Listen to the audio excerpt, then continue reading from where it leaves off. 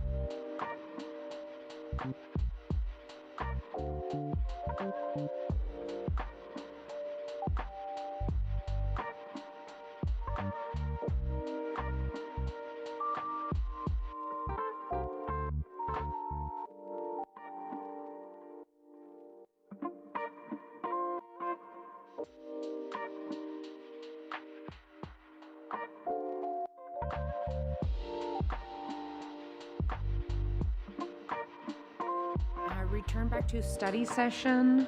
I need a motion to return to study session, please. The motion in a second. All those in favor, please signify by saying aye. Aye. Aye. Any against? Motion carries. Item 2. What is the council's pleasure for item 2? Mr. Attorney? Honor, the appropriate motion would be to proceed as discussed in executive session and to settle the case for $50,000. So moved, Mayor. There is a motion and a second. Any further discussion on item 2? Hearing none. All those in favor, please signify by saying aye. Aye. Aye. Any against? Motion carries. Item 3. As we have been doing for the last 2 years, I've requested an update on strategic initiatives related to unsheltered homelessness. I know that we have a good update. Miss City Manager, you can start us off. Good morning. I'm actually going to turn it over to Liz Morales, Assistant City Manager. Thank you, Madam Mayor, members of council. Happy to be able to bring you another update to the unsheltered homelessness effort. Under our Safe City initiative, we have pulled together all the departments and we are doing regular meetings and updates, and today's update will be a reflection of that work that we're doing under Safe City. And so we're going to have 4 speakers today, and we're going to start with Community Safety, Health, and Wellness Program Director, Brandy Champion. Honorable Mayor, members of the council, I'd like to welcome Councilmember Barajas and Councilmember Schubert. Hi. Welcome.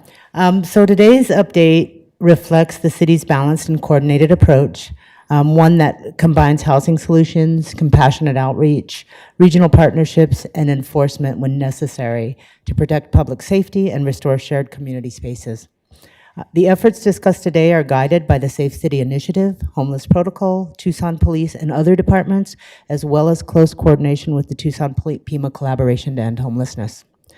Housing First remains one of the cornerstones of Tucson's homelessness response, with the goal of stabilizing people first while concurrently providing the services and supports needed to address behavioral health, substance use, employment issues, and getting folks into long-term stability.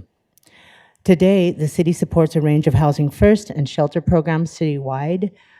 Across 4 of our shelters that we support, they have a current census of 169 adults and 105 children that will not sleep on the streets tonight, that are getting comprehensive resources and services to get back on their feet.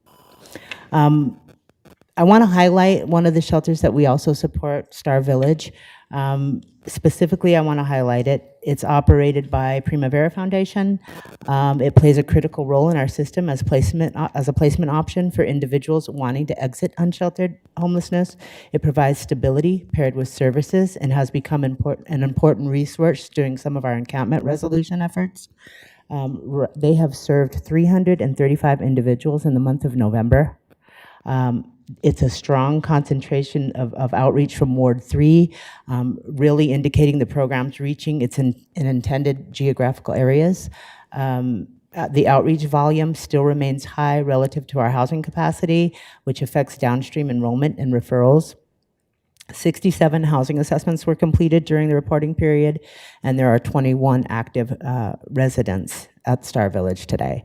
11 residents are enrolled in case management, and there have been 218 individuals that were unable to be referred to Star Village, largely due to capacity constraints or eligibility limitations. All are given resources in shelter nonetheless, and where the information can be accessed for other shelters and other services. Some of the strengths of this effort, this pilot that we're doing, are a high outreach effort, like I said, in the geographical area that it was intended to, Ward 3, stable, active resident population that's engaging, emphasis on well-being and support services. And some of the challenges are limited housing capacity relative to the need and demand for people to get into housing. In the first 3 months, Star Village has demonstrated a great frontline engagement and stabilization efforts, and we can best support this pilot by identifying better housing placement options for all of these clients. It's a clear example of how these collaborations connect directly to encampment reduction and public safety concerns. I'm sorry, we're having some technical difficulties. Okay. But go ahead. I Okay. think you're good to go. Okay, so I want to shift to another effort that we're working on in collaboration with our outreach deployments that we're doing citywide. We've seen a gap and a need on how to help our unhoused neighbors with their personal property. When individuals are ready to go into shelter or treatment, or even when they go to jail, what happens to their stuff, right? Many of the shelters and treatment facilities don't allow pets or property to come with the individual, which is a reason why many people decline services, right? This issue was raised recently by Councilmember Cunningham in a recent mayor and council meeting because it is definitely a need, right? In our Safe City implementation meetings, we have finalized a policy and the procedures to be implemented, which we're calling the Personal Property Program. This program establishes a clear step-by-step process for assessing, collecting, documenting, transporting, and storing, and returning personal property to folks, right? It ensures that individuals receive notification, a tracking number, and clear instructions on how to retrieve their belongings. This program ensures personal belongings are protected while allowing the city to maintain public health, safety, and access to public spaces. And it allows for a centralized property hold system with documentation and accountability at every step. This program will roll out in January of 2026, and I will keep this mayor and council updated on that. I would like now to invite Justin Hamilton, the Multi-Agency Resource Coordinator, and Assistant Chief Shaner to speak about outreach and encampment initiatives.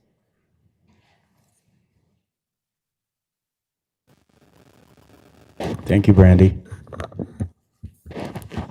Honorable Mayor and council members, I'd like to speak today a little bit about 100 Acres Bike Park. First thing I'd like to point out, it's definitely been, at least I've been going there my whole career. It's been providing outreach to that park for at least 3 to 4 years now, for my career anyways. It's been a huge endeavor. We broke the park down into 3 separate categories because the park was so large. We decommissioned the last zone of the park on November 18th of this year.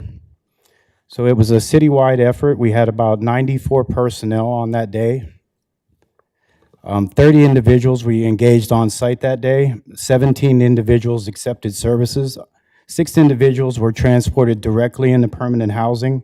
We were able to identify those individuals and move them directly into their permanent housing units. 4 individuals were connected to Gospel Rescue Mission Day Respite. 2 individuals were transported to Amplify Shelter. 4 received substance abuse intakes at CMS, and 1 individual was transported to Star Village. It's very important to point out that TPCH had been working at this site since July of this year. They were able to house more than half of the population of the encampment before the actual day of the decommissioning. The numbers to speak of for that, actually currently right now, 65 people are in their permanent housing from that encampment, and 15 other folks are on that list waiting for their permanent units for their housing.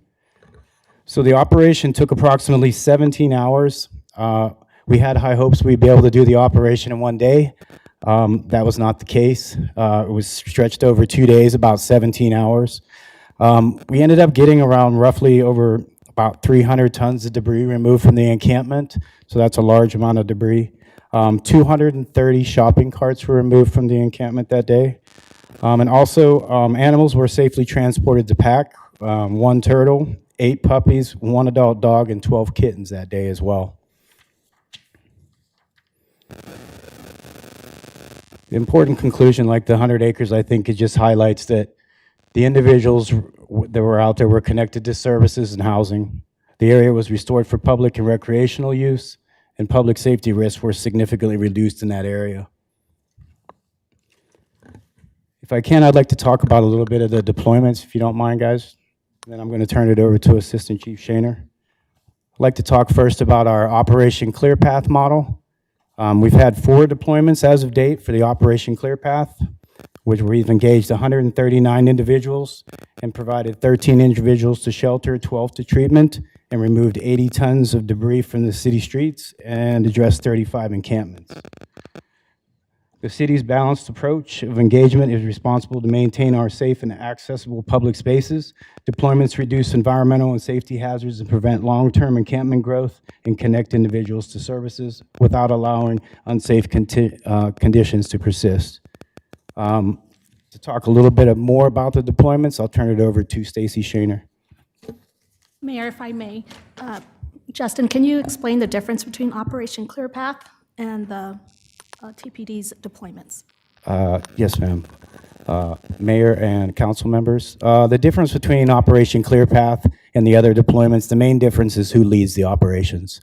The loop, that's maintenance led by the divisions of TPD, and the other Clear Path deployments are led by TPD Core Unit, myself, throughout the city.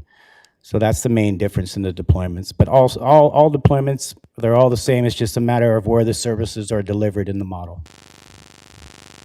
And Safe City Clear Path is when we have a holistic approach, we have nonprofit organizations, the City of Tucson, TPD, Housing First, Community Safety, Health and Wellness. The Safe City deployments are the ones that are focused on public safety. Okay.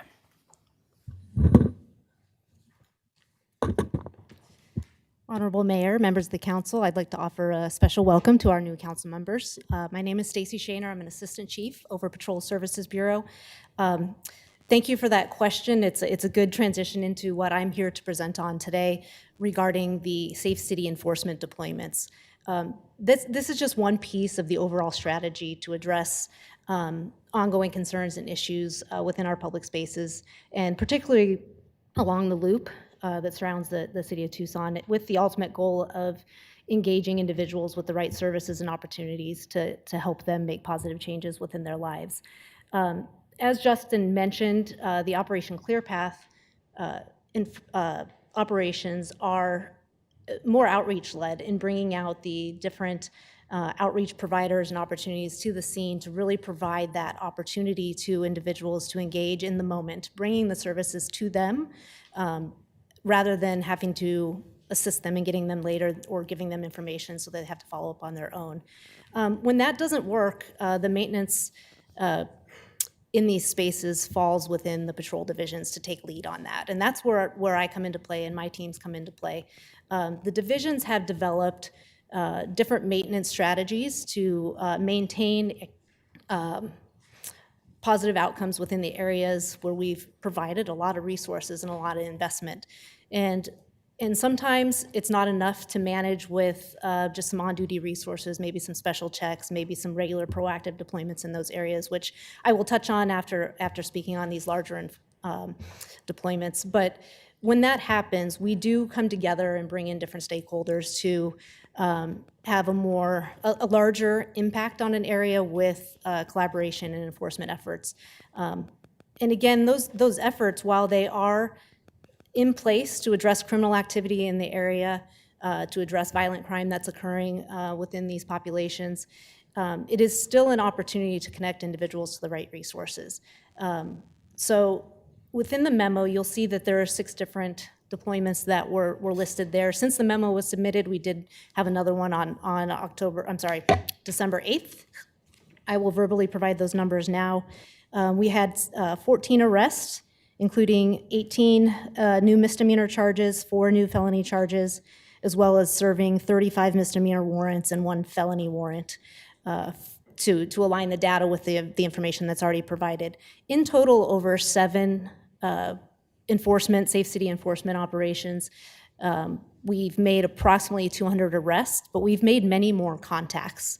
And I want to make it clear that just because these have more of an enforcement and criminal activity focus, we do have the same type of stakeholders engaged with these operations. Justin and his team are present with us. We engage with the Transition Center through the Pima County Jail. The hope is that we can connect people to the right opportunities when they are either not willing in the moment or don't have the ability to make that decision, or facing other barriers to that connection, helping to get them to the transition center so they can be connected appropriately with that.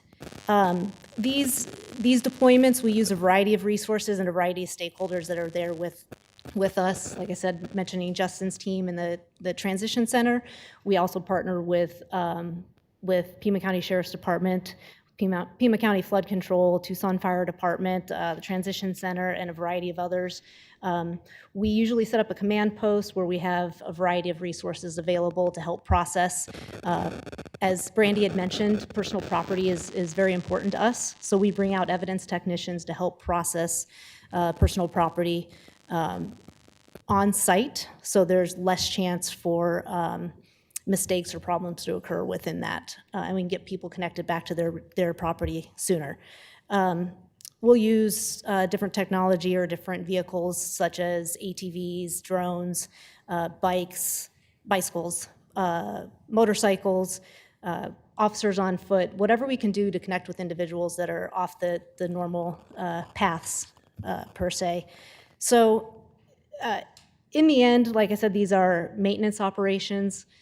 This is the larger scale, which is presented in the memo. On a smaller scale, currently Operations Division West in the Rito River Path from Stone to First Avenue, which is a very small location. They are dedicating daily, 7 days a week, for 2 5-hour shifts, what we call a baker unit, so a two-person unit where they're responsible for high visibility presence, engage with people on the path, make contact with individuals that may be engaging in criminal activity, but really trying to positively activate that space to provide support for people that are using it appropriately and address people that are not. That's a significant use of the resources, so this is something that helps for the maintenance bridge, while other opportunities in that same area, such as technology and Pima County flood control, doing some cleanups in the wash and stuff like that to mitigate the environment. These are all things that are part of the larger strategy to try to make improvements. So if there's no questions for me at this time, I would like to pass on the mic to Kat Davis with TPCH for their update.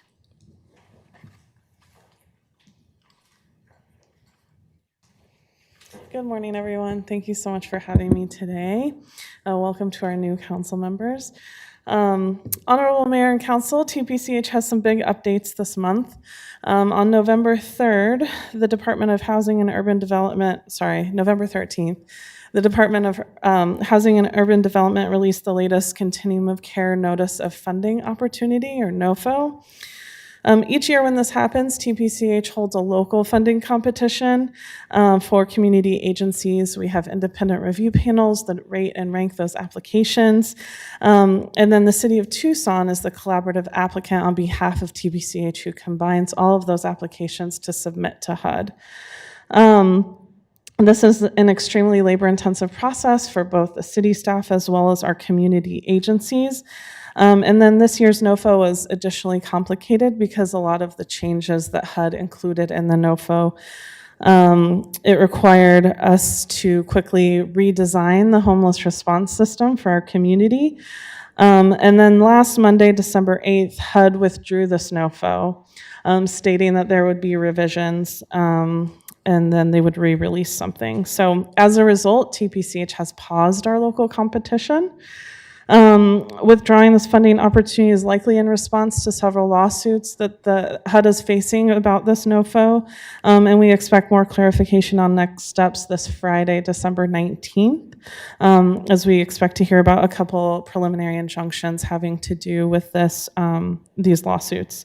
So when we receive more information from HUD on how this is going to move forward, we'll keep Mayor and Council updated. I'm gonna pause you there for a minute, please. and maybe Liz or Roy can talk to us about the lawsuit, the reason why the notice of funding was paused with the continuum of care, and why the Attorney General filed lawsuit. I think we added the City of Tucson to that lawsuit. Can you explain a little bit more what happened there? Sure, Honorable Mayor and members of council, and I do have Regina Nasson, who's in the audience with us today for additional clarification. But the main issue was that the NOFO that was issued included a lot of the conditions which the City of Tucson has already engaged in litigation against, along with other cities across the country, related to unrelated conditions, including immigration enforcement and DEI and those sorts of things. In addition, it radically restructured the program. So in general, in prior years, and this was a 2-year NOFO that was issued last year, but the administration decided to reissue a NOFO after only 1 year. The difficulty with that reissuance, though, was that it radically restructured the program to take what we would call permanent housing focused relief from about 90% down to about 30%. So what Kat had referred to as radically restructuring the program is indeed what was required, and I believe that's the reason why we've agreed to engage in litigation on that point, as well as the AG. So it would have eliminated about 80%, if I'm correct, 80% of the funding for permanent supportive housing, and either just remove the funding altogether or use that funding for mental behavioral, I believe. Yeah, so they were switching a lot of it from permanent housing. They put a cap on permanent housing, and we're switching it to transitional housing, which functions a bit differently. Right, and permanent supportive housing really keeps people out of homelessness, and the research suggests that permanent supportive housing and those wraparound services really eliminate a lot of the acute disorders, right? Acute disorders in terms of mental behavioral health issues, substance use disorders, et cetera. And so for the city of Tucson and also Attorney General Mays, it was unacceptable because the work that we have succeeded in doing in keeping people out of the street and unsheltered would have drastically changed. Yeah, drastically people who are in changed. transitional housing are still considered homeless, so it's very Right. much different than permanent supportive housing. Permanent supportive. Okay, go ahead, Yeah, Kat. thank you so much. So TPCH also is currently planning the 2026 point-in-time count. So this will occur on January 28th of 2026 at 6 a.m. So if any of you want to be up bright and early that morning with us, please feel free to contact me directly and we will get you assigned to an appropriate team. We have open volunteer recruitment that opened on December 3rd, and that'll be open through mid-January. Operation Deep Freeze is also underway. This is our TPCH's annual winter weather response. So it has not yet been activated this season because it's been fairly warm, but it is ready to go. We have 3 shelters participating this year.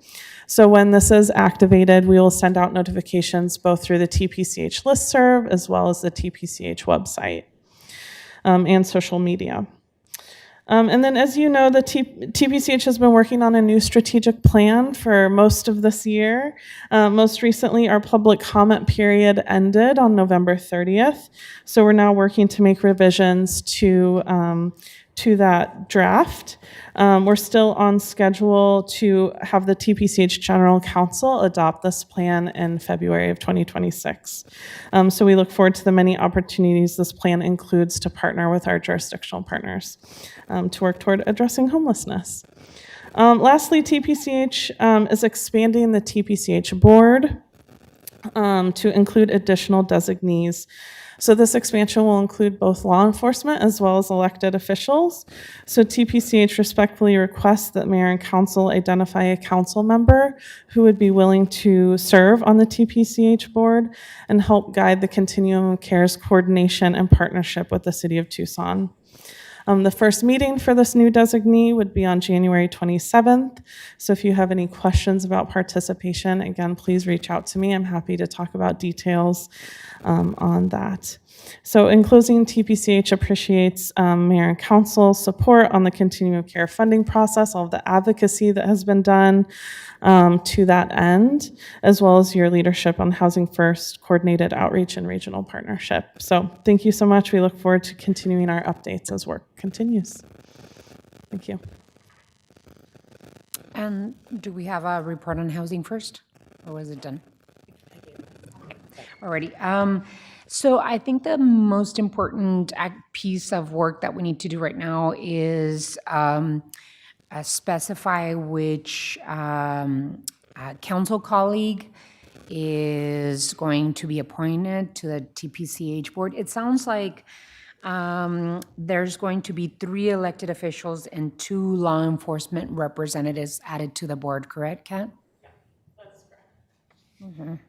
And Liz, I don't know if you have a suggestion in terms of how we go about selecting, I mean, all of us on this council are interested in this issue and want to make sure that the city's voice and perspective is added to the TPCH board. So what's your suggestion? Thank you, Mayor and council members. I believe that for the sake of consistency, because this will be a longstanding commitment, and we know that board changes, I would recommend that we slot the vice mayor role versus an individual. So that way, as those roles change, they can that individual, that council member that's serving as a vice mayor could serve on the board, and then that way there's a clear path forward for the TPCH on who will be serving on the general council.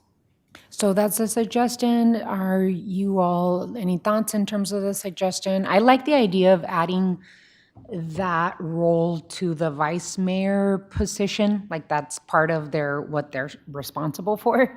And so I'm open it up for some discussion from the colleagues on the council. Councilmember Dahl? Vice Mayor, is this something that interests you? Okay. Any thoughts? Councilman Lee? Makes a lot of sense, Mayor. Do you want feedback just on that piece or just the update I in think general? let's make the decision on that and then let's open it up for questions. Perfect. Alrighty. Do we need a motion? Mayor, I do. Okay. May I have a motion? So moved. So motion to appoint the vice mayor, Whoever's serving in the vice mayor. whoever is serving as vice mayor, the role of representing the mayor and council at TPCH. There's a second? second. Motion and a second. Any further discussion? Hearing none. All those in favor, please signify by saying aye. Aye. Aye. Any against? Motion carries. Okay, now we open up for questions. I just wanted to start by thanking all of your work.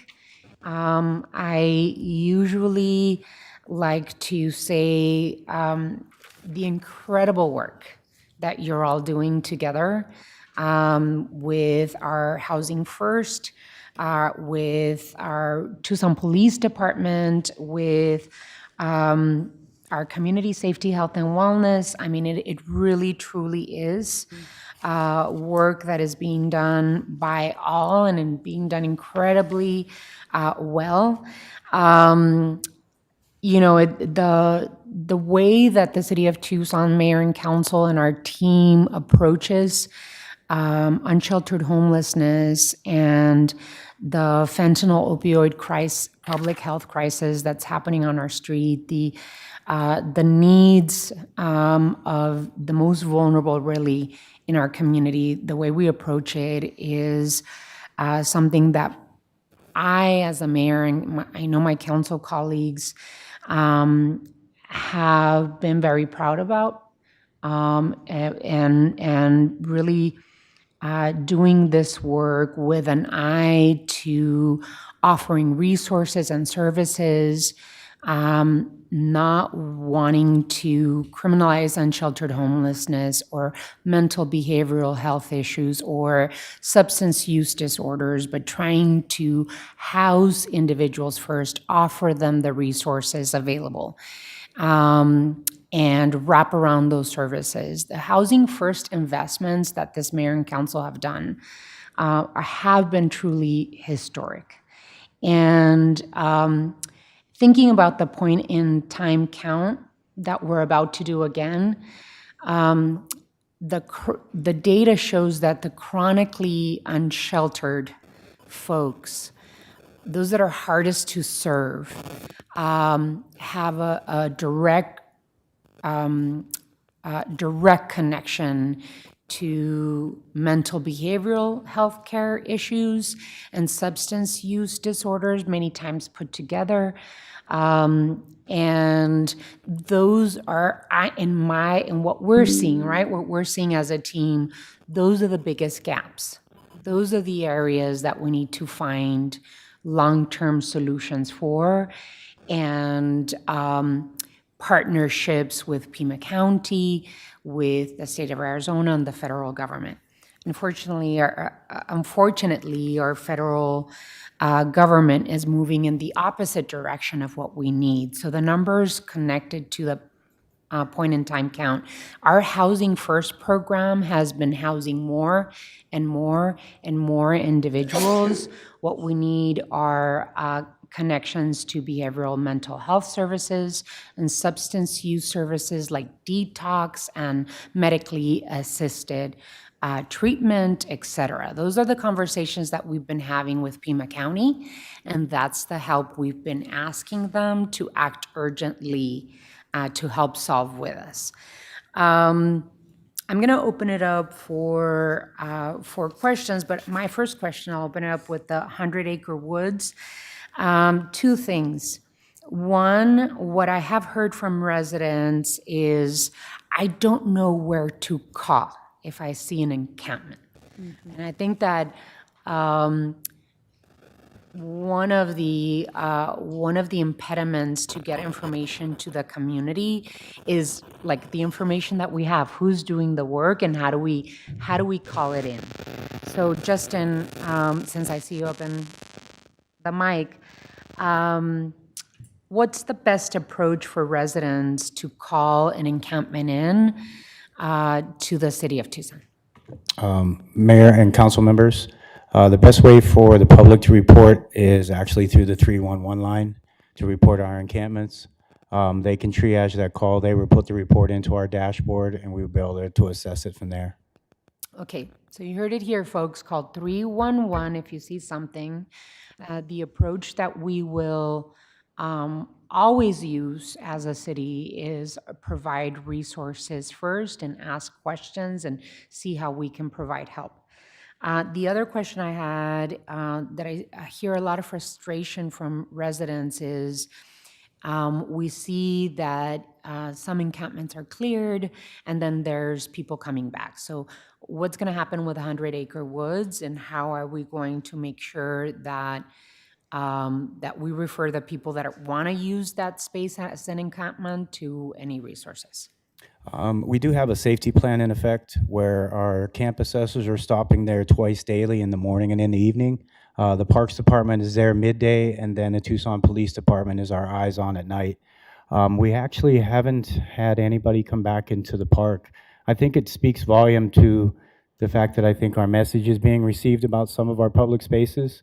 Where it shows that we were where we had a positive impact was Aviation Parkway. We had to be out there, a few weeks after the fact, but the parkway has remained clear to this day. Any questions from my colleagues? Councilman Lee and then Councilmember Cunningham. Thank you, Mayor. Vice Mayor. I want to start by also thanking Brandy, Justin, and your teams, our Parks team, Housing and Community Development, the City Manager's Office, TPD, TPCH, and all of our nonprofit partners, as well as Pima County for specifically the work on 100 acres. This site is near my ward, and it also borders 5 and 6, and I know how complex and long-running of a challenge that has been.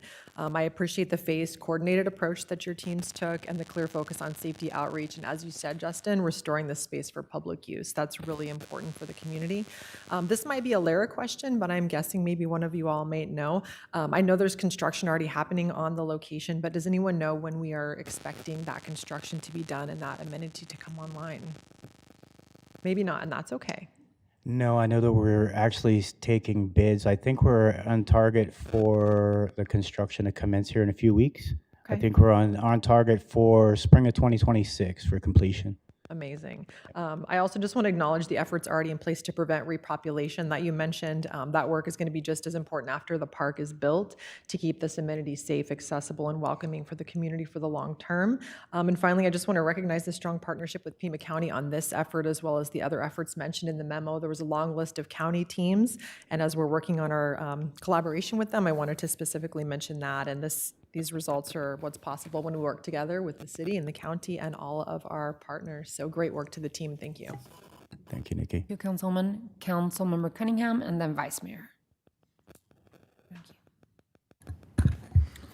With this item, I want to stress people to participate in point in time. We never really have enough volunteers. I've participated the last couple of years. It's a really important piece to the work you do. So for people who are watching, I just ask, try to volunteer for a team in point in time. That's really important. My office will be continuing to be your go-to for relocation services. We've now, helped 5 or 6 people relocate back to their hometown or back to where they wanted to go. We'll be open to that. We have set up a way that we can book the ticket and get them on the bus and get them some spending money while they're on the road. So it's gone pretty well. We just sent a couple more people on their way last week. One guy was going to Maine, which was interesting, but and also, when you're doing that type of work, you get to know the person and you get to learn their story and learn kind of what all about and get some perspective on just different people's lifetimes. So we'll continue to do that out of our office. Justin, our team's ready to continue that. I know that's a hole that has not been refunded, so we're going to continue to help with that. One of the biggest issues that we're having right now is utility debt, especially in rehousing. We're going to announce, we're raising some private money to have a utility debt relief fund. So for some of our folks that are in house who owe like maybe $700, $800, $900 to TEP, and they've saved up enough probably to move out, but they don't have enough because of their utility debt, please let us know. I think our fund's going to be willing to step in and provide some utility debt relief for folks that are being rehoused out of our shelters. So I think specifically to start, it would be part of that house program that we've really just launched, but that's what we're working on. I really am excited about the personal property program that Brandy's launching. I think the facilitation is that transportation of the personal property, and I think we can coordinate with environmental services to set up some type of permanent group, like an environmental services officer or whatever we want to call it, that could, and it would be through the ES Enterprise Fund, but they'd actually facilitate the transportation of said personal items, because sometimes there's quite a bit of it. And it becomes a little bit more complicated than that. We've also seen the conditions of some of those items and the sanitation of some of those items. So we have to consider those things, and I think this is an opportunity to do that. It definitely makes it, if we can marry that in with like a ATJ program with Alternative to Jail, so we're not booking people into county while we're helping them engage in services, we're kind of hitting the trifecta, you know? So that's the other piece. Finally, I think the crowning achievement we can go to, and I'm going to keep pushing for this, is however we do the opiate money, I'd love to see the Pima County Transition Center open 7 days a week, at least from 8 to 7 p.m. And if we have kind of all those things cooking, all that stuff's going to fall into place. Everything's kind of going to fall into place, and I think we'll be where we need to be. Other than that, I couldn't, at the end of the year in this situation, I can't be more appreciative and more thankful for the team we do have. We got some of the best people and the best minds in the country working on this stuff. I think we're far ahead of some other people. We've invented new way of things, and we've been very innovative in meeting this crisis that faces a lot of cities nationwide. So thank you for your work. Vice Mayor and then Councilmember Schubert. Thank you, Mayor. I want to thank our city staff, Brandy Champion, Justin, Assistant Chief Shaner, and Kat for all of your coordinated work on this and for this very extensive update. As we're tracking how many folks, we've gotten into services and housing, are we also tracking the arrests and what happens post-arrest as part of the Safe City enforcement deployments? Are they getting connected to services as well? Are they in jail? Are they in housing? How are we tracking them?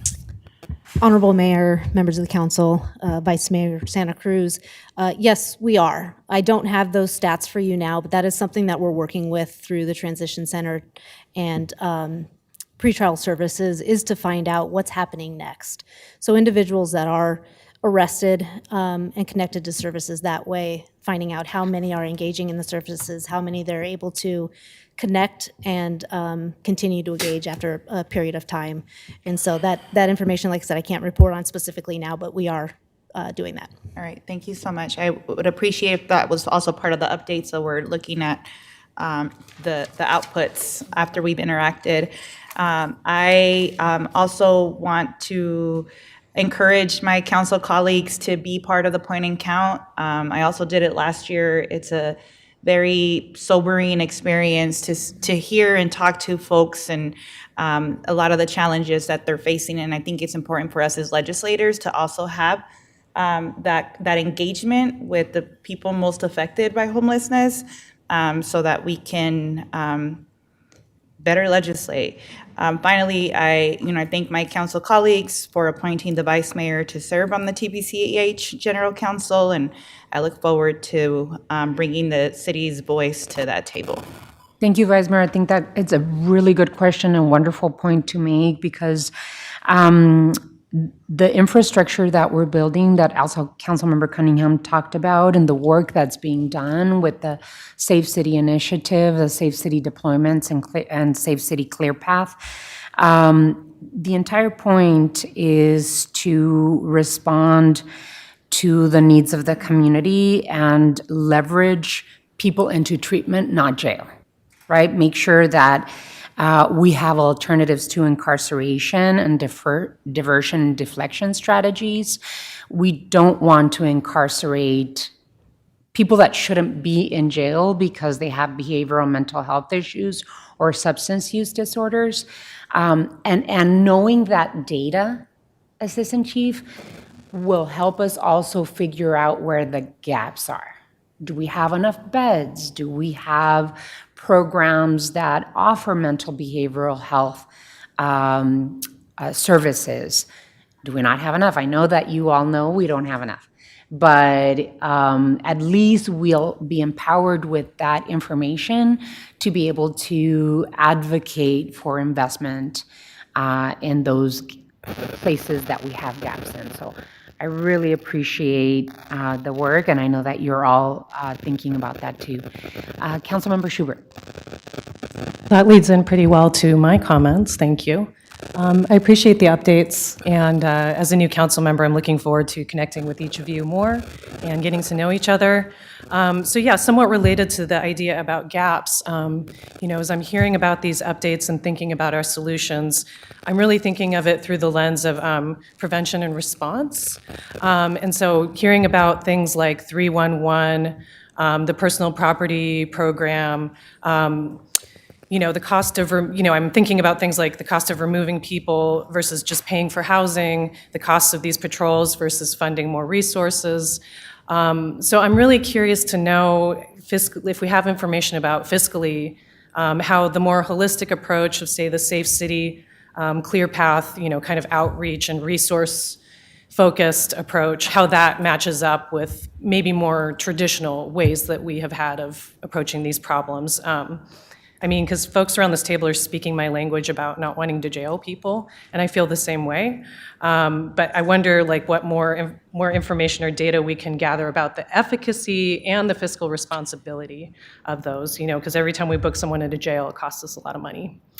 So just wanted to make that comment. I will also be signing up for the point-in-time count. I did it last year, and it was really, really impactful. I talked to 21 individuals that morning in Estevan Park. So. So that's just my comment. Just curious about measurables, points for comparison versus these holistic, research-driven approaches versus more traditional ways of doing things. I don't know if you had any commentary about that, but thank you for the input. Liz, did you want to? No, Mayor, Councilman Schubert, thank you for that. Certainly can look at how to do that along with the information on tracking that you mentioned, Vice Mayor. So thank you. Yeah, just like environmental services cleanup versus the cost of maintaining public restrooms. Council Member Barajas. Well, thank you all for the good work you're doing, you and your staff. I appreciate the rundown, and I too look forward to working with you all and doing that count with our staff. I just want to dig a little deeper on some of the data, especially the folks that have received permanent housing, the 6 individuals that were transported. I would love to know the pipeline, like where they're working at, if they're going to school, and what models worked for their success. Because I know it's always a transition and it's always a process, but it would be great to have almost like focus group kind of opportunities to get to know the numbers behind the names behind those numbers, and just see how we as a city can support more of a long-term sustainable pipeline for jobs and for education or just other type of social services. But thank you all. Alrighty, thank you. There's no additional decisions to be made for this item, so thank you all so much. Thank you, team. Wonderful and beautiful work you all do. Appreciate it. Item 4, time has been set aside for discussion direction regarding future use of potential disposition of city-owned properties in wards 1, 2, and 6. Alrighty, so we go to you, Assistant City Manager Swallow. If you want to introduce the item, I think that it would be beneficial to just start a little bit with what we're thinking in terms of the disposition of these pieces of land, and I think we should deal with them one by one, because I think there's some nuances that we have to talk about in each. Thank you, Mayor, members of the council. Before us, we have, as you mentioned, 4 items that we're seeking direction for from the mayor and council on how we should pursue, if and how we should pursue disposition of these parcels. All of them are fairly recent, have had fairly recent or pending changes, and so we wanted to seek your guidance and direction as we move forward. Going on a one-by-one basis, we'll start with the Valdez Main Library and the adjacent property. As you're aware, the library has been in the building since 1990, I believe. It's a 90,000 square foot library. It occupies the entire block just down the street here. The county has indicated their interest in moving out of the building and has actually purchased the property, the Wells Fargo building, in order to move the library. That creates an opportunity for us to vision what we might want to do with that piece of property in downtown, the heart of downtown. And to help with that, we recommend, the manager recommends issuing a request for information to invite community partners and industry members to tell us what might be good, highest, best use of that property. It would be a 2-step process wherein we would collect that information and then come back to you, the mayor and council, for your guidance on how we might move forward after that, once we have an understanding of what the community and our partners might think we should do. Thank you so much. Okay, first and foremost, to make it very, very clear to the community, we are not disposing of this property right now. We're actually wanting to plan what we can do with such an important piece of downtown, first and foremost, and an important public asset. The conversation has been had at the Pima County Board of Supervisors in their plans and moving out of Joel Valdez Library. I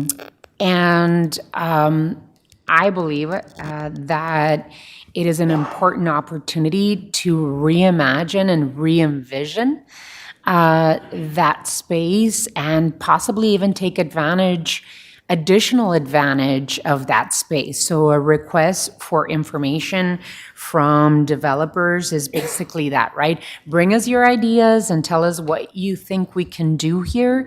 The RFI is included in your attachments, and I believe we had this conversation at this table when Pima County was discussing their move of the library into the Wells Fargo Bank, and we all said, yeah, let's make sure that we're starting to plan. So this is the opportunity for mayor and council to go out to the development community and say, hey, can we do something privately? Can we do something publicly?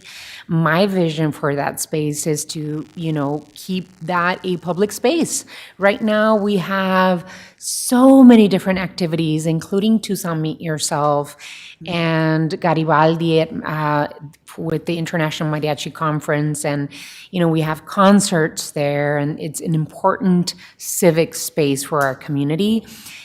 We also have some pieces of land that we can grow up and build some mixed use, mixed income on the land that we have. There's possibilities of art and cultural spaces in that area. So again, this is the start of a long process. We will be including the voices of community and businesses surrounding that space and other jurisdictions that, especially Pima County, that should be part of this conversation. So I just wanted to see what the appetite was from my colleagues on the council, but I personally support moving this space to a request for information and see what type of ideas we can get. Anyone interested in starting? Vice Mayor? Thank you, Mayor. Just like you mentioned about it being a public space, I think we have so many festivals, so many very Tucson celebrations that happen in that area, that whatever we do moving forward, that it centers that that tradition, that opportunity for community to come together. So thank you for getting this in front of us so we can keep moving it forward. Alrighty, is there any interest in putting a motion to move forward with an RFI? So moved, Your Honor. Second. There is a motion and a second. Any further discussion? Any other ideas? Councilmember Dahl. Thank you, Mayor. I think it's a great idea. I like the way the request for information was written. That plaza is really important in our history, and as a southwestern city, having a plaza makes so much sense to recognize our heritage and what we're doing now, what we want to do in the future. One note, and this is a completely personal bias, the piece of art in front of the library that's orange-colored mangled metal, I don't think fits in. We have so much wonderful public art in Tucson. I wonder if we can get that replaced. Personal opinion. Thank you, Mayor. All right, noted. I'm gonna send the artist. Beauty is in the eye of a beholder, council member. I also want to make sure that the RFI has the possibility of doing a public-private partnership, because the city of Tucson does own our nonprofit development arm. So if there could be mixed income opportunities for housing with a public-private partnership, that would be amazing. But other than that, any other input? There's a motion and a second. If there's no further discussion, all those in favor of the motion, please signify by saying aye. Aye. Any against? Motion carries. The next item is, let me see, make sure Ronstadt Transit Center. Did you want to give us an update? So this property, we actually have done quite a bit of work on.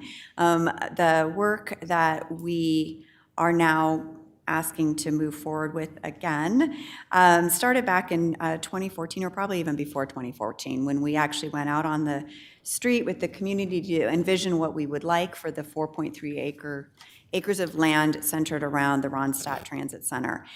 We developed some concepts of what could be developed there. We went out for statements of interest from qualified developers and actually selected Peach Properties. Unfortunately, that agreement has expired, and recent negotiations included amendments that would be substantial enough that it would no longer stay true to the original proposal. So we are asking Mayor and Council direction today to move forward again with a two-step process. We have already envisioned with the community what could be on that site. We're asking for direction to allow the city manager to update that in accordance with some of the recently approved plans and proposals that Mayor and Council have already approved. So update it, ensure that it aligns with our current focus, and then go back out again, two-step process to solicit statements of interest from potential developers. And then once we have those, move forward with an RFP to get a single development partner. The other piece that you want to make sure that we have in the new RFP is the adding the city's plans for bus rapid transit to end at the Ronstadt as well. So we have to make sure that that's Yes, Mayor, thanks for catching that. Yeah. Alrighty, so in this one, the city manager is recommending that we go out to RFP, which is a request for proposals, updated RFP that would include the housing affordability strategy, the Tucson Resilient Together Climate Action Plan, Plan Tucson, and then revise it to include plans for a bus rapid transit system. Okay, I do see some hands. Councilmember Cunningham. I know this is going to sound pretty lame, but I kind of like the Ronstadt Center the way it is. And I don't know, we went through this visioning process 10 years ago. I think ultimately I wasn't very excited about it because I felt there was too much. It was too much. And sure enough, in the 10 years, nothing got done. It just actually didn't get done. We probably need to focus on a lot more than just BRT.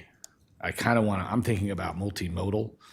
between Ronstadt, the 4th Avenue Trolley Barn, and the train depot. Ultimately, we can have a train depot go to the Keno Stadium and back. That kind of ties into it. We also should be looking at a long-term express to the VA, the Laos Center, the airport, and the casino, and the Desert Diamond Casino in Raytheon. There should be a way to have an express that goes out of Ronstadt. So I'm thinking about those things, and more importantly, how will we incorporate this public space with the public space at Valdez? So while we get the request for information at Valdez, I'm not sure I'm ready to solicit proposals for Ronstadt. I'd like to wait and have a little bit longer of a community conversation. But it is in Ward 2. And I want to trust my colleagues on what their judgment is here. But I wanted to at least give my input this afternoon to let you know that it's really important that we went down this request for proposal, and we our eyes got too big for our stomachs. We've got to be really aware of what we can and actually can't do. And ultimately, having that full multimodal piece where you can go from streetcar to either standard gauge like a doodlebug rail on regular rail or Amtrak, or go to the transit. Our bus line or BRT is pretty important. And I don't know, what I'm worried about is that if we go out to an RFP and we sign some contracts for this space, we're not going to be able to do those things in the long term. So I understand that we want to develop it and get the highest and best use for it, but I don't think we need to be in a rush to do it. Alrighty, any others? Councilmember Schubert, and then Councilmember Barajas.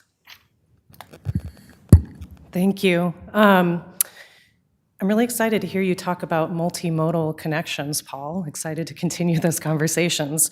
And we're also supposed to ride the bus together, so I'm looking forward to that. I think there's a lot of potential here, and this is a desperately needed update of a very important part of downtown.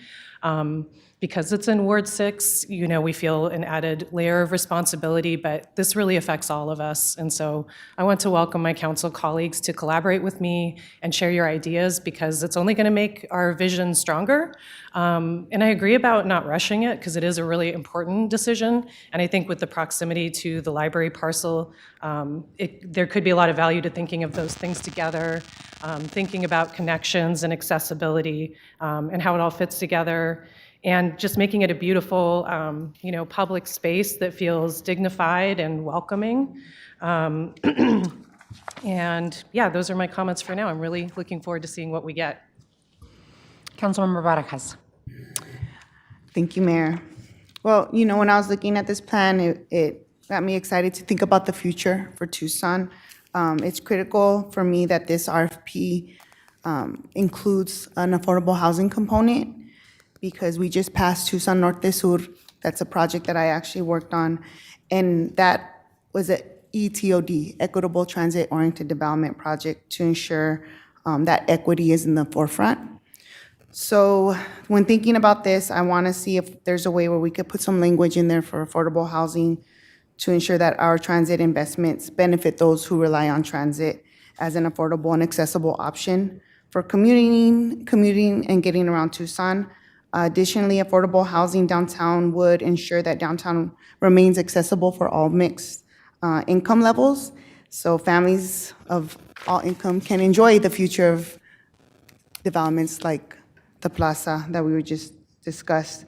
I also want to see if there's a way where we could explore the cost benefit for additional parking, underground, above parking, possible park and ride for the garage, because there is a lack of parking in downtown. So when we're thinking about a BRT and doing a park and ride, if we could search some options and then just see what that revenue can look like. Alrighty, so I completely disagree with you, Councilmember Cunningham. I think that Ronstadt is the place to build density and mixed uses and mixed income. And in terms of taking our time, the Federal Transit Administration is involved, so that naturally is going to add a lot of review. In the review process, I think that the original intent of building on the Ronstadt was to have multimodal uses and transit-oriented development. And so the original intent, I remember the conversation because I was there, was to have buses, a future possible bus rapid transit or extension of the streetcar into the airport, and that hopefully is still the plan, either via bus rapid transit or streetcar, although the streetcar is so expensive. But to be able to have a zip car and scooter and, Uber or ride facilities there so that it will be a bike, parking there, so it could be multimodal really. And so I think that updating the request for proposals is a good idea. We do need a motion if you all feel that we should proceed with an RFP process, cleaning up the RFP, updating it, and then based on your input and feedback that we give our city attorney and our city manager, we move forward. So it is going to be a natural, long process because of the nature of the Federal Transit Administration and then the process of putting it out. So I don't know if there's any appetite on the council to move forward with an RFP.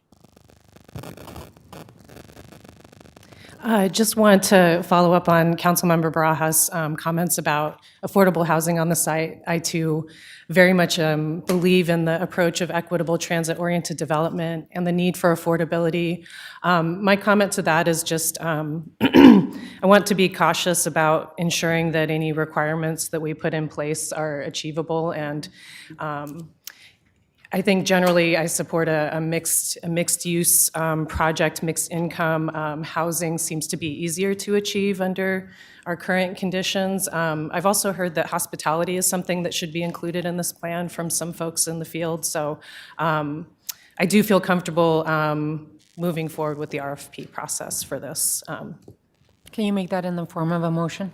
I move forward with the Ronstadt Transit Center request for proposals process. There's a motion and a second, and of course, including all of the comments from the council colleagues. Vice Mayor, I know that you had your Yes, hand I up. mean, I think the only thing I would add to it is that we've talked about whether having food trucks or we need, access to food, groceries, all that. That was part of the original plan, that continued to be there. I would say as far as the parking for Councilmember Barajas, maybe staff can, or from Park Tucson, can kind of do an overview of our parking status and how we're moving forward with that, because I know a lot of other developments downtown are planning for that, so I don't know that this specific location needs to be a site for more parking. Maybe a parking evaluation, available spaces, and how it all works with the capacity of building more uses at the transit. Councilmember Dahl, you had your hand up. Thank you. I want to echo the Vice Mayor.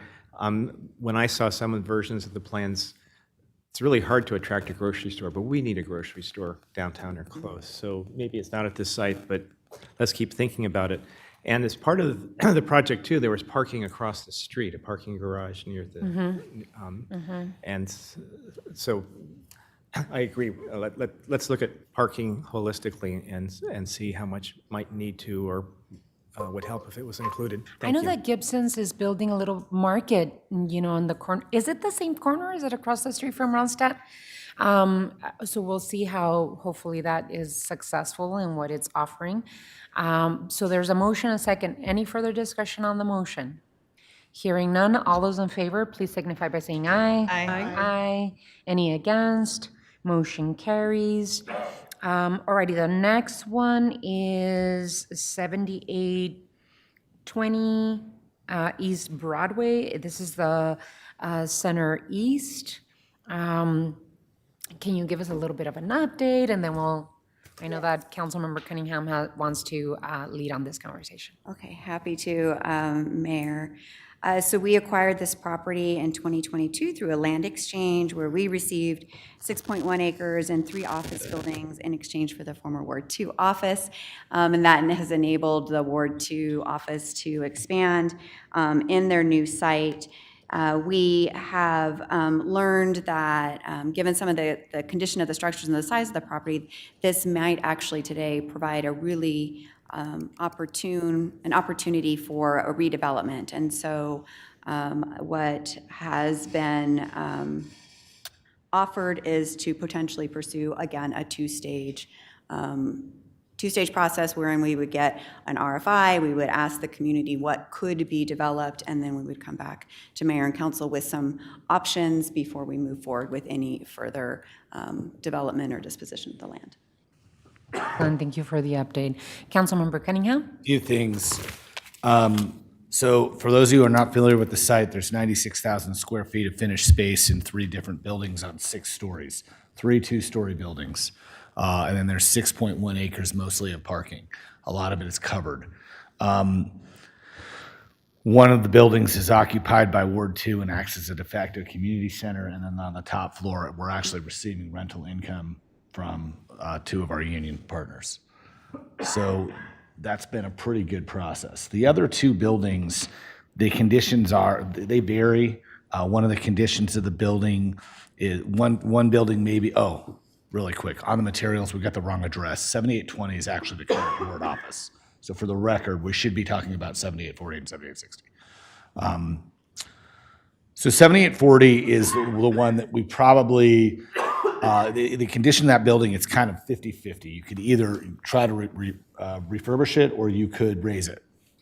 And I think that's not for us to decide. I think if we want to do cash, we should just consider listing it for about $125 to $150 a square foot, which is about the going rate for commercial space, and see if anyone is willing to purchase. If someone comes to us and say they'd like to purchase the other building or the other part of the site as well, great, we can have that discussion.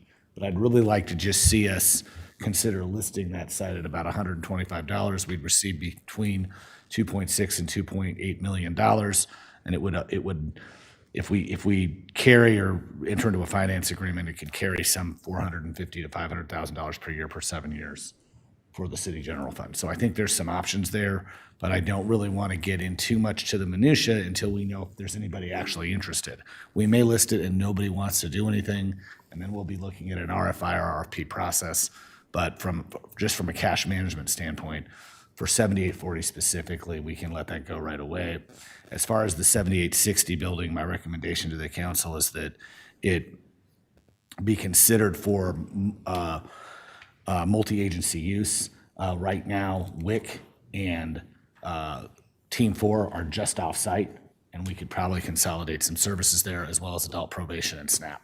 Services are just down the street and just off-site in areas that are also need redevelopment. So I think there's some opportunity to collaborate with the county and build kind of a multi-agency program for government. So at least in the 7860 building. So those are my thoughts. I'm happy to hear any input from my council members.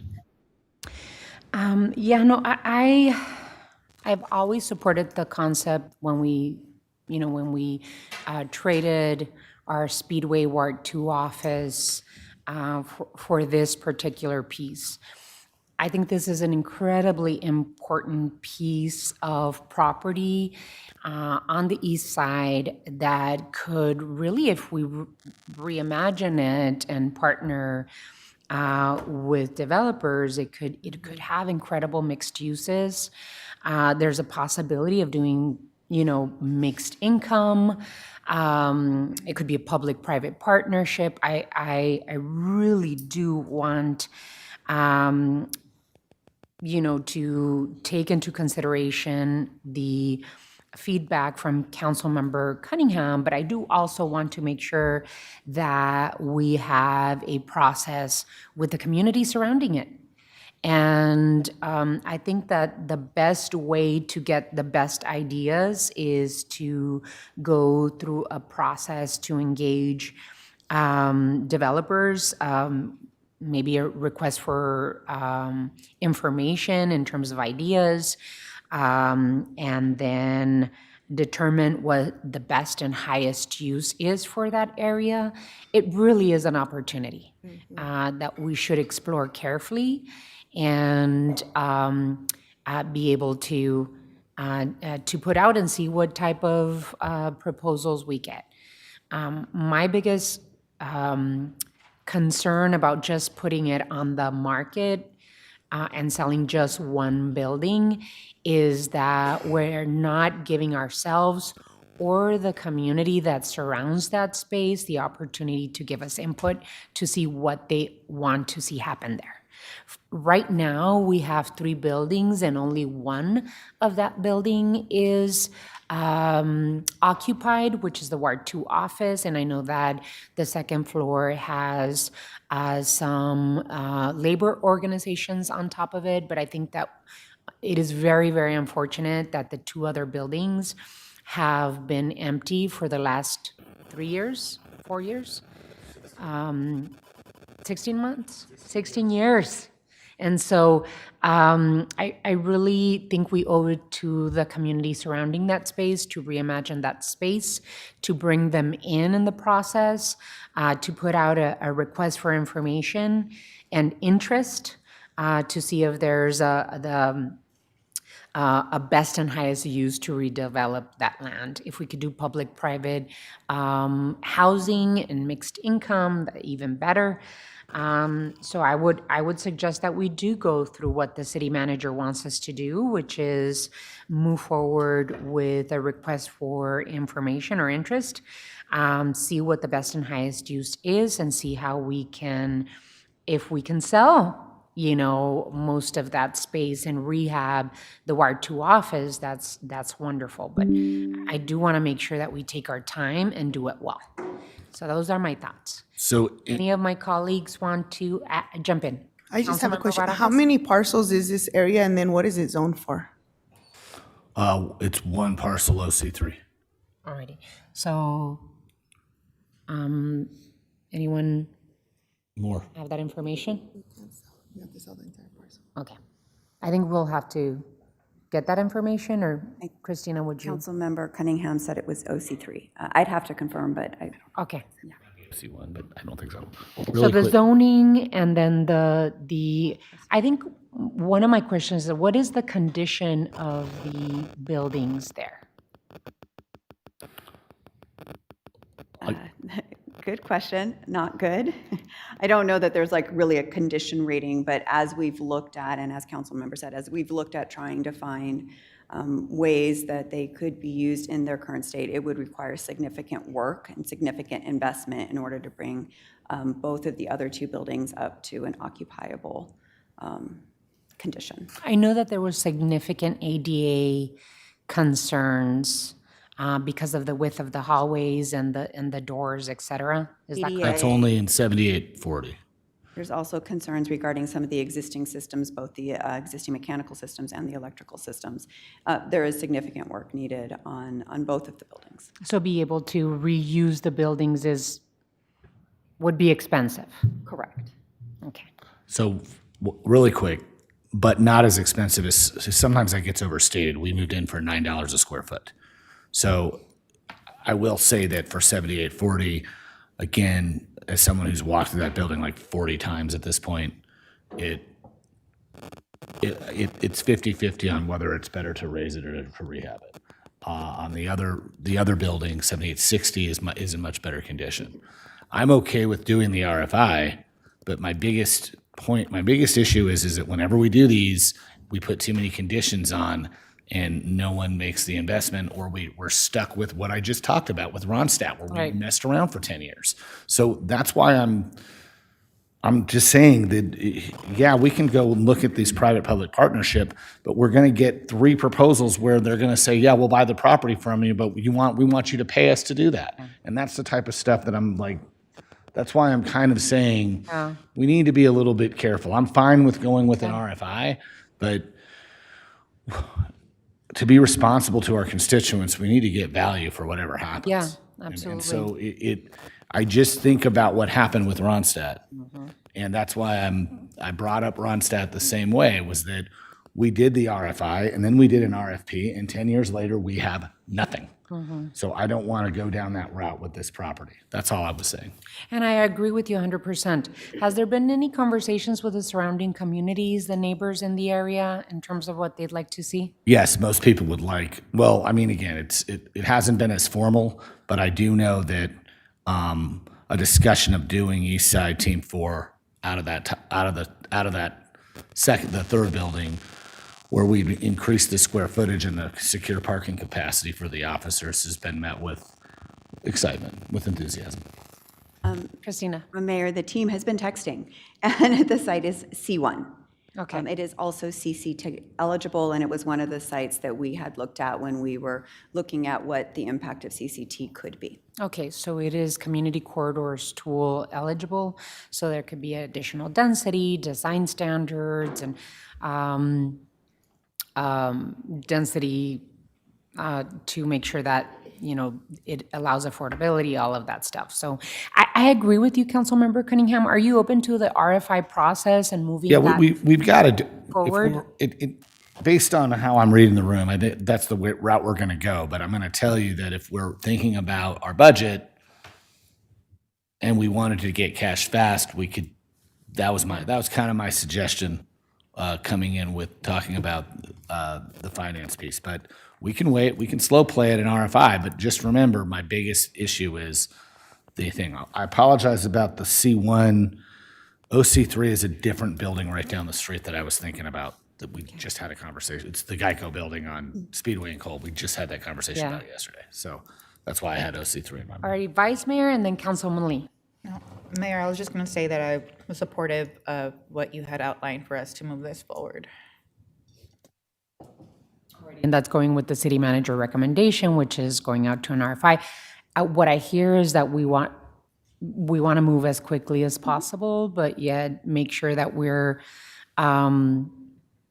including the community in their voices here. Councilman Lee. Thank you, Mayor.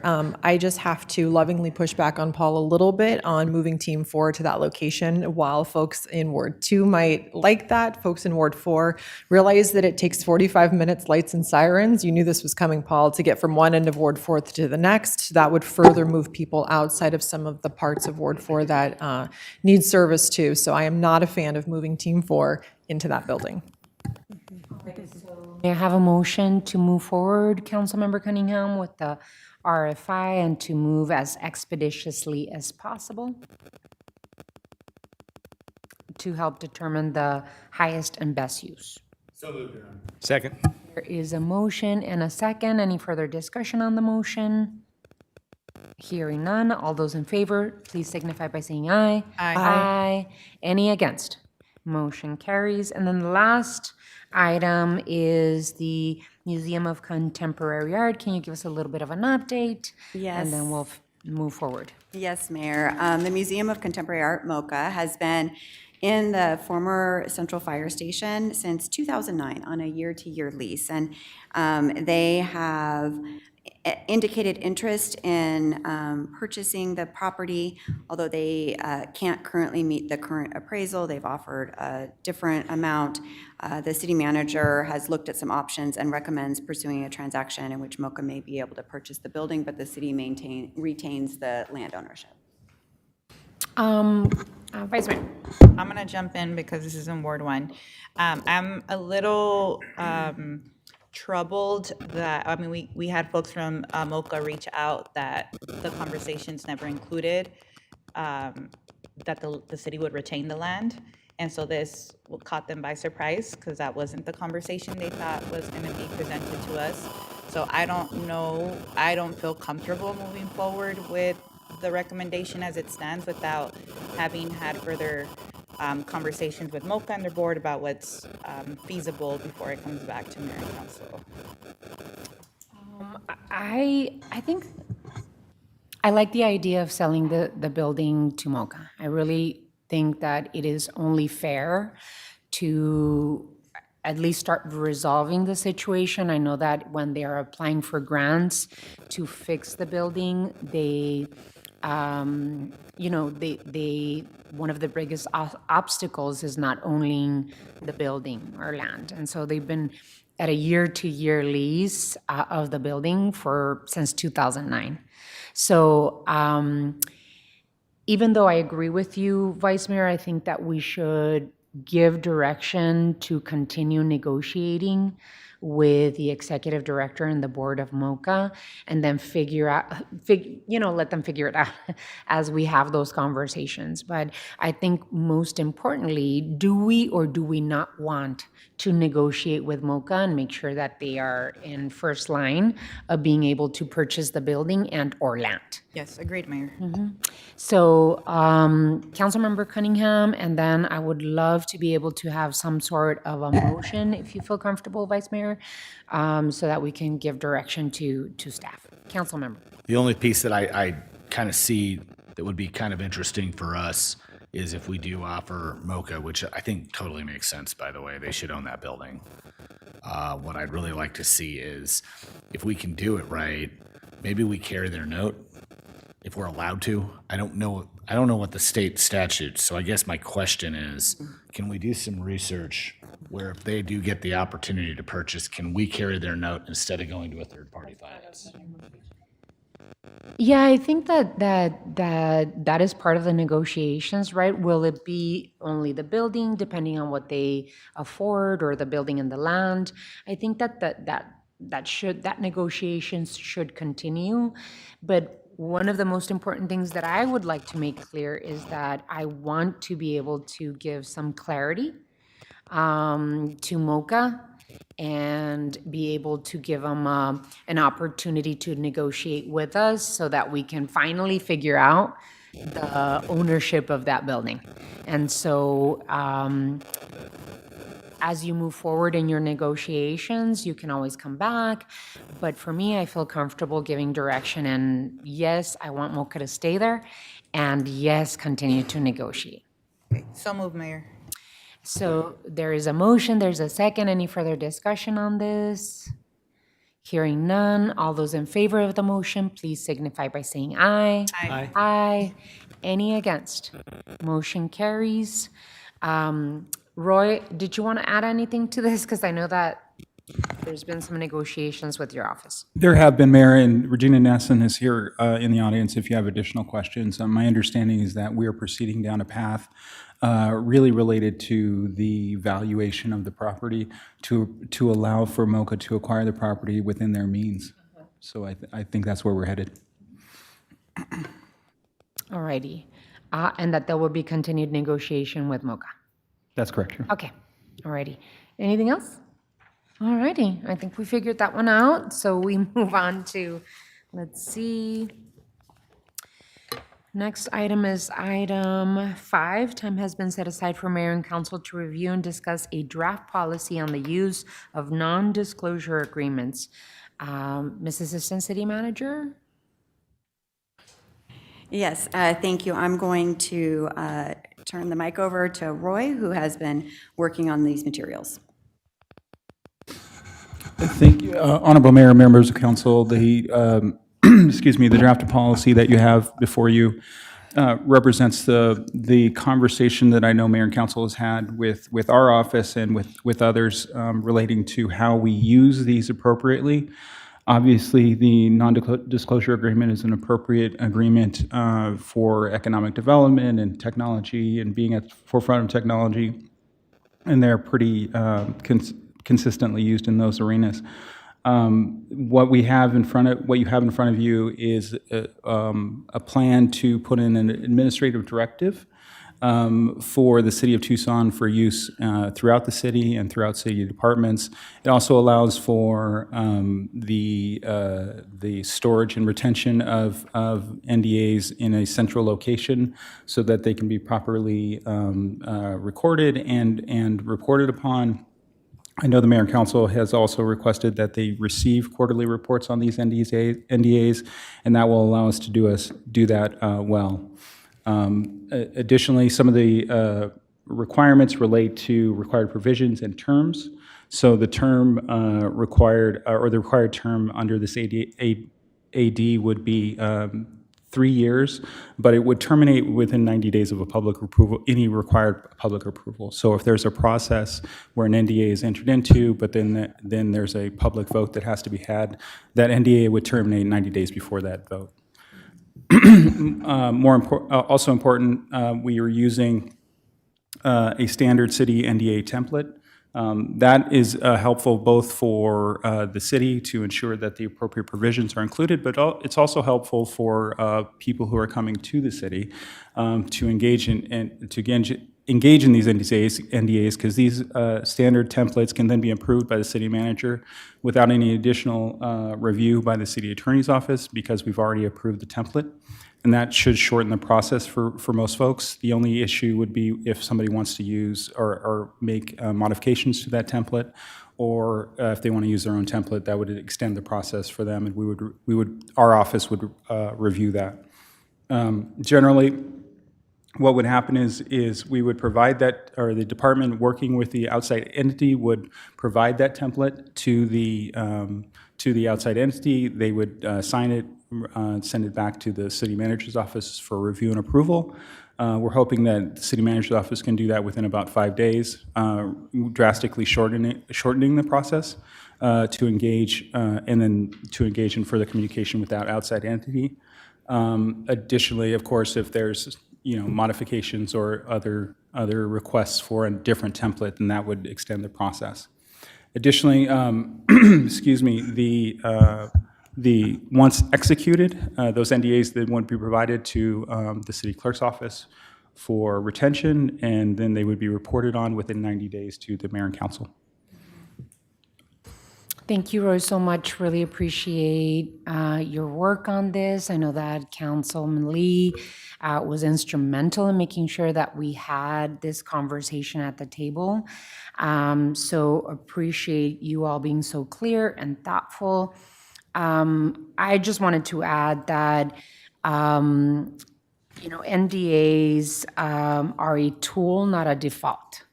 And they can serve a purpose in early negotiations, particularly in competitive economic development environments, but they should never outlast their usefulness. Too often NDAs are used in government not because the public shouldn't know something, but because powerful interest would prefer the public not to know. And really, this is not acceptable to me. I know not acceptable to any one of us. What this draft does are it's a few important things that I think matter to people who are rightfully skeptical of government and NDAs. First, it puts a clock on NDAs. No open-ended agreements, no forever confidentiality, and no NDA that survives into the moment when the public and this council are asked to make a decision. That's an important piece. It takes NDAs out of the shadows. And lastly, but this is really important, this policy does not give corporations special treatment. It uses a template that everyone has to fill out mutually. It makes clear what the city will and will not agree to, and it signals that confidentiality is a narrow exception, not a blank check. So appreciate bringing a thoughtful template to the mayor and council, and appreciate the work that's been done so far. I did want to call on Councilman Lee, because I know that you have some definitive thoughts on this. I do. Thank you, Mayor, and thank you, Roy, and your team for jumping on top of this. As you said, Roy and Mayor, I did specifically ask for this item following the Project Blue decision that we had in August, and then we had this conversation at the table in early September, because we really wanted to take that experience and what we learned during that process and immediately move it into how we can do things better in the future. And the goal was to strengthen how we handle NDAs so that we can protect legitimate confidential information that companies may not be ready to share with the public, while still being as transparent as possible with us as the decision makers as well as the community. I appreciate what's been brought forward today. I think it really responds to that direction and moves us in the right space. I also want to highlight the importance of the quarterly memos. I think that's going to be critical to keep us informed, but if something comes up that's significant, you don't have to wait till a quarterly memo to let us know. I think we definitely want to be looped in as soon as possible. If anything is major with, land use or policy implications, I think we want to know sooner rather than later. So overall, I think this is a wonderful step to balance economic development, transparency, and good governance. And with that, I want to move to approve and adopt the proposed NDA policy and standard mutual non-NDA agreement as presented and direct staff to proceed with implementation in accordance with the policy, including the quarterly reporting to Mayor and Council. Seconded. There is a motion and a second. Any further discussion from the colleague? Councilmember Dahl. Thank you, Mayor. I have a couple of questions, and I think my first one may have been answered. I'm covered by an NDA that the manager has signed, but I need to know if I'm meeting with someone from that company beforehand. So I imagine the manager would let us know and wouldn't wait for a quarterly report in that sort of instance, right? If I may, Councilmember Dahl, thank you for the question. And just so the council and mayor are aware, Mike Chakowski is here also related, and he can answer questions about the economic development process and those sorts of things. But generally, the communication about a particular NDA, especially as it relates to economic development, I think our economic development folks are very good about communicating with mayor and council about particular projects, and would definitely make you aware of that. Thank you. Two more questions. Sure. Just to confirm, the 90 days before, that makes all that prior information that was confidential public, so that the public can interact with us in our making of the decision. That's the public decision. Mayor, Councilmember Dahl, members of council, the NDA covers a particular subject matter. Whatever the subject matter of that NDA would be open to the public at that point. Okay. I just want to distinguish a little bit between prior discussions and the subject matter of the NDA. Those may be different. Not to say that they would actually, it would be a problem to disclose those things. It just, they can be different depending on the negotiations. Thank you.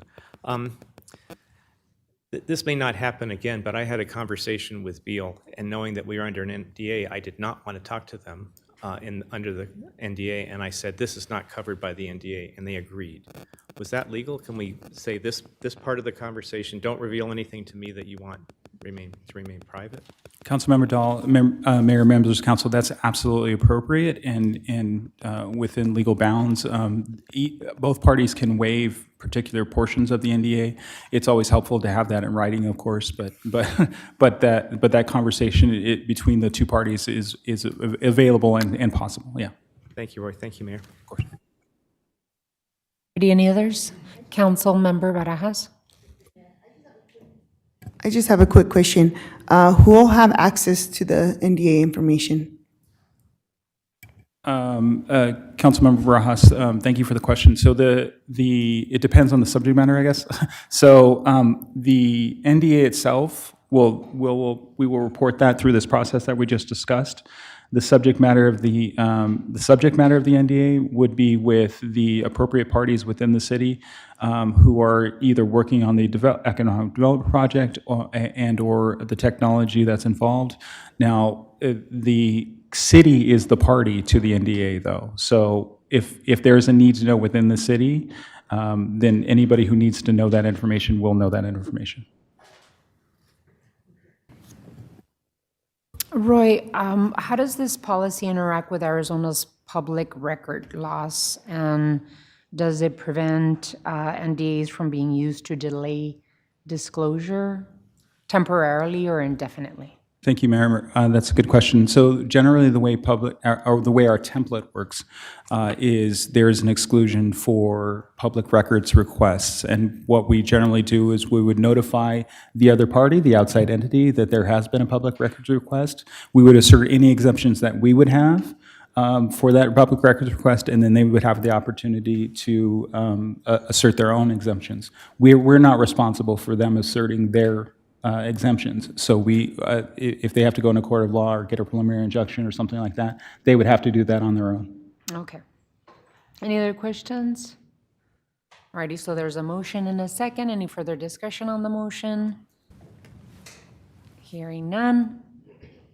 Did you want to add something? Because I see your hand up Sorry, Mayor, I just wanted to clarify. before the vote.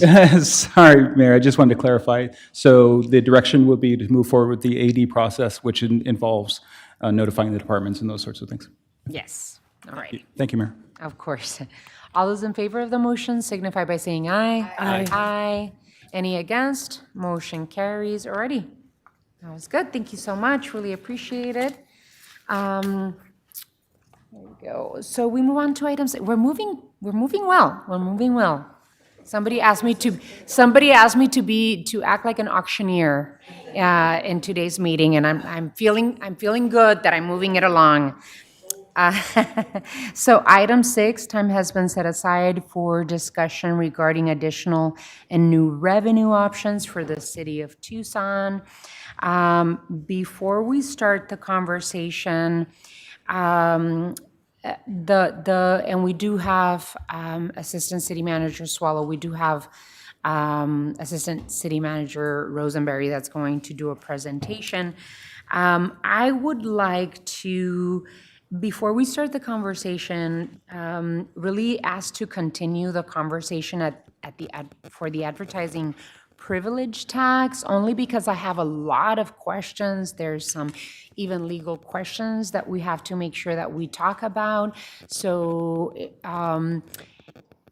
instead of going around and around, I think it is appropriate just to ask that we continue that particular item. And figure out, in terms of Proposition 126 and the legalities of it, and, and how it affects local versus national advertisers and profits for nonprofits and all those concerns that we have been hearing. I think it's appropriate just to kind of put that to the side, continue the discussion, and figure things out with that. Saying that, if that's okay with my colleagues on the council, that okay? Okay. So then what I'd like to do is, Ms. Rosenberry, if you can please provide us an update on how we're working to balance this budget so far. I would like to ask you to start with facts, right? Where are we with our budget? What are the cuts that we have already put into place as a mayor and council from the departments? Because what we hear when we have conversations about additional revenues is that we should cut first. So tell us, how have we done that first already? And then talk to us a little bit about the revenues that are coming in and what our team at our financial department has been noticing in terms of the revenues, et cetera, et cetera. So please shower us with facts about our budget and where we are, and then we can talk about the additional taxes and fees that we have in front of us. Mayor and council members, I'm happy to do that. Thank you. I'd like to introduce our new council members also this afternoon to Business Services Director Angel Ozomalam, and our first time being at the table all together. So thank you. She's a critical part of this conversation. So to give you some context and some numbers as to why we developed for the Mayor and Council's consideration these additional revenue items and the importance that they can play in our current and future budgets. As you may recall, this past spring when we were developing our fiscal 26 budget, we had a significant amount of difficulty getting our general fund budget balanced. The general fund is our most flexible funding source, and it supports the widest variety and range of city services. So the general fund is the primary support for police, fire, 911 and 311, parks and recreation services, planning and development services, attorneys, courts, prosecutors, our criminal justice function, as well as administration, facilities, IT, HR, business services, and ward offices as well. And I'm sure I've left out some divisions and departments there in that large list of what the city's general fund supports. So of our $2.4 billion budget in this current fiscal year, this flexible portion, which is the general fund, that has a lot of demands on it each year, that general fund budget is right around $830 million. So it is about 1/3 of the city's total budget. So within $2.4 billion, 1/3 has this flexibility and honestly a responsibility and obligation to fund these key services for the community. The other 2/3 of the city's budget has some sort or form of restrictions on it. We are not able to, for instance, the water fund lies outside the general fund. It's in that other 2/3 of the budget. We can't take those water revenues and use them to fund the fire department. It's not allowed. And similarly, that 2/3 of the budget has restrictions on it placed on us by either state law, federal law, voters, voter-approved initiatives for a specific purpose, or grantors. And so that's one of the difficulties within the general funds, but one of the criticality of general fund revenues is that they can be very flexible in ways that other parts of the budget aren't. Within the general fund in particular, we have lost approximately $40 million a year in revenues from the state shared income tax source because of the implementation of the flat tax. It's been a struggle we've been talking about for a couple of years now. Because it happened over a multi-year period, revenues were stepped down, but really that's an impact of loss of about $40 million a year within the general fund. That has been for the past how many years? Oh my gosh, I believe it's 3. So for the past 3 years, we have been seeing, because of the flat tax, the loss of $40 million per year. I will need to get the details for you, Mayor. It was stepping down. And Angel, do you recall if it's the total 40 for 3 years? We can get you the details on what that looks like. But we're now in this world, the universe of it's about a $40 million reduction. And it will continue at that level and ebb and flow with state income tax collections. Our local sales tax and use taxes, as well as receipts from hospitality-related revenues, have been declining and not increasing as we had expected. We saw this notably beginning in January of this last year, January 2025, and we had prepared the fiscal 26 budget that incorporated some of these declines. But as you know, as the months have gone on this fall, we continue to see these revenues fail to meet our budget projections. Our update to the Mayor and Council in late October included an estimate that was based on a 1.5% decline in collections below what was collected in fiscal 25. And that is not meeting the budget estimate that we had developed, where we were expecting to see a 2.5% increase above the prior year. So we're not meeting prior year, we're actually below it, and our budget assumed that there was going to be an increase above the prior year. That creates a funding problem for us, a deficit within the budget on a projected basis. Those are projections. We've also seen the local and the national economic trends from this spring continue to persist. So this spring, as we were developing the budget, we were struggling to understand and project the impact of on-again, off-again tariff policies. What were they going to do to consumers within the city of Tucson, as well as what impact was that going to have on business growth? We were seeing and we continue to see declining travel, particularly international travel to our area. There have been job losses at the federal level and within the private sector. And I think as we were sitting here at the table this afternoon, the feds have released 2 months worth of data. They were a month behind from the federal shutdown on job-related information. And we were also this spring seeing, what I wrote down here is housing unaffordability not an elegant way to say it, but you know what I mean. The ability or the attainability of housing for our residents was not good this spring, and we have not seen significant changes for the better in any of these areas now that we sit here in December.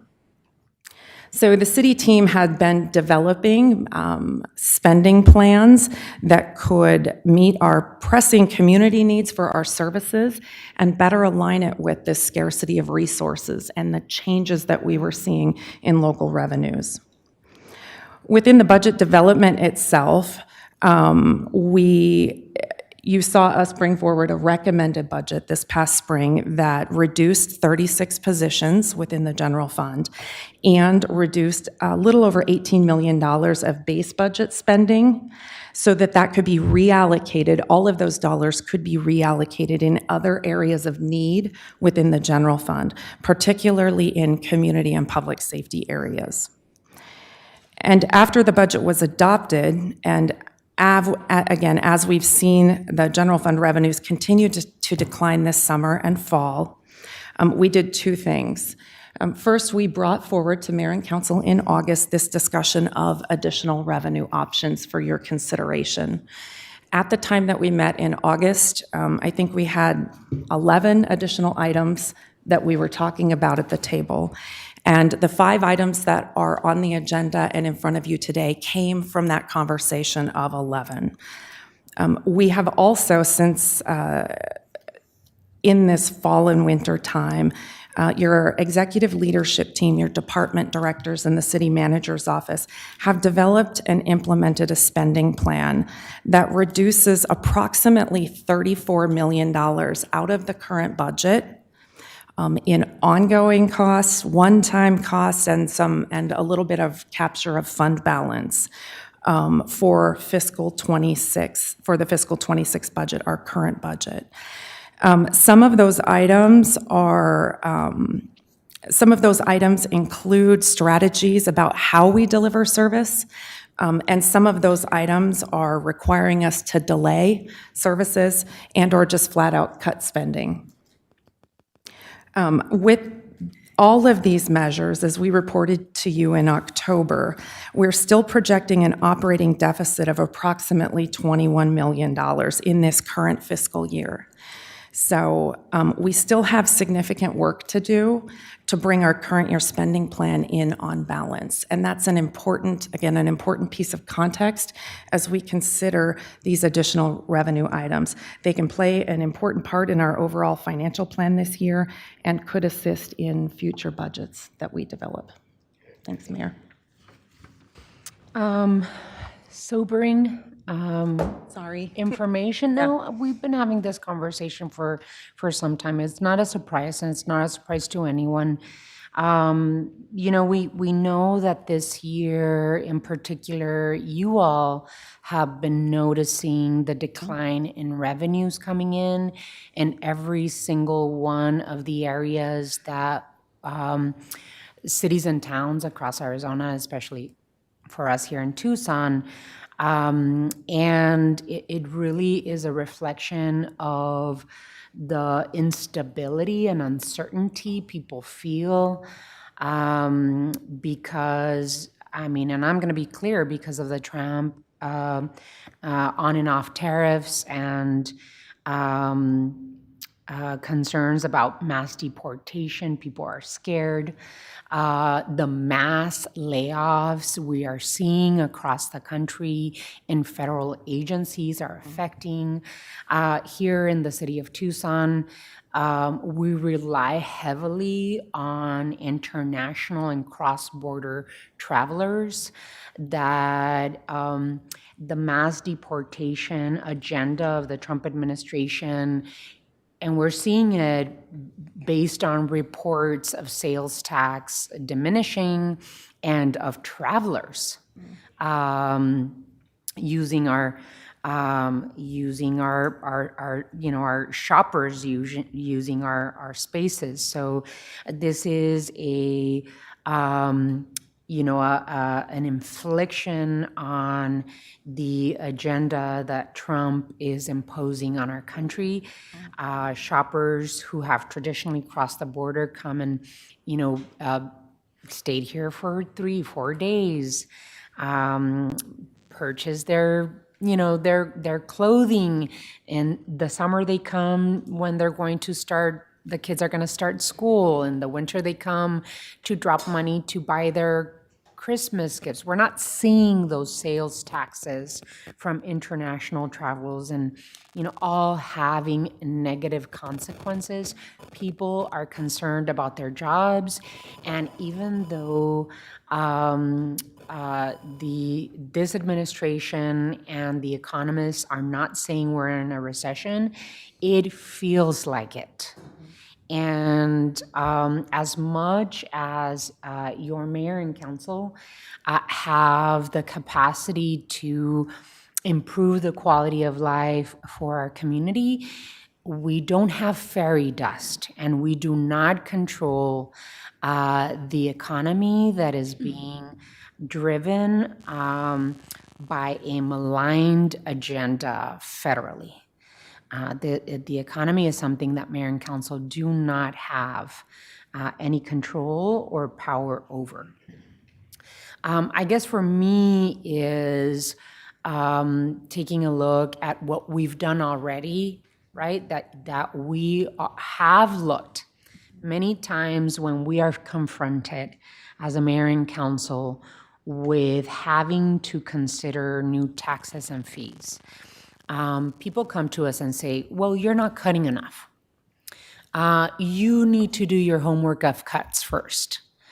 How much have we cut so far to be able to present this to the community? So, Mayor, council members, as I said, the spending plan itself, cutting out of the current budget, what that was authorized, your staff has come up with approximately $24 million of cuts in the current year. And in order to develop that balanced budget to begin with, we were reducing base budget spending by over $18 million and cutting 36 positions in areas. Some of that was reallocated. Much of the reallocation occurred from non-public safety departments into public safety and community safety-focused areas, which is an area of primary need and concern expressed by residents who come and talk to us about the budget. So all in all, adjusted 18 million and cut spending 24 million. Okay. So we have a responsibility as mayor and council to respond early with transparency and deliberately. And as difficult as it is to have a conversation about new fees and taxes, we have a responsibility to be able to deliver the services that people expect.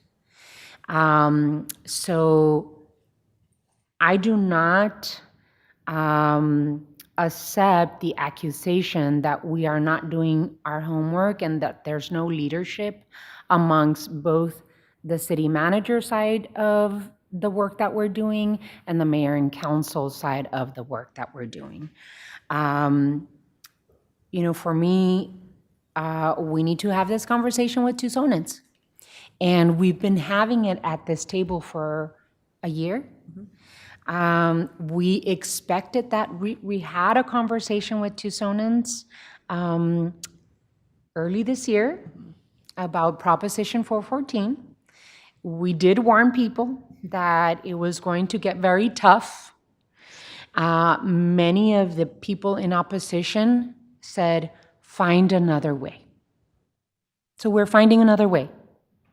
And what we have to confront, not just mayor and council and our administrative team, but what every single Tucsonan, we all have to confront together, is what type of city and what type of investment we need to do to be able to have a good quality of life and a safe city, where we can provide the services that not only our charter, but that are priorities as a mayor and council, what we want to deliver to the community. It's time for us to save ourselves, invest in ourselves. The federal government is not going to come and save us. The state government is not going to come and save us.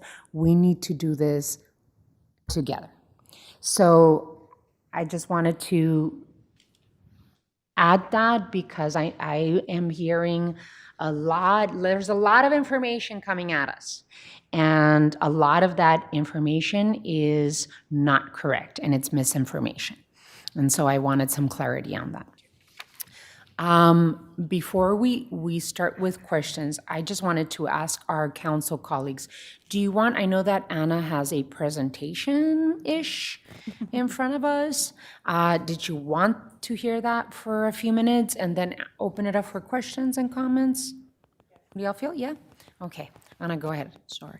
Thank you, council members. I mean, you will recognize we have one slide per revenue type kind of summarizing each of these topics. They will be coming to you tonight on the consent agenda. I've heard there's expressed interest in pulling them off of the consent agenda, possibly, Mayor, so that they could be voted on, as well as if one of them is going to be continued. So within each of these revenue items, again, they will be separate votes for you during your regular session.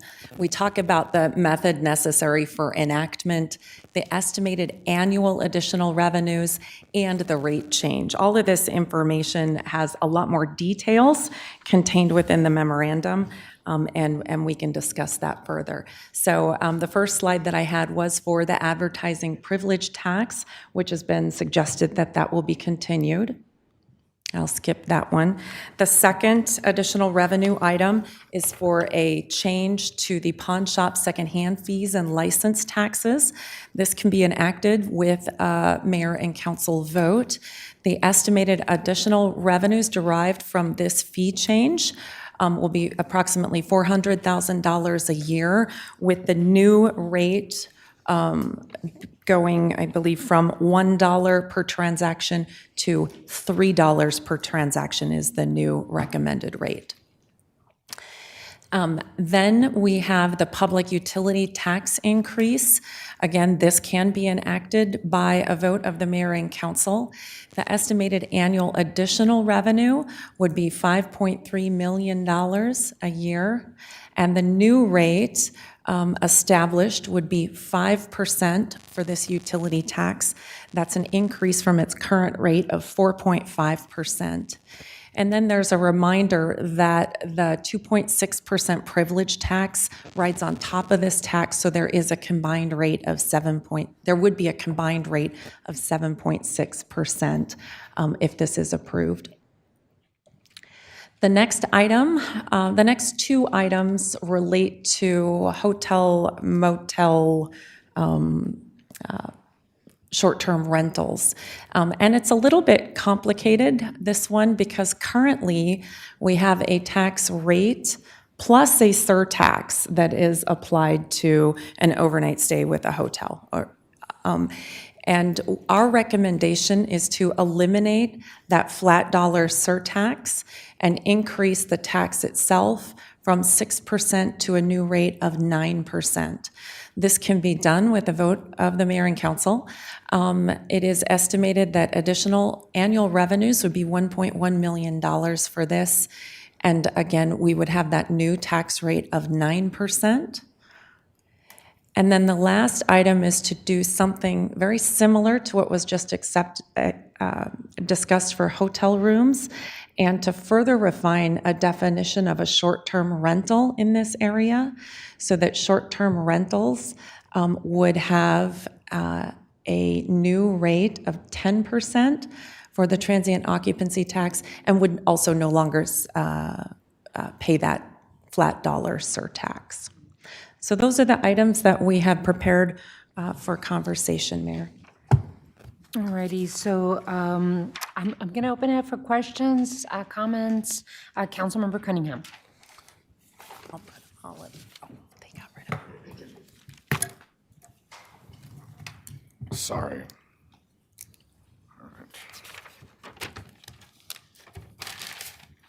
we are continuing the advertising tax for another day. Right now, there's a lot of different things in that discussion regarding how it affects local internet companies and out-of-city local internet companies, how many broadcast companies we have inside the city limits. And so that might be more trouble than it's worth. I just want to let you guys know that. Pawn shop. The issue that I'm having on the pawn shop piece is that it's really aggressive to triple one tax in 1 year. If we want to phase this in, hear a little more from the stakeholders, that could be helpful. But it's really tough to triple the secondary market tax all at once. It's a little, for me, it's a little excessive and punitive. I'm kind of thinking like 50, 75 cents or something, and then maybe a little more next year. But just dropping it like that I've got some concerns. The half penny on public power is going to get passed on, and when we talk about affordability, that is one of the utility debt and utility pieces are one of the hardest things we do. Now, what I will say is that, to be fair, this makes an incredible case for why we want public power. One of my questions on this was, are you taxed on the solar power that you generate?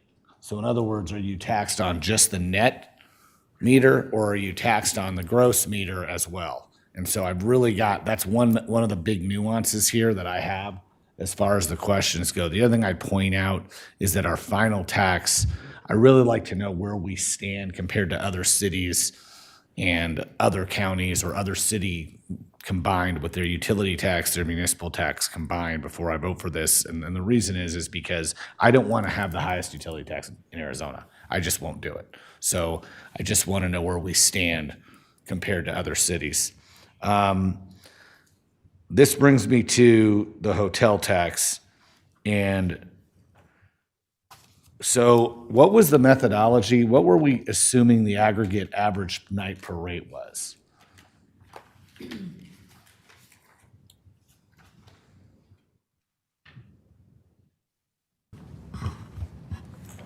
Councilmember Cunningham, we assume the rate of 150 per night. Okay, so on 150 per night, we'd break even at 14, I think we break even at 1471. No, if we break even if we charged 14.71, that would put us in the highest echelon of taxes in the state.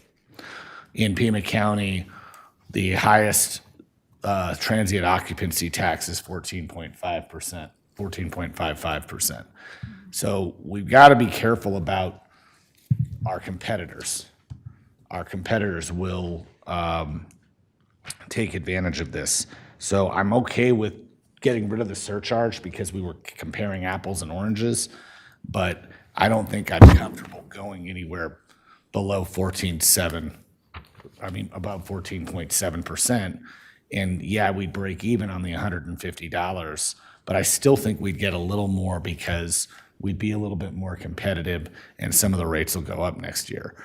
So that's kind of where I'm at there. We actually get rid of the surcharge. We were the only ones that had the surcharge, but at 1505, only one other jurisdiction in the two jurisdictions would be higher this in the entire state of Arizona. That's it, out of 91 cities. And I don't want to be like that, especially with the amount of revenue we rely on for the hotel rate. And those are my comments. Thank you, Councilmember. I'm just going to come back over to the Vice Mayor and then just go down the line and offer, see if you all want to ask questions. Vice Mayor. Hi, thank you, Mayor, and thank you, staff. I know we've been working on this for a while, but most like in the direction came earlier in the fall. So I know we need to do a little more work on the ad tax like the mayor had shared. I also just wanted to jump into talking about, our city budget and the fiscal responsibility that we have. I think it's interesting how when it comes to our city organization, the city budget, we're looked at as everything, it should we should just cut and be ineffective, and we have the responsibilities to the public to deliver on the services that not only our charter requires us to, but we also know our charter is almost 100 years old, and the needs of our community have drastically changed. So just like in our personal life and when you own a business, there are fixed costs that you have, whether it's increases in your life insurance and security cameras, taking care of debt, that you're also looking at new revenues to address the cost of food. If food increases, it doesn't mean the cost of food increases. It doesn't mean I'm gonna eat less. I have 4 children. I have to feed them, and so as I'm looking at my personal budget, it's like I am not making enough to cover my needs. I have to increase my revenues. I have to figure out how else I'm going to have income to address the needs, just like a business would. They're not going to sell you less items. They're going to get creative in how they can sell you more or sell you something different so that their income can continue. So as I look at the city organization, that is a similar, perspective that I bring to it. And I think these fees and these taxes that we're discussing are more progressive than when we're talking about a sales tax, that a lot of the times we're trying to balance a budget on our lowest income communities. And so that's the way I'm looking at this. I know the conversation also started from how do we fund transit and some of the other areas that we know heavily rely on the general fund. So Mayor, like you, I am supportive of all the other fees and doing more work on the advertising privilege tax. Thank you. Thank you. Councilmember Dong? Thank you, Mayor. I don't have any questions, and I am supportive of these. I think we need to do them to keep up our level of service, and I'm wistful about that and angry at the state legislature. I think I want to reiterate what you were saying earlier, Mayor, and add that the $40 million we're losing every year would have come from people who are making the most income in the state. So people who could easily afford on a progressive tax to put in their fair share no longer have to, because the legislature is beholden to people who are rich and to corporations. So it's a struggle. I think staff has done a great job at ferreting out what we can do, and I'm supportive. Thank you. Councilwoman Lee? Thank you, Mayor. And I really appreciate the summary of the challenges that many of my colleagues have mentioned and what we've been up against for the past few years that have really brought us to this point. And I also really appreciate the explanation of the extensive cuts that we have done, because that was part of my request is before we do anything more, please tell us so that we can communicate what all that we have done. And Mayor, I agree with you completely on us needing to continue the conversation with the community about what they do want to support. If it wasn't Prop 414, what does that look like? Because what we're up against is not sustainable. And if we don't make some corrections, we're going to be depleting our reserves. And that is a scary place for me to be in as someone who likes to have a nice little nest egg.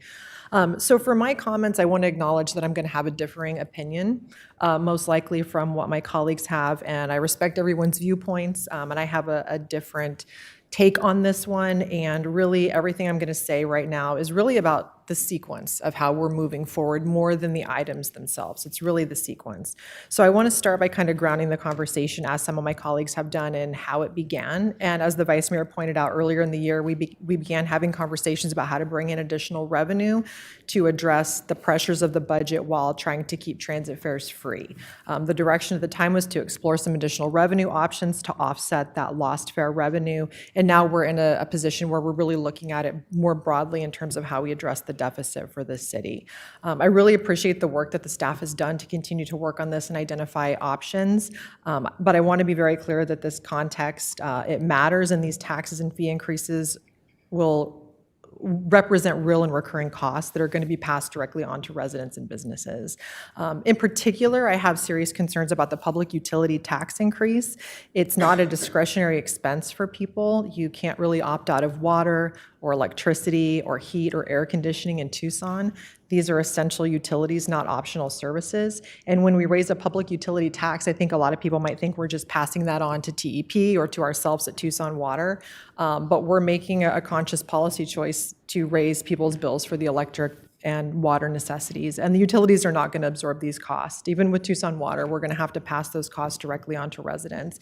And we've heard repeatedly how frustrated people are with TEP rate increases, and we know another rate is expected of 14%, and people are really paying attention, and they don't want to pay more for things right now. They're struggling. So even if the city's portion is only a few dollars a month or a few dollars a year, it stacks on top of everything else, and people are starting to feel nickeled and dimed to death, and this would be a choice that would also add to that burden. And this is also a compounding effect that it's also easy to overlook that we are ourselves a major electricity customer. So higher power costs show up in Tucson Water operations and other city services, and those costs are ultimately going to get passed back down to our ratepayers. And before we talk about asking residents to pay more for utilities or everyday business activities, I think we need to be honest about what's happening inside of our budget, and we have definitely started to do that for sure. Today, we're subsidizing transit at a level that is far out of balance with peer jurisdictions. Roughly 9% of our general fund, which equals tens of millions of dollars, is being used to put into transit system beyond our existing funding sources. And this is taxpayer money that needs to go into core services. Most comparable cities spend between 0 and 2 or 3% of their general fund on transit subsidies, and we are an extreme outlier, and it is not sustainable. This imbalance is costing us. It impacts our ability to do fleet replacement, maintenance infrastructure, and fund charter mandated services, and we need to be moving in the other direction with general fund dependency. So this is where I fundamentally struggle with advancing these taxes and fees today. We have a lever sitting directly in front of us that we have not pulled, and that is reinstating bus fares under the city manager's prior recommendation that could generate more than $8 million annually. And that is also while providing free and low income bus fares for folks who need it. So this is more than the total revenue of everything we're trying to raise through this entire package today without raising utility bills or increasing everyday costs for residents. So until we're willing to take that step, I can't justify asking people to pay more for electricity, water, or heat. I'm definitely open to continuing the conversation on some of these revenue ideas in the future, because some of them do make sense in the right context, but not before we reinstate fares and demonstrate that we have done everything in our power to control and rebalance our budget. I do want to touch on general fund sustainability in general as we're talking about this item, and I want to step back and add a broader question. You know, we have a lot of things that are at play right now that are completely out of our control. The flat tax, corporate tax cuts, visitors not coming. So I'm really trying to understand better what is in our control. And this is a genuine curiosity I have here. I'm not trying to be shady at all. I'm genuinely curious here. When I came into office, from everything I can tell, the general fund was about $550 million in fiscal year 2019, 2020. And today, what did you say, Anna? It's 830? Is that what you said? Yes. 830. The adopted budget. The adopted budget. So in those 6 years, there's been a massive amount of growth in the size of our general fund. And at the time, pools were open. We weren't talking about cutting services. So I'm genuinely curious, what structurally changed in the past 6 years? I know that we did a lot of important investments in our employees with a lot of raises, which is critical, and I support that. But I think what would be really helpful as we're looking at everything in general and understanding how to move forward is a clear breakdown of what has changed. So basically how general fund spending has changed over the past 6 years. And I'll send you these questions so you don't have to write them all down. What new ongoing obligations were added over the past 6 years and why? So what are those and who drove those? Was it us? Was it what other factors? What costs are truly fixed versus discretionary? And whether there's a realistic path back to a more historically sustainable general fund, because it feels like we're moving back toward that direction with ARPA dollars and other factors at play. So those are really my comments right now. And again, this is purely a sequence issue for me, not necessarily the items in front of us. I think that we need to do reinstating bus fares before we do this. So I will not be supporting these ideas tonight, but appreciate all the work that staff has done. Anna, it might be unfair, but would you be able to explain to us now what has been influencing both the expenditures and the revenue in the general fund?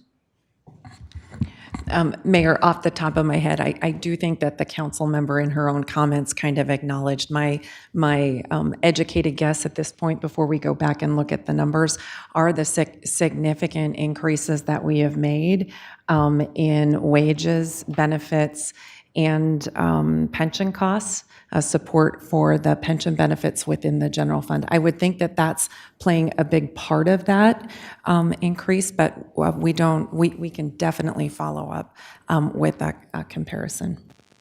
Yeah, I think that also what has been very concerning to me the last 6 years has been the cost of healthcare going up as well, and the cuts in the funds coming in through via the state, which is the flat tax. So I want to pay our employees well, and I want to be able to offer them healthcare. And the past, except for this year, in the past, we have been seeing good economic activity coming in into our community. The economy is changing, and we're in a downward slide. And so, yeah, I have additional comments, but I want to make sure that I give my colleagues, Councilmember Barajas and Schubert, an opportunity.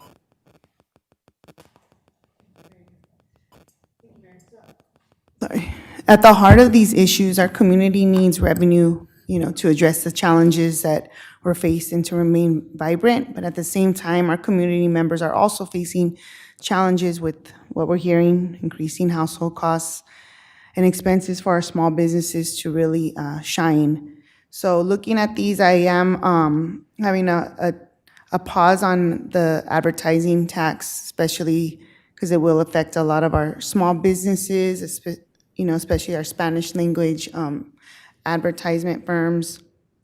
And it's just really aggressive from zero, like starting at 0% to what we see here at 2.6. But at the same time, our neighboring jurisdictions, they're at 2.5. So I really want to see how we could gradually, if we are going to move forward, implement that. And then just again, to piggyback on Councilmember Lee, the utilities tax, I want to make sure that it's not passed on to the residents and especially our working class, low income families, because that's something that they can't choose. So I really want to pause on that because it is going to impact them, and there's just so much happening with our utilities and proposed rate hikes. And then we're hearing, we're having less visitors come into town. So thinking about the increase of the transient occupancy tax, if we could study our neighboring folks, and we did look at that, and it is pretty comparable, but I want to just ensure that that these 5 are the ones that are going to be the strongest, and if we need to shift things, then we need to shift things. But that's just where I'm at right now. But I appreciate the very thorough overview because our community does deserve, all the amenities. Councilmember Schubert? Thank you. Appreciate all the comments being made in this very rich conversation that really deserves our attention. I want to echo my support for pulling the ad tax from the consent agenda, but moving forward with the other 3. I do have some comments about that. I personally, nobody likes taxes. Nobody wants to raise fees or taxes on anybody. But as the mayor said, we don't have fairy dust. Vice Mayor talked about progressive ways of taxing and assessing fees versus regressive.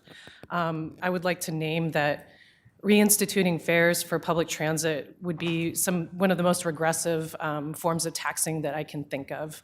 When we're talking about the incomes on our working family, when we're talking about the impacts on our working families of all of these different things that we're facing, the thought of taking away their ability to get around does not sit well with me. I think, public transit is a public good and we need to treat it that way. I understand that folks have talked about a permit system. I have deep concerns about adding any barriers to people who already face many barriers. When we had low-income passes before, they could only be issued for 28 days at a time, and you had to go in person, which is very difficult for people who lack transportation of their own. And this problem is only going to get worse, I foresee. And so any little thing that we can do, such as keeping the buses free, will go a long way. At least with the public utility tax, it's equitable because it's spread out over every ratepayer. I did want some clarification about how much the public utility tax would cost people per year. I did some back of the envelope math. If it's expected to generate 5.25 million, if you divide that by the residents of Tucson, that gives you around $10 annually per resident, but not sure if that's accurate. I'm not an expert. I agree with Councilmember Lee that conversations with the community are incredibly important.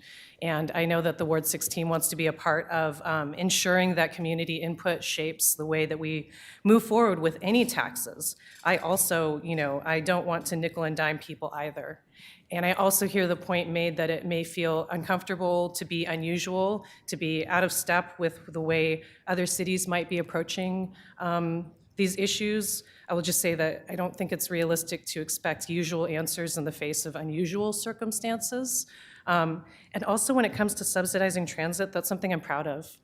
Here in Tucson, because we are being a leader. There are other communities that are engaging in pilot programs around fare-free transit. We had the community in Massachusetts, Merrimack Valley, make their transit fare-free based on a business analysis of the economic impact locally. The other thing to mention about the potential impact of increasing or reinstating public fares is the dip in ridership. I think without a full economic picture of what reinstating fares would look like, the cost of reinstating, the dip in ridership and how that could impact revenue, it doesn't sound responsible to me to move forward with that at this time. I know it's not even on the table right now, but it's hard to not think of it when we're talking about increasing other taxes. I do also think it's important to be honest about the budget and to be transparent about our thought process. So again, I appreciate this conversation. I know we all don't see eye to eye, but that we care about continuing to deliver on those essential services. And we can't continue cutting and still deliver excellent core services to our constituents. Thank you, Councilmember. I too agree that we should move forward with the additional 4 pieces presented to us today. As I said, it is hard, but this is what we have to do, right? As mayor and council, we are elected to make hard decisions. I don't know if Councilmember Cunningham was here when we went through the first deep recession back in 2008, 2009, 2010. We had to make very similar choices. And so we will have to have additional conversations with the community about how we continue delivering the services that Tucsonans deserve. Now, when it comes to taxes, I hear the word regressive taxes or progressive taxes, and I hear a concern about hurting low-income people. Those against Prop 414 called our request for sales tax regressive and hurting low-income people. And there were a lot in the business community that put a lot of money against 414, and they told us go back to the drawing table. And we have genuinely looked at everything in front of us. We did a lot of adjustments and cuts ahead of moving forward in this direction. I believe that that's the difference between a public utility and a private utility. With Tucson Water, we are actually proposing, the Tucson Water Department is actually proposing that we lower the increase that was scheduled to come before us. We're lowering it by 2 percentage points, right? It was going to be a 5.5% increase. Tucson Water is actually saying, we propose that you make it less, just so that it could pay for the water service and water utility. The difference between a private utility and a public utility is that mayor and council sits as its board. And we have very intentionally created a very robust low-income program that actually helps the people that need it the most. It is a false premise to say and to hear from the utilities, the private utilities, telling us, we're just going to pass this on to the consumer. That's because there's a bottom line that they're protecting. They're protecting the bottom line, and they're protecting their shareholder. That's the difference between a private utility and a public utility. And Tucson Water is one. They can afford to pay for a utility tax, just like Tucson Water is paying it and is protecting low-income residents and is lowering the increase in what we're going to charge next year. And so I usually hear the same scenario being played out and called out when we ask for the minimum wage to increase. We're just going to pass it on. It's because they do not want a cut of their revenue. So I do not like for these groups and companies to come to us and tell us, you're suggesting a sales tax, you're regressive, low-income people are going to feel it. And then we think about something, by the way, that what we are considering, the options that we're focusing on are mostly visitors, utilities, and corporations. And there's a huge difference in saying a utility tax that can be, that there's less shock rate to people, that the utility tax, the more you use, the more you pay. If that's what the corporation wants to do, right? The corporation wants to pass it on to the user, then the more you use, the more you pay. So it is much more progressive. Now, when it comes to the conversation about our transit system, when we do a study about what people spend their money in, most of it goes to rent and mortgage and transportation. Most people spend 30% of their income on transportation. And so I believe it's also a false premise to say we charge transit first and then we go into this. If you really think about it, putting it together, even if we were to charge for transit, it doesn't cover our whole on the budget. So it's not one or the other. That's a false premise as well.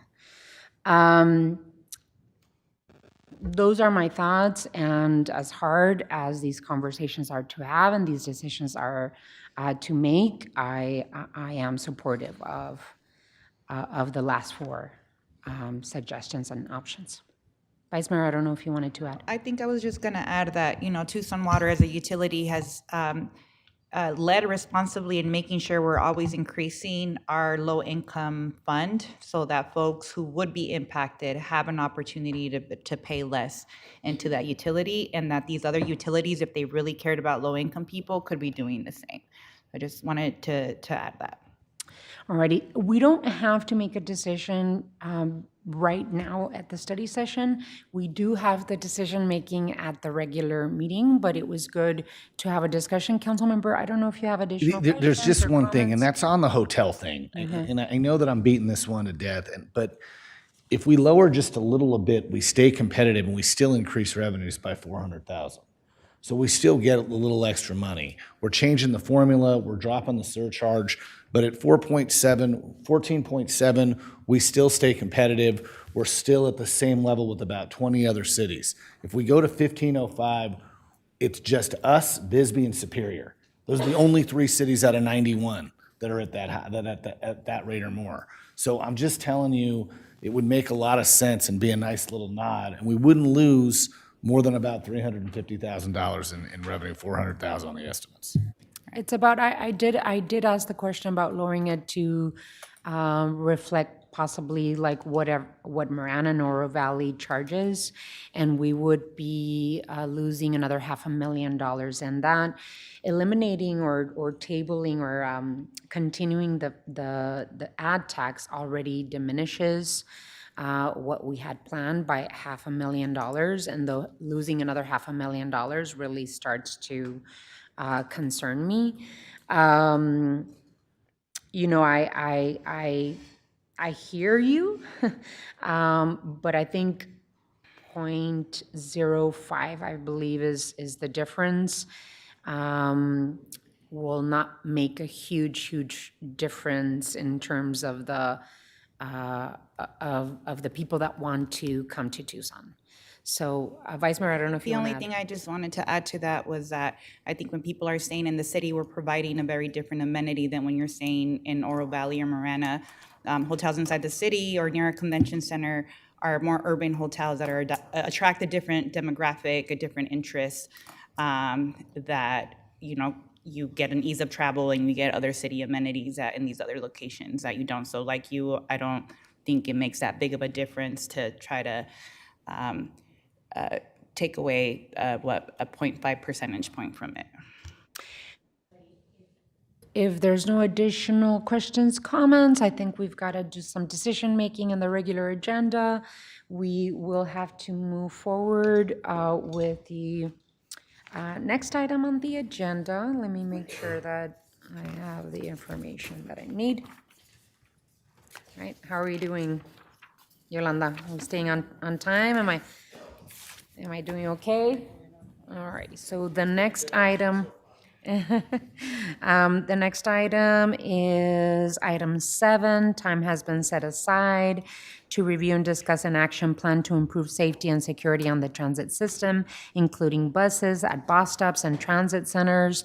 Ms. Manager, I know that we have Sam Credio here with us. I'm going to toss it over to you.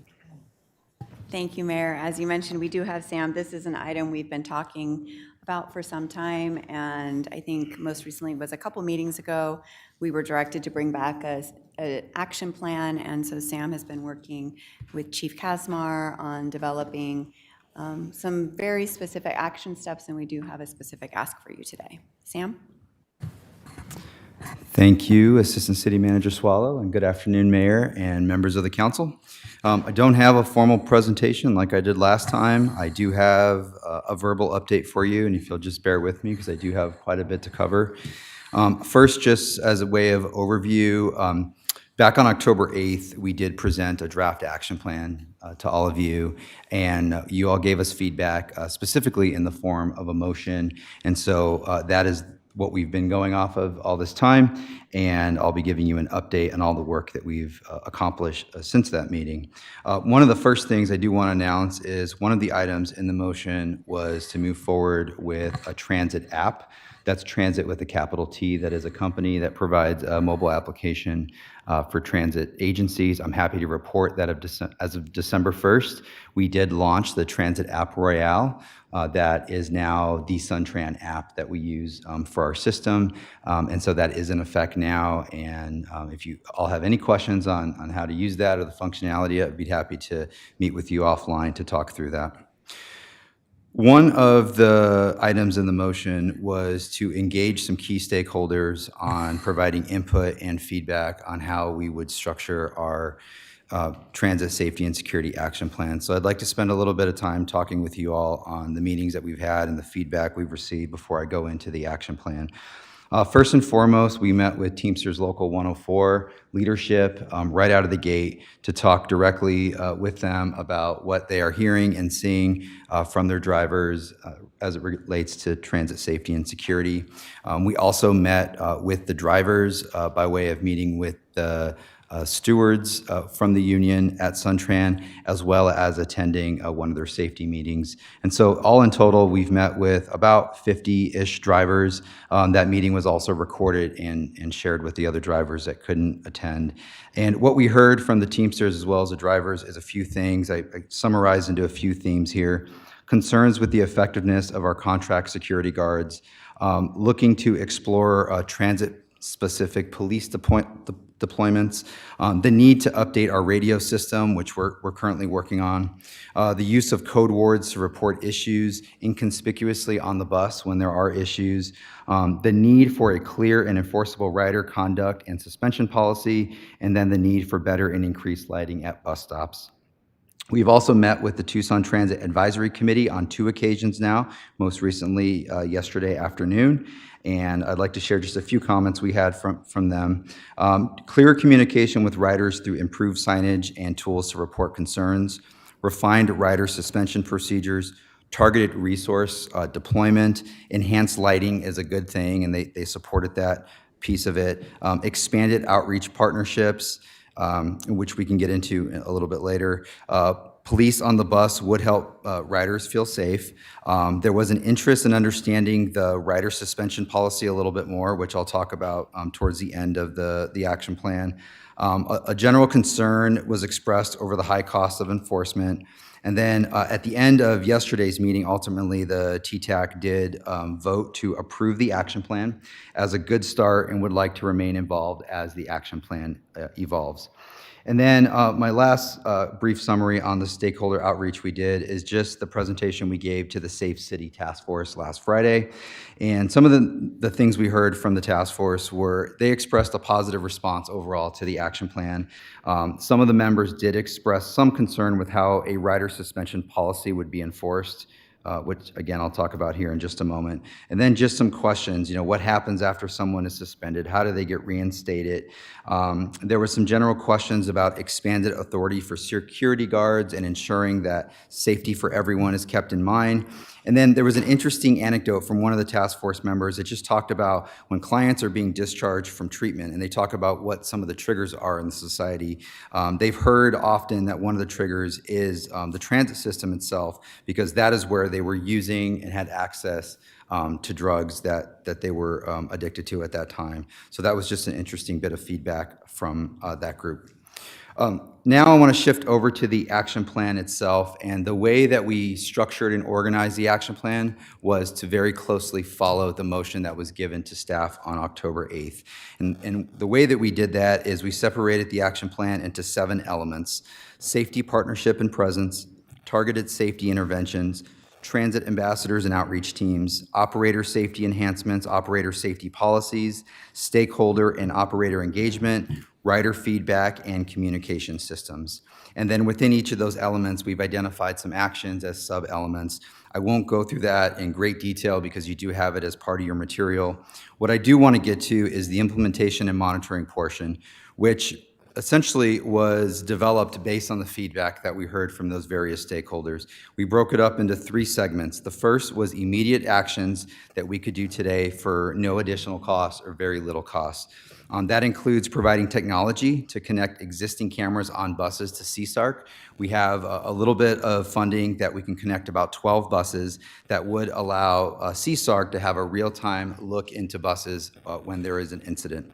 Right now, all of the buses have multiple cameras, but in order to access that data, the buses have to be brought back into the yard and then downloaded. This would provide real-time connectivity. Better coordination between the city, Suntran, contract security, Tucson Police Department, and community safety, health, and wellness staff, and really anyone else that's working to address these problems. We identify that there are clear opportunities to better coordinate across multiple agencies.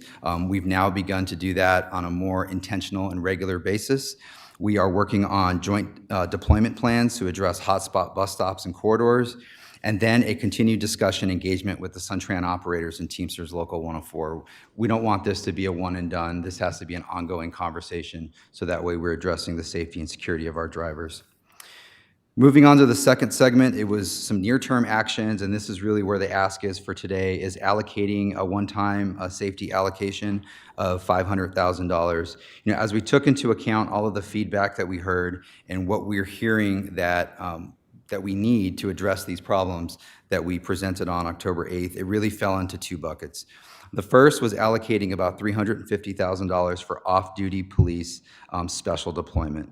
What that breaks down is to about 3 officers, 25 hours per week, including vehicles, that would be dedicated to the transit system specifically. This mirrors the success that we've had at the Ronstadt Transit Center with Rio Nuevo, where off-duty police officers have been hired to address concerns not only at the transit center but also downtown.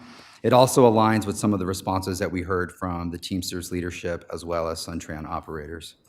And then the remaining $150,000 we'd like to allocate to environmental design improvements. We've done some spot improvements across the city. They have proved to be successful, and what we'd like to do is expand that citywide. That includes increased and enhanced lighting, landscape improvements at bus stops, and then any other physical modifications that we think we could make to address better visibility at bus shelters and bus stops. That's what this funding would go towards, and we would prioritize hotspot corridors to make sure we get the best bang for our buck. And then lastly, looking at long-term actions, and this really falls on the tails of what we discussed back on October 8th, is the RTA Next allocation of roughly $2 million per year. That is a funding allocation that is on the horizon if that vote is successful. And so what we wanted to do is develop a menu of options of items that could be funded with that money. We didn't actually break out the $2 million specifically because I think at the end of the day that will be dependent on how we want to allocate that money across the system. But every action item you see in the action plan under the long-term actions are either people or stuff to do additional enforcement or improvements for safety and security on the transit system. So that might include expanding the special deployment of off-duty officers, adding additional contract security and taking a look at their contract and how we could potentially expand their authority, doing a more wide-scale improvement of lighting and bus stop improvements, working with not only community safety, health and wellness team to expand their staffing, but potentially being able to work with other partners like Primavera to expand the resources that we have out into the community. And then the last piece is just that expanded technology piece that I talked about under the near-term actions, potentially adding more connectivity to buses for the cameras, having pole-mounted cameras at specific intersections or bus stops, so we have that real-time connectivity to CSARC. Before I conclude, and the last thing I'll mention on the action plan is there are two appendices included as part of the action plan. The first is a bus stop policy and it is a draft policy, so your feedback and input would be appreciated on how we deal with requests for removal of bus stops and bus stop amenities. That actually does happen often. We have been very reluctant to remove bus stops, and having some sort of guidance would help us make those decisions on when it does make sense, or other solutions we can provide. And then lastly, something that we have not ever had, at least in recent history, is a rider suspension policy. This is something that we heard over and over again, that there are bad actors in the transit system that maybe commit some sort of violent act either towards a bus driver or a bus rider, and a day later they're right back at the transit center or on the bus. And so we've put together a draft policy. The one thing that I think we heard across all of our stakeholder meetings is that there has to be a way that we enforce that rider suspension policy. There has to be some administrative piece on the back end for tracking, and we have to really make sure that we're not putting the bus drivers in a position to have to enforce those rider suspensions, that we've got a mechanism to support them in those situations. And then lastly, how do we deal with people that are suspended and maybe do resolve whatever issue they were having and would like to return to the transit system, having a way for people to appeal that suspension and be reinstated. So those are some of the comments we heard as it relates to the rider suspension policy. So that rounds out my comments on the Transit Safety and Security Action Plan. I want to note that this is intended to be a living document. This is not something that we just put on the shelf and we don't look at again. As you go through the document, you'll see that there are plenty of items that have maybe not started or are ongoing. And so we do intend to periodically update this and expect for it to evolve over time to address issues that we have. I want to close out by just saying that I really want to express my gratitude to the team for helping prepare this action plan. On October 8th, we were asked to return in 60 days. I think today is about the 65th day, but by the time that material was due, it was less than 60 days. These sort of action plans in other agencies take several months, involve hiring a consultant, and cost hundreds of thousands of dollars. We did this in less than 60 days and all in-house staff.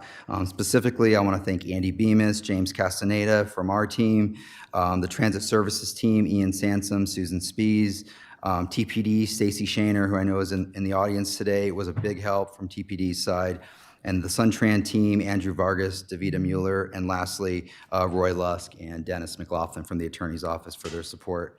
And with that, Mayor, I'd be happy to answer any questions. Thank you.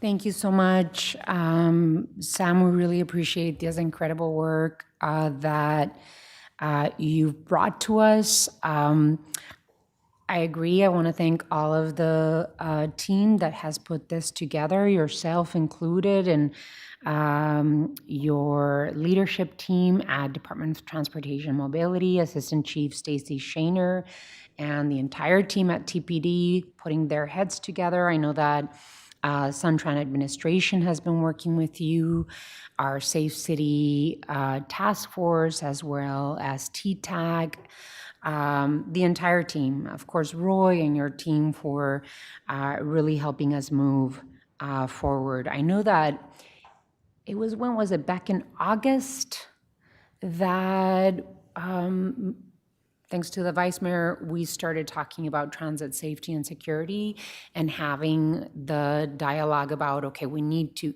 something is not working. And,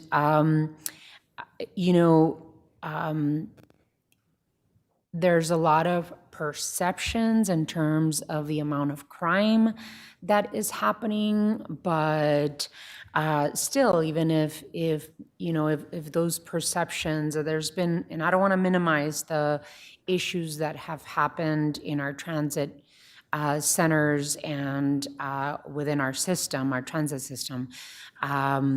But it's important that we're having this conversation, that we have a plan to move forward, and that there's an immediate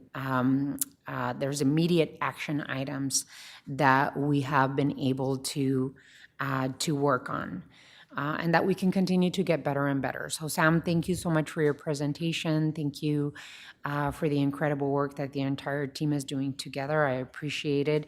I support your recommendation and putting that $500,000 to work immediately. And I did want to say that the work that we're doing is informing how we move forward, right? This conversation that we had from TPD to the Department of Transportation and Mobility to Suntran to the users and the operators are all teaching us that the systems that we had before were not working. And so that we have to adjust the systems in order to be able to deliver to our operators and our riders and our community.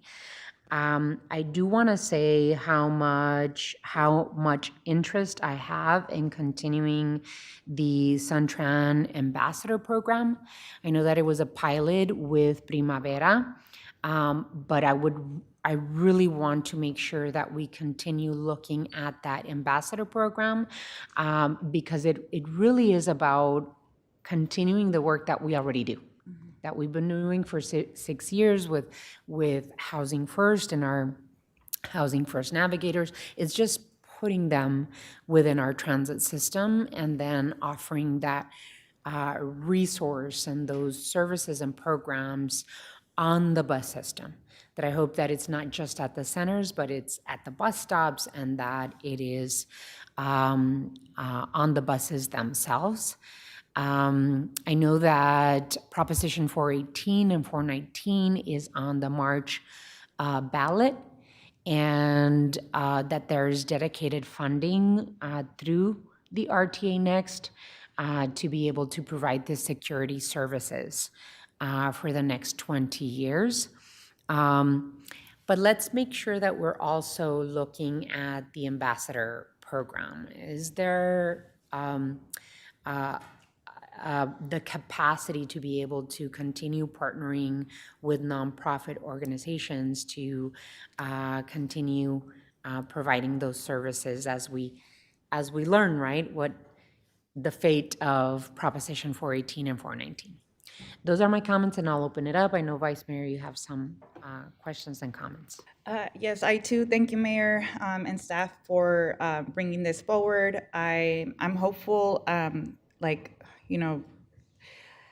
that we can continue to have updates on the safety pieces that we're discussing. And I don't know if in the future that looks like some sort of dashboard that's public facing, where we could have more in real time information. I too, like the mayor, want to reiterate, or address this perception that, our transit system, it's unsafe. We know that through this investigation, we have challenges at specific routes and stops that we're addressing and prioritizing in this, and that our transit system is just going to mirror a lot of the societal challenges we're having in our parks and our libraries, our sidewalks, our alleys, our washes. These are all public spaces that are going to feel the same impact. And so, like the mayor said, the way we were doing things before are not meeting the moment, are not addressing the needs that we have right now. And we need to figure out a way that it doesn't get to this point. So I'm curious, how are we thinking about being proactive? Behaviors at bus stops or on the routes that are not okay, that it shouldn't have ever gotten this bad. And so I just want to make sure that as we're seeing other things kind of come up, that we are addressing them and taking them seriously right away, and that safety should always be at the very top of how we operate our transit system. Moving forward, also, want to see more of these partnerships with the transit ambassadors and the outreach that they're doing directly on the buses, not just at the transit stops, that perhaps we can, work with our Pima County colleagues and other partners such as Primavera, who did the pilot for this past year, how we continue to offer services on our routes that need it the most. And I know that the transit app has gone live. I want to know what the plan is to get folks, using it and really putting it out there as a way for folks to not only get information, but also give feedback. I want to, make sure that our Suntran management company has the support that they need to be innovative and seek improvements and not having to wait on mayor and council direction at a return. With that, I cede my time. Alrighty. Councilmember Cunningham?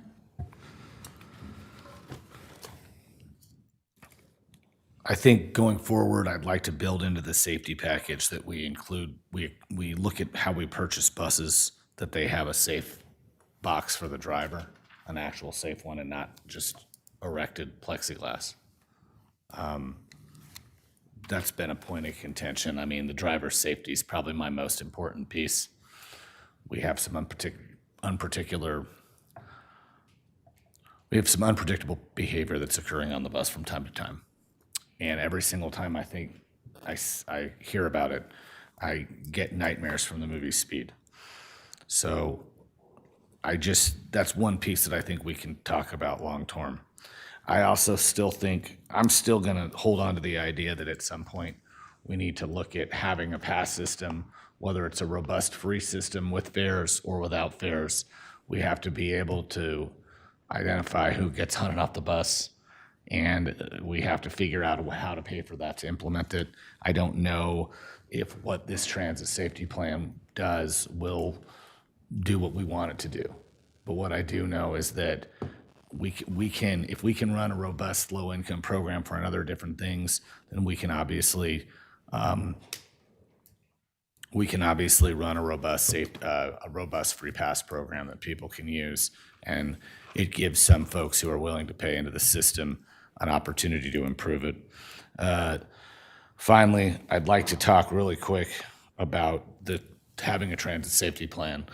I understand the platitudes that the bus is safe, but if it's so safe, then why are we having this conversation? So I think there's a big perception that it isn't safe, and that's kind of why we're having the conversation. And whether or not there's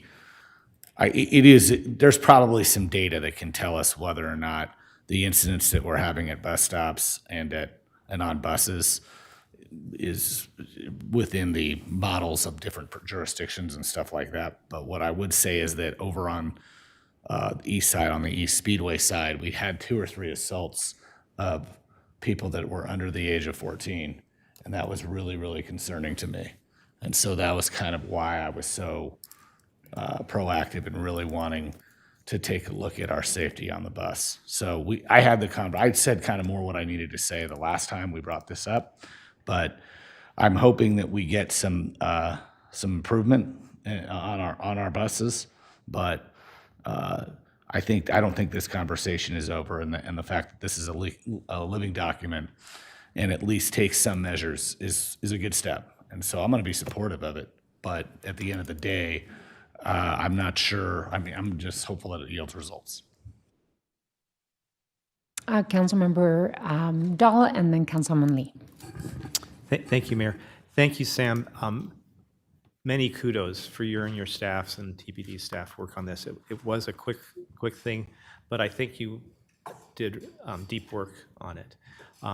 It's clear we don't have enough funding for what we would really like to do, and we will be having a different conversation in mid-March after we know whether the RTA safety funding will be available to us. Nevertheless, I think we can keep going. I support it. I do think enforcement on the buses is a key, or quick enforcement, and I like the stopgap measure of deploying some police officers, and especially in concentrated areas, special routes, the transit centers and troubled bus stops. We've talked about the security company that is on the buses. I think we need to revisit that. To me, it indicates that there's a procurement problem, because we knew this company didn't perform very well for us at the Tucson house. And I don't know if that information was in the decision-making to hire this particular company. Thank you again. I support it, and I hope your team will keep working on. It seems like there's some open-ended suggestions and we need to get better. And I'm glad you're going that way. Thank you. All righty, Councilman Lee. Thank you, Mayor. So I want to first also thank you and the team for putting this together and saving us a lot of money in Paul Cunningham's favorite thing, consultants. Really appreciate the quick turnaround, and also this reflects the engagement that you all did. Did I say? Well, no,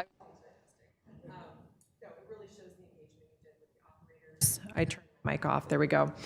Only been doing this for 6 years. The riders, the Teamsters, TPD advisory groups, and I really appreciate that work is reflected here.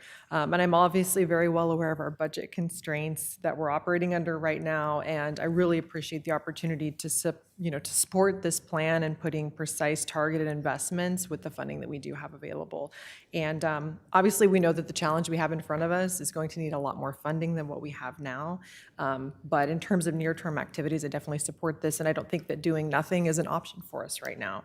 I think this target enforcement, lighting improvements, environmental upgrades, and better conditions and coordinations are all necessary steps. A couple concerns I have thinking about longer term, though, is relying on existing TPD officers. I've written about this in my communication. I think for a longer term solution, we need new capacity. We need new positions for new police officers, so we're not taking people off of patrol and other critical missions, because we know our TPD staff are already stretched way too thin. But in the near term, we definitely need to utilize the resources that we have on the most problematic areas.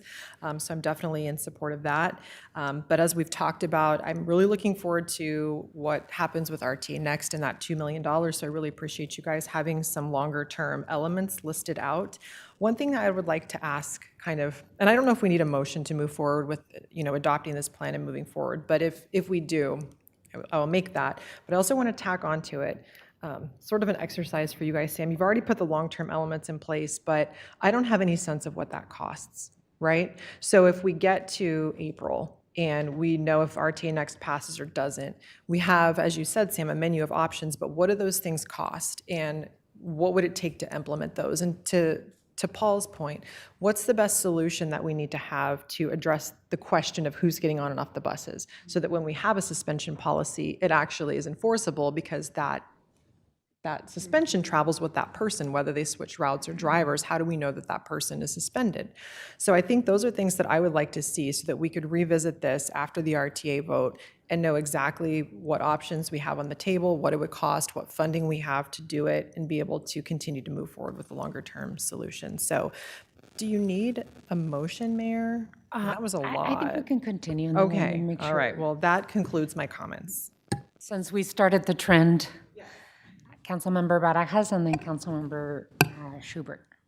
Well, thank you, Sam. I know this document was really impressive because you only had limited time, and I read through it multiple times just because this is something that I'm really concerned about. You know, it's something that I hear from all voices, from drivers to riders to family members to educators, you know, that do rely on our public transit. And I understand this is a living document, so I know we're going to have many more conversations. But just some elements that I would love to think about moving forward. I would love to see if we could do some type of community outreach campaign revolved around the app, because I don't think a lot of our businesses, our schools, our nonprofits, our mutual aid groups, our residents are aware of this tool. So I would love to see if there's a way where we could really engage with all, really robust engagement effort to get folks on that, so they'll know that they could access that tool. And something too that I would love to see, when you were talking about the rider suspension policy, you know, doing different work in different communities. I know the folks that could really transform an area are folks from that area and have real lived experience.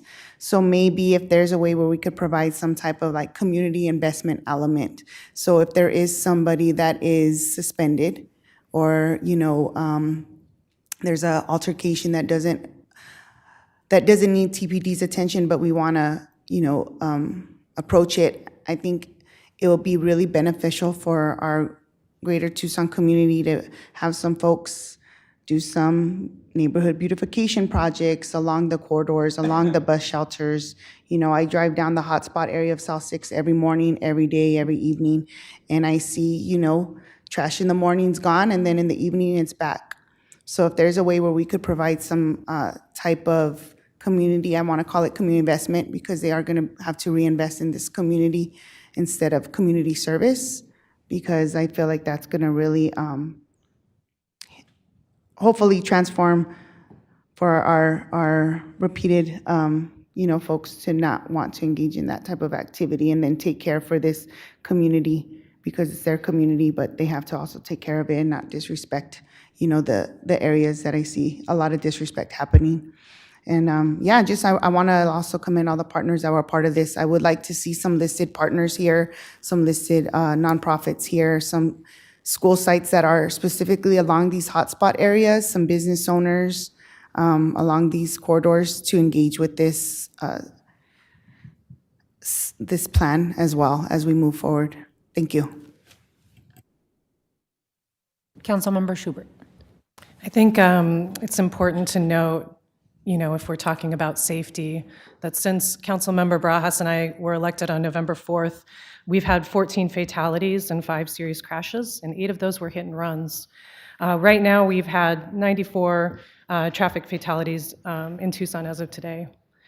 So I hold that in my mind, along with these very valuable conversations that we have about safety on transit, which I agree are important. Everything I've learned from transit riders is that these routes are very different from each other. I've talked to so many parents who send their teenagers on the bus without thinking twice, people who grew up riding the bus, and then I hear about the experiences of others. So I think it's important to be thoughtful with our solutions. I just want to say, you know, when it comes to other users of the road, no nightmare is needed. It's their everyday life that they're taking their lives into their own hands, their well-being into their own hands, just for a simple commute. pretty much any bicyclist in Tucson is in that category. I'm not trying to offer platitudes or dismiss, safety concerns on the buses, but I think it's important to right-size this discussion in the bigger picture of what it means to keep our community safe. I'm super interested in continuing the ambassador program, and I'm curious to know if the other council members have received a report out about the efficacy of that pilot program. I'm pretty interested in that. Director Credio also mentioned the success of the Rio Nuevo funding of off-duty cops at Ronstadt. I'd be interested in seeing data about that too and kind of comparing.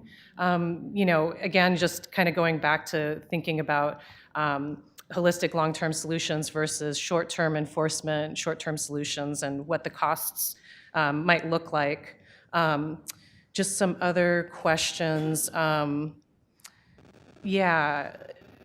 Looking at the suspension procedure, I think it is really important. I want to echo some of the other comments I've heard about stepping through each part of the process to ensure that we have a full plan in place and aren't putting bus drivers in a bad position. Like what happens if those suspendees come back on? Councilmember Barajas, I really liked your idea of community investment, having that element in the safety plan that gets more at that holistic approach that I would like to see. I also liked your ideas about broader stakeholder engagement, as well as community outreach. I'm a big fan of the transit app, but many people are not familiar with it, so would definitely like to be a part of helping with awareness. I also liked Vice Mayor Lane Santa Cruz's suggestion about a public-facing dashboard for tracking these impacts. I appreciate that this is a dynamic and evolving plan, and very much hope that we can make changes as we go along and make modifications so that we're being effective and also fiscally responsible. When it comes to focusing on enforcement, my question is always what happens with that individual afterward, because if they're not on the buses, then they are somewhere else in our communities.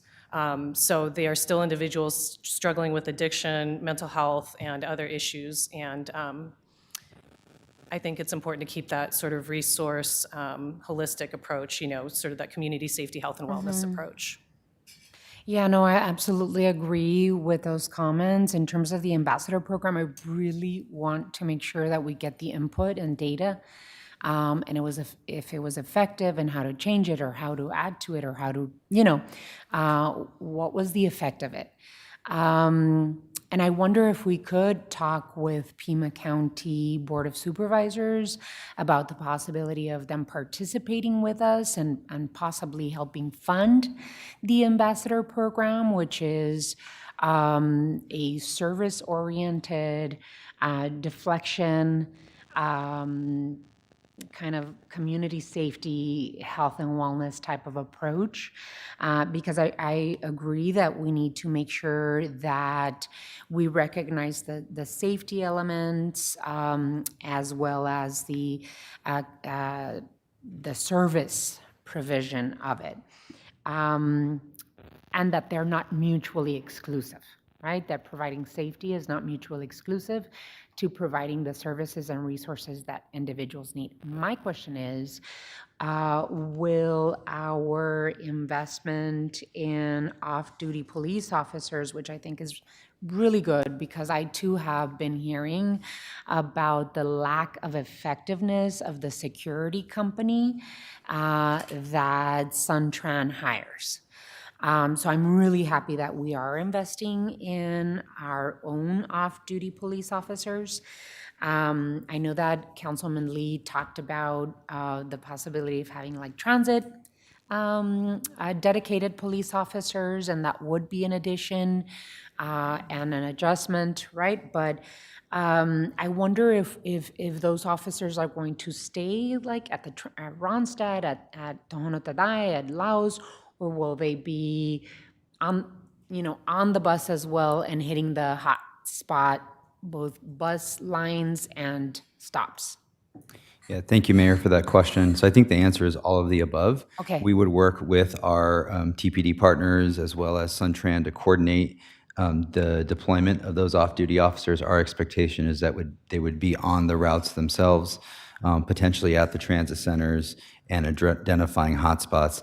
I think it's also important to acknowledge that as we start to really hit these hotspots, the hotspots are going to shift. And so we have to be prepared to shift with that as well. And also, Mayor, I'll just offer, if you'd like, I could give a very high-level brief summary of the Primavera pilot, if you'd like me to do so. I've got a little bit of data that I can share with the Mayor and Council right now. Do it quickly, and then we'll have a motion for you.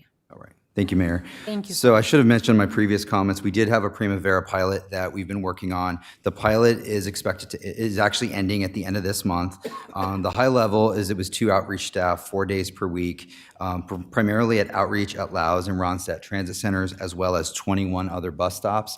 There was some conversation about doing outreach on the buses themselves.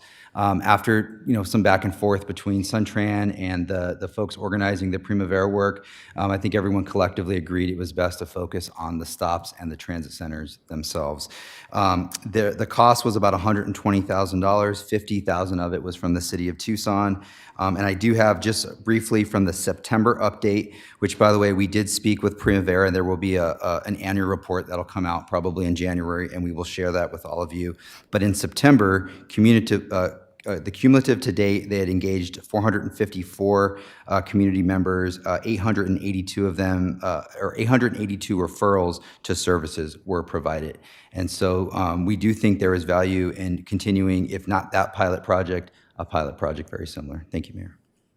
Yeah, I absolutely agree. We should definitely continue that ambassador program. And I think that is something that we should possibly ask the Pima County Board of Supervisors if they're willing to invest in behavioral mental health, all of these issues that we talked about in our joint meeting and things that we want to solve together, and see if they're interested in partnership and investing in the continuation of the Suntran Ambassador Program. Vice Mayor, I know that you have. Okay, thank you, Mayor. I also just wanted to thank Councilmember Schubert for her remarks, especially around private vehicle traffic, because having my colleagues make the suggestion that charging fares on public transit would have a positive benefit to public safety completely ignores the statistics of the violence and injury that we're seeing on our roads, on our everyday traffic. Councilmember Schubert gave the numbers that we're facing just this year alone. I hope that same energy comes back when we're having that discussion as we focus on pedestrian, bicyclists, safety as part of the safety initiative for the city. I also, Councilmember Lee, you're the only council colleague that hasn't gone on a bus ride with me. And so I hope that I'm going to follow up again and reach out to your office that we can do that, because I think it's important, again, as we want to legislate, that we're also seeing for ourselves on the ground the impact that has. So with that, Mayor, I want to move that we accept the city manager's recommendation for this item. There is a motion. May I have a second? Second. There's a motion and a second. Councilwoman Lee, and I also would like to make sure that we have continuation in terms of looking for ways to continue funding the Suntran Ambassador Program. I don't know if that's the official name. I know it was the pilot name. But if we can add to the motion that we continue our work in trying to find the funding for the ambassador program okay.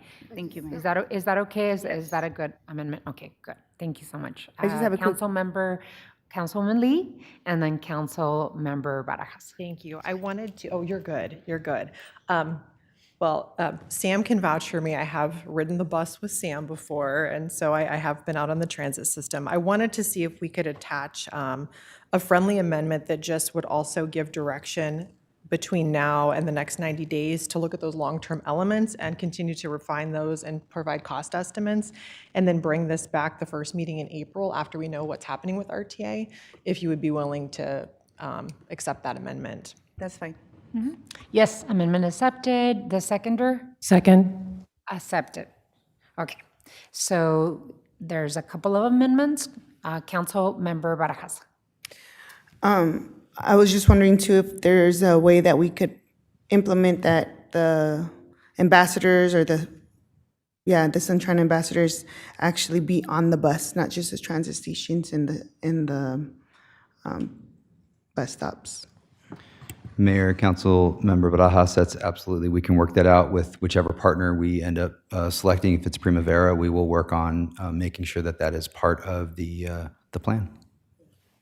Alrighty, so we've got clarity in terms of the motion and the additional amendments. Okay, great. Thank you, Ms. Clerk. Anything else? I know, Christina, you had your hand up for something? No, you're good?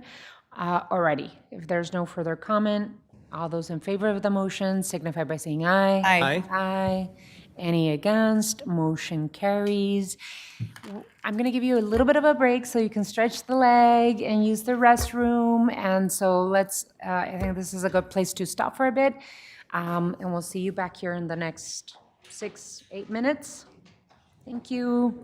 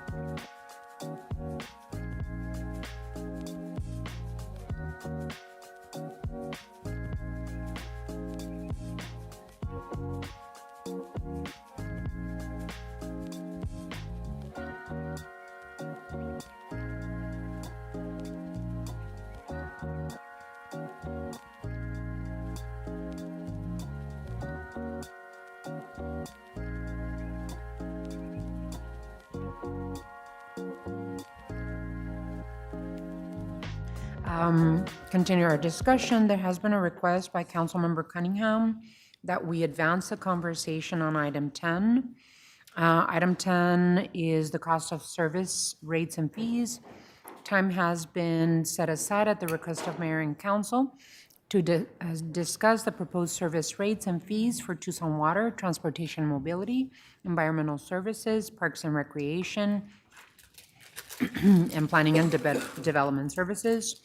Assistant City Manager Swallow, you can present the item. Thank you, Mayor and Council.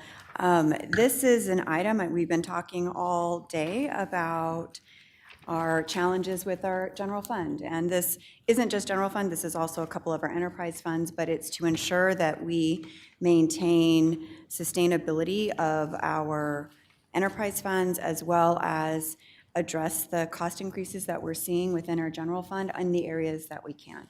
Our teams went through an effort earlier this year to identify the cost of delivering services and have developed some potential recommendations on how we may move forward. This item is intended to just be informational at this point. We're looking and soliciting feedback from you in terms of your thoughts and what you're feeling about the current suite of recommendations. Based on that feedback, we will do some additional work, and then any action would start with a notice of intent in late March. And with that, I am going to turn it over to Sam to start.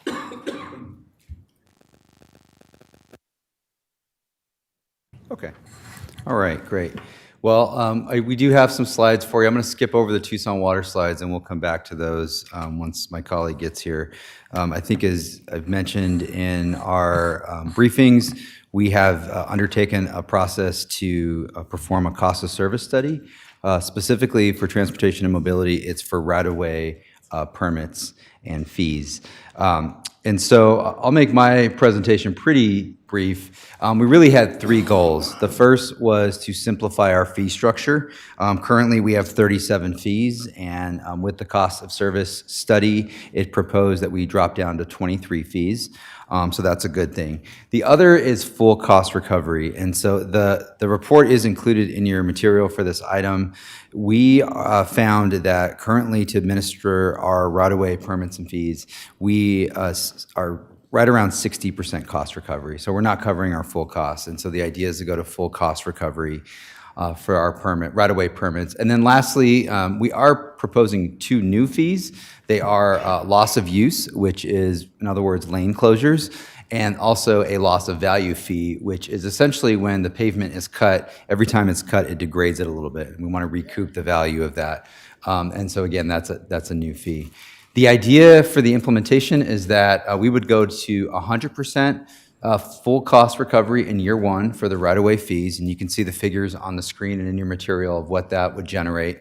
And then for the loss of use and loss of value, since those are new fees, we would propose that we implement that over a 3-year period. We do have a revenue projection for the lane closure fees, as you see on the screen there. We do not have one for loss of value because that is a brand new fee that we've never collected before, and it is very difficult to project what that revenue would look like. And again, these are just revenue estimates, but it does give you a sense of scale of what implementing these fees could look like. And I will turn it over to, is Sylvia here? All right, great. I'll turn it over to Sylvia.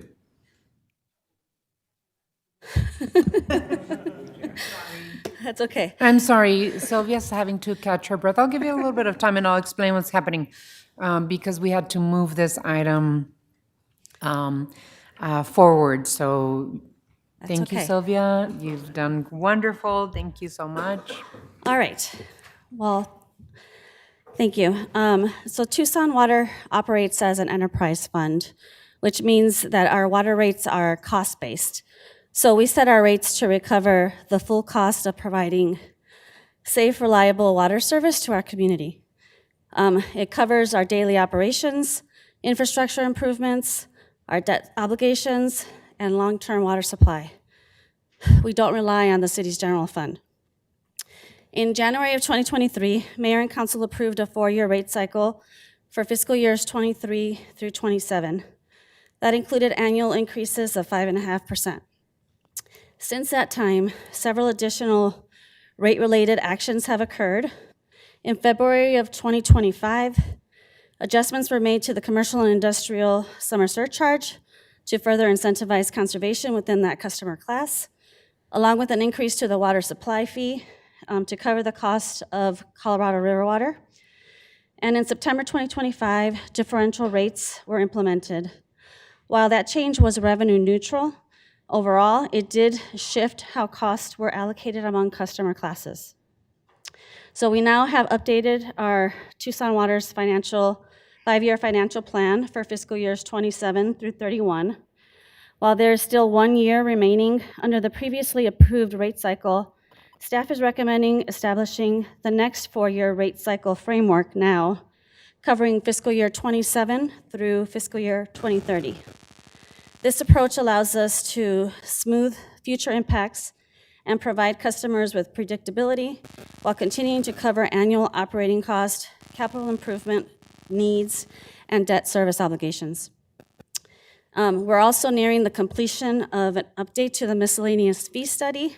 This is the first comprehensive update since 13 years, since 2013. And like our rates, these rates are also cost-based and are currently in final review with our rate consultant, Raf Tellis. Turning to the next slide. So initially, staff recommended 4 annual system-wide revenue increases of 3.5%. This approach meets the utility's minimum financial metrics and maintains our goal of funding approximately 40% of our CIP through debt.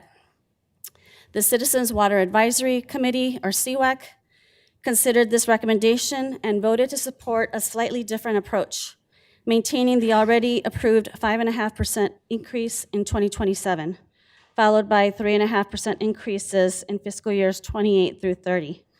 CWAC also supports maintaining the 40% debt-funded CIP target. Included in your materials are 2 financial plans that support these recommendations. Staff is continuing to advance both cost of service models, and we will return to Mayor and Council in the spring with a notice of intent for both the water rates and the miscellaneous fees. Thank you. Thank you, Sylvia. Now continue. Mayor, members of the council, good afternoon. As it relates to environmental services, the current fee structure, it really financially solved and really just to meet the short-term current financial obligations. What does that mean? That we can pay for gas, that we can pay for labor, but it really doesn't give us the ability to sustain a long-term financial plan as it relates to capital improvements, vehicle replacement programs, really be in a position really to absorb and create a lot of the zero waste initiatives, as well as really to continue to be on a very proactive manner in terms of environmental compliance, not only as it relates to the active Los Reales Sustainability Campus, but also the closed landfills. As we know, we got over 16 landfills that are still closed that we still need to monitor. We need to do a lot of compliance, and they require a lot of work really just to be in compliance. So the fees that the council enacts really need to fully recover the cost of really refuse and recycling collection, landfill operations, the waste diversion programs, as well as the citywide community cleanup efforts. We do that on a very passive mode in terms of cleanup efforts. And so one of the things we're looking at that is can we enhance some of the services? I mentioned what are some of the long-term sustainability requirements. I get fleet and equipment fleet that as it relates to collection equipments ranging from just pickup trucks to skid steers to all the various types of collection equipment, rear loaders, front loaders, side loaders, and then equipment at Los Reales Sustainability Campus, which is your bulldozers, your haul trucks, your compactors, all that equipment that is very, very much needed and very expensive. Capital improvements, looking at really creating, with the notion of the Los Reales Sustainability Campus, really going out there and deploying the landscaping buffer. We're essentially have outgrown our facility at Los Reales. We need to expand. We need to add restroom facilities. We need to add locker facilities. And so those are really some of the capital improvements programs. Zero waste initiatives is really continue to support the plastic reuse program, as well as the other programs in there. environmental compliance, landfill gas, groundwater monitoring. So those are the things we need to be equipped really to fund those programs. Next slide. So the cost of service, the draft cost of service has been pretty much completed, but we are at the request of Environmental Services Advisory Committee as well as direction for the city manager's office is can we look at really, not just really look at an increase in the rate, but really looking at and diving down into it is can we look at and design a rate, a separate rate, which we're calling now is a clean city fee. And is that really to encapsulate and really try to recover the cost, really to provide for the homeless camp cleanup program, the homeless work program, the graffiti abatement program, the illegal dumping cleanup program, and then the team up to clean up a program, not really in going in from really just more of a volunteer passive program, really to more of an active cleanup program citywide. So we're developing essentially those numbers. What does that really equate to? So that we can be in a position really to bring that back to the council for your consideration in briefings pretty much in January, so we can get some feedback and direction as we move forward with that fee implementation and proposal for fiscal year 27. Thank you.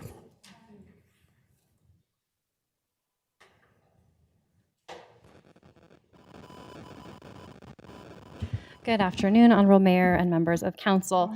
PDSD is also proposing an increase to our fees to better reflect the cost of our planning and development services. First, I want to kind of go over how some of our fees are structured. Really about 70% of our permit volume is building permits, and those fees are charged as a percentage of the construction valuation.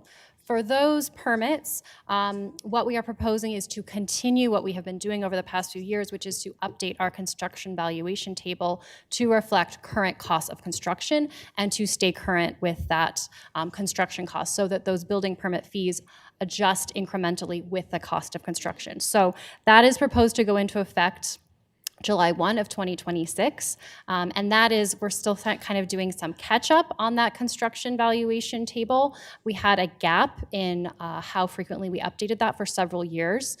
So we, over the past 3 years, have been catching up to the current construction valuation table. So as of July 1, 2026, we will be on the current construction valuation table, and we'll be maintaining that moving forward.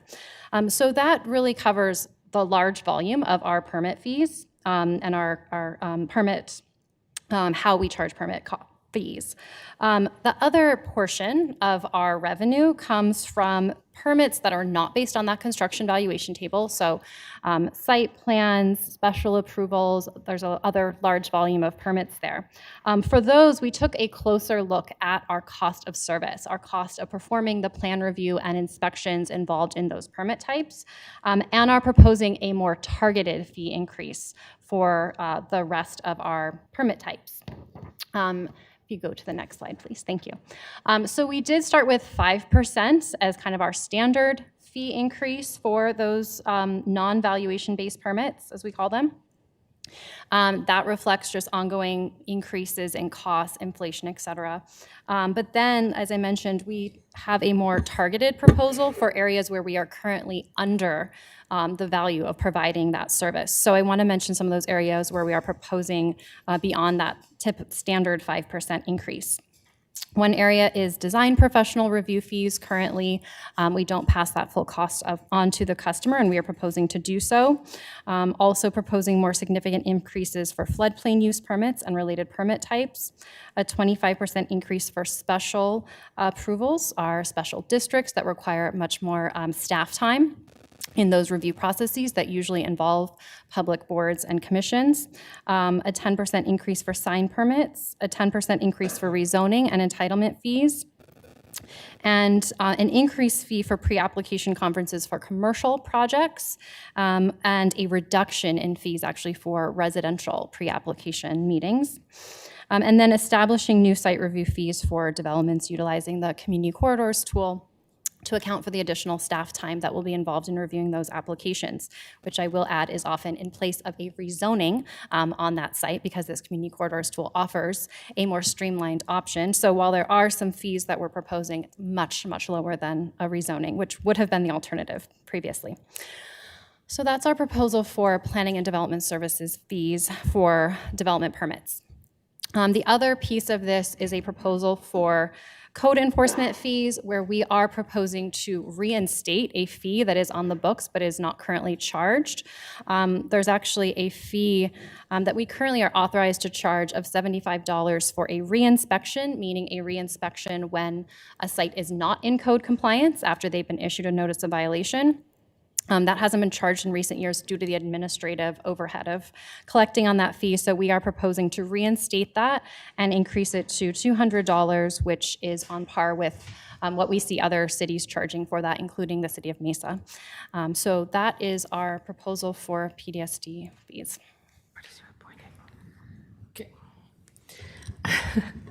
Good afternoon, Mayor, Council. So when it comes to Parks and Recreation, kind of wanted to lay the framework of how we approached looking at our fees in general. We're really trying to align our fees to service demand, but also recovery of a greater share of what the actual cost is to provide a program, a facility, or access to parks, and reduce some of the gap that currently exists when it comes to what it costs us to provide it versus what we've been generating. And a lot of the key drivers behind that is the increased operating and staff costs since the last time that we really touched any of these fees. A lot of these fees were not, have not been updated since 2010, which is a pretty significant amount of time. And so you can just imagine how, just if you think about what minimum wage has changed in those years, why we are looking at this. We also have tried to be very mindful about maintaining a discount fee structure proposal.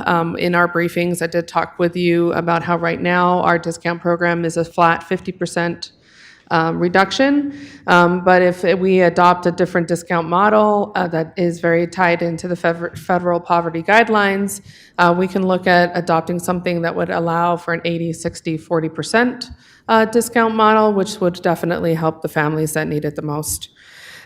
We are also looking at recommending some new fees and also adjusting or removing fees that we just no longer utilize or are not efficient. In our code currently, we charge non-city residents a 25% increase on top of what a resident would pay. And so we're recommending to also adjust that to a 50% increase. So in straight terms, if someone pays for a leisure class $100 and they're a city resident paying $100, a non-city resident would pay $150. So pretty simple. Make sure, okay, it did go. So in looking at some of our newer fees that we're recommending is in our youth sports world. We have spring and fall season. We get a pretty significant demand for use of our field facilities. And we get told very high numbers in terms of the number of children that they are serving. But what we know is ultimately we don't have enough fields, and the fields are very expensive to maintain. We would like to introduce a team fee, so basically $100 per team per season. This would allow us to start recouping some of the cost that goes towards maintenance, but we're hoping also helps us to get a little more truth in reporting of who they're serving or how many kids they're serving in each particular season. It would also allow us to collect some very valuable data for long-term investment purposes in terms of future fields. Over in the aquatic side, there's a number of fees that we are looking at, introducing a lap fee, a lap swim fee for monthly use. Our therapeutic pool, we know that we are providing a very significant benefit with that, but it comes at a pretty high cost to provide 6 days a week access. We've had inquiry into private swim lessons. We don't have a fee adopted for that. We have a lot of external groups that want to utilize our pools, some of them exclusively, some of them shared. So modifying our fee proposal to allow us to enable more of a yes than a, hey, we're not really built to do those kinds of things. We're looking at our facilities, pickleball courts, very high demand, but we currently do not charge at a couple of our locations for outdoor pickleball use. We do have a current tennis management agreement. We could opt to potentially have them help us with doing that or implement our own fee collection mechanism. We have 5 golf courses in the city, and cost to maintain them and capital improvement needs in the future. We have the Greens Committee that has made a recommendation to do a $2 per round of golf surcharge, which then would get dedicated into a specific golf account for future investment. And also, we have areas that we consider open area rental space, but we don't have a specific fee that allows us to charge for that. So just giving us another tool at our disposal. And another area that we often run into is folks that might want to have staff help support certain activities or after hours access to facilities, but that would come at a direct cost to the department. So essentially, we would be subsidizing their use. We'd like to introduce a direct cost recovery fee. So basically, you tell me you need a particular center for a certain number of hours after hours. I could direct bill you for that cost, and then the city is recovering it, and then we're no longer subsidizing their access or having to say no. Wait. There you go. So key program adjustments and impact that we want to make sure that we're cognizant of recognizing. KidCo after school and summer camp. This fee has not adjusted through the years at all. Right now, you have families that are paying $50 a month for after school and $250 for 8 weeks of summer camp care. And that does come at a pretty significant cost. So we would like to do a better cost recovery for that. Leisure classes, which is like your pottery class, jewelry class, gymnastics class. Sorry, I'm going to cough.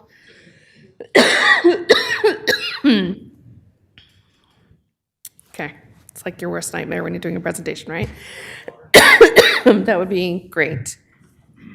Sorry.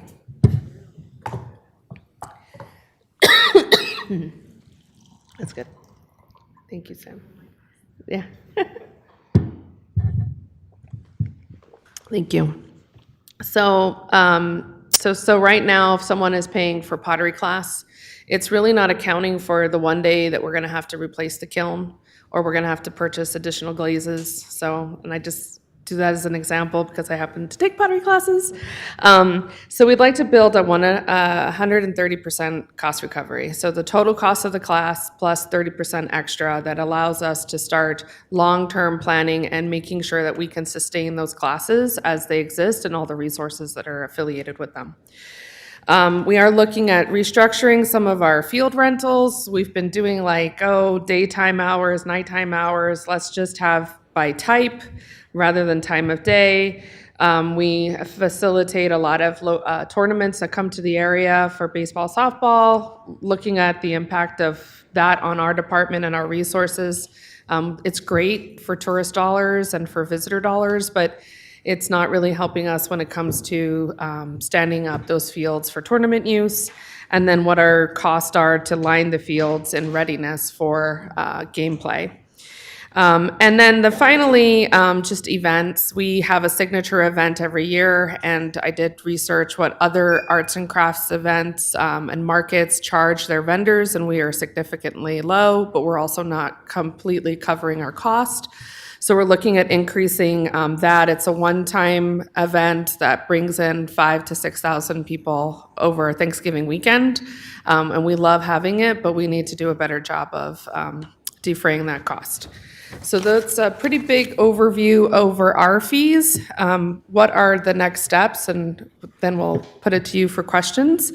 Is our plan would be to have a notice of intent coming to you in March.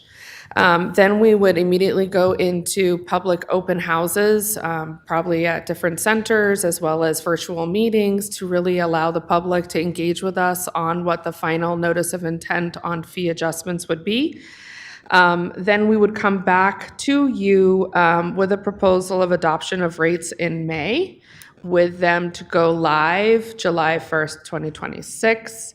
I do want to say for the Parks Department, since we know we have such a wide audience that we are impacting with our recommendations, we would plan to start doing some informal conversations based on your feedback and what we're told we can proceed with. Alrighty, that was the last presentation. Okay.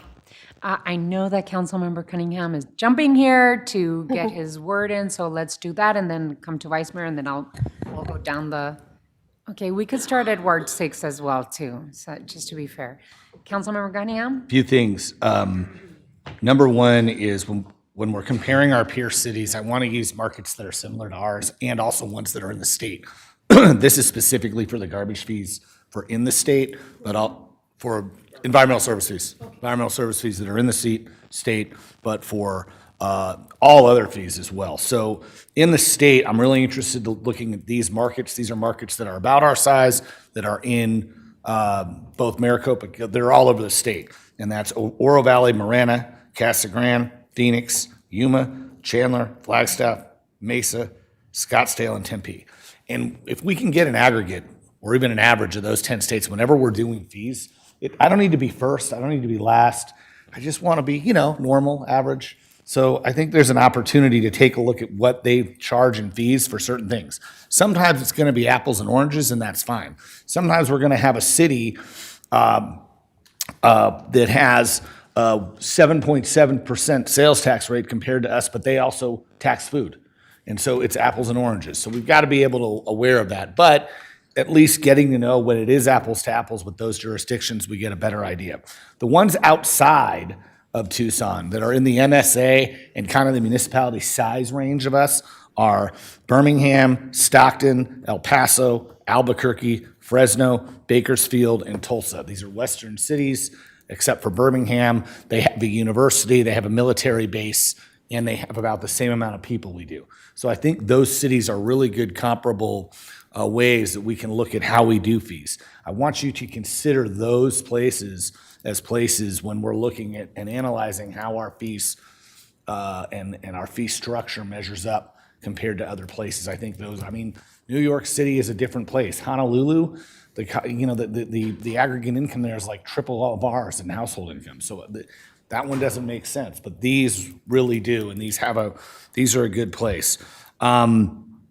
So I think it's great that the city, that City Water is looking at reducing the long-term 5.5%. It's just another testament to how well they're doing their job. But I will say I want to know what that total is if we're also adding that utility tax and how that affects that piece.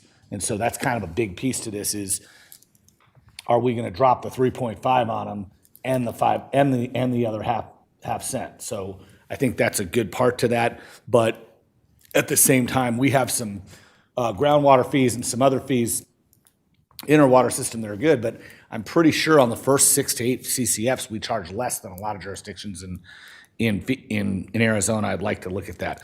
I think Parks is totally on the right track. And let me make this really clear about the youth sports stuff because it's what I do. It is a common practice to overstate how many kids you have. And my phone blows up all the time from coaches complaining about a field that's empty that's been reserved by another coach. Not only that, the fee that you're proposing is $1 per kid per week per team.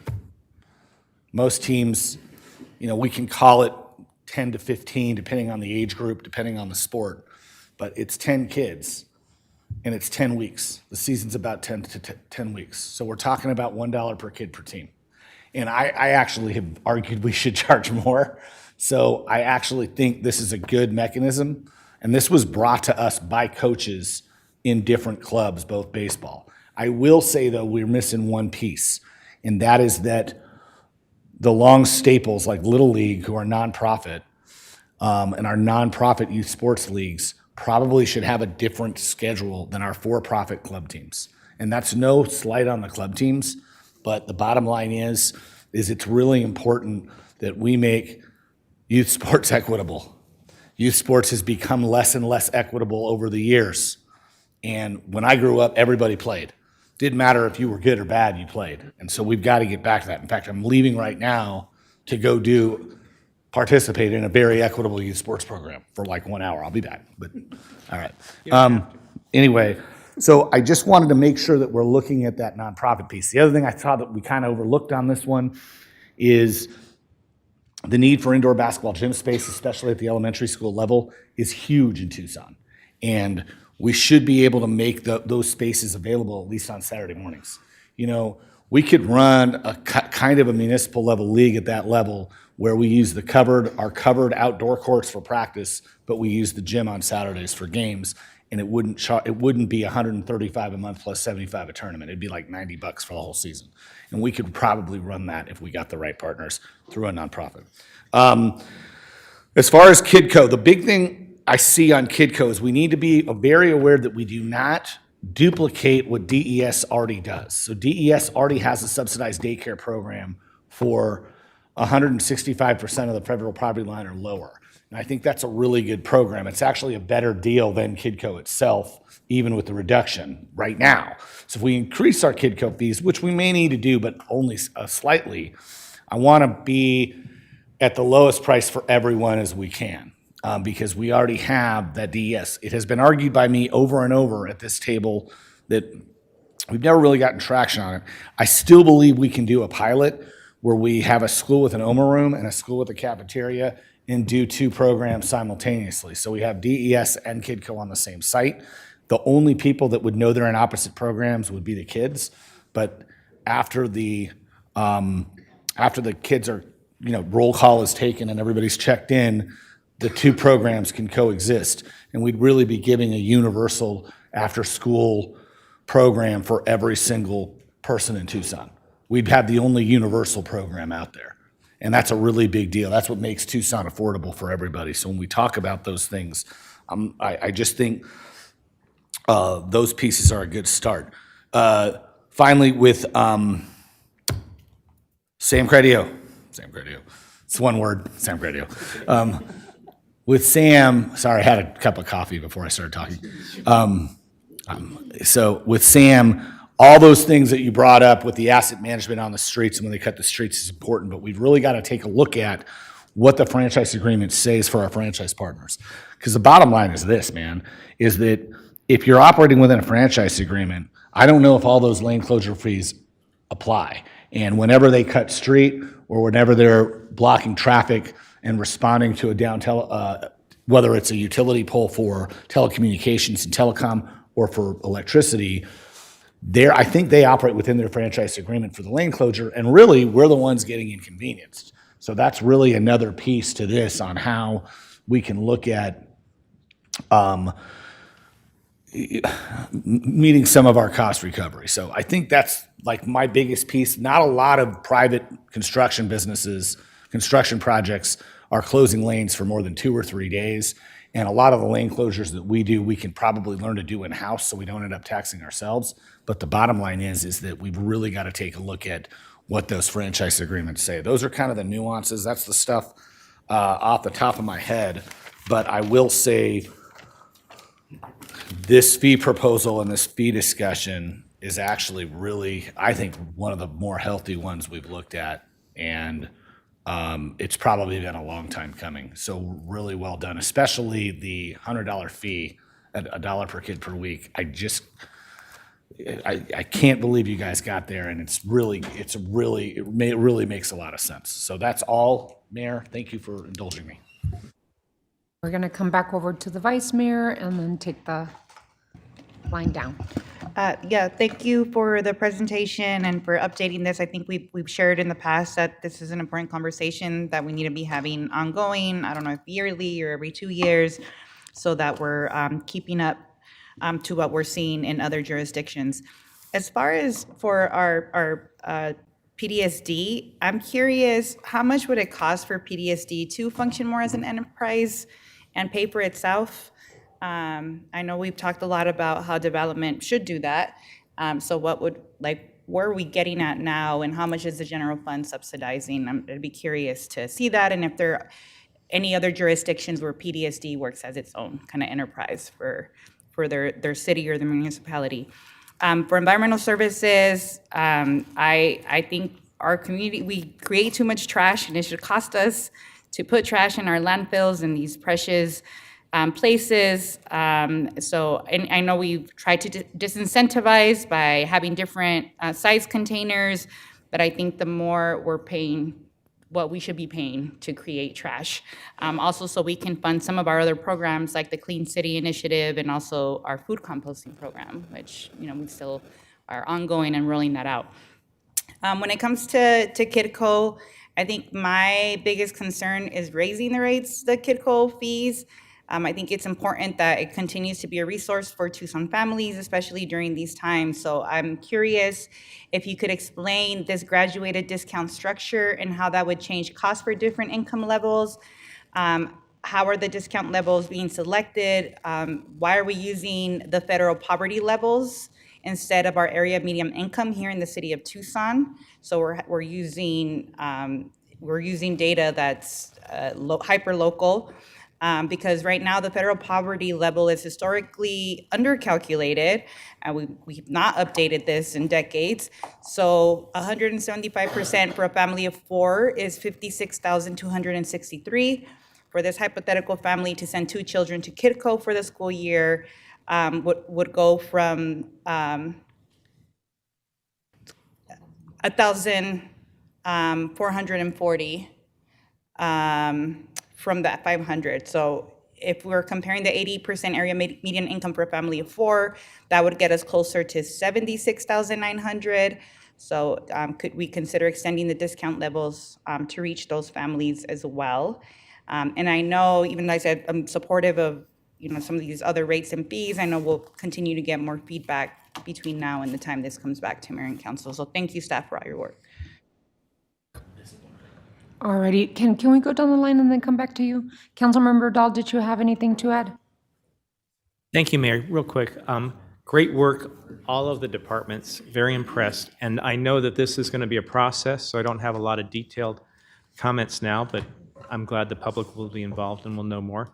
One point, and I appreciate that we're going to be adding some aquatic fees. I think it's important that the open swim for families in the summer continue to be free, especially as every summer gets hotter. Thank you. Councilwoman Lee?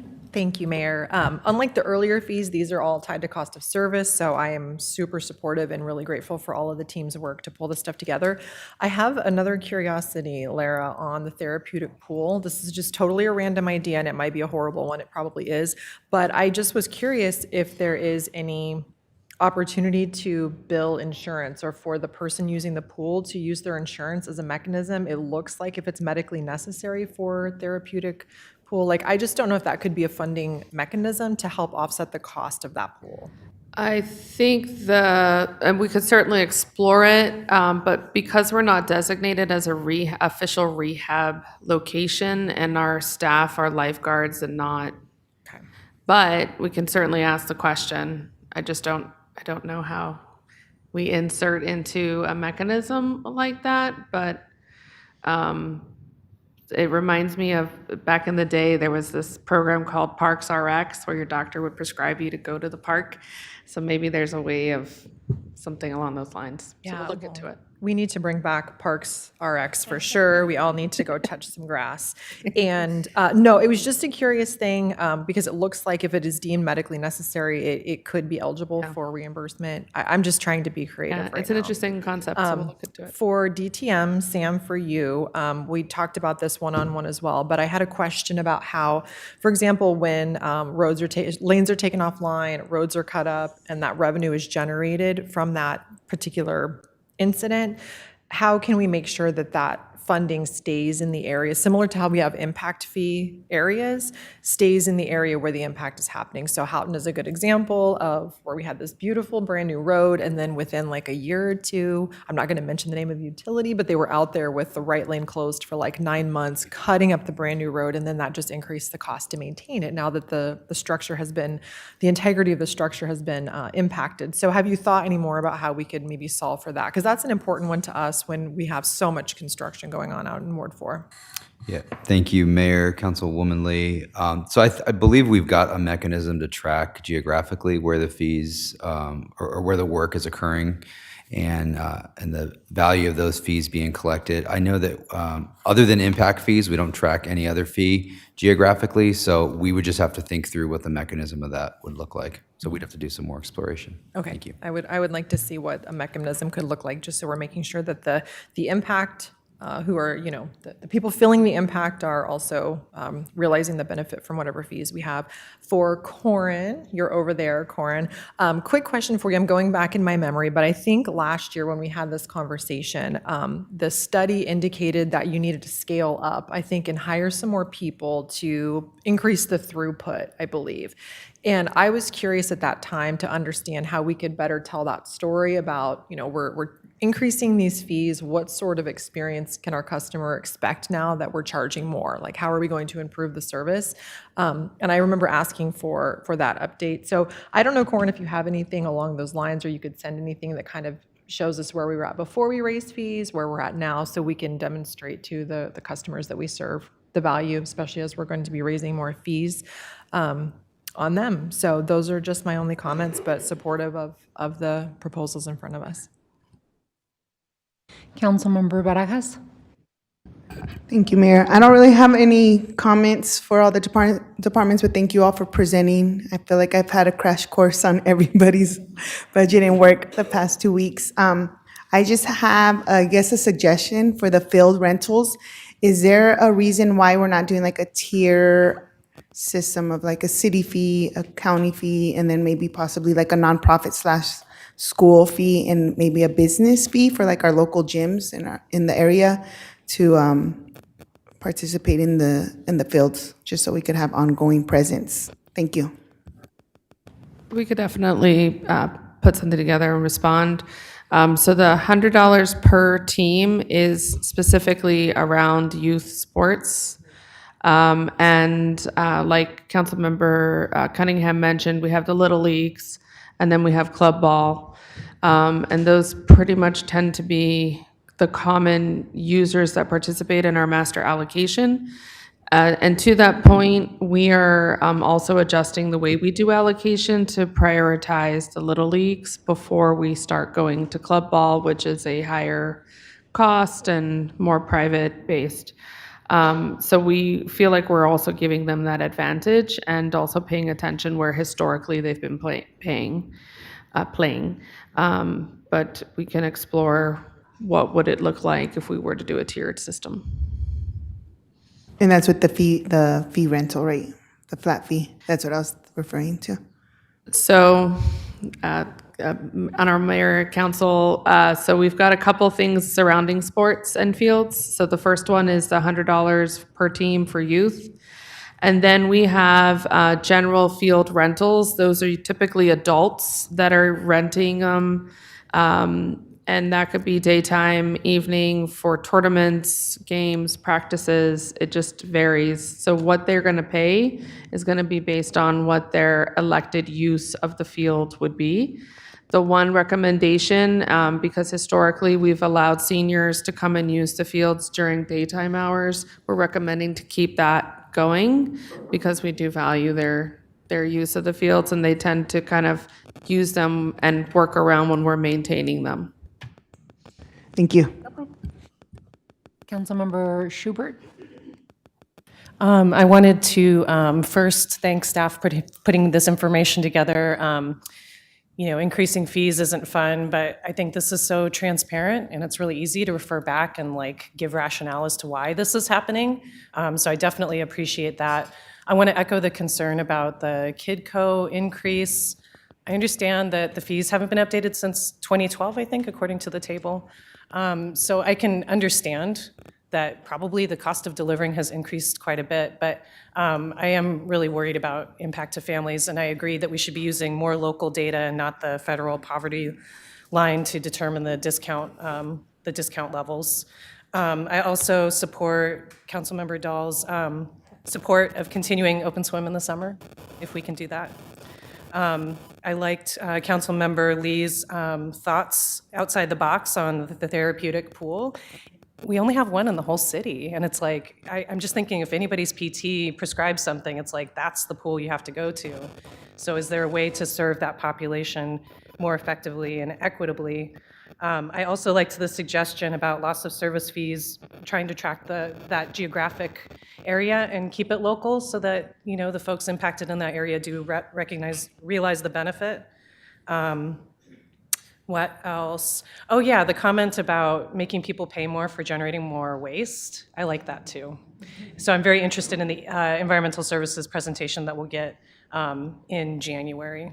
And I know that we're going to have a lot more conversations and public outreach about this. And I just think it's incredibly important that as we're doing that, we're trying to reach impacted people using a variety of different accessible methods, like not just technology and Zooms, but also meeting people where they're at, having bilingual content, and ensuring that the people who are going to be most impacted by these changes have a chance to weigh in and give their feedback. Thank you. Yes, go ahead, jump in. Thank you, Mayor, Council. I just want to be really clear so that there's no misinformation. We are not looking to remove open swim and add a fee.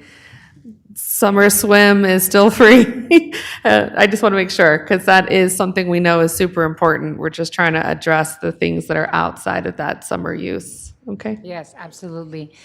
Councilman Lee. This is for Councilmember Cunningham, since he had to step away. He had a question, Corin, for you about carve out for adaptive reuse. Do you know what he means by that? Because I don't fully know, but I'm glad you do. Okay, here she comes. Yes, I think that's definitely something we can look at. How can we use our fee table to incentivize adaptive reuse? That's something we can look at as we continue to refine the proposal. Councilmember Cunningham would like for you to do that. Alrighty. Thank you so much. I too want to thank and appreciate each department director and their teams for taking a thoughtful, transparent, results-driven approach to this. I do agree that our environmental services department and our Los Reales Sustainability Campus delivers many, many options for diverting waste, and our food cycle program and so many other programs that we have should take precedent. And I agree, the more waste you produce, the more you should pay for it. I really like the Clean City fee. These are additional activities that we should be providing our community, and they're important cleanup efforts. And so I really like the idea of a Clean City fee, and looking forward to that additional discussion and see where we take it. On the planning and development services fees, I just want to make sure that there are cost recovery, but also I don't want to get in the way of building affordable housing or delivering projects quickly to our communities. So just want to make sure that we are really looking at that possibility. With the Parks and Recreation fee adjustments, I don't think we should ever get to the point of, hey, it's been 15 years and we haven't looked at these fees before. I really do think that, because then it's a shock. And right now, we just had a conversation about the budget and the possible recession or what's happening to our economy. People are feeling the pinch. They're feeling, the childcare going up, healthcare going up, food going up, rent going up. And so I think we have to be very deliberate in how we raise these fees. I know that there are other departments like transportation and mobility that's saying, hey, so we don't cause the shock, we're going to take it in increments. What you're suggesting is that we go after school from $500 a year to $1,200 a year. That's 60% increase, 70% increase. And so I think we have to put more thought into what we're doing with KidCo. I agree that we should recover. I know that we're paying more, minimum wage is higher. I know that sometimes we have facility uses. I agree, and I'm not against moving those fees up, but I think that we have to be much more deliberate and conscious about how we move through that through that concern and the cost recovery. I think the 3 tiers are complicated. I don't know how we do it right now. I think low income receives a 50%, and it's just one way of doing it. I think we had talked about the 3-tier before and scratched it because it was so complicated. So I would have you think about making it simpler. And then how do we charge it, right? I agree that it shouldn't be federal low income levels because those are really, really low. And then what is the difference between the resident and what residents pay, and then what outside of the city, and how much they pay. I'm curious about how we're going to charge program fees for pickleball and golf, open air area rental fees. And if those are based on cost recovery, it seems to me that we're looking at KidCo after school and charging 60-70% more for that, but then the golf improvement fee is only $2. So, I mean, is that connected to cost recovery, or is it just, oh, $2 would be okay? I want to know if there's any connection to cost recovery or to what we need to do in terms of capital improvement repairs and capital improvement fees. So is there some mathematical equation that we're looking at that we're charging $2, or does it need to be different based on the capital improvement needed? I am very happy that Tucson Water staff is suggesting that we charge 3.5% in our water utility versus the 5.5. We just had a conversation about that. If that is, cost recovery and equitable, I think that that's my preferred direction in terms of where we go with that. But thank you all so much. Really appreciate it. I know that you're kind of starting or finishing up or putting this together for us as we come back, and that we don't have to make any decisions about it today. I'm trying to see what text messages that Paul sent me. Pool fees are fine as long as Summer Splash stays free. So thank you for the clarity on that. I really appreciate you being clear about Summer Swim staying free. Other than that, anything else that you all want to add to this? Any other questions or comments from the colleagues? Okay, thank you so much. I'm glad that we were able to adjust for Councilmember Cunningham on that. Yes. Okay. Okay, so we're going to move back to the previous items. Let me just find myself here. Okay. I think we're going back to 8. Okay. Oh, Dr. Cullen is here. Okay, let me see.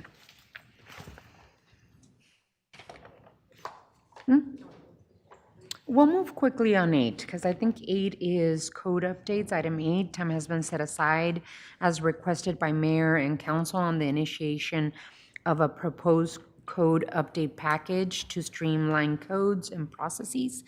Ms. Swallow? I will turn it directly over to our Director of Planning Development Services, Corin Manning. Thank you, Mayor and council members. I'm here to present and request Mayor and Council's direction on a proposed code update package for planning and development services codes and some related city codes. So there's a couple things that we are trying to do with this code update package. This is something that we try to do every couple years. We are always looking on how to improve our services at planning and development services, and part of that is keeping our codes current with our community's needs and the evolving landscape in the community. So there's a couple things we're trying to do with this code update package. One of the goals is to reauthorize and update the city sign code, which does sunset August 31st. of 2026.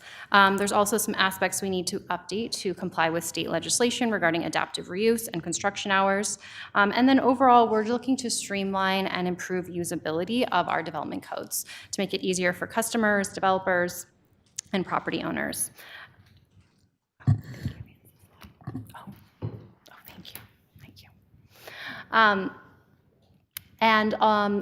Next, to identify and address inconsistencies, errors, and other areas that need cleanup in our code, and then address some other areas identified in previous outreach related to code updates, but were not included in previous amendments. So if you recall, the last time Mayor and Council adopted one of these kind of catch-all code amendments was in March 2023. We made a number of significant changes in that code update, but there was a few that didn't make it into that package, so are included in this package. It's not intended to address areas of significant policy change that we're addressing through other code amendments, such as the amendments we're working on related to data centers, to shelter care, et cetera. So the approach we took was to identify and prioritize proposed code changes kind of internally. That's how we landed on the draft list of code updates that was included in your materials. And then we also plan to do a stakeholder and community survey to gather additional feedback and input should this move forward today. And then again, keep up with a pace of regular code updates approximately every 2 years to stay up to date with our needs as a community. So the policy guidance for this code update package, we'll be looking at Plan Tucson 2025. What are some new areas and policy goals identified in that plan that should be reflected in our codes, the Tucson Resilient Together, Climate Action Plan. There's a number of areas that are where we're looking at resilience and sustainability in our codes. And then the housing affordability strategy for Tucson. What are some small changes we can make to our code to make it easier to build housing that our community has identified as a priority?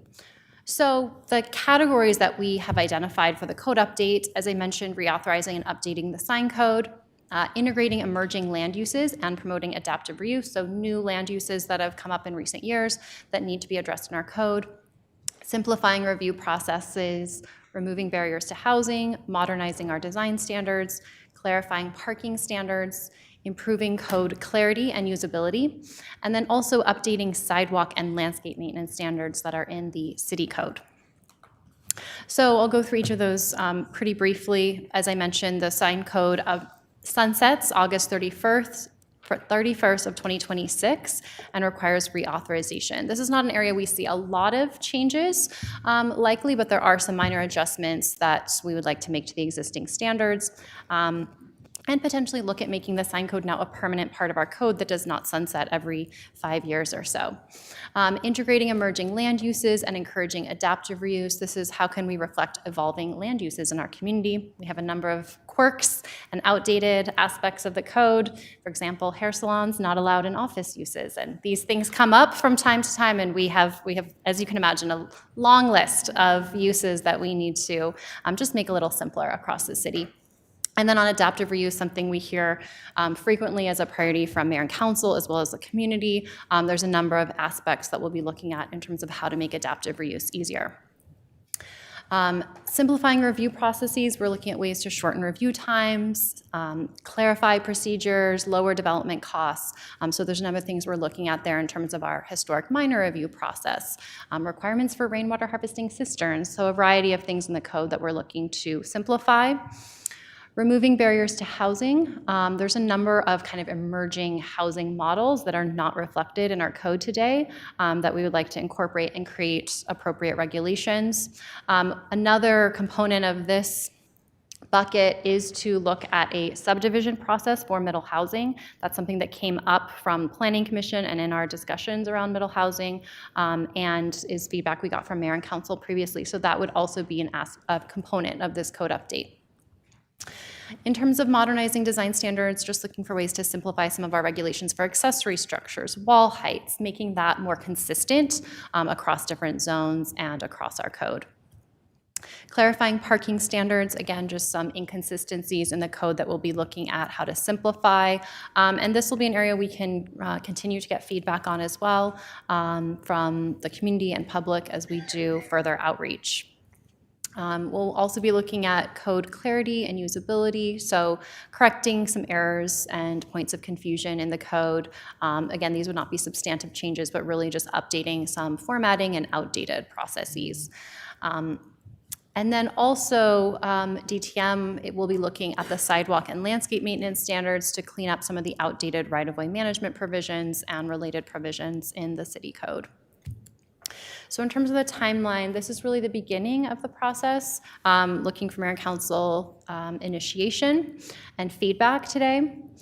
If directed to move forward, we would spend the next several months refining this proposal through community input.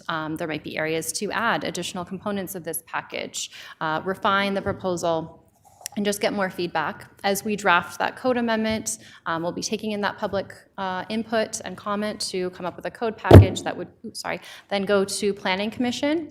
We're targeting next spring for that and aiming to bring this to Mayor and Council by June of next year so that we are bringing this to you in advance of that August 31 sunset date for the sign code.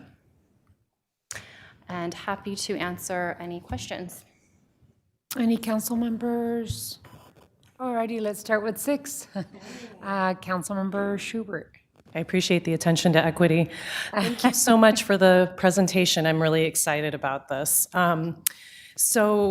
We had a conversation, earlier this week with you and PDSD staff that we would like to visit parking requirements, especially for adaptive reuse and small businesses.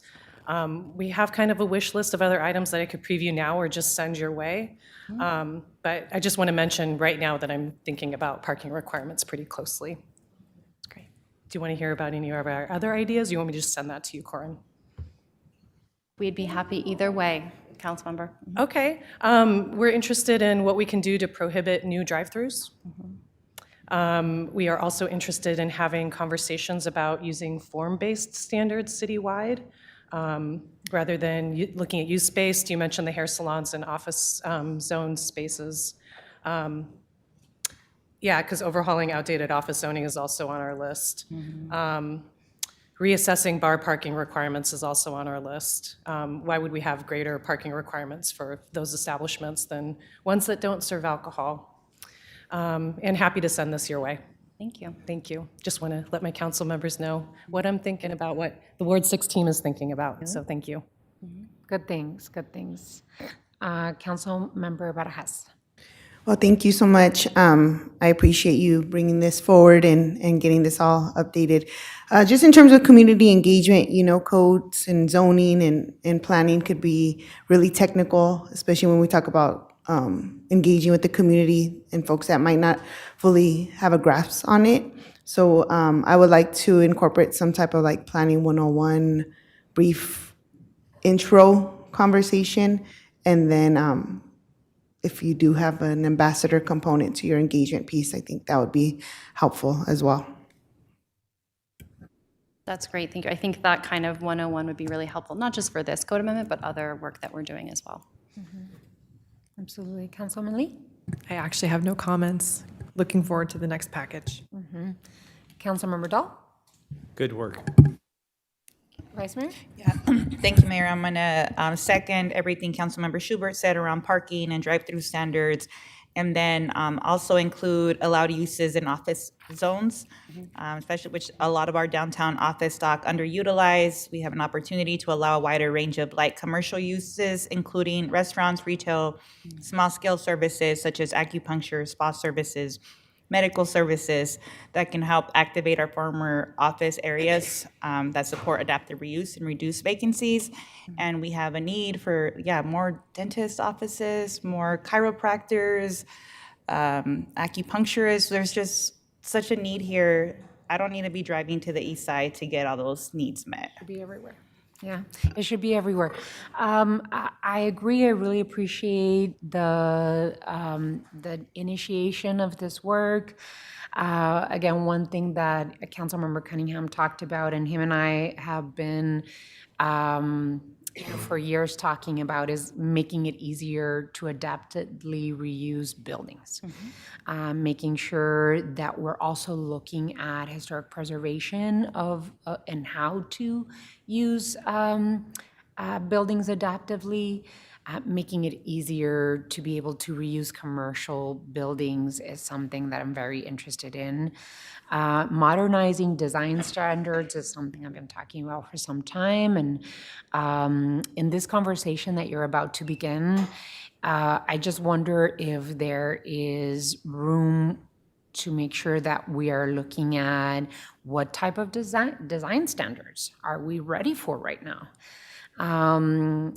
Land use codes and changing the sign codes and improving code clarity is important, but I think it's time for us to think about the importance of design standards and how visually design standards impact our community. So if there's any room in there for any additional conversations that are longer term, maybe, I'm very interested in hearing about.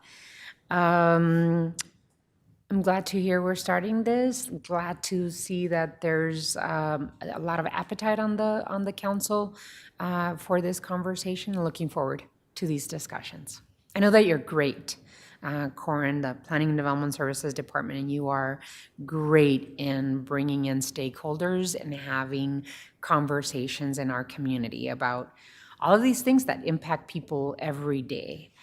For me, it's about allowing density in our community, especially in the most appropriate areas, adaptive reuse and the reuse of commercial buildings and office buildings that sit vacant is important for me to be able to fill, and making sure that we continue building a base and growth inside the city of Tucson. Ms. Wallow? We do need a motion to initiate the code. Okay. So moved. Second. There's a motion and a second to initiate the process. Any further discussion? Hearing none, all those in favor, please signify by saying aye. Aye. Aye. Any against? Motion carries. Thank you so much. Really appreciate it. What I'm going to do, since we do have Dr. Cullen here and Brian Eller, I'm going to move again to item 11. And invite Dr. Cullen, Brian Eller to join us. If you'd like to join us at the table, you're more than welcome to. And as they come in, I'm just going to read the item. Item 11, time has been set aside to give mayor and council an opportunity for discussion and direction to matters that are pending in front of the Board of Supervisors and other regional jurisdictions. One of the reasons that I requested that we have an update on the opioid settlement funds is because I know that there's a lot of movement happening, that there was a request for proposals process, and one of the huge issues that mayor and council were very interested in was a safer center, a sobering alternative for recovery facility and center. I know that we work with the Board of Supervisors to expand that concept and make it a bigger pilot than what we had originally had seen the recommendations for. And so love to hear the update. Thank you so much. Welcome, Dr. Cullen, and thank you for joining us. Welcome. Thank you so much, Mayor, Vice Mayor, members of the council, new members of the council. I'm Terry Cullen. I'm the Pima County Health Director. With me is Brian Eller, who's the Division Director for our Community Mental Health and Addiction Program. We do have a slide deck that Brian is going to present, and then we will take questions. Thank you for the opportunity. Agreed. Thank you all. So if we'll proceed to the next slide here. Okay, you got it. Oh, I've got the controller. Awesome. You're in control. Hey, that's great. Cool. So what we're going to cover today is an overview of the One Arizona Agreement. We're going to look at some of the settlement sources, revenues, the local distributions, the IGAs, the expenditures. We'll get in some details about the Regional Opioid Settlement Advisory Committee, or ROSAC for short, especially for the new members that might be of interest. We'll look at the priorities and funding recommendations, and then the current status of the RFPs, which I'm assuming that's going to be most of the interest. So I'll cut through a lot of the other information pretty rapidly, and just invite any of you, if you have further questions, reach out to us, and we'll be sure to address those. Okay, so here's a brief history of the opioid misuse prevention milestones. You can see from 2015 and prior all the way through 2025. Some key dates up here that I want to point out from 22 to 23. There was a large IGA outlining the One Arizona Agreement that was signed with all jurisdictions, including City of South Tucson, Township of Marana, Township of Oro Valley, Township of Sahuarita, City of Tucson. And then in 2024, there was the more specific partnership IGA that was signed between the City of Tucson, Pima County, City of South Tucson, and Township of Marana. And that allowed us to actually braid funding, which in a couple of slides, you're going to see the impact of that, that financial decision for all of the organizations, and the official formulation of the Regional Opioid Settlement Advisory Committee, which is the recommending body for how those allocated funds should be expended. One of the other dates I want to highlight here is the award to CBI for the Safer Center as well. Looking at a quick overview of the One Arizona Opioid Settlement Funds here, you can see the organizations there that were involved in the various lawsuits, McKesson, Janssen, Mallinckrodt, so on and so forth. Arizona is projected to receive $1.215 billion in 18 years. There's two really important points here that I want to make sure are related, though, is that these are not always consistent. There's organizations that will go into bankruptcy, which could affect the overall amount of funds that we receive. You'll see another slide on this a little bit further, but that's a really key point, because the sustainability of the funds and how we allocate those funds become really a priority of discussion within ROSAC based on what we have currently. So we don't know what we're going to get on a day-to-day basis.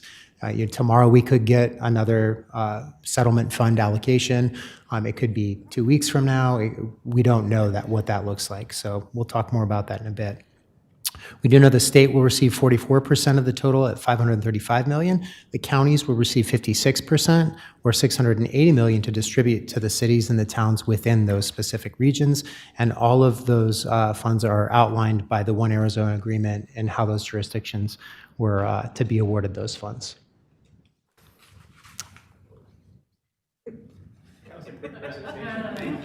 So I'll see you all later. No, just kidding.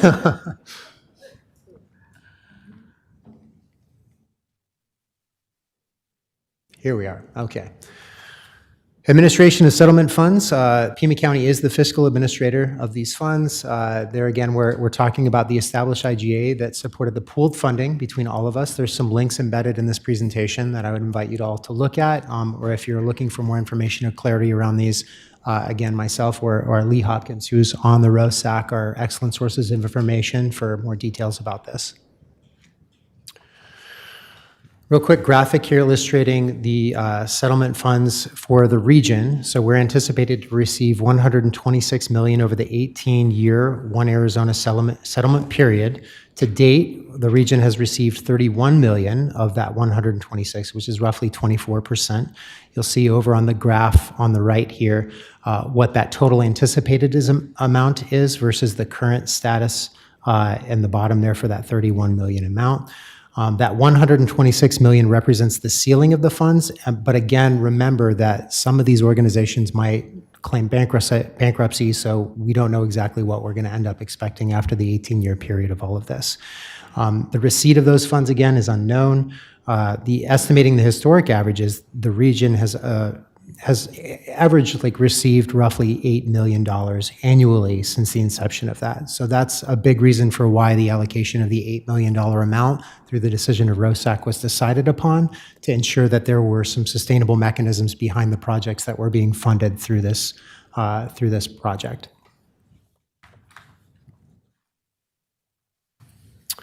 Looking at the pooled versus non-pooled distribution in the green there, you'll see the $787,431 that is the non-pooled allocated to Oro Valley and Sahuarita.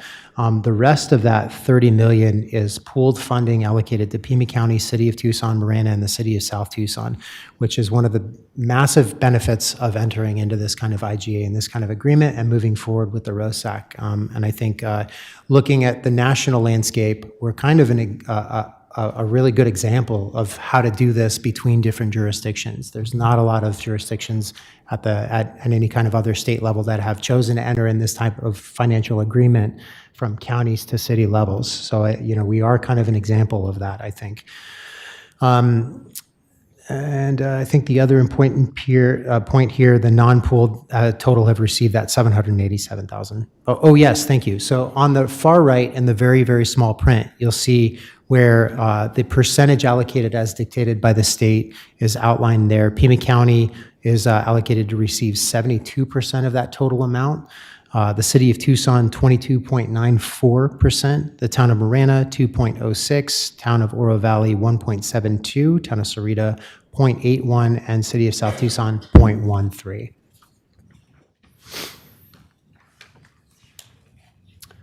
Slide of some expenditures to date and some of the programmatic expenditure plan that have been done so far. A big amount of this, about $3 million, went to the medication-assisted treatment program within the Pima County Detention Center. So you'll see that amount allocated within that graph. There are a couple of other categorical areas which have been budgeted out and planned expenditures for RFPs year 1 through 3. So you'll see prevention efforts there listed across. That includes things like our harm reduction materials, staffing at the health department to help cover a lot of the expenditures, the contracting staff, the folks that develop the RFPs, that oversee and manage a lot of the programs and projects related to that. And then you'll see just underneath that, the RFP totals where an $8 million amount has been allocated from year 1, year 2, year 3 to that total amount. And then the total for all 3 of those categories listed towards the bottom there. Giving some more detail on some of those expenditures, that harm reduction and prevention expenditure, again, my salary is paid for that. We have a data analysis manager that is paid by this, a contract specialist, and a settlement program management specialist, which will be hired at the county eventually to oversee all of the RFP contracts, the reporting, the fiscal requirements, and everything, which is extremely detailed and highly transparent, which you'll see some examples of that later. We've done some Narcan purchases for distribution when we've had shortfalls from ADHS to supplement getting Narcan out to the community for $180,000. And then there were 2 previous contracts allocated through the predecessor to ROSAC. There was a $100,000 contract. Both of these were awarded through competitive bid process. Kodak was the recipient of both of these projects. The first was for pregnant and parenting women to establish linkages to care and ensure that MOED support was provided to those individuals.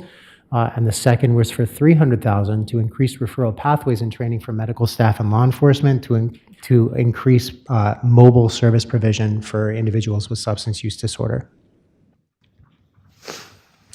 So let's talk a little bit about the Substance Misuse Advisory Committee, which was the predecessor to ROSAC. They convened from 2022 all the way to 2024. They were made up of 5 members of the Board of Health, 1 from each district. They had monthly meetings. They reviewed data, best practices, identified 20 community advisors, some with lived experience around substance use disorder. They conducted 5 90-minute focus groups with 17 community organizations, surveyed over 1,000 community members, and recommended and implemented the initial staffing, the Narcan funding, the RFPs for both the mobile MOUD and services for pregnant and parenting women. So in the previous slide, 2 slides ago, where I was talking about those funding allocations, this was how those decisions were made, were through this community-based recommendation series of proposals. And so now that leads us to the ROSAC, which is the result of those IGAs that were signed between the city and the county. In July of 24, the advisory settlement spending shifted from that Board of Health to the ROSAC committee, which is the organization responsible for the selection and recommendation of funding for the One Arizona approved expenditures. There were 15 meetings held from July 24 through June 25. We continue to meet starting this month. Next calendar year, we'll be meeting once every 2 months with some meetings in between. The staff from the Pima County Health Department support the facilitation. We get a lot of requests for, hey, we need more information on this. Please do some deep dive research analysis into this. We then develop those materials in collaboration with organizations like CDC, ASTO, NACCHO, and then provide that material to ROSAC. It's really important, this is a really key thing here, that all of the efforts that ROSAC undergoes are informed by people with lived experience, best practices, and based on community needs. The ROSAC members, you can see it to the right. The current chair is Deputy Chief Roberto Jimenez from the Marana Police Department for the town of Marana. Jesse Lasoya, who is a City of Tucson representative and the CEO of Amity, is the co-chair for the committee. Dr. Andrews Bell from the U of A, who runs the Wasajua Center, is one of the Pima County reps. Dr. Lisa Soltani, who's a medical director from El Rio, is a Pima County rep. Lee Hopkins over here from City of Tucson Cashew is one of the city reps. And then last is Brian Flagg, who's on the City of Council for the City of South Tucson. So these 6 individuals have been meeting frequently to help establish these parameters and priorities. In order to identify what these ROSAC spending priorities were, what we did is we did an exercise where we took 12 very large sheets of paper and listed out the One Arizona allotted expenditures, and then we went through a consensus voting activity with all of those members to identify these 4 priority areas. So these are all pretty much verbatim from the One Arizona agreement. We did this through 3 meetings where we talked about some of the community needs expressed by those representatives from those jurisdictions to emerge with these top 4 priorities, which then led us to develop this identified strategy guide. So we took information from Johns Hopkins and the recommended best practices for allocating settlement funding and developed this rubric, which you see on the right, where we have criteria which are scored on a 0 to 3 basis. The criteria were public health impact, equity, accessibility, jurisdictional need, evidence-based practice, community-driven, and sustainability. And then we went through each one of the activities proposed by members from ROSAC and scored these out, which eventually led to the funding recommendations included in the RFPs. This took about 14, 15 meetings to go through all of this in detail. There were a lot of really intense study guide sessions. We developed a lot of materials to help support that. And eventually what that did is it led to these allocations for recommended expenditures. You'll see the process over here on the right, the introduction and background on opioid overdose in the jurisdiction, the identified spending priorities for each of those jurisdictions, which was covered 2 slides ago, the examining of each spending priority. So for example, youth prevention was something that came up, and if we go back and look at those priorities that were identified, that was something that the ROSAC committee strongly felt that prevention is a very important mechanism to prevent people from initiating opioid use, right? So you can see youth prevention, peer navigation support, transitional wraparound support, law enforcement co-response, mobile medication-assisted treatment services, the safer implementation and the staffing and overdose prevention. All of these things were things that were run through this rubric and decided to allocate funding to through ROSAC and that committee. I'll do just brief tags on each one of these. Youth prevention, this is both an overview and example activities. So in the RFP, we said, here are things that you as a community organization can apply for funds to based on the total allocated amount that ROSAC has said that for this category are applied here. And just hearing in tangent some of the discussion that was happening here at the table just a few moments ago, I think there's a lot of shared values with the City of Tucson and access to physical activity spaces, the importance of community building and centering around those things. So I feel proud to be a part of this city and this space and what you all do as a result of that. And I think it aligns well with this effort. But look, when we look at stats like roughly 1 in 5 adolescents report experiencing anxiety or depression, which eventually can be connected to substance use, right? It's really important that we find mechanisms to support youth in dealing with those things. Peer navigation and support here, just quick call outs here. We know that currently there's not enough peer navigators to meet the need for substance use dependency in our community. And really important, peer navigators connect with folks effectively and efficiently due to that shared lived experience. They're going to be able to have that conversation that I'll never be able to have coming from that space of, hey, I've been through this, I know what it's like. And that really incentivizes folks to think that they're actually worth recovery, which is a big part of what we try to do as a division.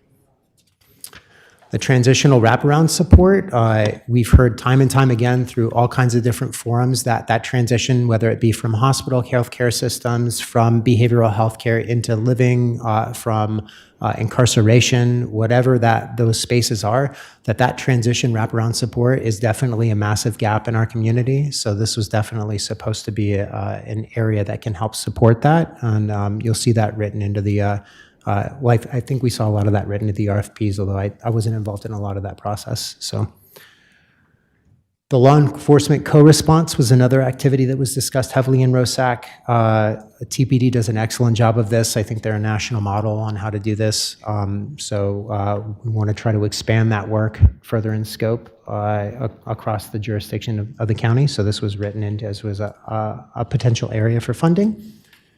Mobile MAT service continuation. This is not an extension of the contract with Kodak, but a new contract for medication-assisted treatment, mobile medication-assisted treatment services.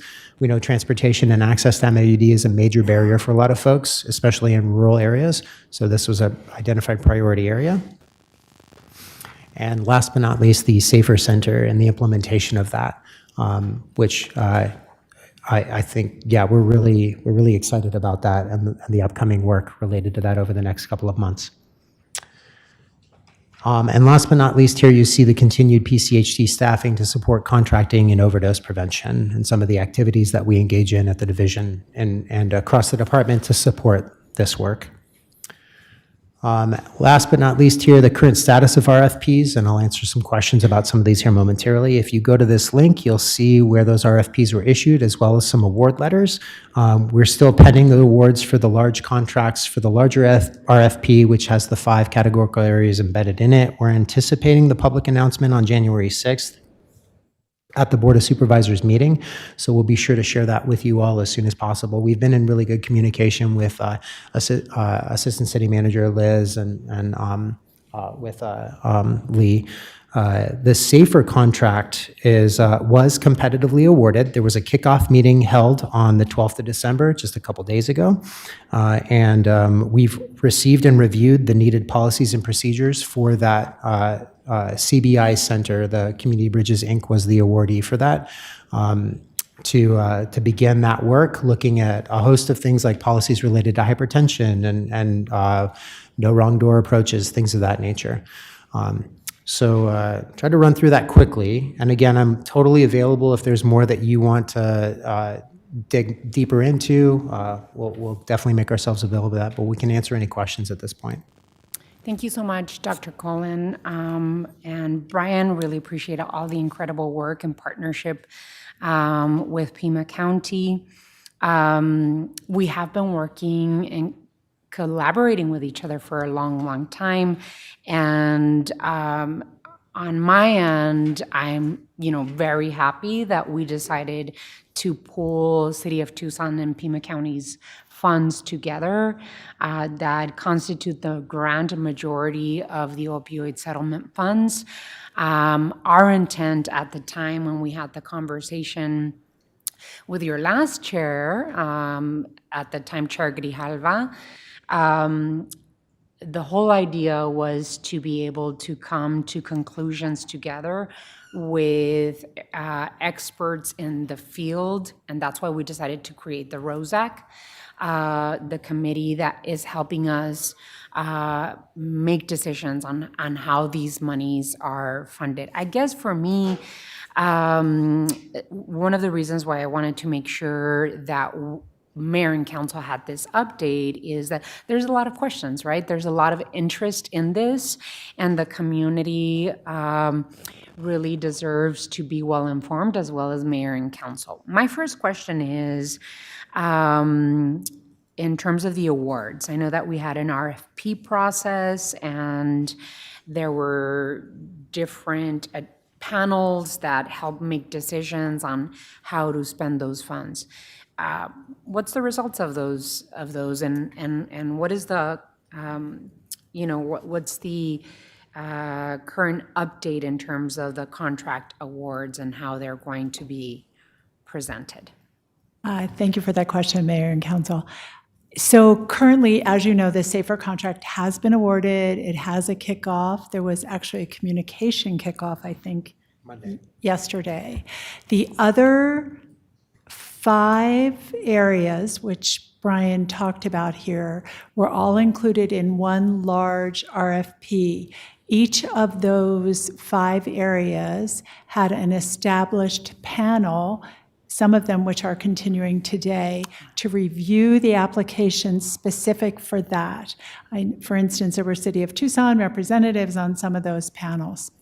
The awards are very, very close, and I was actually hopeful that they would happen today at the Board of Supervisors, but they didn't. But we do anticipate that without any other problems that we can estimate what might happen, that the next Board of Supervisors meeting, those announcements will go out. Some of those contracts have already been sent out to the awardee, but we are not at liberty to share who those are. The one thing I do want to indicate, however, that on that one slide, you'll see the amount of money that went to each area. Some of the areas will have multiple awardees. So people were, there's a link to the RFPs in the slide deck itself. If you go to that, you can see a proposer could say, you know what, I want to do this, but I'm only going to do for $500,000. So just to let people know, it's not like every one of those will only have one awardee. Some will have multiple. And I want to reiterate the area where Brian talked about the chart that has the different considerations on decision-making. That was shared with the panel members. So our goal was to ensure, for instance, that there was equity, that there was diversity, that there were proven examples, and many of the proposals submitted, for instance, letters of support that would indicate that they would have a successful outcome. The one other thing that's important to note in this is in all the RFPs is there is a heavy emphasis on evaluation. All of the awardees will have multiple metrics that they will have to report on. We will be monitoring them regularly on a monthly basis. And all of the awards, I'm pretty sure I can say all of the awards have a 1+ awardee, which award for another subsequent 1 or 2 years, which is why you saw that extension of the $8 million across a 3-year cycle. Thank you. And then on the contract, the pending awards, in terms of the anticipated public announcement, that's going to be done in conjunction with the mayor and council, right? We're not, since we're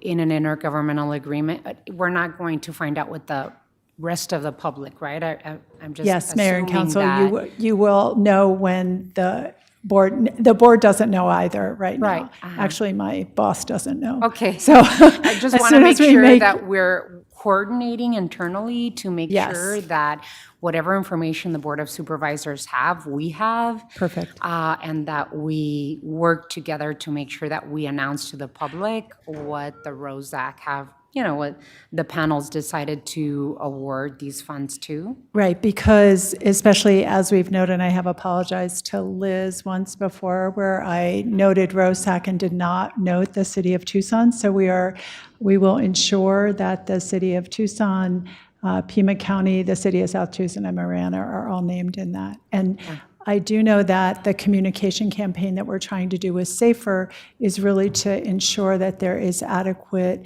knowledge and sharing of who is responsible for this. Right. And Mayor, as you know, you were very supportive of the SAFER. I think Brian and I are, and I would hope Liz is also, are fairly excited from our kickoff meeting where we believe that this may be a transformative moment. Absolutely.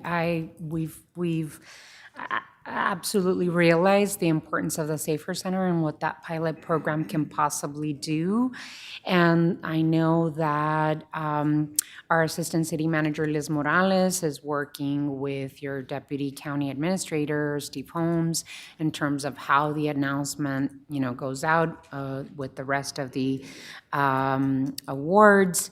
And I think that, for the benefit of the public, we need to make sure that they understand the collaborative work that we're doing through ROSAC, and that this is something that we decided to do together. For me, my question is, on the budget slide, you have a line that says we're spending $1.5 million in MAT PCADC services. Can you describe that and what it is? And then the other question I had, what is the percentage in administrative costs that we're attaching to these funds? In other words, when I see nonprofit budgets, administrative costs are always attached to grant awards, or then described generally for the budget. This is the administrative costs that we're spending in. Can we do that with the budgets moving forward? I think we can definitely do that, separate that out. All I can speak on in behalf of that 1.5 allocated to Matt, that was a decision that was made by a previous deputy at the county level, and that allocation is funds medication-assisted treatment inside of the jail to get people onto medication for opiate use disorder, and covers some of the expenditures around that. We can try to ask to see if we can get a little bit more information about that, but that's as much as we know about it. So for fiscal years, it just says RFP year 1 and expended funds. So it's just $1.5 million? It's not $3 million? Over the 2-year period, the total amount is $3 million. The total amount is $3 million? Yeah. And this is for medically assisted treatment inside the county jail? Correct. Okay. Yeah, inducting people onto MOUD inside of the county jail and paying for that medication while they are in the jail system. Okay. For So the opioid settlement funds pick that expense up? That was done previous to the Settlement Misuse Advisory Committee or ROSAC. So those decisions were made in advance, yeah. Perfect. Any questions, comments, Vice Mayor?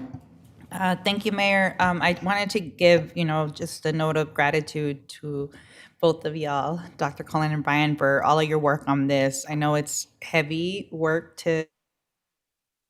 you're not responsible. We're not responsible for this opioid epidemic that corporate greed brought to our doorstep. So I want to thank you for leading with integrity. I had the opportunity to visit one of your events, the Saludarte, that we recovered together by local artist Elizabeth Burden, that really centered the folks with lived experience most impacted by this. And how do we not think of them as disposable, but that they're our family members, and they have a right to live. So thank you for creating those opportunities for us to engage with each other. It was a very powerful, emotional experience to be there. Some of my questions are around, so you showed the graph of like the other jurisdictions that decided not to pull their money. So that was Oro Valley and Sahuarita. Is the county providing any kind of support, or are they just completely on their own? Yes, Councilmember Lane, Mayor, we have been replying to some requests from Oro Valley about the use of some of the funds, some purchases and we're offering technical assistance in regards to some of those purchases. So we definitely would love to offer any support to those jurisdictions. Any jurisdiction within Pima County, we're very grateful and would approach that from a service-based perspective. Okay, I guess I just want to make sure that we're prioritizing spending money in the areas that wanted to work together, and not the ones who wanted to go on their own, but then are still expecting, access to funding. Vice Mayor, Mayor, members of the committee, yes. To be clear, our only support for them, first off, we are the fiscal intermediary, so we need to report to the state the reports that they send to us. But secondly, we want to ensure that whatever they use the money for aligns with the One Arizona agreement. So they have occasionally come to us and said, do you think it's okay if we purchase this? And so we do spend time then looking at the analysis of whether that would be an appropriate purchase. Some of that is to protect all of us, to make sure that none of the money that's coming to Pima County has to undergo increased scrutiny because a jurisdiction decides to purchase something that is not appropriate. But beyond that, to reiterate what you're saying, yes, our emphasis is on the jurisdictions that have pooled the resources. All right, thank you, Dr. Cullen. I'm excited to hear about the progress we've made on the Safer Center. And, congratulations to CBI for being awarded. Do we have a location identified? And then what's the time frame for the rollout?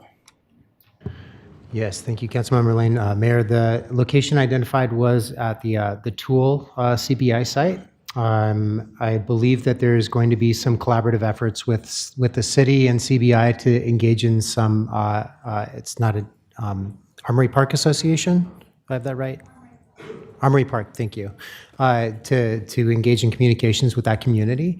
There's a communications group that met on Monday, which includes representatives from the city, the county, and CBI to ensure that communications are really clear and tight. The slated opening is January 1st. So we're hoping to schedule some tours as well with officials from both the city and the county to give a preview into that space and give you all a feeling for what that space will look like and how it will operate and run. Thank you, Brian. And then finally, I know we have the other RFPs that are in process around these priority areas. When will we know who gets awarded? Yeah, I guess that's it. Vice Mayor, Mayor, and Council, we are trying to get them on the Board of Supervisors schedule for January 6th. So our hope is that we will have firm commitments probably by the end of December. So within 10 days, Okay. this December. All right, Yeah. so the idea is that for the other priority areas, that programming will start next year as well? Yes. Okay. Yes. All right. And they are 12-month contracts that will be awarded. All right, thank you. Other questions, comments? Councilmember Schubert. Thank you so much for the presentation. I really enjoyed learning more about these efforts. Just want to mention that the Ward 6 office is very keen to be involved in the Safer Center conversations with the Armory Park Neighborhood Association and with other folks in the city. So we would love to help with those outreach efforts and communicating with the neighbors. I'm sure there will be lively discussion. Alrighty, anything else? Thank you so much, really appreciate, I don't know how long you were waiting for us, but thank you so much. We really appreciate your time and effort, and we are looking forward to our continued work together. This is, like you said, Dr. Cullen, transformational work. We have an incredible opportunity, city, county, South Tucson and Marana, to really do transformational work together. So appreciate you, Brian. Thank you so much, Dr. Cullen. We'll see you soon, and looking forward to the announcements of the additional grants. Thank you. Alrighty, we move on to item 9. Time has been set aside to discuss a proposed housing and homelessness emergency declaration as requested by Mayor and Council. I'll just throw it over to you, Vice Mayor, because I know that you've been keeping track of this item. Yes, thank you, Mayor. I know we want to move it along. So our goal in declaring a housing and homelessness emergency was to create the conditions that would make it easier to build and provide emergency shelter and housing during these difficult economic times. While I do believe strongly in having a process and transparency, I'm concerned that the direction Mayor and Council gave to staff of what this housing emergency would entail came back as something completely different in the 11th hour. So I'm concerned that having a 3 to 6 month zoning examiner special exception process remains onerous, which is exactly what we're trying to avoid. So I want to go back to the hybrid option we discussed, where some of the requirements such as parking and minimum lot size are automatically approved, while other exceptions are granted on a case-by-case basis as it makes sense to our PDSD director and our city manager's office. Modifying the site standards goes a long way in creating sites where shelter and housing can be created. We need to streamline this process, reduce costs, and expedite any application that addresses our housing crisis. So I'm not sure, because the language on the item in the regular agenda is very different than what we thought was going to be on there. So I don't know if we make these ordinance changes or amendments now to get it changed in time for the regular agenda, or I need to defer to the city attorney what needs to happen. I think it would be appropriate for us to discuss what you're interested in. Back in October, we voted on a hybrid option or a hybrid approach where we would move forward throughout the city with basically regular setbacks from other facilities, minimum lot sizes, and maximum lot coverage, I believe it is. And then that the hybrid approach would make sure that we would look at case-by-case basis for additional relief needed. So it was to apply broad temporary waivers to address the most significant barriers that have historically been associated with shelter care land use while still retaining the ability to grant additional case-by-case relief. That was the hybrid approach that we voted on and gave direction on. So I just want to make sure that that's where you are. Yes, Mayor. Vice Mayor. And then at the time, the timeline duration of the homeless and housing emergency was to be a 2-year timeline with periodic reviews. And I think that timeline is important because development, of course, as we all know, takes time. So I think that's where we are.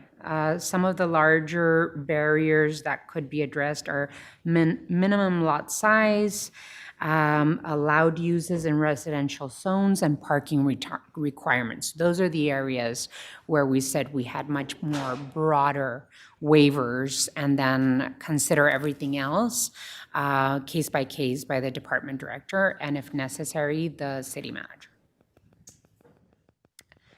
Council, is that where we are? Okay, just to make sure that I have I wonder if clarity. we need to continue the item to the next one so we have more background material on that particular proposal. I was briefed on a different proposal. Well, it's the direction we gave. It just came back differently. So I don't think we need, other than having it drafted, the ordinance language drafted to the direction we gave needs to match, because what came back to mayor and council is not what we gave direction on. This was in October. I think we all voted for this in I October. understand that, but since I was briefed on something else, I would feel uncomfortable at this point in time when we have very little time to dig into it. And I would like to see the ordinance. We dug into it in October, and that was when we gave clear direction. So my frustration is that what's coming to mayor and council now to vote on is not what we gave direction on. And I am trying to take us back to the original direction that we gave so we can move forward with that.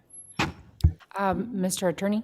Mayor, Vice Mayor, Councilmember Dahl, council members, I think what might be helpful to move the item forward is, I believe that the direction is contained within the ordinance adoption, giving the mayor and council the authority to declare the emergency. I think the challenge is with the resolution. If the mayor and council want to move forward tonight on the ordinance, and then we can bring back the resolution language, if that's amenable to everybody. With clarity? I feel comfortable with that. We passed the resolution. We passed the ordinance tonight. Ordinance tonight, and then bring back a clean, resolution. Clean resolution with obviously input to make sure that we're doing the right thing. Mm-hmm.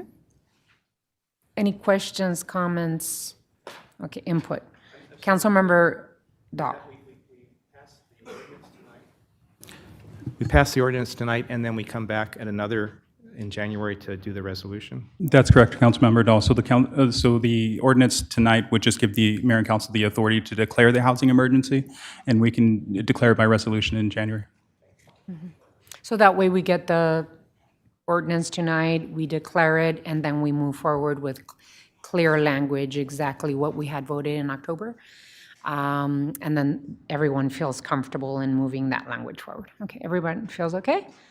All righty, so Need to make a motion for that? Where do we? The ordinance is on the agenda tonight, so the only thing I think we'll have to do is we'll have to pull both off of the consent agenda. Okay. Just to be clear that we're only moving forward on the ordinance. Okay, thank you. already everyone feels good? Perfect. So let me see. We have some clarity on that. We move on to item 10 we did, item 11 we did, item 12. Item 12, time has been set aside for mayor and council to receive an update on state and national legislation and regional committees, executive orders, and direction to any associated litigation. Ms. Assistant City Manager, do we have any update on this item? An update was provided via email to mayor and council in advance of the meeting, and no further updates at this point. Okay, perfect, thank you. Item 13, does anyone have any items to remove from the consent agenda? We have a full schedule of the ones that we want to remove. Okay, Councilman Lee. Thank you, Mayor. Just to recap, we're going to pull B, C, which is the ad tax is continued, D, E, F. So those are the five taxes or fees, and then I would like to specifically request S to discuss separately. All righty, any others? Sorry, I'm just trying to pull it up here. So then we need to pull item T, which is the housing and homelessness emergency declaration. Okay. Thank you. Any others? Am I forgetting? Was it S, council member? Okay, S. And C, we're going to continue. And C, we're going to continue. Anything else? I feel like there were so many we were going to pull to consider separately. Anything else? We can always get there and consider it separately then, just in case we're forgetting anything. Okay, anything else? Okay, so item 14, does anyone have any future agenda items to present today? Okay, if not, study session is adjourned. The regular session will begin at 5:45. The next study session will be Tuesday, January 6, 2026. Thank you all so much. It was a monster meeting, a lot to cover, but we did great. Thank you all. See you at 5:45.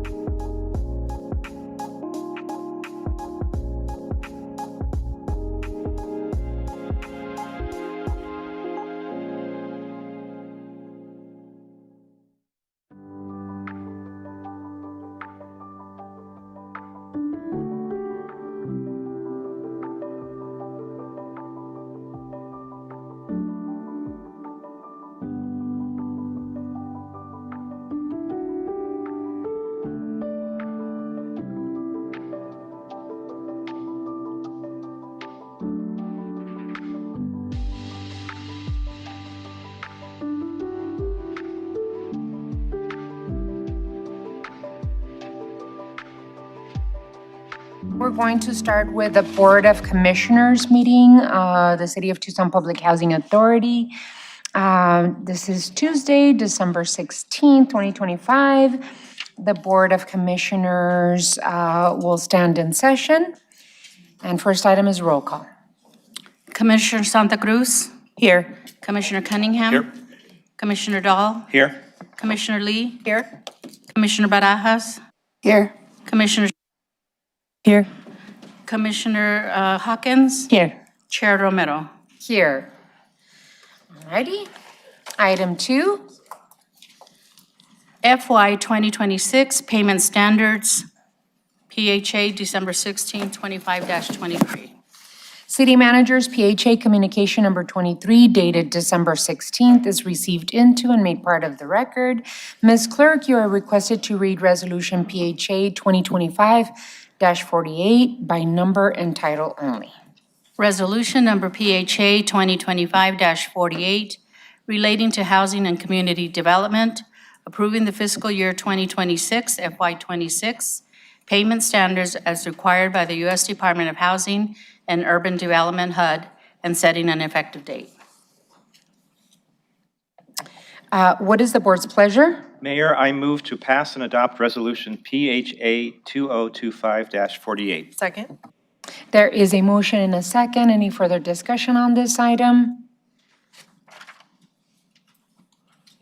I just wanted to add a couple of comments on this. There are federal changes that are coming from the Trump administration that result in very real-life impact for our residents, especially families and working people who use and need support from our Housing Choice Voucher program.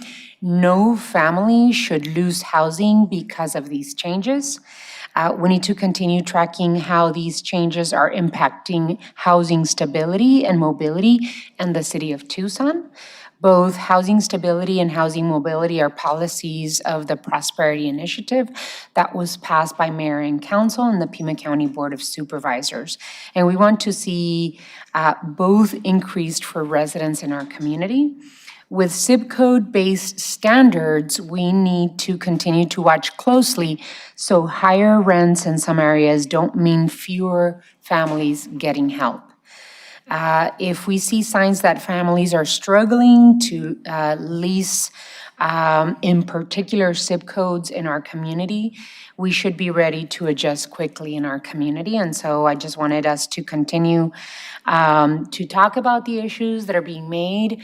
The Board of Commissioners of the Public Housing Authority really deals with real life impactful changes that are being handed down by HUD and this current administration, and it really affects the city of Tucson and the residents that use these housing vouchers. So just wanted to make sure that I made it clear that we are going to be monitoring these changes and see how the zip code-based standards affect our residents and those that are using housing vouchers. With that, if there are no other comments, I'd like to make sure that we go to a roll call.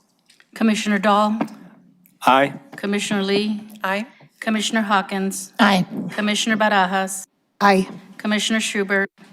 Aye. Commissioner Cunningham? Aye. Commissioner Santa Cruz? Aye. Chair Romero? Aye. The motion to approve Resolution PHA 2025-48 passes by a vote of 8-0. Item 3. Approval of minutes. City Manager's PHA Communication Number 24 dated December 16th is received into and made part of the record. Is there a motion to approve the minutes of the August 6th, 2025 meeting? Motion to approve the minutes as presented. Second. There is a motion and a second. Any further discussion on this item? Seeing none. All those in favor of the motion, please signify by saying aye. Aye. Aye. Any against? The motion to approve the minutes of the August 6, 2025 meeting passes by a vote of 8-0. Item 4. Adjournment. The meeting of the Board of Commissioners is adjourned. The mayor and council will now convene in our regular meeting. Thank you so much, Commissioner Hawkins. We really appreciate you. Thank you. Happy holidays. Happy holidays to you too.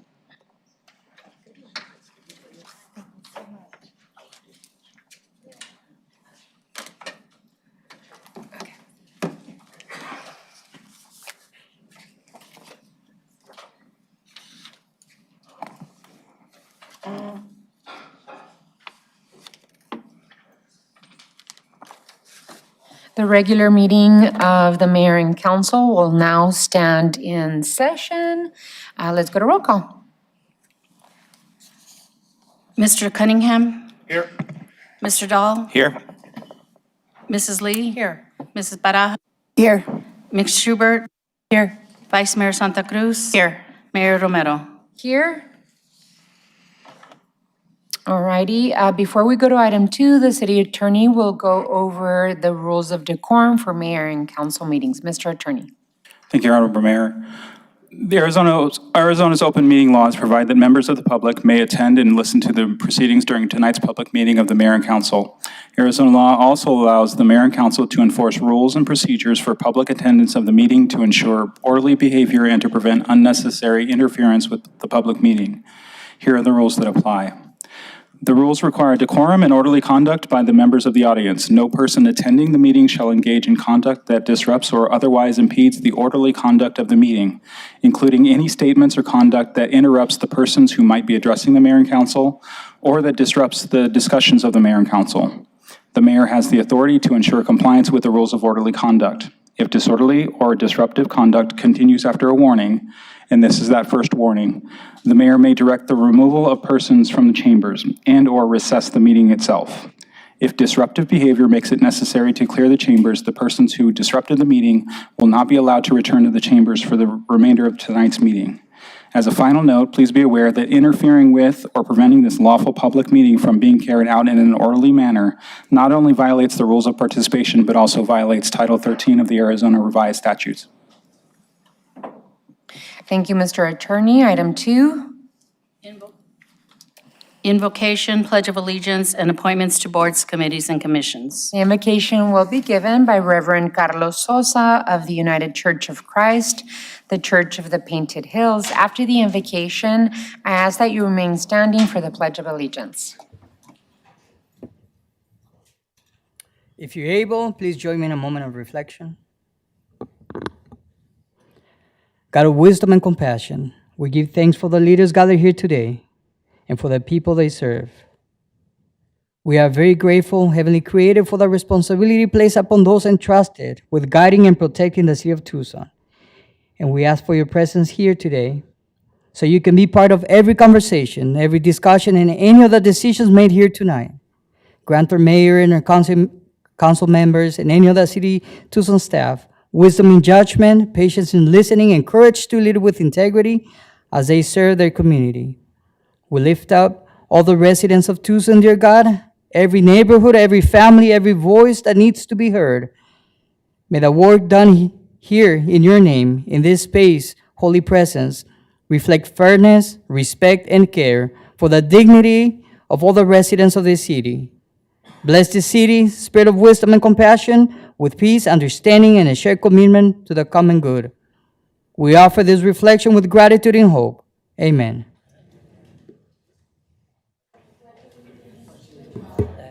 United States of America, and to the republic for which it stands, one nation, under God, indivisible, with liberty and justice for all. Thank you, Reverend Sosa, for gracing us with your words and your presence. We really appreciate it. We now have item 2C, which are the presentations. I would like to welcome Selena Valenzuela from Governor Hobbs' office, who will be presenting a presentation celebrating Tucson Water 125 years of service to Tucsonans. And here present from Tucson Water, Sylvia Amparano. Sylvia Amparano is here. I'm sorry, Sylvia, you're right there. Join us, Sylvia, so that we can go through this process.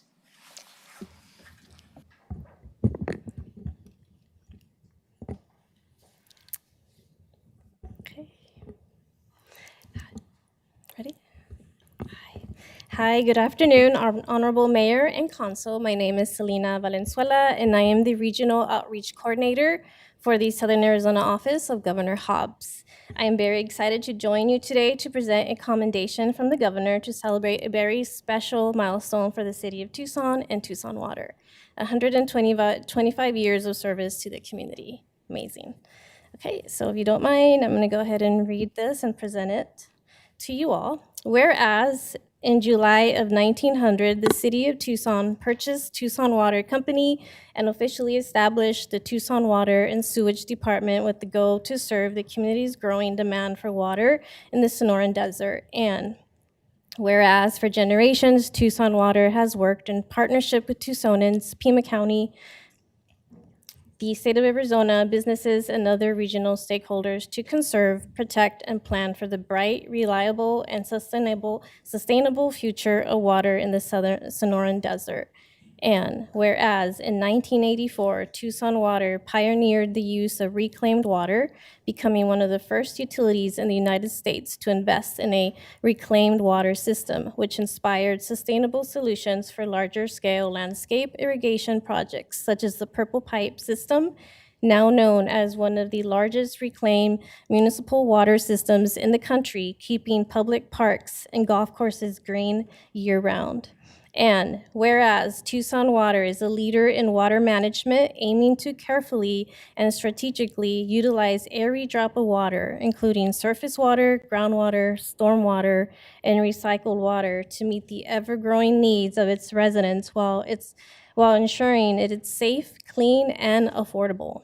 And whereas Tucson Water has used innovation, conservation, and collaboration as their guiding principles when providing services to the greater Tucson metropolitan area, all of which have been crucial foundations for securing a prosperous future where people, families, businesses, and wildlife can all live and thrive.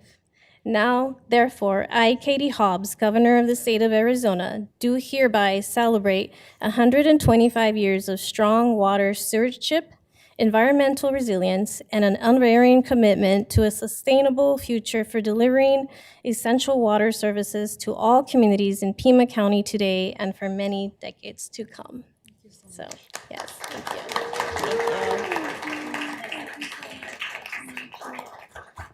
Thank you so much. Really appreciate this recognition and honor by Governor Hobbs.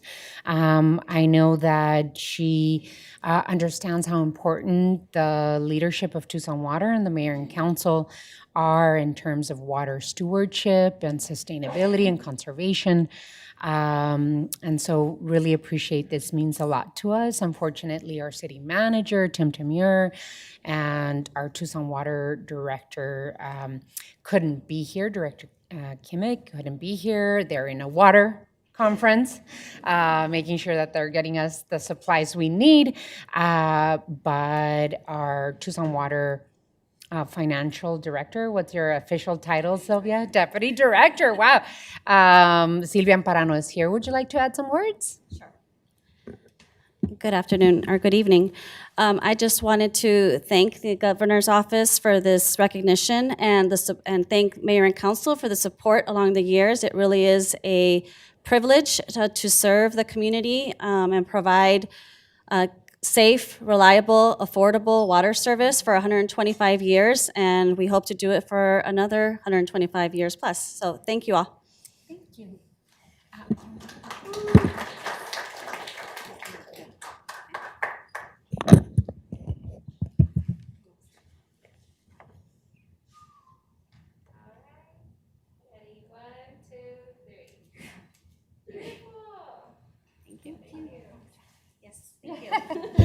Thank you so much. All right. Now we have a wonderful recognition for the Arizona Women's Chorus 40th anniversary. And we have some amazing guests here. Please join me when I call your name. Terry Ashbaugh, Artistic Director. Jane Hamilton, Board President. Joan Hall, Board Treasurer.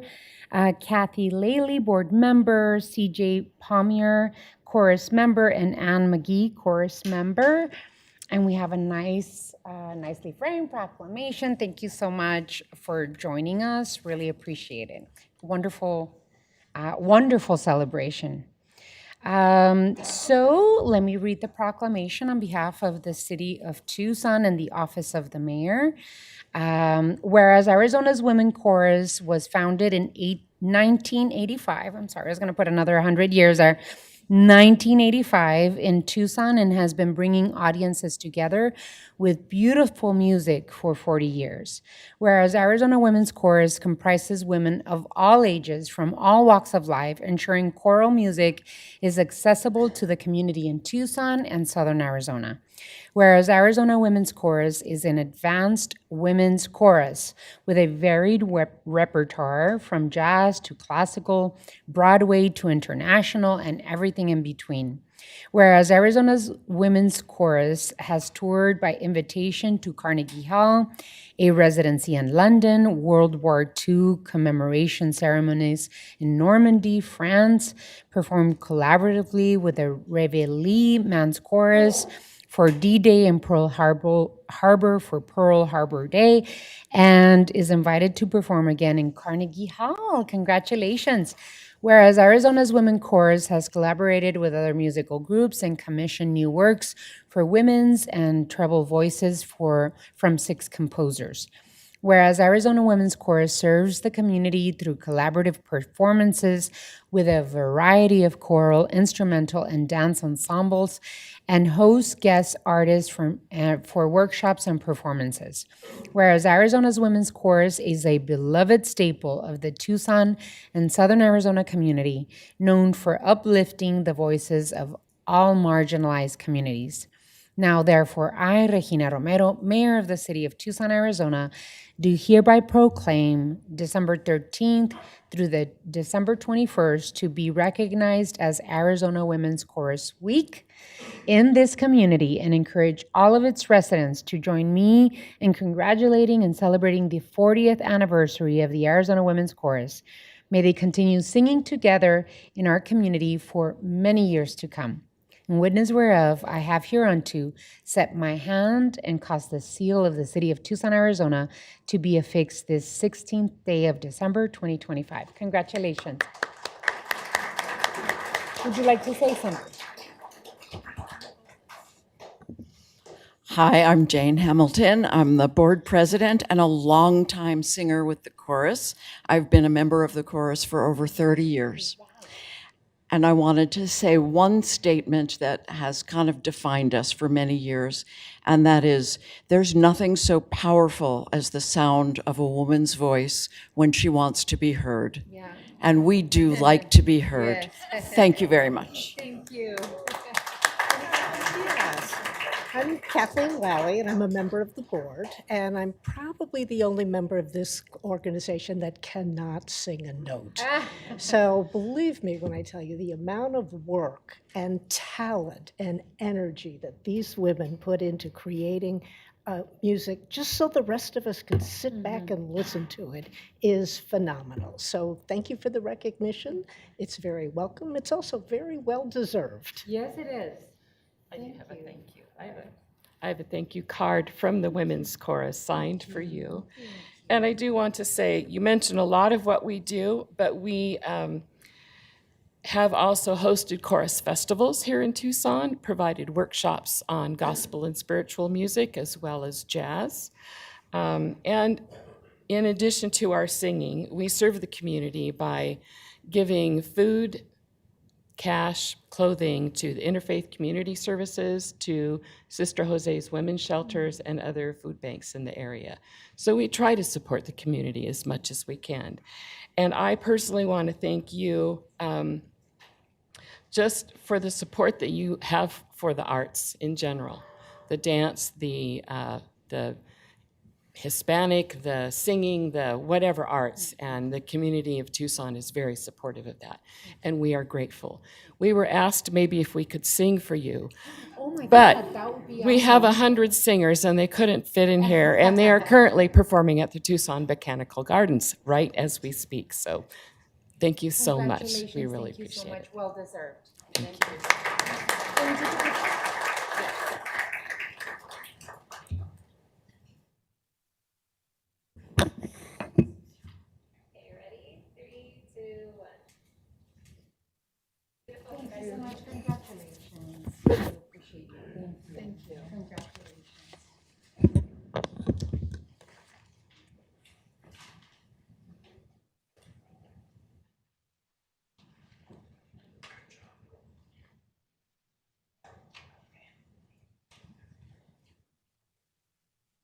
Alrighty, that was beautiful. Alrighty, item 2D, Appointments to boards, committees, and commissions. City Manager Communication Number 405 dated December 16th is received into and made part of the record. May I have a motion to approve the appointment in the report, please?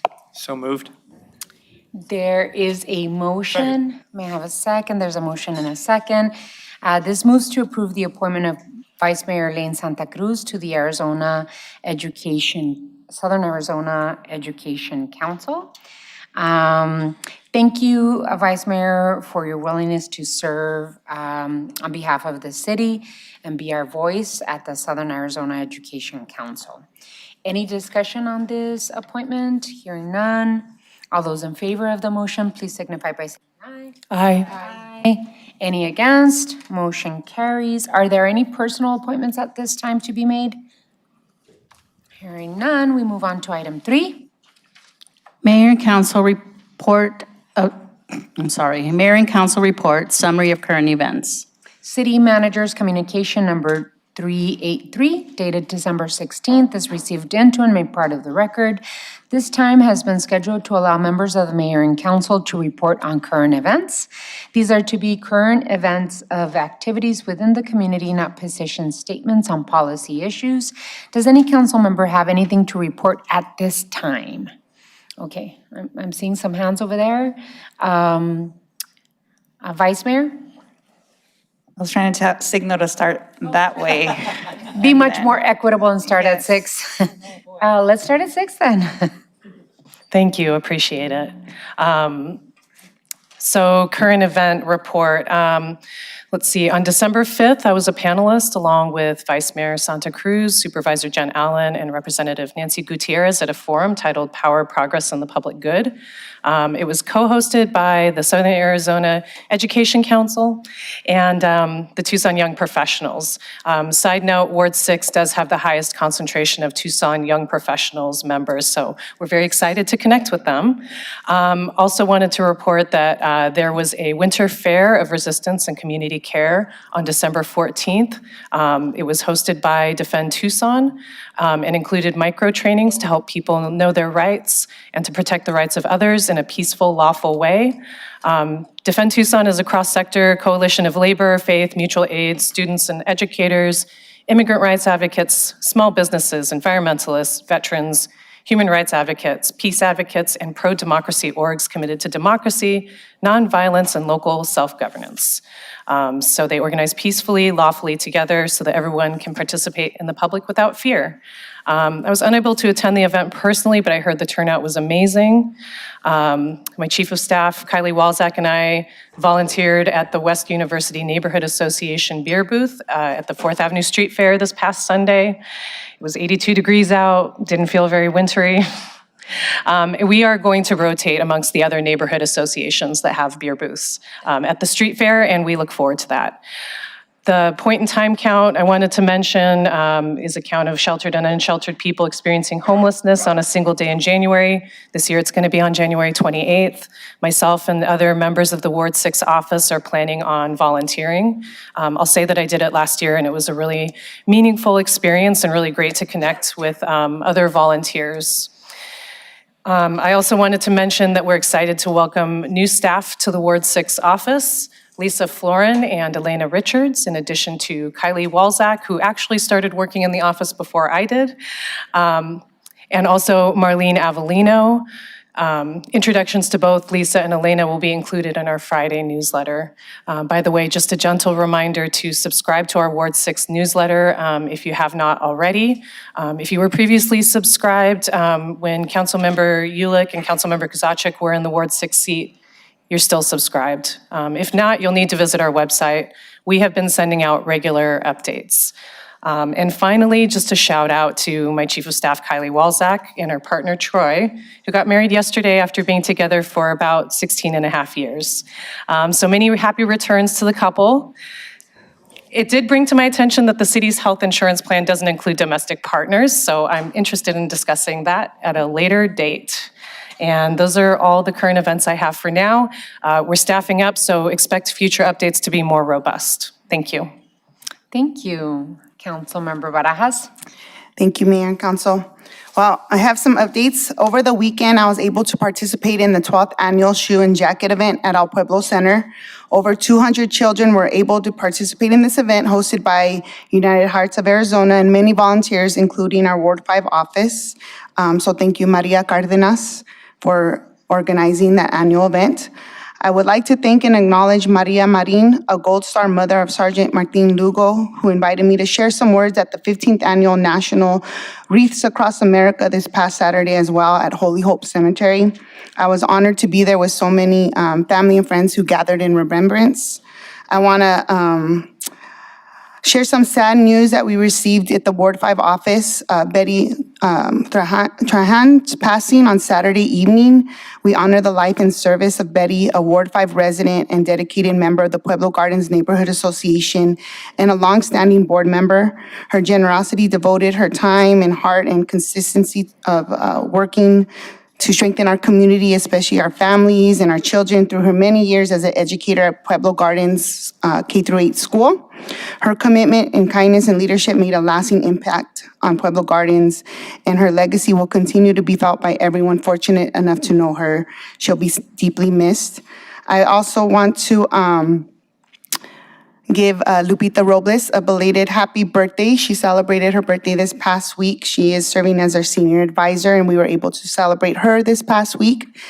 And lastly, I want to acknowledge those who lost their lives to the TCE water contamination crisis and those still dealing with this illness and the trauma that has taken place in our community. On Saturday, I was able to attend the beautiful memorial at Mission Manor Park, and I want to thank the Vice Mayor for allowing me to share a few words because this affected our Tucson community, especially our Southside neighborhoods, both 1 and Ward 5, and we're still seeing those effects. But if you have a moment, please go visit that intentional art piece by Alex Jimenez. And we're getting our staff together. So at the next meeting, I'll be able to share who's on board. But I do want to acknowledge our staff, Lupita, Gabriel, and Manisha. Manisha is serving as my chief of staff and looking forward to sharing more. Thank you all. Thank you, Councilman Lee. No announcements, Mayor. Councilmember Dahl? Some of you know that I like props. I started the holiday season this weekend with 2 events on Saturday, and they were incredible events, and I'm so glad to tell you about them. At Target on Oracle, an annual event, Shop with a Cop. This year it was sponsored by Quick Trip, and it allowed 400 kids who may not have a very happy Christmas to have a police officer as their personal shopper and get $200 worth of toys, or if they listen to their parents, toys and some clothes. Later that day, we celebrated Christmas at the Tucson shelter Wildcat Inn. There were 63 kids, not all of them were there at this event, but they'll all be getting presents. These are kids who have been recently homeless. They might have been sleeping in a car the last time Christmas rolled around. And thanks to donations from Friends of Ward 3, which raises money for this event, they got such great toys as this green frog with a yin-yang symbol and some other real stuff. We also got donations from 2 comic book stores, Fantasy Comics and Heroes and Villains. And these, from all different ages, it's a great way to start reading because they're superheroes and great stories. On Sunday, I celebrated with some of my friends in the Jewish community lighting the menorah that you see out in the plaza here, the first candle. It was Hanukkah, the first day of Hanukkah. Hanukkah is not a heavy, as I understand it as an outsider, it celebrates the return to Jerusalem and a temple and the miracle of the oil, and it also celebrates latkes and little gold coins. I know it as when I was a kid, my Jewish friends would get really interesting little presents every day for 7 days, and I was always a little jealous of that. Well, I picked up a present, and it's just amazing. It's a Jewish lightsaber that wishes everybody a happy Hanukkah. And so with that, however you celebrate, Merry Christmas, Happy Hanukkah, Kwanzaa, the winter solstice, or my personal holiday, Festivus for the rest of us. I hope you all have a great holiday season and find a way to bring some joy to a kid. Thank you. Thank you, Councilmember Dahl. Really appreciate it. I'm hearing all of the events and activities that happened this weekend that I was supposed to go to, that I was sick. So I'm happy that there was representation there from the council. Councilmember Cunningham.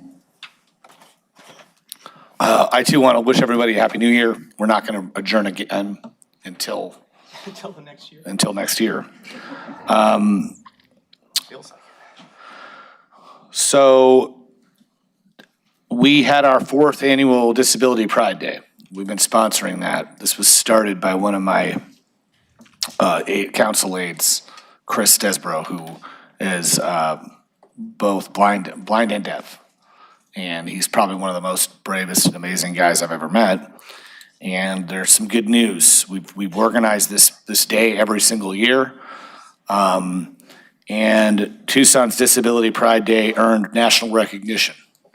The Office of Ward 2 was recognized for its work on behalf of people with disabilities through Disability Pride Day.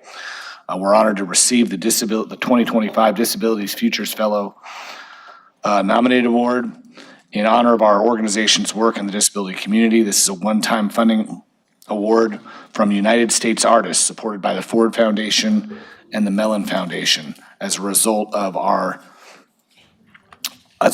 someone nominating us a couple of years ago anonymously. The Disability Futures Program, administered by United States Artists and supported by the Ford and Mellon Foundation, have received Disability Futures Fellowships. We're invited to nominate someone, and they award unrestricted funds at $10,000 each. And that's how we funded Disability Pride Day this year. I was really proud that after 4 short years of organizing, we've had this national recognition. And I really want to thank the person who nominated us for this award. Disability Pride Day aims to highlight the immense skills and talents and expertise that exist within the disabled community and provide a space for that community to come together and push back on the often negative stereotypes, misconceptions, but just a lot of people really don't understand all the nuances to it unless it's part of their life. And we've been really successful in this program. We have one of the most robust wheelchair basketball programs in the country with USD. We have 35 different schools that participate in that program, where able-bodied kids spend a week learning how to play wheelchair basketball. And for a middle schooler, that offers a lot of perspective. We've done some other partnerships, and it's already really been announced, but I think it deserves discussion again. On top of this award, with our office, the Southern Arizona Adaptive Sports, and the University of Arizona Adaptive Sports Program, I'm happy to announce that the University of Arizona will be hosting the National Wheelchair Basketball National Championships this year from March 31st to April 4th. And it's a really big deal. And we're really excited to be hosting the National Championship here in Tucson, Arizona. So I want to thank all the people that worked on that. And I want to wish everybody a Happy New Year. Thank you, Councilmember. Vice Mayor Santa Cruz. All right, thank you, Mayor. So like Councilmember Barajas said, last Saturday, we joined the Southside residents at Mission Manor Park for the TCE commemorative mural unveiling and healing ceremony, a gathering that was rooted in grief, memory, and long overdue acknowledgement. For decades, families on the South Side live with TCE contaminated water, carrying illness, loss, and unanswered questions. The ceremony honored those lives and the movement that demanded truth and accountability. We unveiled a permanent mural by local artist Alex Jimenez, and I want to also recognize Alicia Vasquez, whose steady leadership over the past 2 years carried this work and the resolution before Mayor and Council across the finish line. Community members shared powerful testimonies about the lasting impacts of environmental injustice and the resilience and dignity that have defined the Southside's fight. As the poem Environmental Racism reminds us, they simply turn a blind eye on those being mistreated. Our role in government is to never look away. Environmental justice requires transparency, accountability, and action, and not after harm occurs, but before. No neighborhood should ever be treated as disposable.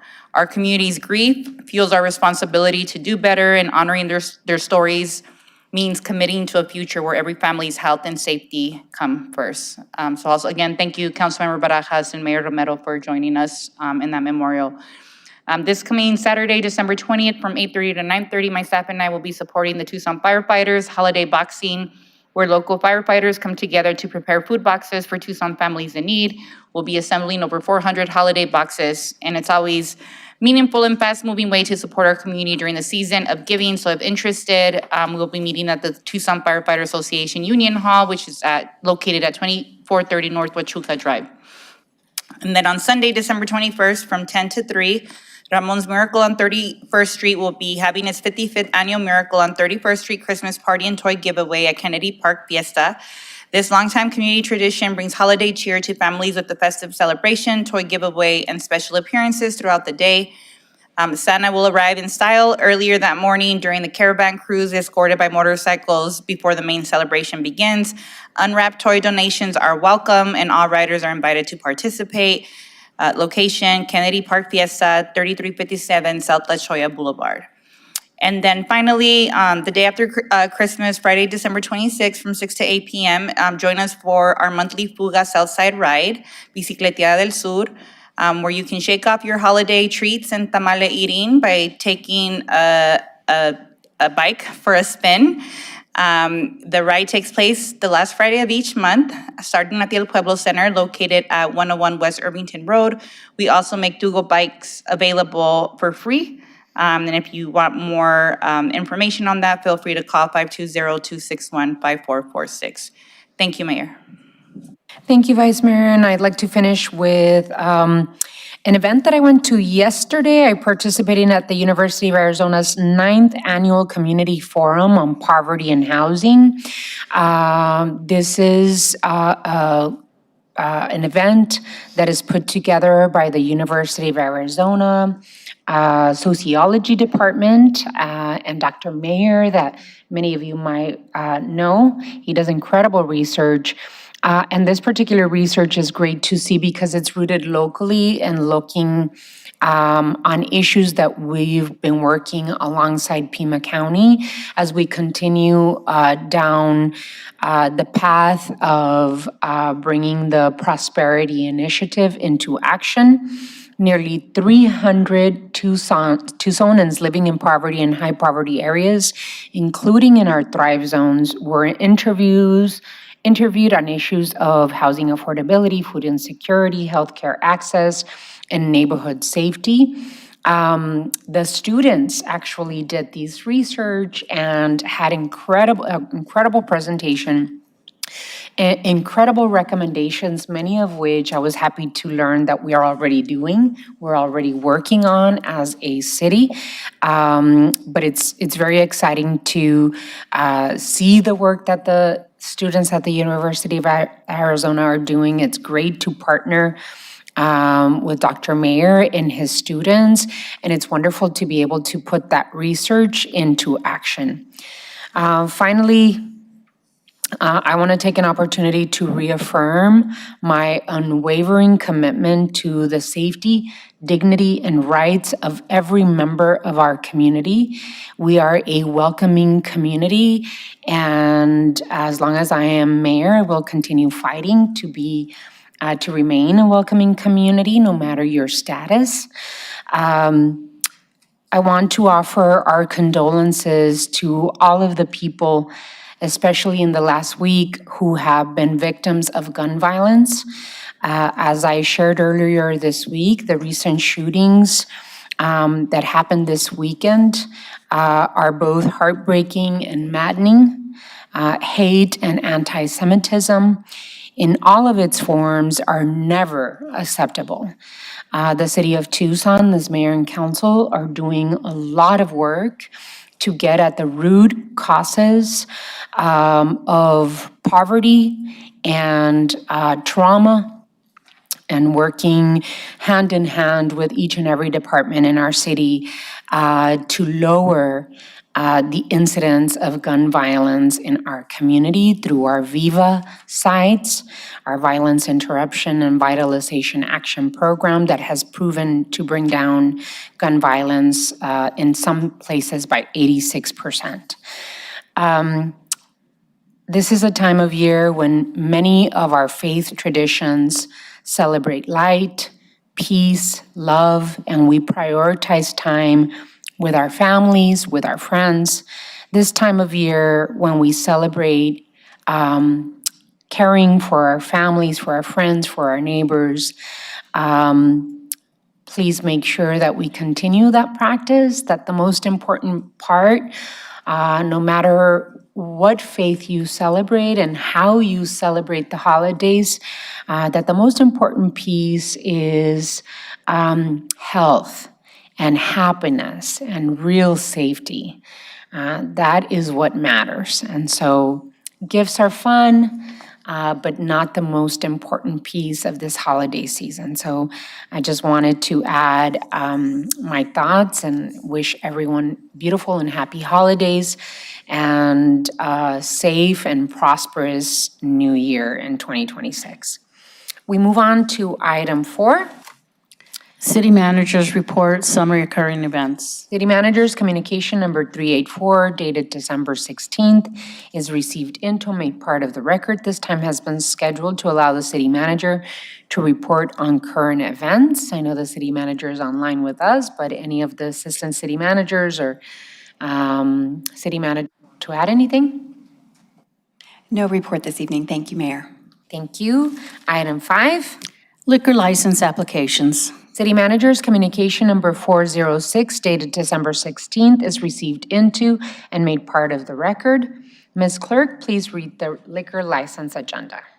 Your Honor, on the evening's agenda, we have 4 applications for new licenses, 3 special event applications, and 1 application for agent change acquisition of control.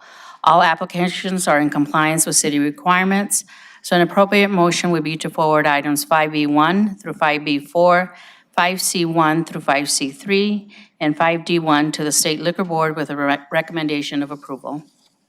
May I have a motion, please? Mayor, I move that we move forward with the liquor licenses to the State Liquor Board with the recommendation of approval. Second. There's a motion and a second. Any further discussion on this motion? Hearing none, all those in favor of the motion, please signify by saying aye. Aye. Any against? Motion carries. Item 6. Call to the audience. Ms. Clerk, do you have any announcements? Yes. At this time, the public is allowed to address the mayor and council on any issue except for items scheduled for a public hearing. Call to the audience will last for 30 minutes, and speakers are limited to 3-minute presentations. The green light will turn on when you begin speaking. It will turn yellow before you and beep when you have 30 seconds of your allotted time. When your 3 minutes are up, the light will turn red and the timer will begin to beep. If that happens, please immediately conclude your remarks. Our first speaker is J.D. Butler.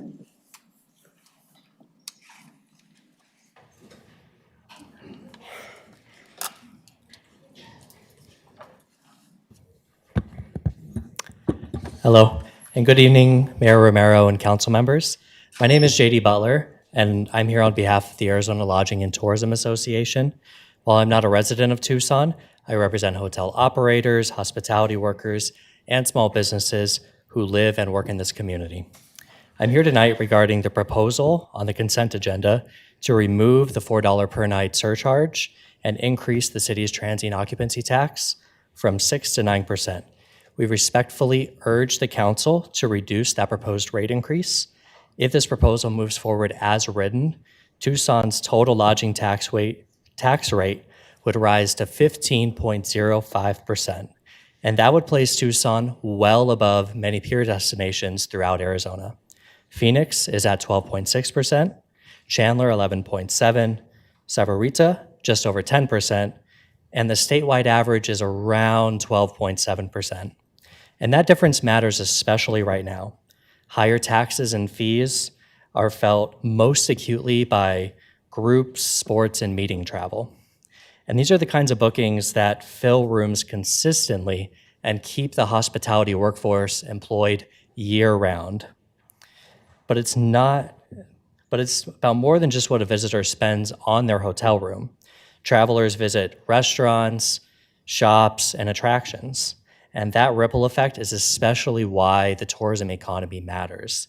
When the cost to attract a visitor goes up, that effect is felt far beyond just the hotel, motel, and resort that they're staying in.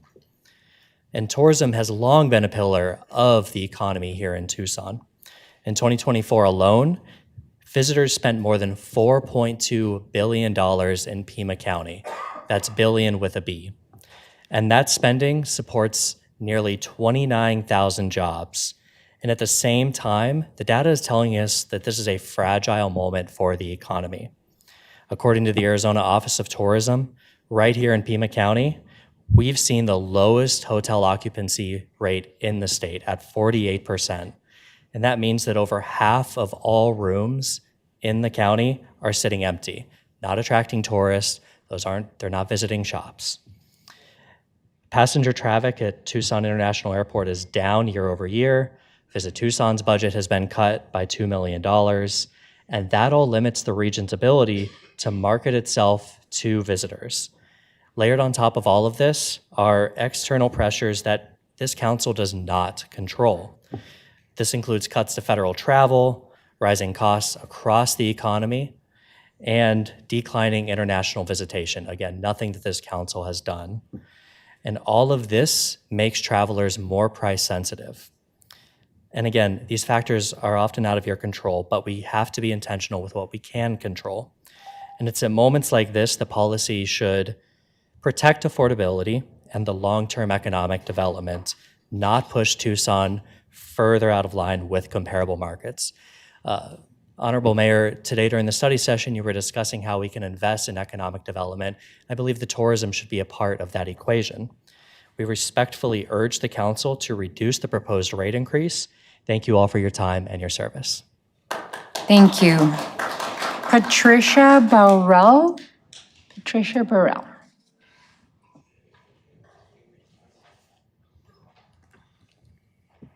Hi, I'm Patricia Bowerly. I'm a longtime resident and a longtime public transit rider in Tucson, and I'm representing myself. Please strongly consider continuing to keep public transportation fares free for the following reasons, including but not limited to the following. Providing free public transportation fares is better for the environment and encourages more people to take public transportation, including people who would otherwise drive. All of us living on this planet could benefit from less air pollution. Number two, providing free public transportation fares saves time and causes the public transportation system to be more reliable, more efficient, more on time by lessening difficulties with bus passes and/or money. Three, providing free public transportation fares helps to provide for a more equitable society. 3A, since public transportation tends to involve much more time and hassle than driving, providing free transportation helps to provide more equity for those who either have to depend on public transportation and are those who choose to take public transportation. 3B, John Rawls' book, Theory of Justice, asserts that a more just society should try to prioritize to help those individuals and groups of individuals who seem to be more disadvantaged in society. 4, providing free public transportation fares helps to provide safety to the public so that people can be more likely and with less difficulty try to escape and or seek help from abusive situations, for example, domestic violence, human trafficking, child abuse, elder abuse, etc. 5, providing free public transportation fares helps people to escape harsh weather conditions by providing means for people to go to public libraries and or community centers and or cooling centers during extreme and or adverse weather conditions. 6, providing free public transportation encourages more people to frequent the public libraries and our City of Tucson's parks and recreation by helping to reduce transportation barriers for such activities and promotes a healthier community and reduces the financial, personal, family, and societal burdens of health problems.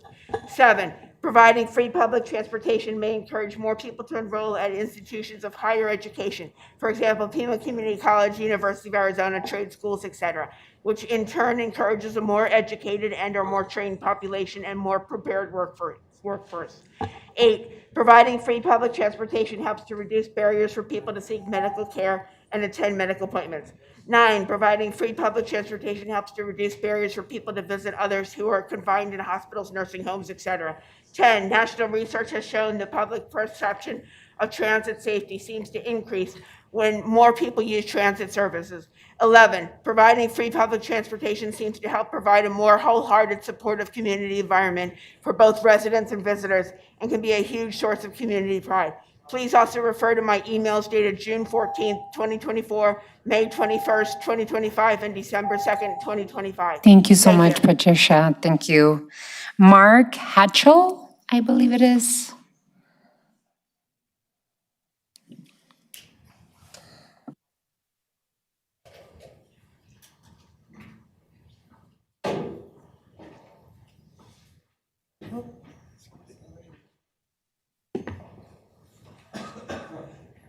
Good evening, Mayor Romero, Vice Mayor, and City Council. I want to thank you for giving me this opportunity to speak with you this evening. My name is Mark Hatchell. I'm the owner of Casa Pond here in Tucson. I'm a resident of Tucson, and I'm also a registered voter in Pima County. I'm here to oppose the proposed 200% increase on the reportable transaction fee, raising it from $1 to $3. While $3 may sound minor, it's important to understand who actually pays this fee and how quickly it can add up. This is not a fee absorbed by the pawn shops. It's a pass-through fee paid primarily by the consumer, people seeking short-term financial help. These are working families, seniors, veterans, and individuals facing unexpected expenses. Many of these customers are unbanked or underbanked with limited or no access to traditional credit, which is why pawn services are often their only viable option. Many customers don't have just one pawn ticket. It's common for someone to have multiple items pawned at the same time. This means that the proposal doesn't just raise the cost by $2. It can raise it by 6, 8, 10, or even more. For someone already struggling, this is significant. The only time a consumer does not pay for this fee is when an item is sold outright or when the loan defaults. In those cases, the pawn shop absorbs that cost. A 200% increase significantly by any standard, especially a fee that directly impacts those least able to afford it. It's also important to remember why this fee exists. The reportable transaction fee was established to offset administrative costs for law enforcement to research and track pawn merchandise. It was not intended to fill city budget gaps or replace voter-rejected revenue measures. Putting this proposal in context, pawn shop regulatory fees have not increased since 2010. For over a decade, our industry has absorbed rising costs, rent, wages, insurance, utilities, and compliance without passing those increases onto our consumers. Now we're being asked to absorb this increase as well. After Tucson voters rejected broad sales tax increase, the proposal shifts the burdens to a narrow and vulnerable group of residents who rely on pawn services as a financial safety net, as well as the businesses that provide that service. I respectfully ask the council to reconsider this proposal and seek alternatives that do not disproportionately impact low-income consumers and those who provide much-needed service. Thank you, Mark. Really appreciate it. All Thank right. you so much. All right, thank you. Thank you for coming. Our next speaker is Phineas Anderson.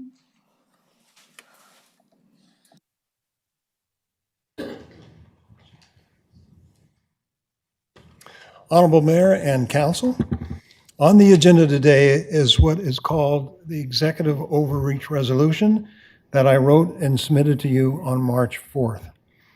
This resolution is now moving or has passed in 88 jurisdictions in 23 states and the District of Columbia. States like Georgia, New Mexico, Texas, California, Iowa, and Maine, and cities like Bozeman, Montana, Boston, Massachusetts, Evanston, Illinois, St. Paul, Minnesota, and Durham, North Carolina. Tucson, Arizona got this resolution months before the others. But it was my hope back then that you would be the first to pass it. Representative Grijalva understands. Like all of us in this room, she knows about the many unlawful, unconstitutional actions Trump has taken to gain more power via his executive orders. She said in her swearing in, and I quote, "What is most concerning to me is what this House of Representatives has failed to do. We are a co-equal branch of government, and we have not held Trump accountable for his actions. We have over 6,000 protesters on our Democracy Unites Us email list. From Tesla to No Kings 1, from the John Lewis Good Trouble protest to No Kings 2, and to our resistance and mutual aid protest yesterday, we have done a lot. We ask those on our email list not to be fearful. We encourage them to stand up and fight for our democracy, and they have. We hope today, at long last, I have to say, that you'll join us. Thank you. Thank you, Mr. Anderson. JP Salvatierra?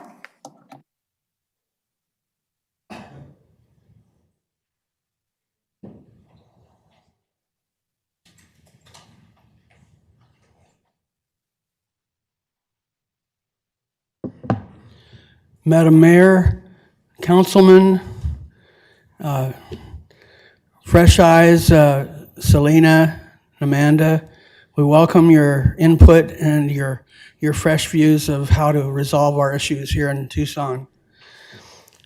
I come before you tonight to acknowledge December 4th YouTube video that's online now that was sponsored by the Pima Association of Governments and the RTA Next. It shares really interesting budget information about the next 20 years that we're looking forward to seeing infrastructure completed, and 5 presidential administrations that we have to deal with, and how that is going to challenge the quality of engineering that we receive. Okay? That very important infrastructure plans are major bonding over that 20-year period. We have major needs for value engineering long-term, not just 20-year and replacement value. There's an interesting item that I brought up in the call to the audience that other individuals are welcome to come to in their other events scheduled next year. It's the Huckleberry Loop 100-mile undergrounding of twin 161 kV electric, fiber optic, new tram tourist attraction, and the potable and non-potable water routing.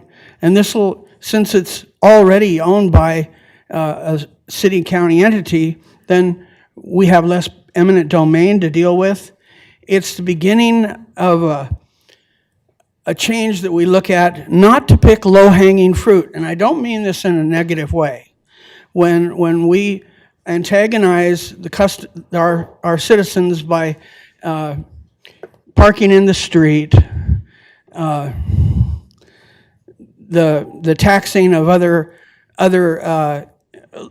small dollar amounts, we can be self-sufficient and protect ourselves in the long term with that extra $1.2 to $1.4 billion a year that Fortis takes out of this community in Arizona and takes it to its shareholders.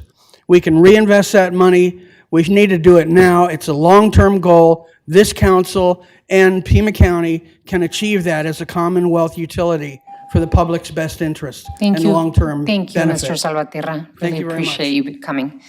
All right, our next speaker are Joseph O'Connell.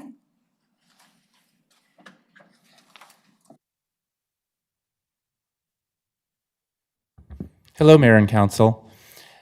I am a citizen of Tucson and a director of Second Sky, a science garden and social club in Ward 5. I wanted to briefly update you on our first year of operations because I'll be here next month when our liquor license is up for review, and I wanted to put that in the broader context of what we're doing. Second Sky in its first year has served thousands of people. We are a community center that reaches across all sorts of different lines, and part of our long-term mission is to be able to offer low-cost food to bridge the after-school to evening period, and to offer beverages and beer and wine in the evenings to adults. We are in the middle of, we have a permit active to build our commercial kitchen, and we've begun that work. But we risk losing our state liquor license if we don't activate our liquor license. We've met most of the requirements, and our intention is to ask for a level 4 temporary C of O with the restriction that we just be allowed to serve packaged beer and packaged foods so that we can activate the state liquor license. And then, of course, we'll be proceeding with all of the other improvements to get our permanent CFO. Just an update. I'll see you next month. Thank you so much. I think it's Isael Delfin Lara. Isael Delfin Lara.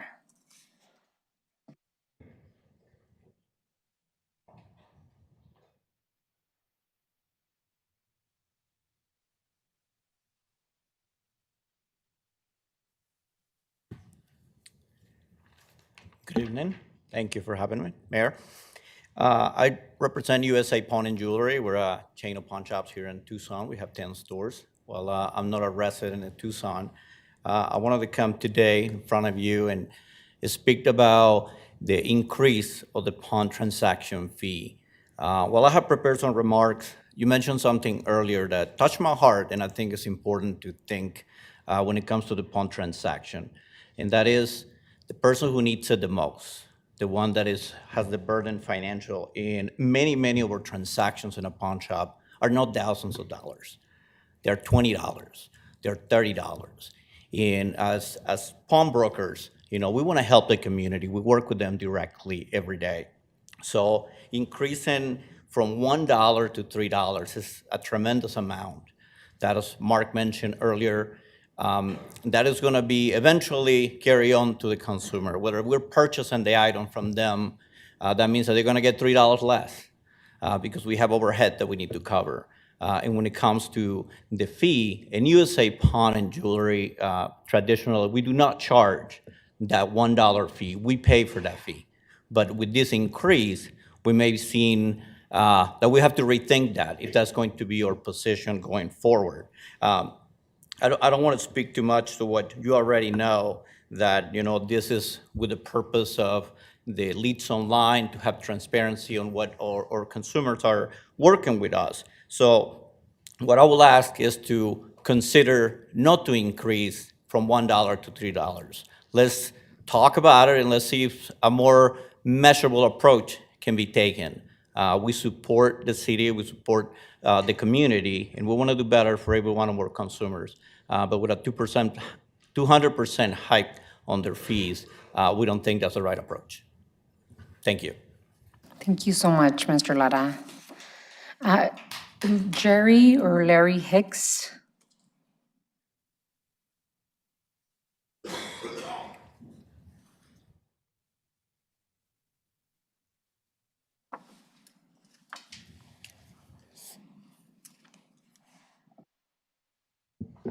Good evening, Honorable Mayor, Vice Mayor, City Council members. My name is Levi Hicks, and I do not reside within the city of Tucson. I am here to represent First Cash, where I'm employed as a region manager, and we operate 8 pawn locations here in the city. And we look forward to continue being good community partners with you. An approval of the proposed increase of pawn shop and secondhand transaction fee from $1 to $3 will be a financial burden on vulnerable residents. Pawn shops serve as critical last resort financial lifelines for individuals with limited access to traditional credit, including low-income families, elderly individuals, and marginalized community members. Tripling these fees shifts the cost onto residents who can least afford it, heightening the financial strain when they are accessing essential credit. This is effectively a regressive tax, and individuals using multiple transactions, for example, during emergencies, pay extra or disproportionately more, while wealthier residents are unaffected. Similar cost recovery fees impact low-income communities harshly because they consume a greater share of their income on them. Increased cost at regulated pawn shops may force customers to turn to less regulated, higher interest lending options such as some payday lender companies. Increased cost, individuals might also seek alternatives, potentially illegal lending sources that operate outside the law. These unregulated lenders often charge significantly higher interest rates and offer fewer consumer protections, leading to a rise in predatory practices and increased financial harm to citizens. The original fee was established as a cost recovery tool to offset police tracking of stolen goods. Tripling it shifts the purpose entirely. It becomes a general revenue grab rather than a targeted reimbursement. That change risks eroding community trust and perception of fairness, particularly among those already skeptical of government policy. There are alternative, fairer revenue sources. The council should consider more equitable funding options that distribute costs more broadly, such as property taxes, utility fees, or progressive charges, rather than burdening financially vulnerable groups. Revenue strategies should align with cost incurred, not simply seek easy collection points. Tripling the pawn and secondhand transaction fee offloads public safety funding onto those least able to afford it. It escalates existing financial stress, undermines local affordability, and shifts a protective measure into a regressive charge. We urge the council to reject this fee increase and pursue fairer revenue strategies. Thank you for your consideration. Thank you, Mr. Hicks. Renoy Gold. I think it's Renoy or Renogue. Renault Gold. Oh my God, I'm so sorry. Thank you so much. I'm sorry for my mistakes. Hello, Mayor, Vice Mayor, council members. My name is Randy Gold. I'm a retired software engineer and live in Marana with my wife, and I represent myself. I'm speaking in support of resolution number 24054, opposing executive overreach on tonight's agenda. I subscribe to the Hopium Chronicles, a national podcast and newsletter devoted to ensuring that freedom and democracy in our country prevails by correcting the falsehoods and illegal and unconstitutional actions of the president and his MAGA movement. In February, I came across the excellent organizational resistance work of Phineas Anderson, who spoke just a few minutes ago, including the resolution now before the council that he submitted to you about 9 months ago. I sent his resolution to the Hopium community in May, and they have subsequently used it as a model for the numerous other jurisdictions across the country to adopt. Resolutions are now before 88 jurisdictions in 23 states and the District of Columbia. They have passed in several cities similar to Tucson, including Boston and Amherst in Massachusetts and St. Paul, Minnesota. Also in counties, including Pima County, where their resolution passed last month, Bernalillo County in New Mexico, which is Albuquerque, Santa Cruz County in California, and Johnson County in Iowa. On behalf of Tucson residents, I urge you to pass Mr. Anderson's resolution to indicate your support of the critical importance of abiding by the U.S. Constitution and the rule of law. Thank you. Thank you, Randy. Thank you, Mr. Gold. Alrighty, Tom Adang.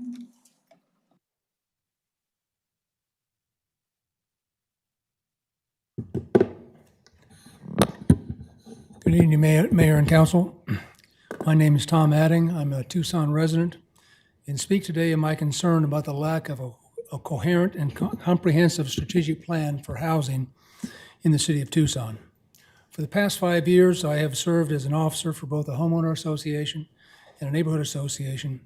I've reviewed numerous plans, including old and new Plan Tucson, housing plans within my association, and have found that in essence, the housing plans are uncoordinated, they're piecemeal, poorly understood, and sometimes not well received.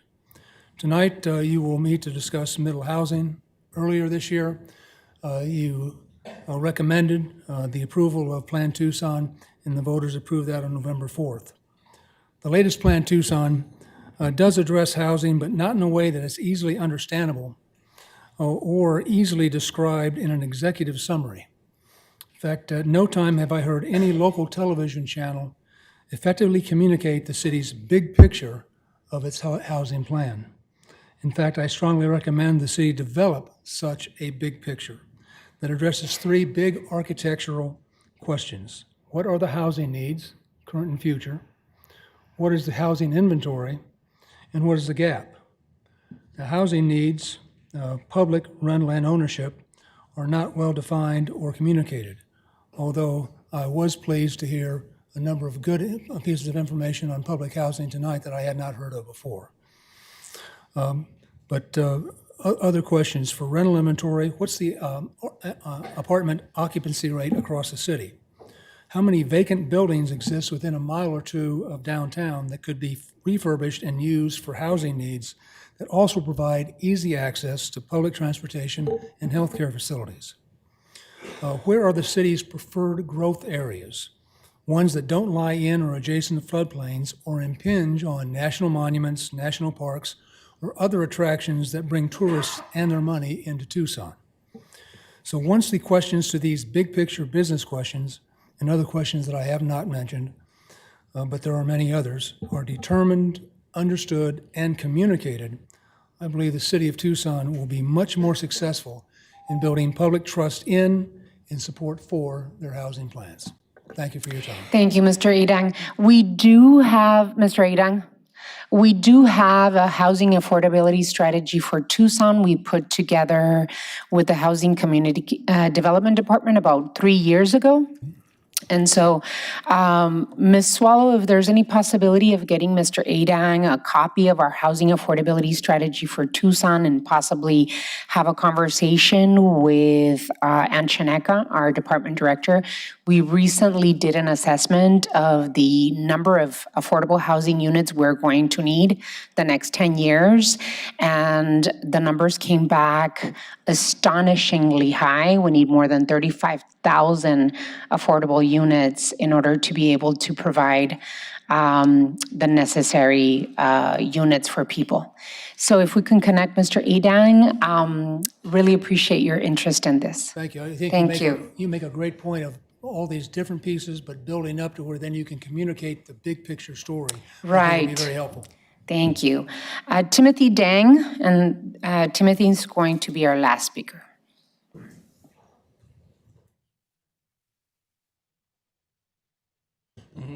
Hello, I'm Timothy Dang. I am a resident of Tucson. This year I've become active with several local activist groups, but I'm representing only myself here. At the same time I've been getting active, the federal government has been ratcheting up rhetoric that conflates such activism with so-called domestic terrorism. The President, the Attorney General, and Homeland Security officials have all indicated they intend to target activist groups under such a premise. This approach is laid out in a presidential memorandum. You may have heard of it. It's known as NSPM 7. If federal agencies move forward with this, they will seek cooperation from state and local governments and law enforcement. This makes it important for cities to have clear policies in place for how to respond. I'm not involved with law or with law enforcement or with city administration, but fortunately the ACLU has provided guidance for governors and mayors, including a draft executive order describing how local governments can respond to federal requests for cooperation. It would need to be adapted for cities' form of government. It's written as an executive order for a mayor, and it might not be sufficient on its own. But I would ask the mayor and council to review it and consider implementing it quickly because the Justice Department appears to be moving quickly. You can find the material with a web search for ACLU and NSPM 7. I've also provided links in an email I've sent to Councilmember Barajas. Thank you. Thank you so much, Mr. Dang. We've run out of time for the rest of the people that submitted for the call to the audience, but thank you so much for all coming.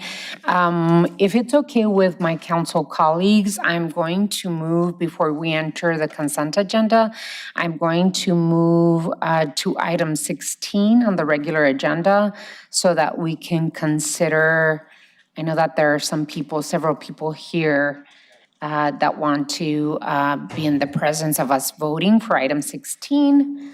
Let me just make sure that I pull it up. Okay, let's see. So item 16.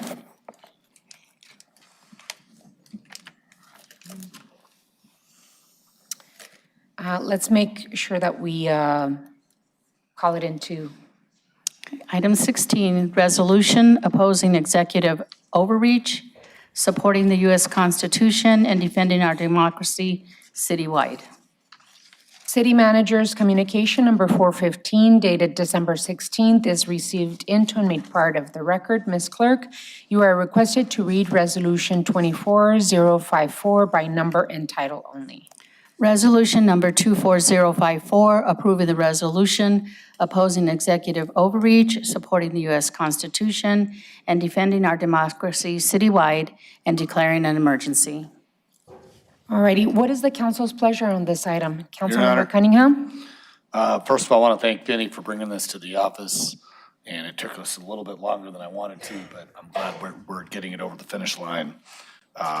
Also, thank you for Councilmember Dahl. He actually supported this the whole way through.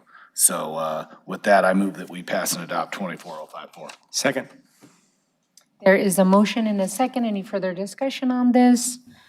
I too want to thank Mr. Anderson. Thank you for bringing this item in.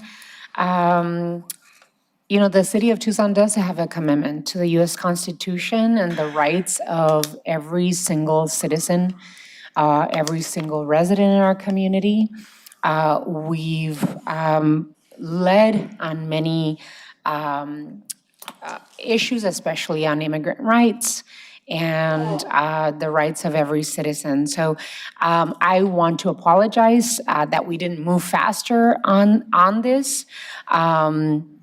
And I appreciate the sentiment. It is very important in these very critical times that this mayor and council take a stand on our defense of the Constitution and every single piece of that Constitution that is important for all of us. The civil liberties, due process, legislative authority, the role we all play in making sure that that Constitution is protected. And this resolution affirms our responsibility as local elected officials and our local elected leaders on the responsibility that we carry to make sure that the Constitution is practiced by each and every city employee and each and every one of us. So thank you so much for your patience. Thank you so much for hanging in there with us. And let's make sure that we do this work together. Thank you. Any further discussion? One other thing, it's no surprise that this has been done by a teacher. And Phineas's service to our youth for all those years should be acknowledged as well. Any other comments, questions? Already hearing none. We need to go to roll call. Mr. Cunningham? Aye. Mr. Dahl? Aye. Mrs. Lee? Aye. Mrs. Barajas? Aye. Ms. Schubert? Aye. Vice Mayor Santa Cruz? Aye. Mayor Romero? Aye. Resolution 24054 passes of a vote of 7-0. Thank you so much. All righty, we move on to item 7. Consent agenda items you. A through U. Reports from the city manager on the consent agenda are received into and made part of the record. Ms. Clerk, you are requested to read the consent agenda. Item A is approval of minutes. Item B is approval amending Tucson Code, Chapter 19, relating to tax rate change for public utility tax. Item C is approval amending Tucson Code, Chapter 19, relating to privilege tax rate change for advertising. Item D is approval amending Tucson Code, Chapter 7, relating to imposition of fees for secondhand dealers. Item E is approval amending Tucson Code, Chapter 19, relating to tax rate change for occupational license tax on hotels, renting to transients, and eliminating the variable dollar amount surtax. Item F is approval amending Tucson Code, Chapter 19, relating to additional tax rate for transient occupational license tax on vacation rental and short-term rental, and eliminating the variable dollar amount surtax. Item G is a grant aid agreement between the Tohono O'odham Nation and the City of Tucson. Items B through F will be considered separately.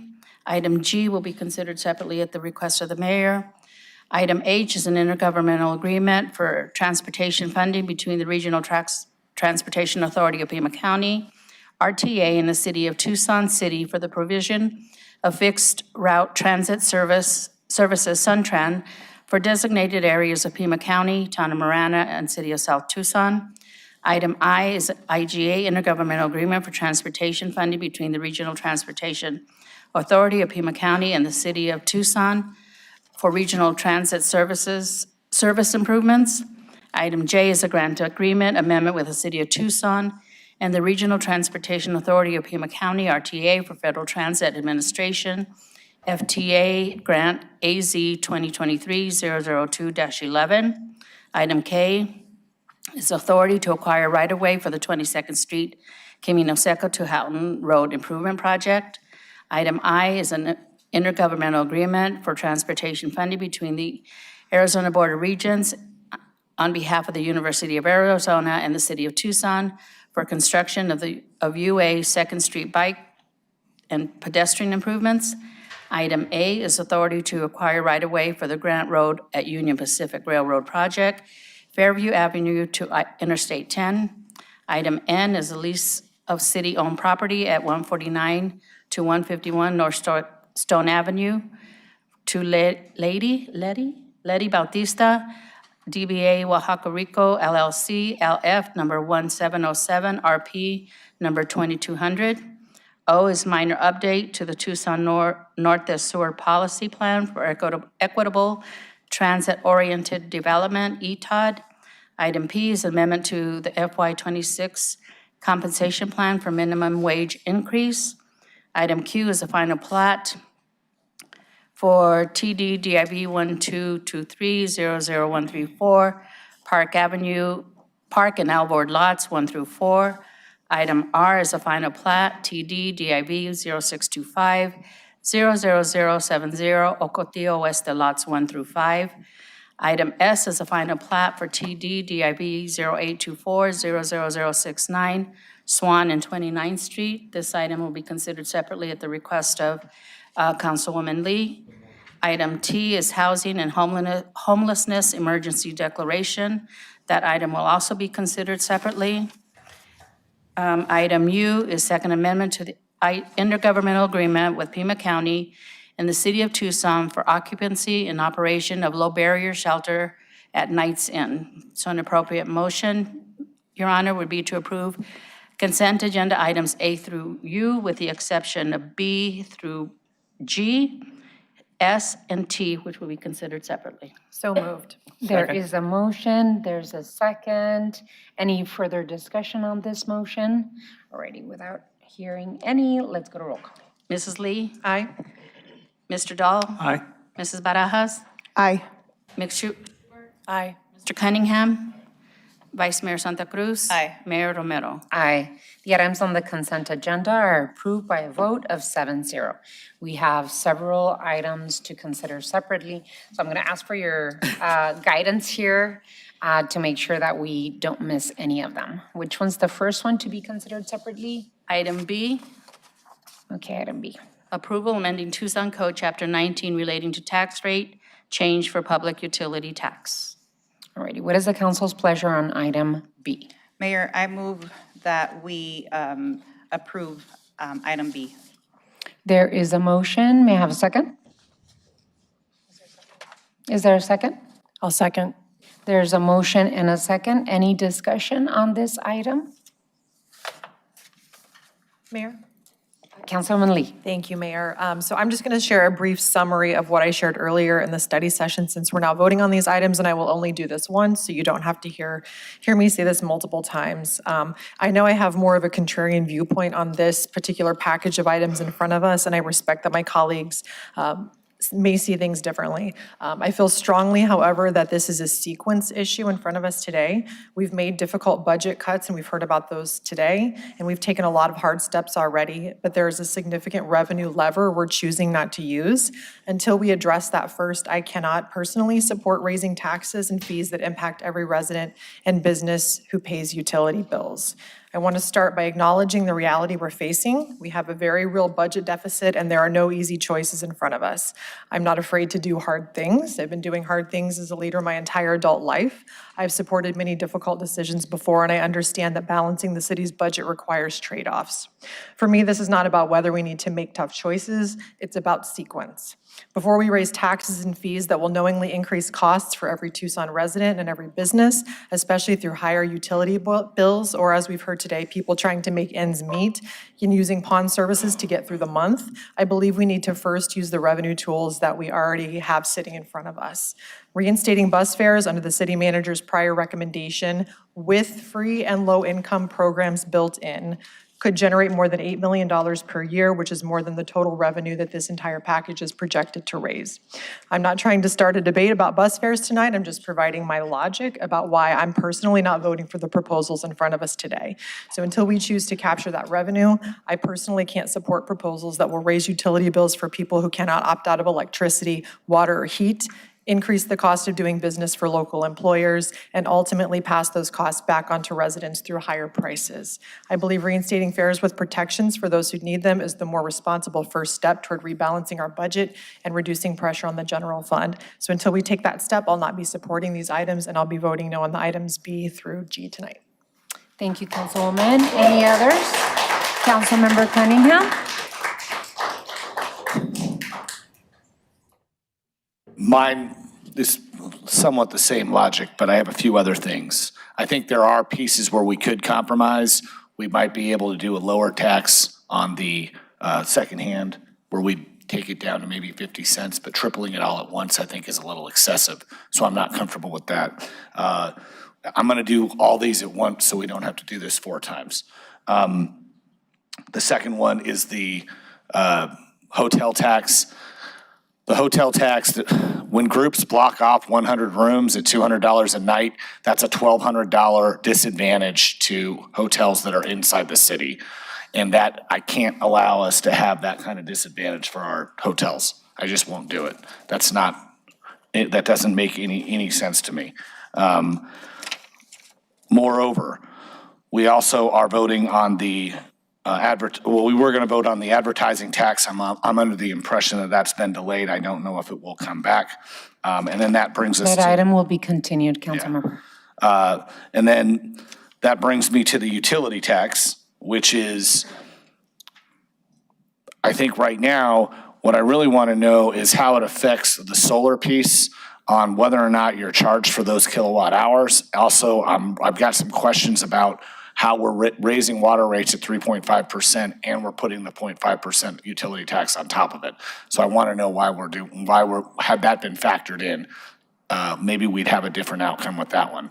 The one that I will be supporting, or I would be supporting, I won't do it for the sake of brevity, is I'll support the Airbnb tax. I think that's prudent and I think that's good for housing. All right, any other of my colleagues want to add? Councilmember Schubert. I am grateful for our discussion today and the room that we have for disagreements about how best to approach our budget shortfall. And I hear all of the concerns over the impact on our local residents and our economy. I just want to point out that we don't have a clear idea of what the cost of reinstating fares would be, nor do we know the fiscal impact of reinstating fares. We do know that research consistently shows that every dollar of investment in public transit generates $4 to $5 in local economic benefit. And that doesn't take into account all the other priceless impacts like improved air quality, improved equity. I think about all the missed doctor's appointments, people not being able to get to work, the accessibility issue of folks who cannot drive or cannot afford a car. The $8 million that we would possibly regain by reinstating fares is not an accurate number, given that we don't know the cost of reinstating. And also there would be a huge decline in ridership. So I understand that one potential solution that has been raised has been a free permit program, but I haven't heard any solutions that sound actually tenable for our low-income residents. When we had free passes before, people were required to go in person. The validation process was cumbersome. It's hard for people who don't have transportation to go in person, and they only issued them for 28 days at a time. This is really not the time to be targeting our most vulnerable residents. Something that is assessed to everybody in the city is more equitable than targeting people who can't drive. Any others? Any others?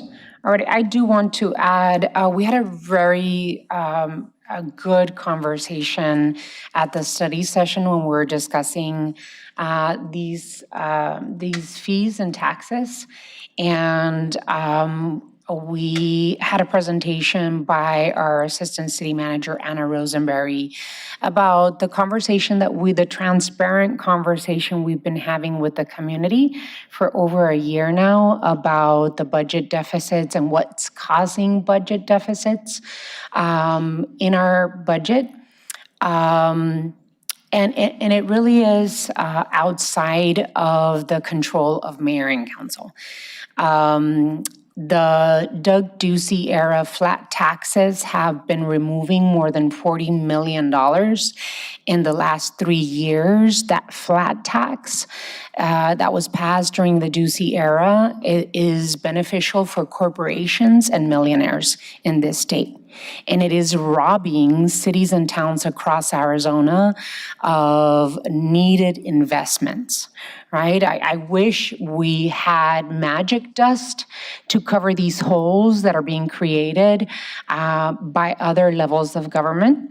The presentation by Anna Rosenberry was very informative and talked about what has the mayor and council in the city of Tucson been doing in terms of cuts and reducing expenditures. Because many of us here on the dais talked about being able to do those cuts and lessen expenditures for over a year now. All in all, we've cut $24 million from the budget and another $18 million in one-time expenditures that we are not doing before having to come to this point. This is not fun, but the mayor and council have a responsibility to provide the services that Tucsonans deserve and that our charter asks that we do: transit, transportation, parks and recreation, and public safety. And that includes 911, 311, police and fire, and all of the supportive services that keeps our city running. You know, I usually hear those that oppose any type of free or tax increase, that this will be a pass-through. And to be honest with you, We talked about this when we talked about the utility, right? The city of Tucson owns a utility. We have the water utility. And instead of moving forward with a 5.5% increase in Tucson water, mayor and council have decided to bring that percentage down to a 3.5% increase because we don't want to pass expenses to our customers. Private utilities can do the same. And many use the pass-through, we're just gonna pass it through. Well, the difference is that the water utility and a public utility is looking out for the most vulnerable amongst us, and private utilities and others are really thinking about the bottom line and the share to the shareholder. We have a very robust low-income program within the water utility that really helps many in the community that are struggling right now. The utilities are tax are proven to spread the pain much more thoroughly throughout all, and those that use more pay more. And so I refuse to accept that it is as easy as just saying it's going to be a pass-through. You know, it's hard. Still, it's very, very hard decision, but I will be supportive of the fees and taxes in front of us, except for we are continuing item C, which is the privilege tax regarding advertising. That seemed to us that there was a lot of questions. So I believe that item C will be continued for further review and analysis.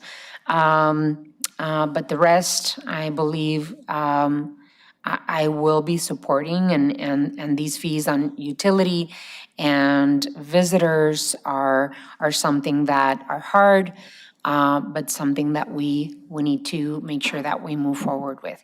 Even with that, we will still have a shortfall in our budget, so there are still decisions that need to be made that will be difficult. And yeah, I think those are my thoughts. I too believe that reinstating fares right now would mean really targeting our most vulnerable community. And we are doing something good when it comes to investing in transit. Many families that are feeling the pain right now, their biggest expenses are rent or mortgage and transportation. Most families spend 30% on transportation costs, and being able to protect that right now is important to me. Vice Mayor. Mayor, I just wanted to jump in since we're all giving remarks now, and so we can just move more quickly through the other ones. I think as you said, that we care deeply about business and especially small businesses, and asking a multi-transaction industry to contribute a few dollars per transaction is not punitive. What would hurt small businesses is if we have to cut city services, delay inspections, or underfund our public safety. This fee helps avoid bigger, more painful cuts down the line, as you have mentioned, that we will still have to continue making difficult decisions, but we're holding the line here. And so we're choosing a balanced approach instead of pretending budget problems will magically solve themselves, like you said. And so with that, I'm going to be supporting all of these proposed fees. Thank you. Any others? Alrighty, so which one is this one? Item B. It's ordinance 12214. Alrighty, so there's a motion and a second on item B. Do we need to go to roll call? Yeah, let's go to roll call. Vice Mayor Santa Cruz? Aye. Mr. Cunningham? Nope. Mr. Dahl? Aye. Mrs. Lee? No. Ms. Barajas? Aye. Ms. Schubert? Aye. Mayor Romero? Aye. Item B passes by a vote of 5-2. Alrighty, item C is continued. Continued, yes. Next item would be item D, approval amending Tucson Code Chapter 7 relating to imposition of fees for secondhand dealers, ordinance 12217. Mayor and council are asked to amend Tucson Code 7-100 to increase the city reporting fee paid by pawnbrokers and secondhand dealers from $1 to $3 per transaction as required by ARS 44-1625A. May I have a motion to move this item? So moved, Mayor. There is a motion. May I have second? Second. There's a motion and a second. Any further discussion? Hearing none, let's go to roll call. Vice Mayor Santa Cruz? Aye. Mr. Cunningham? No. Mr. Dahl? Aye. Mrs. Lee? No. Ms. Barajas? Aye. Ms. Schubert? Aye. Mayor Romero? Aye, item passes 5-2. Okay, item E. Approval amending Tucson Code Chapter 19 relating to tax rate change for occupational license tax on hotels, renting to transits, and eliminating the variable dollar amount surtax, ordinance 12218.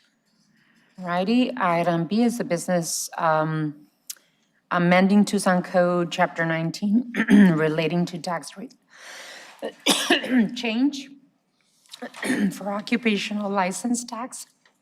May I have a motion, please? So moved. Second? I'd like to make, I'm sorry about that. There's a motion and a second. Any discussion? Councilmember Cunningham. I'd like to make a substitute motion and consider that increase to be 8.7%. That's only 30 cents less, but it makes a big difference in the group sales and makes our hotels more competitive. The break-even point would only be $153 a night, so even only on rooms that are over $153 would be more than the current tax. It would also help out the the more discount hotels, so I make that as a substitute motion. Second. There's a motion and a second. I will not be voting for the substitute motion. That will eliminate about $500,000 of what we can collect. We've already continued for further discussion the advertising tax. That would be another $400,000 plus. In addition to the $500,000, almost $1 million. So I will not be supporting that. Any further discussion on the substitute motion? Mayor, Yes. what was the percentage, Councilmember? 8.7. 8.7 instead of 9. Okay, 0.7. Alrighty, we're gonna be voting on the substitute motion. So let's go to roll call. Mr. Cunningham? Aye. Mr. Dahl? Aye. Mrs. Lee? No. Ms. Barajas? Aye. Ms. Schubert? Sorry, just to clarify, are we voting on the substitute motion? Nay. Vice Mayor Santa Cruz? No. Mayor Romero? No. Substitute motion does not pass, 4-3. We go back to the original motion of moving forward with the original intent.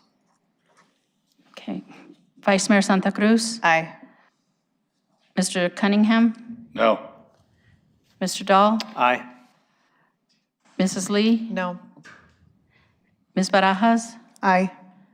Ms. Schubert? Aye. Mayor Romero? Aye. Item D passes by a vote of 5-2.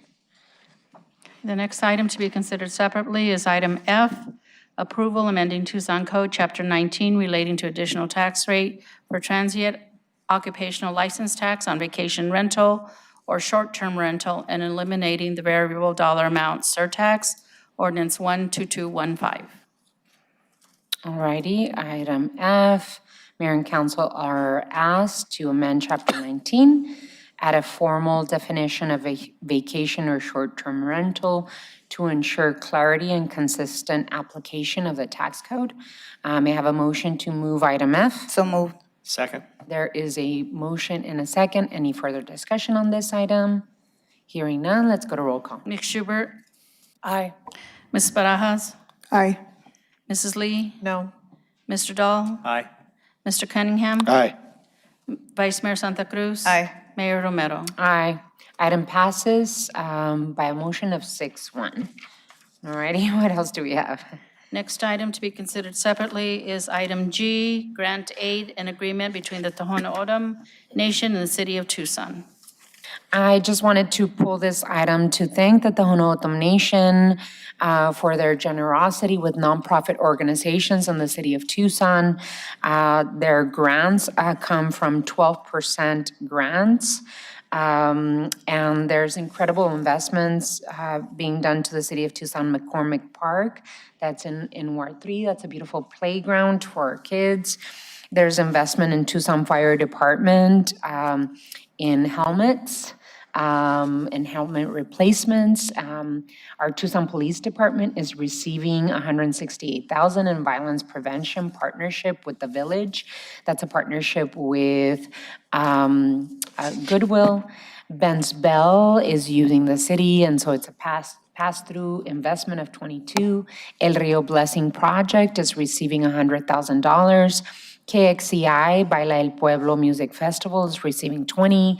Pueblo High School is receiving $131,000 for bathroom renovations.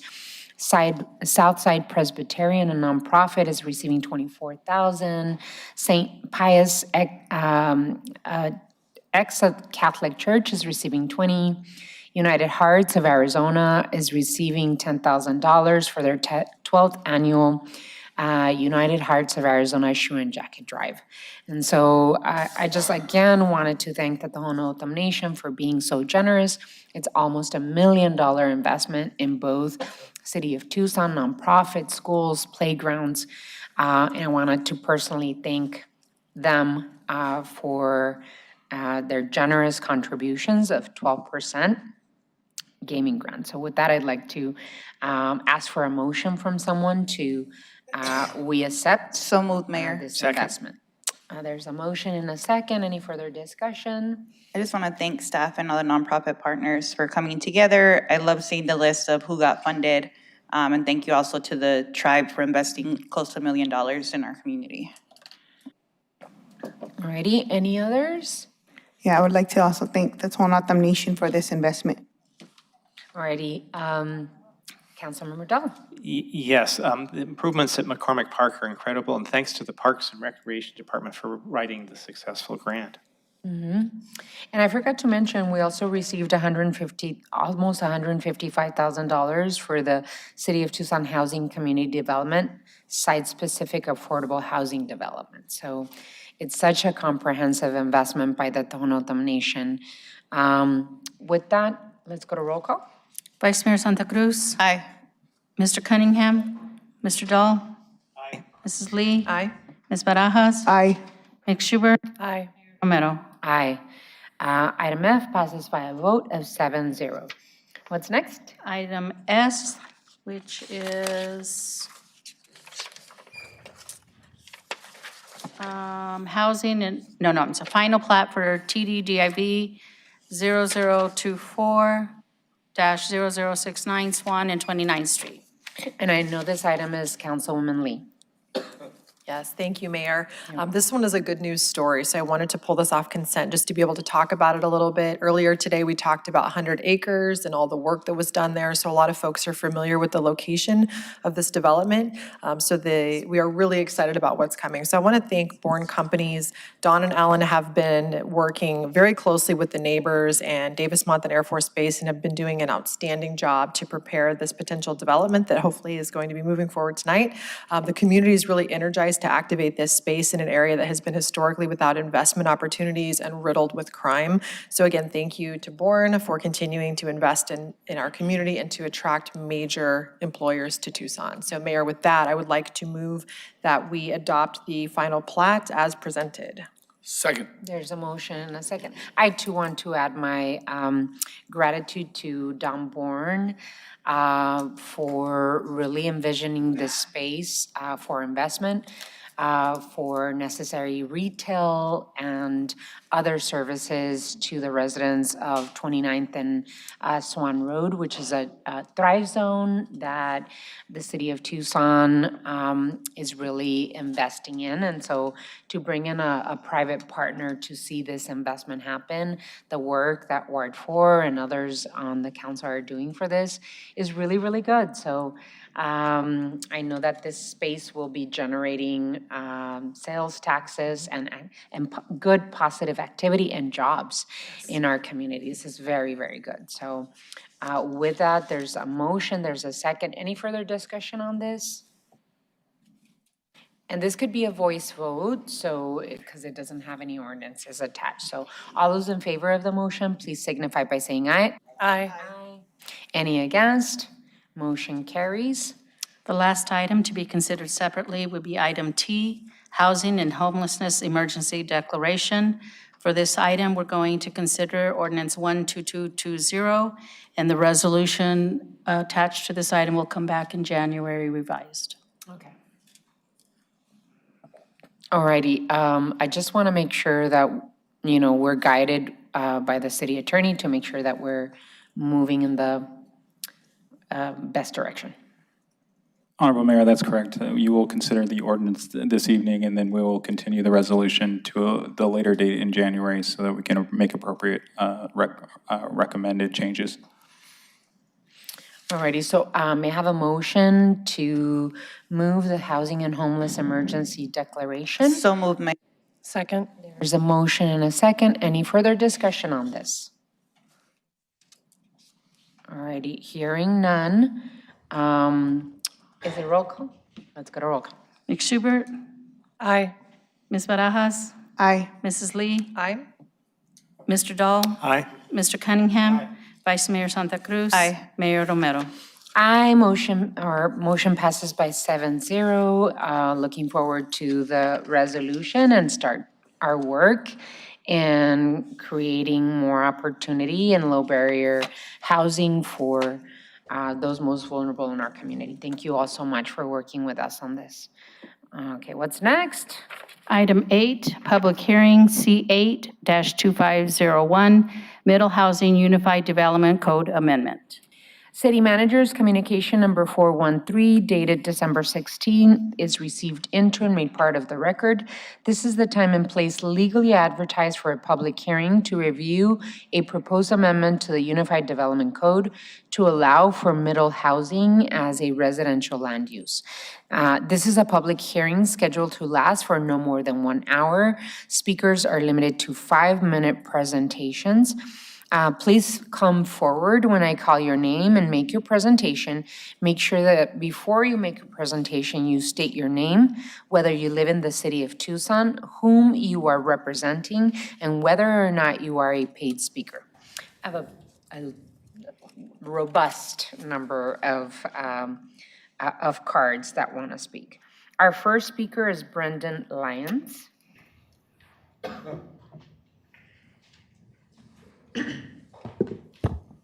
Honorable Mayor, members of the council, thank you very much for having me. My name is Brendan Lyons. I am a retained speaker with the Southern Arizona Home Builders Association. I am not a resident of the city of Tucson. On behalf of the Southern Arizona Home Builders Association, we support the proposed code amendment on middle housing.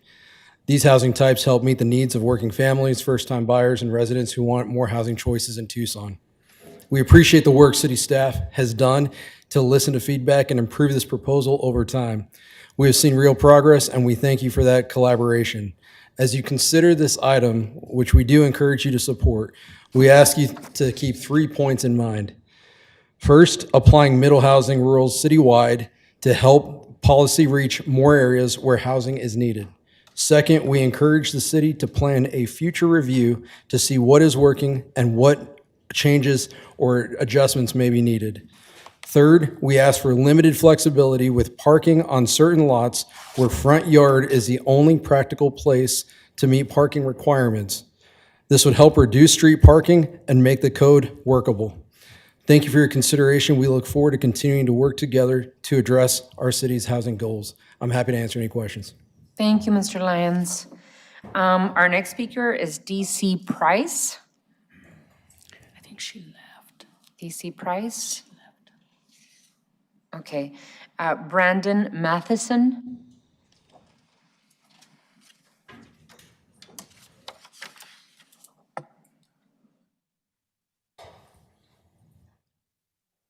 Good evening, Honorable Mayor, members of the council. My name is Brandon Matheson. I do not reside in the city, but all of my professional work does take place in the city. The city clerk has in its possession a small technical exhibit, 8.5 by 11, and asked that I ask permission, if it would be possible, to share that, distribute that for your review and consideration while I speak. I think so. I don't know. Yes. Yeah. Yes. Thank you. Thank you. I'll go ahead and get started, just so we don't slow things down. I'm speaking on my own behalf as a local civil engineer and builder who designs and constructs 2 to 4 unit housing, commonly referred to as middle housing. My work focuses on delivering family-oriented, accessibly priced housing that is compatible with neighborhood character and enhances rather than detracts from surrounding properties. I'm very supportive of and appreciative of the city's middle housing code amendment. As someone who speaks regularly with both buyers and renters, I can affirm there is strong demand for accessibly priced, family-sized housing throughout Tucson.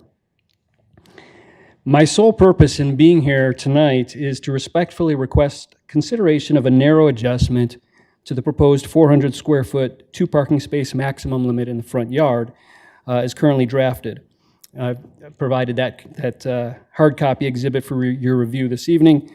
As written, this limit allows space for only 2 10-foot by 20-foot parking spaces immediately adjacent to the right-of-way, and does not provide sufficient area for vehicular maneuvering needed to access required parking for 3 and 4 unit housing, even where additional space may exist along the sides or rear of a property.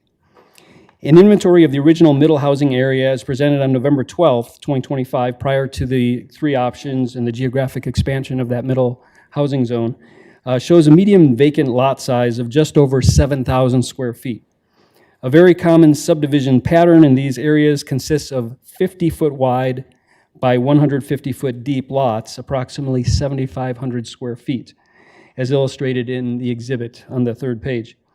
On these typical infill lots, once the building footprint is accommodated, there is often no feasible location for sufficient parking for 3 or 4 unit family-sized housing other than the front of the lot. The exhibit in front of you demonstrates the geometric constraints created by the current parking limitation. A simple targeted adjustment that preserves the intent of the amendment while maintaining feasibility for family-sized middle housing would be to include language such as, and I'll read the proposed language exactly, additional parking spaces and vehicular use area beyond the 2-space, 400 square foot front yard limit may be provided when existing lot dimensions or maneuvering requirements make the front yard the only feasible on-site location to meet required parking and access. Without this minor adjustment, residents will still own vehicles, but will be forced to rely on on-street parking in front of neighboring homes, leading to frustration for both middle housing residents and existing neighbors who may lose convenient access to curbside parking or mailboxes. Additionally, the current limitation would disproportionately favor single-occupant housing such as studios at the expense of much-needed family-oriented housing. It may also create challenges for elderly residents or those with limited mobility who would be required to carry groceries, tools, or equipment from the street rather than from parking located closer to their homes. Finally, vacant or underutilized commercial properties along arterial streets, which could otherwise be strong candidates for middle housing under the proposed amendment, would remain infeasible. Backing onto arterials is prohibited by code, and the 400 square foot 2-space limit does not provide sufficient on-site maneuvering areas to accommodate safe vehicle access. Happy to answer any questions, and thank you very much for your time and consideration. Thank you so much, Mr. Matheson. Bill DuPont?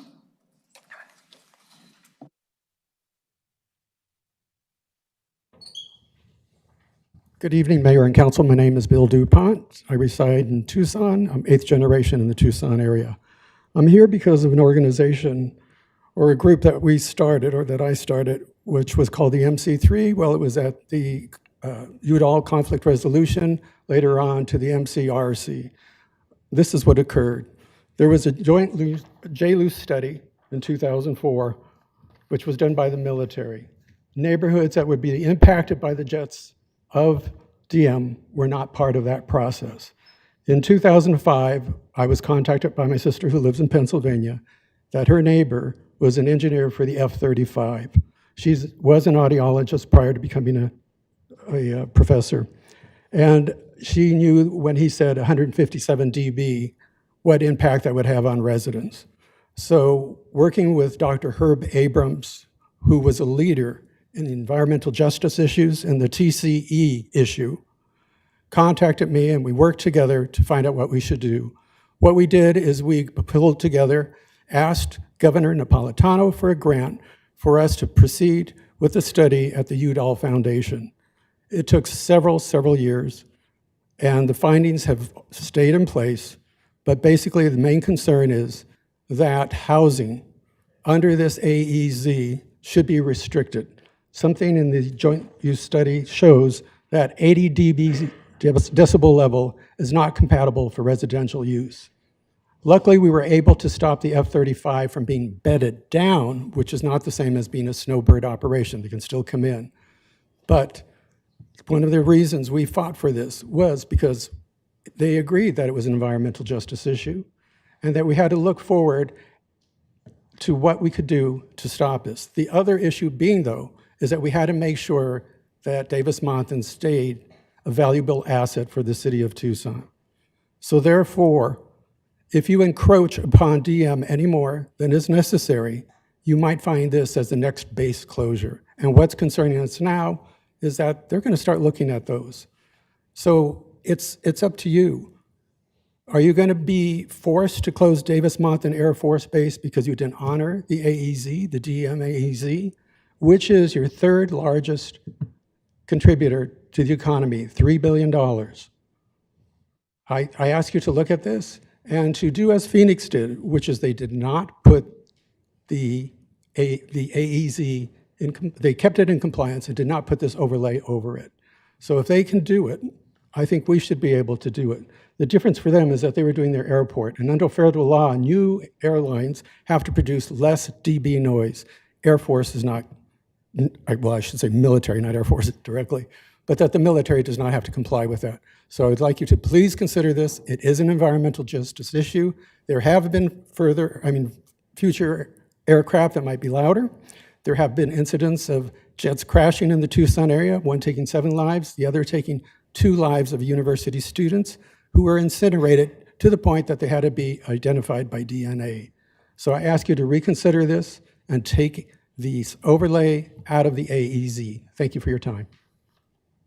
Thank you, Mr. DuPont. Daniel Barker.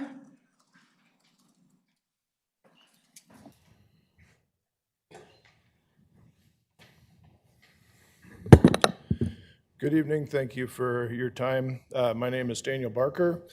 I am a resident of Tucson, and I am representing myself. I am speaking in favor of the missing middle proposal, and I would urge the council to apply the increased density limits citywide. As the mayor noted, we need 35,000 affordable units in the next few years. That's a significant number of units, and the only thing that's going to meet that sort of need is big ideas, large plans. Restricting the area of the increased density is, A, not going to produce as many new units as we might think.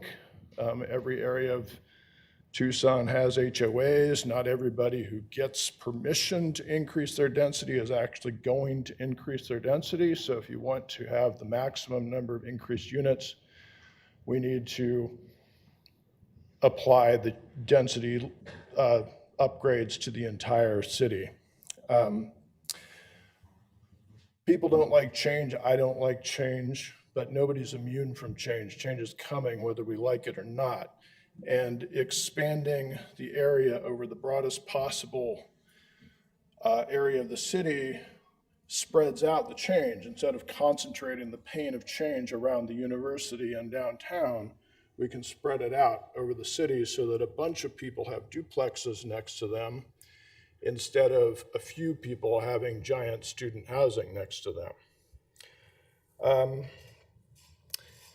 And another thing to keep in mind is the density limits are not the only limit on developers being able to build housing. There are lots of other issues that keep people from building housing. Another reason to make this as broad as possible, to make them apply to the most lots possible so that the lots where it makes sense are going to be able to have it happen. This is a first step, but if the city is serious about addressing our affordability issues, this is a very important step. There are other measures that are necessary. We still need public housing. We still need to look at our building code and see if there's changes we can make to make it easier to build more affordable housing for people. We should eliminate all minimum parking regulations. That's a very important step.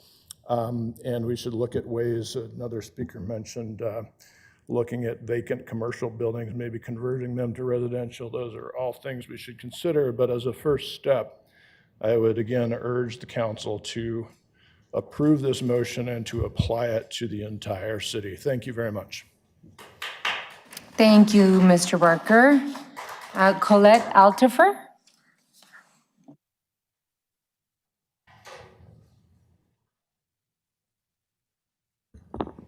Good evening, I'm Colette Altapper. I'm a resident of the city of Tucson, and I'm here on behalf of myself. 120 to 150% AMI, attainable versus affordable, projected residents versus current residents, whether keywords and phrases are hidden in hundreds of pages of material or presented by staff in rapid-fire delivery, they often escape the notice of ordinary citizens. Had the city simply stated that middle housing is meant to target future residents who are making at least $90,000 per year, everyone would have understood that.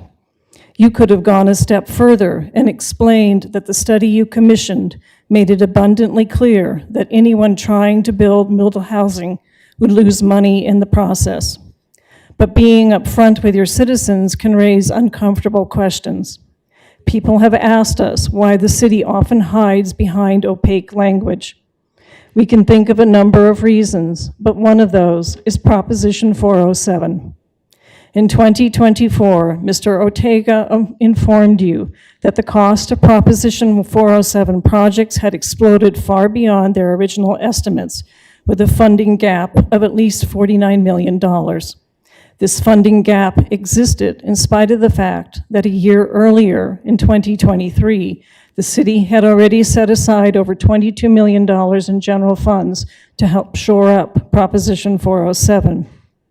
Now, on hearing this, a prudent person would pull back and look for ways to economize on projects, but not this mayor and council.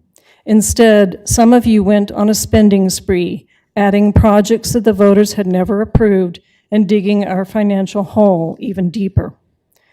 So is it any wonder that the city needs an influx of wealthier residents who can help pay for the financial boondoggle that occurs when elected officials ignore their fiduciary responsibility to taxpayers?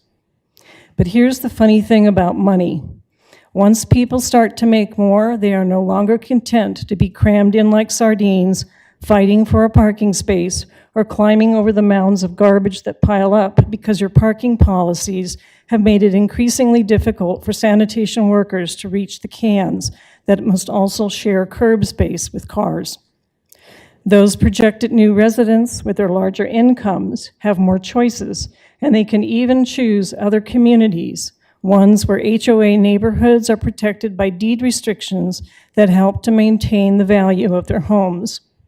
In fact, at least 2 of you live in HOA neighborhoods and enjoy those protections, even as you systematically destroy ours. And whether we are talking middle housing or the recently passed community corridor tools, all we are looking at is more rentals. So while HUD reports that the vacancy rate in Tucson's rental market is more than 9%, and a quick drive through many neighborhoods will reveal for rent signs on multiple properties competing for tenants, you somehow believe that developers and lenders will risk their own bottom lines to saturate the market and drop the value of their investments. Perhaps money is the problem. The moment taxpayers increased your salaries and began paying you $8,000 to $10,000 per month, a disconnect occurred. Not only did some of you cut your office hours and make it harder to get appointments with you, but you ignored sound financial practices and dug our city's financial hole deeper. And the sad irony is that it will be those residents who are most in need of affordable housing who will bear the brunt of your actions and be saddled with the greater tax burden to pay for this financial mess. Thank you. All righty, Logan Havens. Logan Havens. Thank you.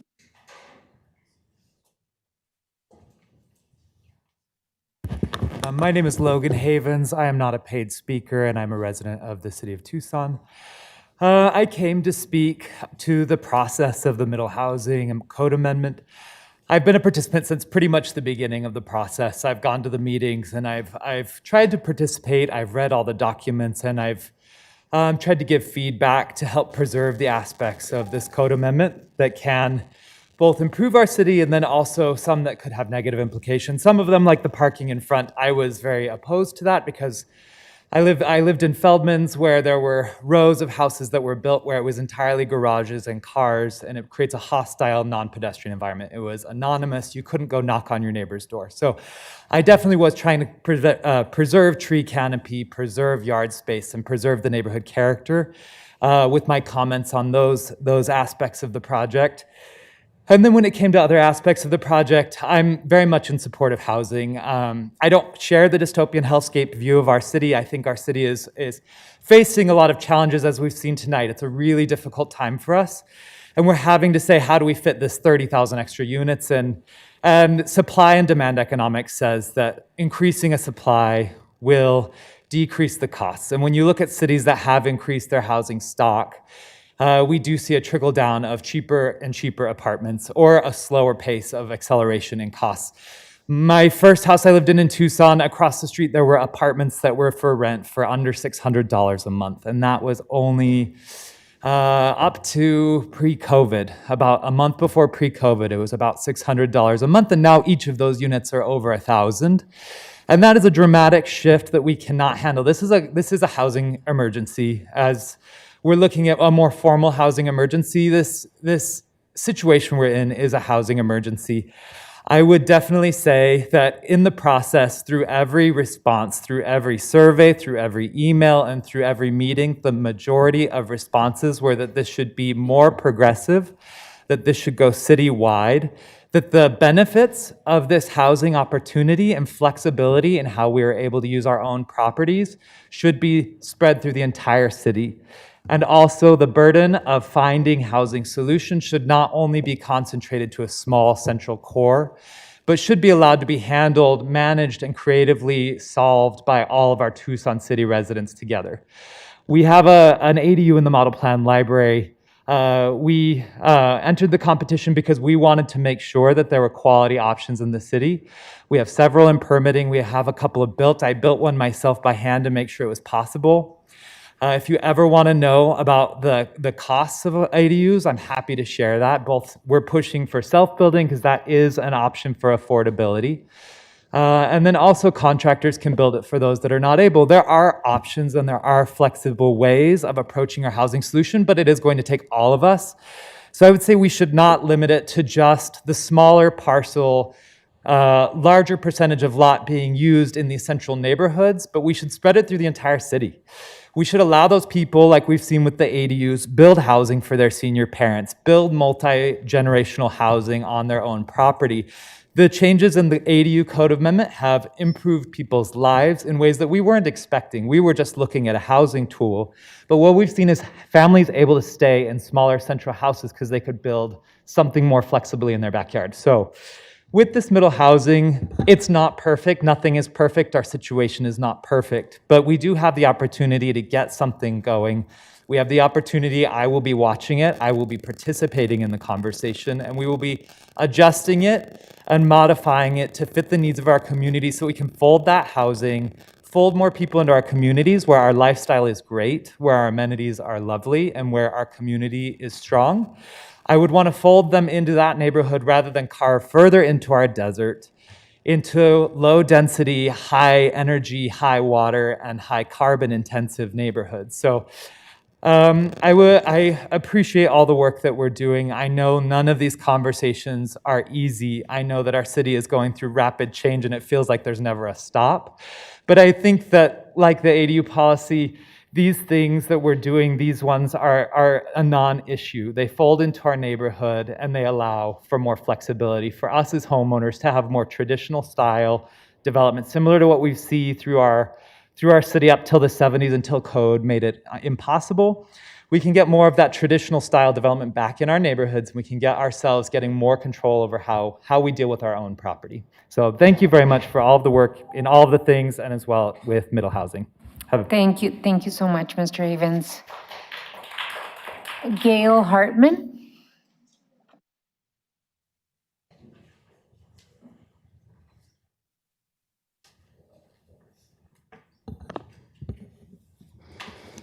Madam Mayor, members of the council. My name is Gail Hartman. I live in the city of Tucson. I am not a paid speaker, and I am speaking only on my own behalf. I understand that you must act on a middle housing code amendment before the end of the year. And I also understand that in recent years, the cost of housing has risen substantially, and that it is important to find ways to lower that cost.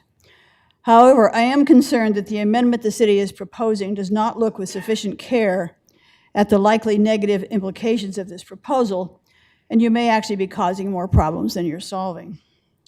A couple of general concerns.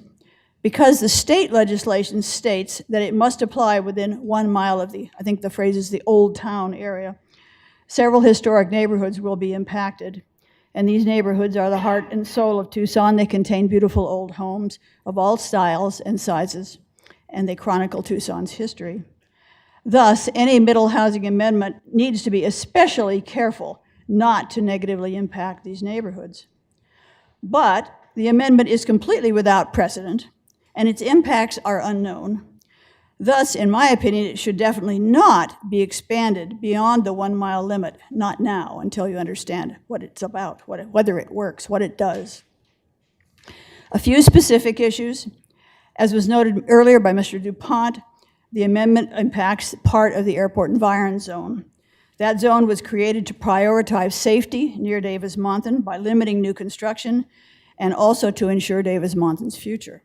This amendment would do exactly the opposite. The middle housing amendment should not apply within the AEZ. As far as I can tell, there are no design standards in this amendment. As I've noted before, because historic neighborhoods, some higher income, some lower income, will be impacted. Any new construction really needs to have detailed design guidelines so the new structures will blend into the neighborhood. As you all know, and as other people have mentioned, we live in a system that is based on economic values of practically everything, whether we like it or not. If design standards are not included, there will almost certainly be a decline in nearby property values, and I assume that is not the goal of the ordinance. I think in most cases, there should be height limits to 2 stories, kind of depending, but the situation where you have the buildings hovering over a 1-story house, that is not a very neighborly feature. Sufficient parking, that's been addressed by others, and I heartily agree that there needs people, you have to recognize that people do drive cars. Maybe you don't like the fact, but they do. And there needs to be a place to put those cars, not on the street where you get up with streets completely filled with parking and you also block trash pickup and there's other problems. The right to oppose a middle housing development really should be retained. The City of Tucson's Unified Development Code provides the opportunity to oppose new development and a process to follow. I hope that will be retained here. As I'm sure you know, the City of Scottsdale is also addressing this issue, but in a very cautious manner. They are including virtually all the issues that I've mentioned, plus others. It would be wise, I think, for the City of Tucson to follow their approach. The amendment should be done carefully as possible and applied to the smallest possible area until its impacts are better understood. Finally, it's always often phrased, and somebody did it earlier this evening, as the dichotomy between filling in the city, and we don't want sprawl on the outskirts to continue, and I heartily agree with that. Unfortunately, there's nothing in this ordinance that would do anything to minimize sprawl. The city has done a poor job of that for many years. The county does better, and I would really like to see, the city does not have a lot of options in some cases, but I would really like to see more effort being put to creating a city limit, because this ordinance certainly doesn't do that. Thank you very much. All righty. Our next speaker is Jason Warake.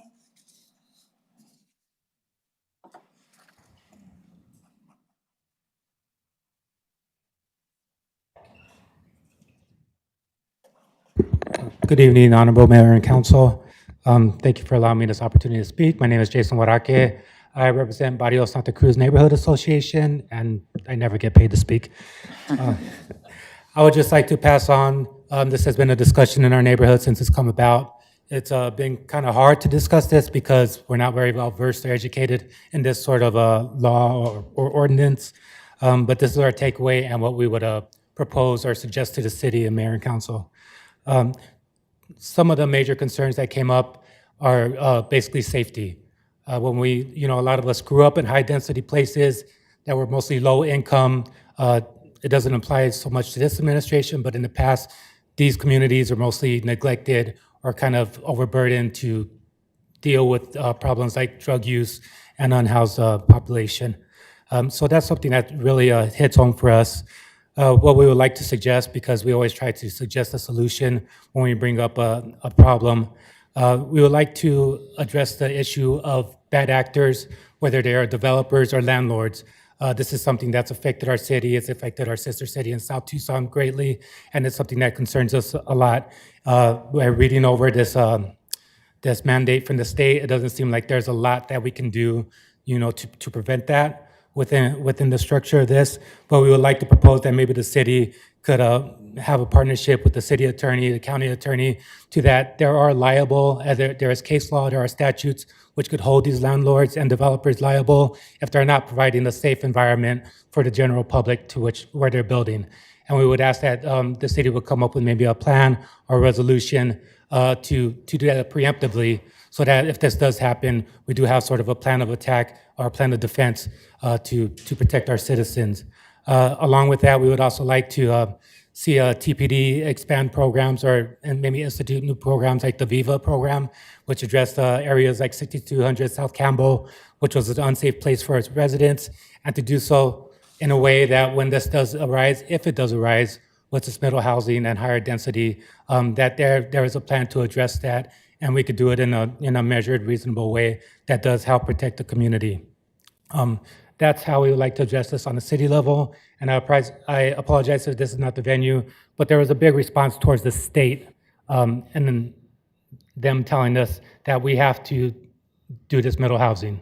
We appreciate that this will affect the housing crisis, and we know that more houses do make things better. But we also know what they are denying us because there are statutes on the books.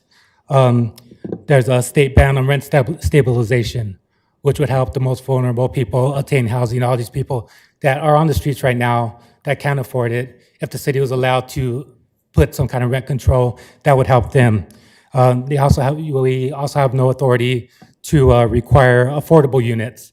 We can't deny permits or building based on affordability, and that's something that the state holds from us. And also, it limits as you all know, limits your ability to waive fees and taxes in order to make building more affordable. So we know this can help the community. I know it'll be a lot of work for mayor and council to provide incentives towards affordable housing, because when there's a business opportunity, we know those opportunities are always taken by the largest and wealthiest corporations and people. And if we're pushing out our local developers, our local planners, architects, and all that, it's going to hurt the city more. And this law really doesn't allow for that. We just want to recognize to the state, if you could pass it on to the governor and our legislative representatives, that we know we are just getting crumbs towards fixing the housing crisis, and that the real nourishment, the real things that we need, such as these statutes and these restrictions that are on the table that we mentioned, we know those are still there. And until those are changed, until, Mayor Romero, I think you mentioned earlier this week or last week, towards flipping that legislative towards something that represents the people and that will actually help the people when it comes to crisis like housing, addiction, and mental health. And I just want to put that piece in and offer our suggestions, and thank you for your time. Thank you, Mr. Huaraque. Donna Lamb?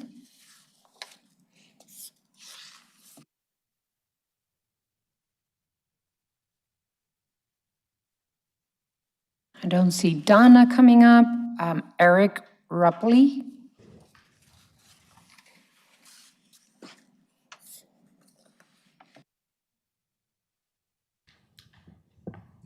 Hi, I'm Eric Rupley. I'm a resident of Ward 6, and I'm representing myself. I'm here to speak in opposition to the citywide expansion of the middle housing plan. Most of what I said was already said by the lady in purple, so I'll save you with a long list of things here. But the key point is that bulldozing the diversity of Tucson's neighborhood, distinctions which are really vast, in one fell swoop is going to create a wildfire of unintended consequences. And you heard it even from the developers who are worried about parking. It's going to start fire after fire after fire. So what you really need to do, I think, is start small, go with the smallest footprint, which is the infill, the IDD, the IID district, and then see what the problems are. So that's all I have to say. Thank you, sir. Tress English? Good evening, Madam Mayor and City Council. My name is Trace English. I live in Ward 6. I wrote to you all recently saying, please, I pose the middle housing proposal that you have before you, and I do so based on two kinds of experiences.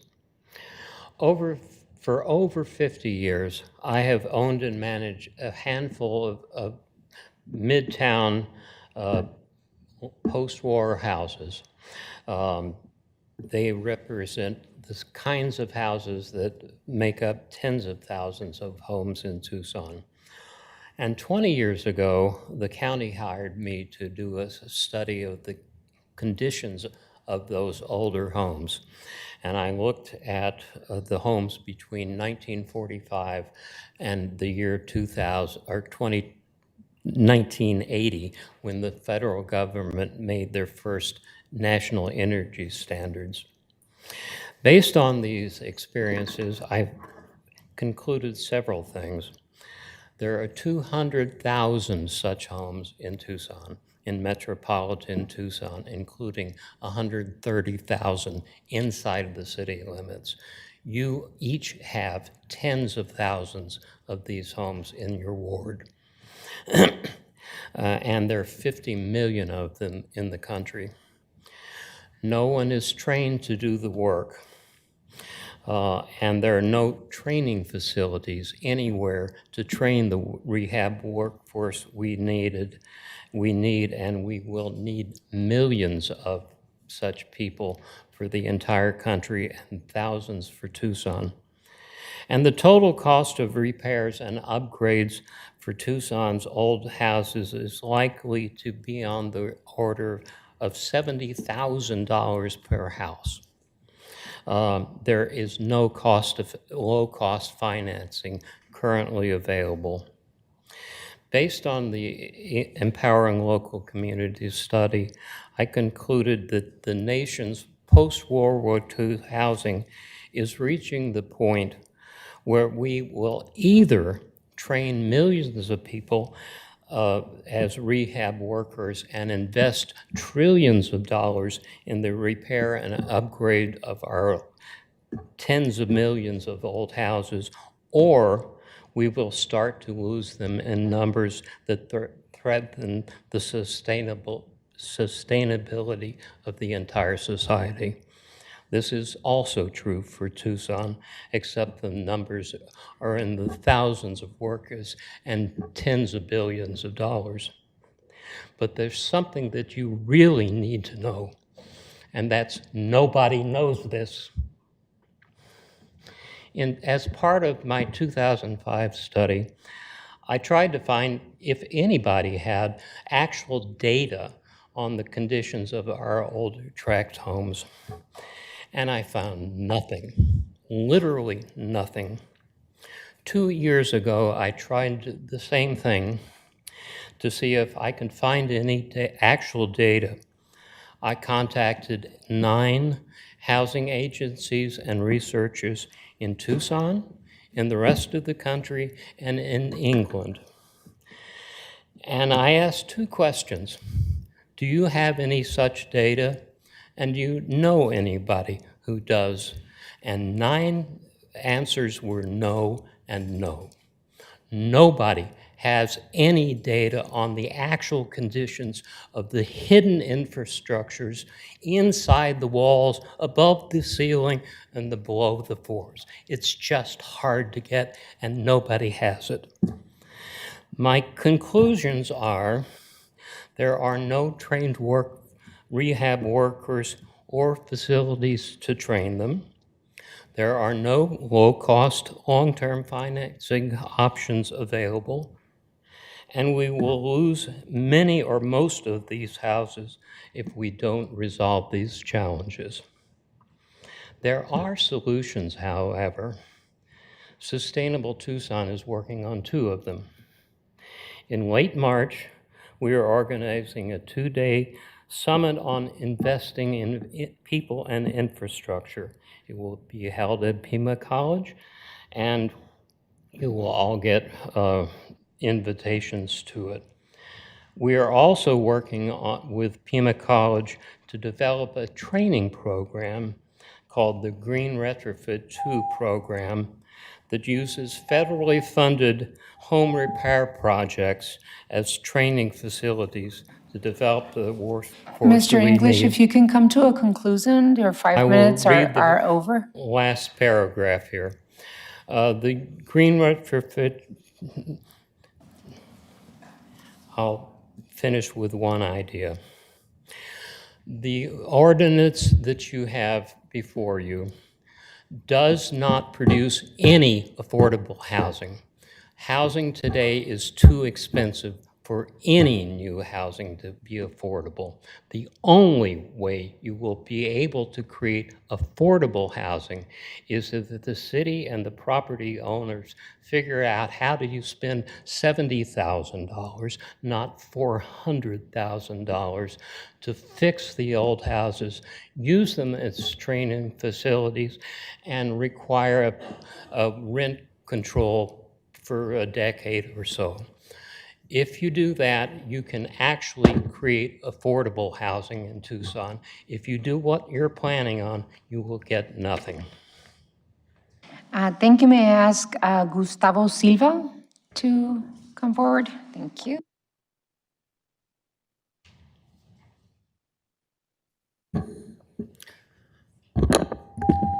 Good evening. I'm a citizen of the city of Tucson. My name is Gustavo Silva. I am a member of the Planning Commission. I am here representing myself. Back in the spring, this council said you wanted public input on where middle housing should be applied. The public showed up, and the public showed up for 9 months. In all 3 stages of outreach, over 60% of the participants supported a citywide approach. So I have to ask all of you tonight, what was the point of those 9 months of public engagement if you're not prepared to listen to us? The council constantly emphasizes the importance of public input and says that we have to all listen. So then I ask, why are you not listening to us? A couple of weeks ago, during the swearing-in ceremony, Mayor Romero, You spoke about the future you envision for Tucson. I felt hopeful listening to your vision. Hopeful because I believed in your commitment in supporting new homes at all income levels and addressing the, quote, historic disinvestments and inequities that have been decades in the making. A citywide approach is the only option that treats every Tucsonan equitably. Anything less continues the pattern of inequity you said you wanted to end. Tonight, this council is taking the time to proclaim a housing emergency. But again, I should ask, what is the value of declaring an emergency if your decisions do not meet the moment? If you have declared a housing emergency, then act like it. Vote to move forward with a citywide approach. I stand here confidently because I know that at least 60 to 75% of the people who participated in this process agree with this stance. Listen to us, your constituents, and act accordingly. And then a side note, for people worried about the airport environmental zone, those protections still apply. You shouldn't be worried about that. And you also appointed a planning commission. Each one of you has 2 commissioners. Mayor, you have 1 commissioner. The planning commission spoke. You have selected a panel of professionals. Listen, listen. Thank you. Thank you, Mr. Silva. Artemisa Junter, I believe. I'm so sorry. I'm horrible with reading the names here. So Artemis. Yes. Thank you. Hi, my name is Artemis June Torre. I am a resident of the city of Tucson. I am representing Tucson for Everyone and its 3,700 supporters in Pima County, but I am not being paid to speak tonight.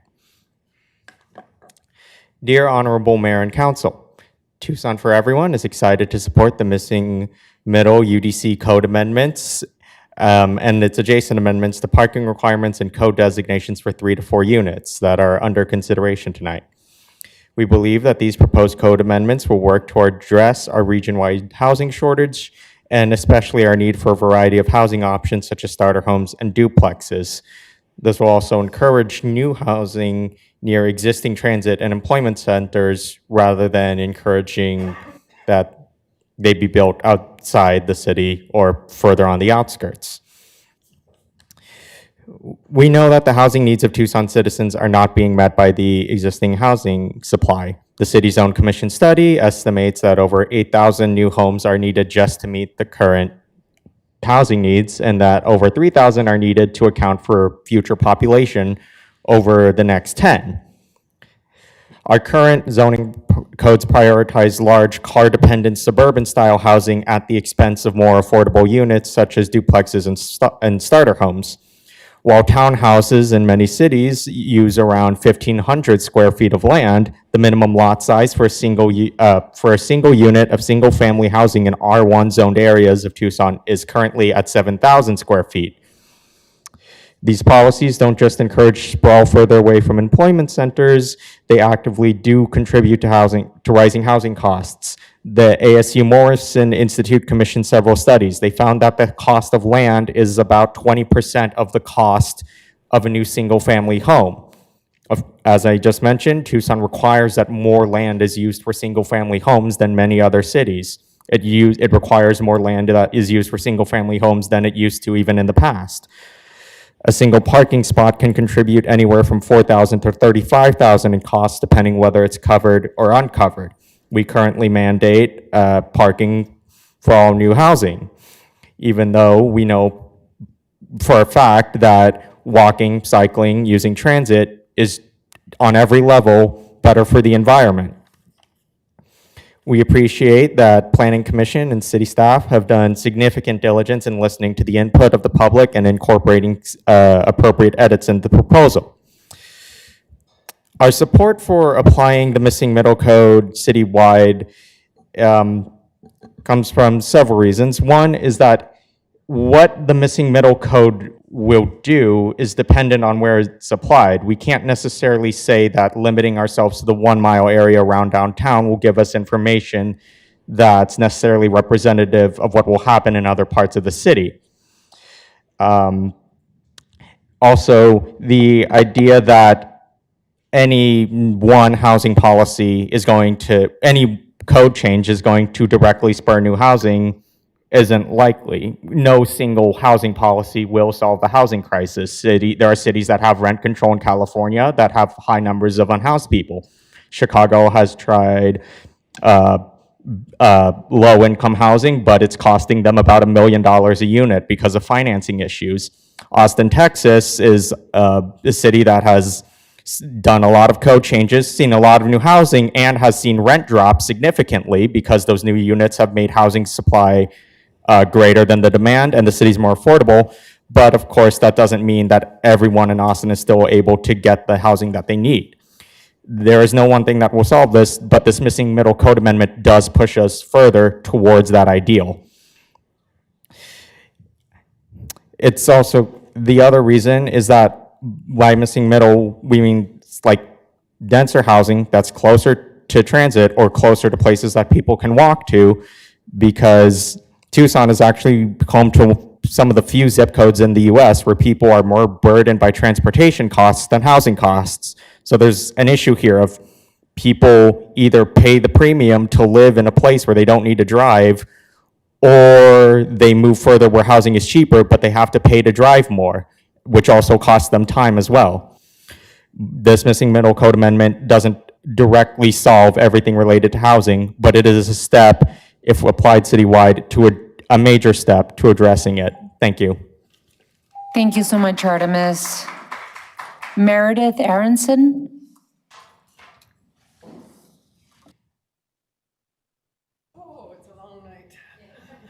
Mayor and council, staff, pleasure to be here tonight. I'm Meredith Aronson. I'm a resident of Ward 6, speaking on my own behalf this evening.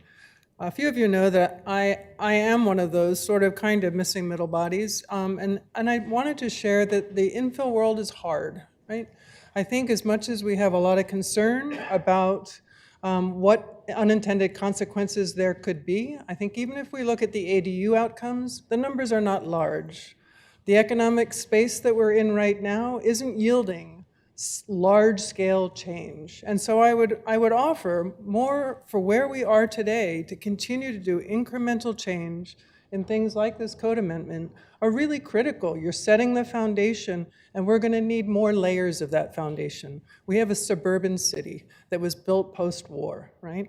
So you have a lot of space between houses and residential neighborhoods. Compare that to residential neighborhoods in San Francisco with 2- and 3-story buildings and community businesses every 3 to 4 blocks. There's a big gap between what we have in the post-war neighborhoods, which is much of Tucson, and how do we get to an urban footprint? And I would say we're going to need to keep doing work. It's not even an affordability question. We have work on how to split those lots, condoizing those lots. How do we actually handle parking all ahead of us? But I would say I was a participant in some of these, the sessions prior, and I congratulate staff for incredibly good public work. I was interested that a number of participants, a large number of participants, were very interested in enlarging that footprint and to provide the opportunity for the city footprint as a, yes, let's see where we can possibly grow this. It is not going to be a radicalization of our city. We haven't seen that with the ADU work. I would be shocked with the kinds of investments that are going to be needed for these contexts of developments as well, to see that radically sweep the city. And so I would say this is a tool in the toolbox. I love that Tucson has taken the time to interpret the state's requirements in a way that fit Tucson as a progressive player in the space to work towards infill for our city and smart growth. So I'd say please consider the largest footprint possible in this space and let us understand what that could yield as we move towards higher infill for Tucson. So thank you for this and the work ahead.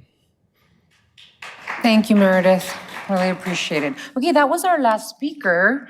And so I'd like to request from my colleagues on the council that we close the public hearing. I move we close the public hearing. Second.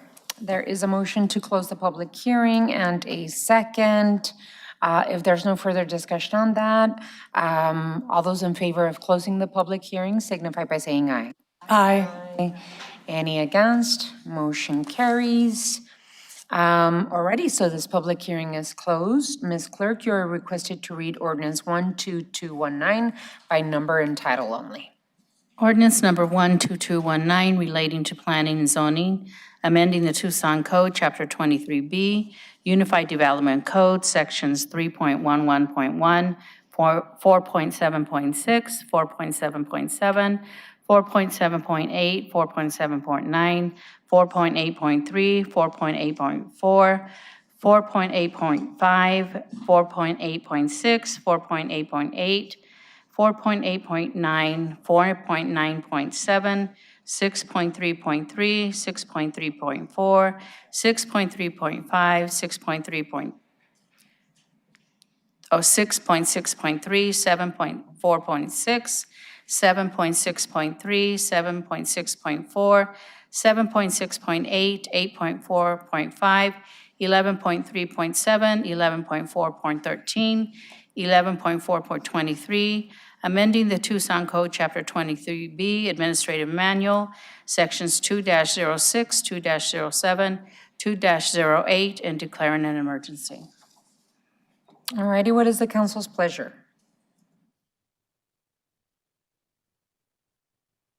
Alrighty. Councilwoman Lee? I can kick us off, Mayor. We did receive a lot of feedback from the community on this one, so as was kind of mentioned already, I just want to reground everybody in the item and what brought this item forward. We weren't sitting around trying to come up with great ideas. This was a state law that was handed to us to then become into compliance with. And if we do not do that by January 1st, then it will be automatically allowed under state law without local standards, design rules, or any kind of guardrails. So that's really what was important for us to have this conversation today for the folks that did not like the idea of middle housing whatsoever who were writing in. I'll be honest with you, I really appreciate all of the feedback we heard tonight.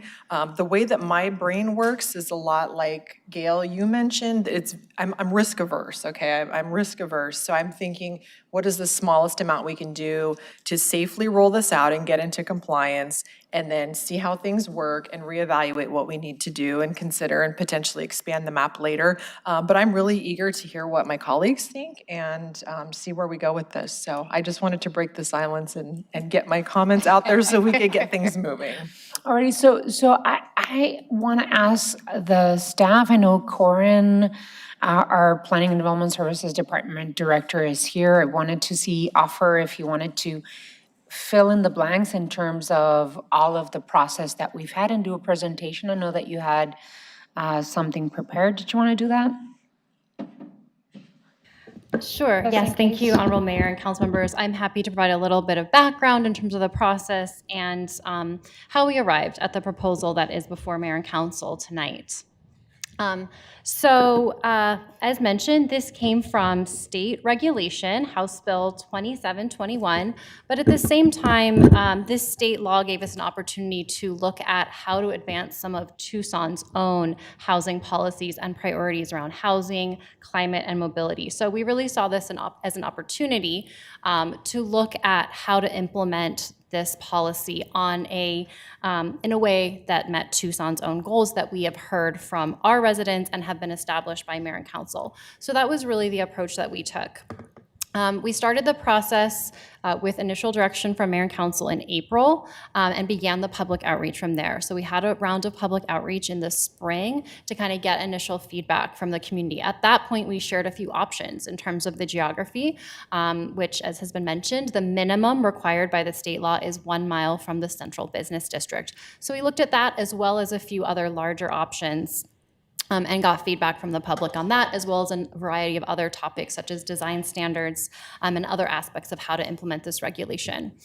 We gave Mayor and Council an update on that outreach in June, and then from there developed the code amendment, the first draft of a code amendment. We shared that initial draft with the community in August, got some additional feedback, refined the proposal, and took that to Planning Commission for a study session and then public hearing in the fall. And that concluded with the Planning Commission public hearing and recommendation in support of allowing middle housing citywide. We came to Mayor and Council just a few weeks ago for a study session to get some additional feedback, and then based on that feedback, we have revised the proposal. So I want to just go over some of the key themes that we heard throughout the public outreach process. In terms of the geography, we heard a wide variety of perspectives, as you have heard tonight, in terms of starting with a smaller area, going citywide, finding something in between. So really a wide range of perspectives about that.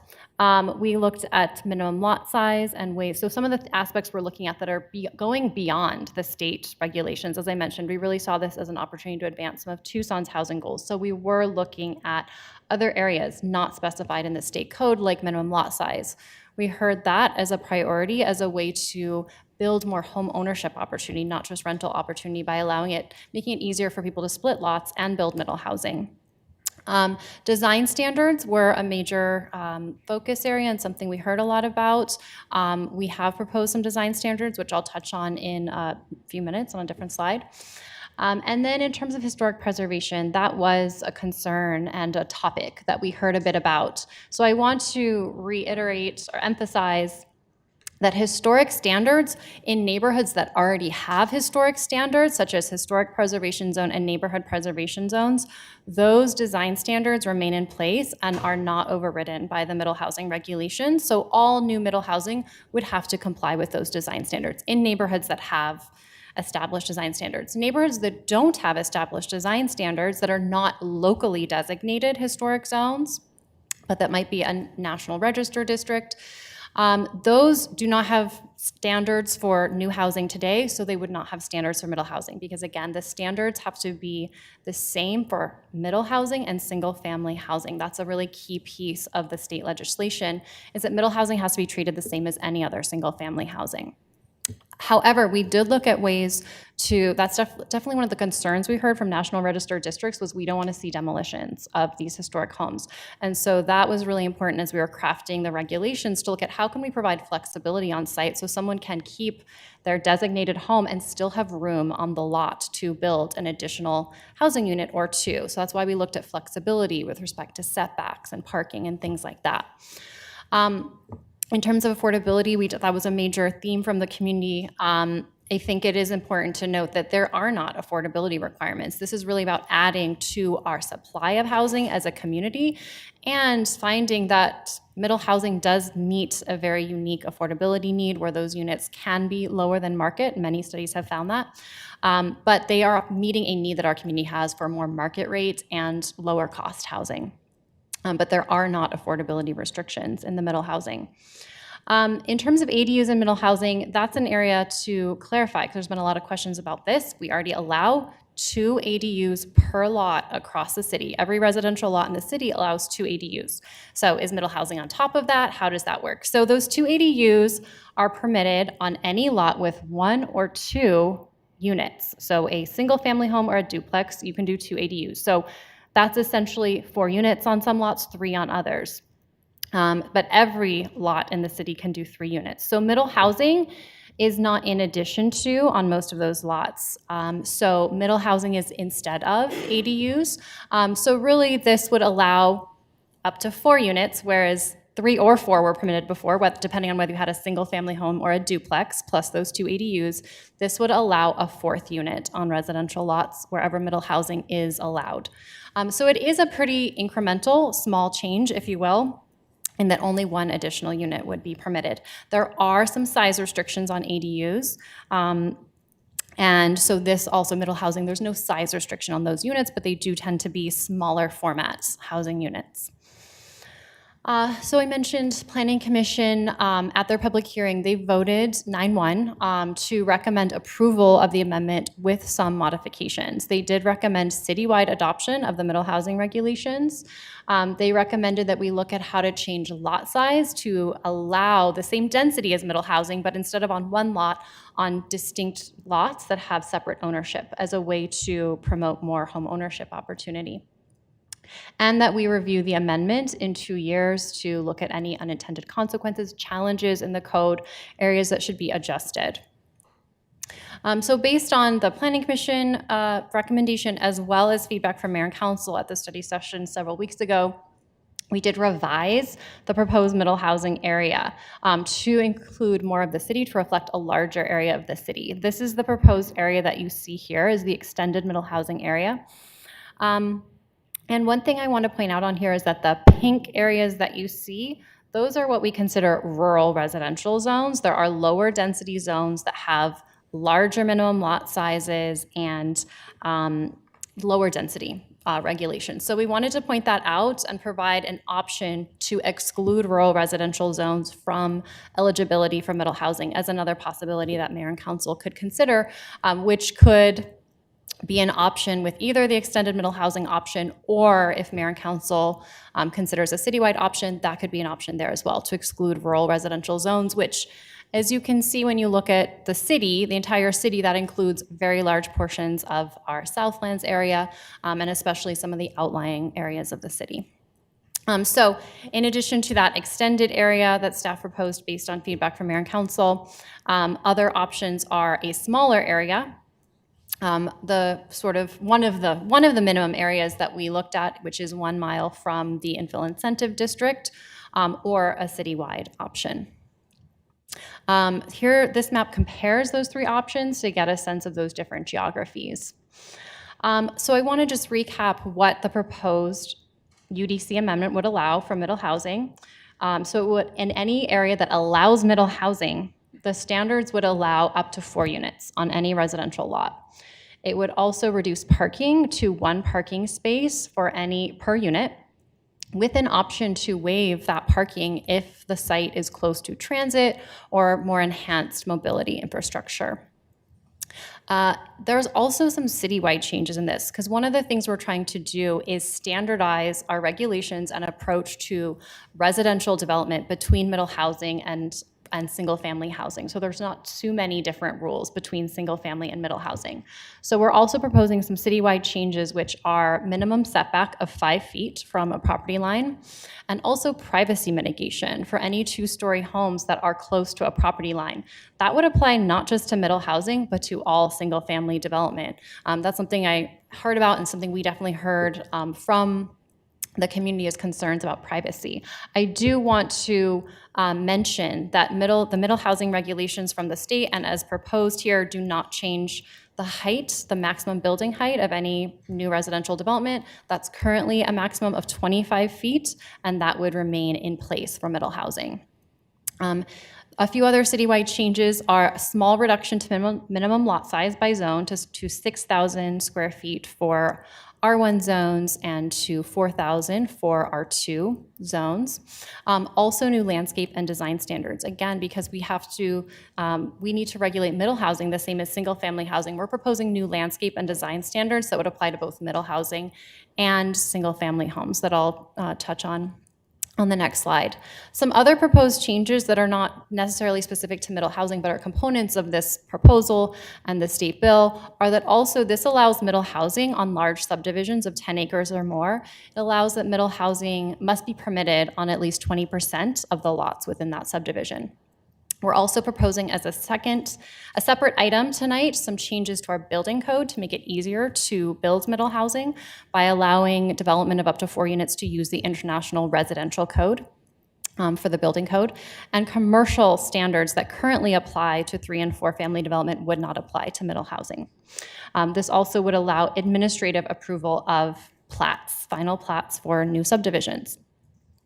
I mentioned before some design standards. So this proposal would require new landscaping requirements for all new single family and middle housing development of 1 tree per 1,000 square feet of development. It also creates a new design standard to limit parking to a maximum of 2 spaces in the front yard. And that is to create a more pedestrian friendly environment and also kind of keep the neighborhood residential feel of new housing rather than a more commercial approach of large parking in front of new development. I should say that is a maximum of 2 spaces in the front yard outside of any garages or attached carports. So there is also provision for parking within an enclosed garage or carport, and options to put parking on the side, the rear of the lot in a lot of different configurations. Front yard setbacks, there's some flexibility there to match the neighborhood context. I mentioned before that privacy mitigation would apply to any 2-story development. adjacent to a one-story development. Sidewalk and access requirements will be required, again, to enhance walkability with new middle housing, and these are subject to our inclusive home design building standards. I also want to mention that all overlay zones would still apply, so the airport environment zone is not superseded by middle housing. Any portions of the airport environment zones that do have limits on residential density would limit middle housing in that portion of the airport environment zone. So those standards would not be superseded by middle housing. Those overlays being the airport environment zone, historic preservation zone, and neighborhood preservation zones. I want to mention also that at study session previously, there was a bit of discussion about landscaping standards and the plant list. So one thing to clarify is that these new landscaping standards only apply to development of middle housing. Existing subdivisions of 5 or more units would utilize the existing landscape requirements. There's no changes to those requirements for subdivisions. And we have moved the plant list to our technical standards manual so that we can update it based on recommendations from our landscape advisory committee in the future. So happy to answer any questions that Mayor and Council might have about the proposal.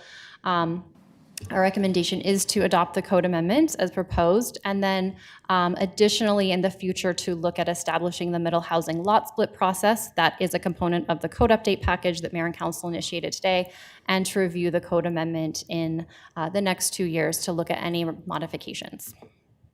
Thank you so much, Ms. Manning. Really appreciate the work that you all have been doing as we have been working on this issue. The state legislature passed HB 2721 and gave us a deadline to adopt middle housing by the end of this year.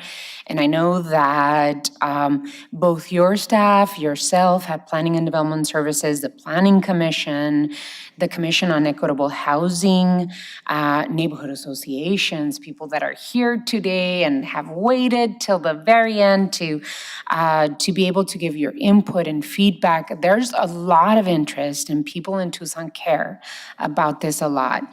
I was looking at the reading of the housing emergency, the homework that we had to read in the October memo that you all included.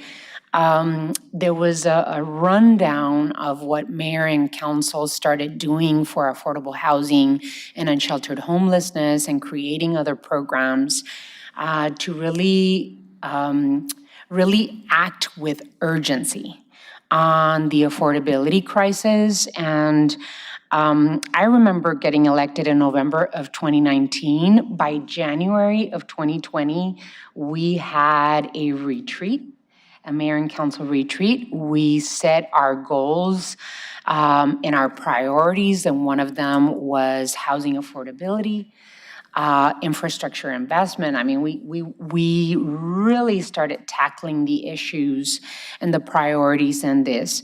And as mayor, we've made it a priority to pass a housing affordability strategy. We've been very aggressive in building low barrier shelter and using City of Tucson land that we own to build affordable housing in from the whole housing continuum, from entry, low barrier shelter to transitional housing to multifamily affordable housing to home ownership.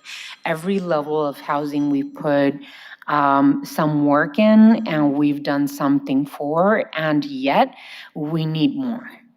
And so the importance of taking this bill passed by the state legislature and making it our own and having the conversation as Tucsonans as to how we feel this will work for all of us. I agree. I agree with some of the speakers that said this is the moment to act with urgency and move swiftly to be able to build opportunity, to build a home for people, whether they rent or use a housing voucher or want to buy their small entry-level home. We should be able to work on that.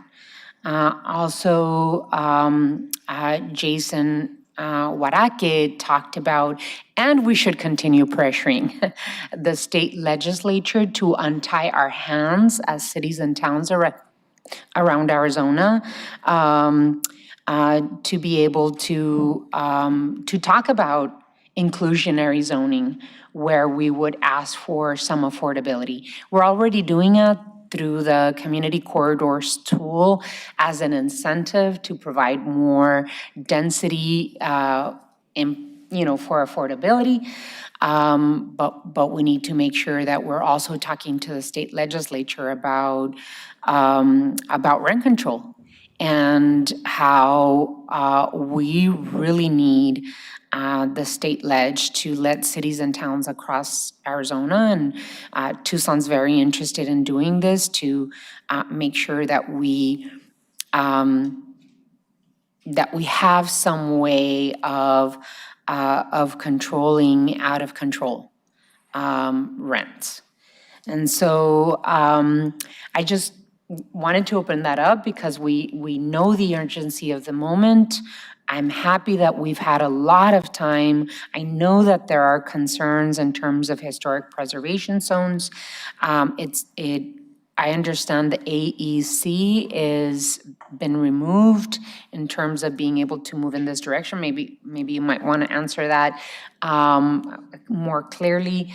But I'll open it up for my colleagues. I do see, I don't know, Corin, if you wanted to talk about the AEC, or if it's just a simple, we're removing it.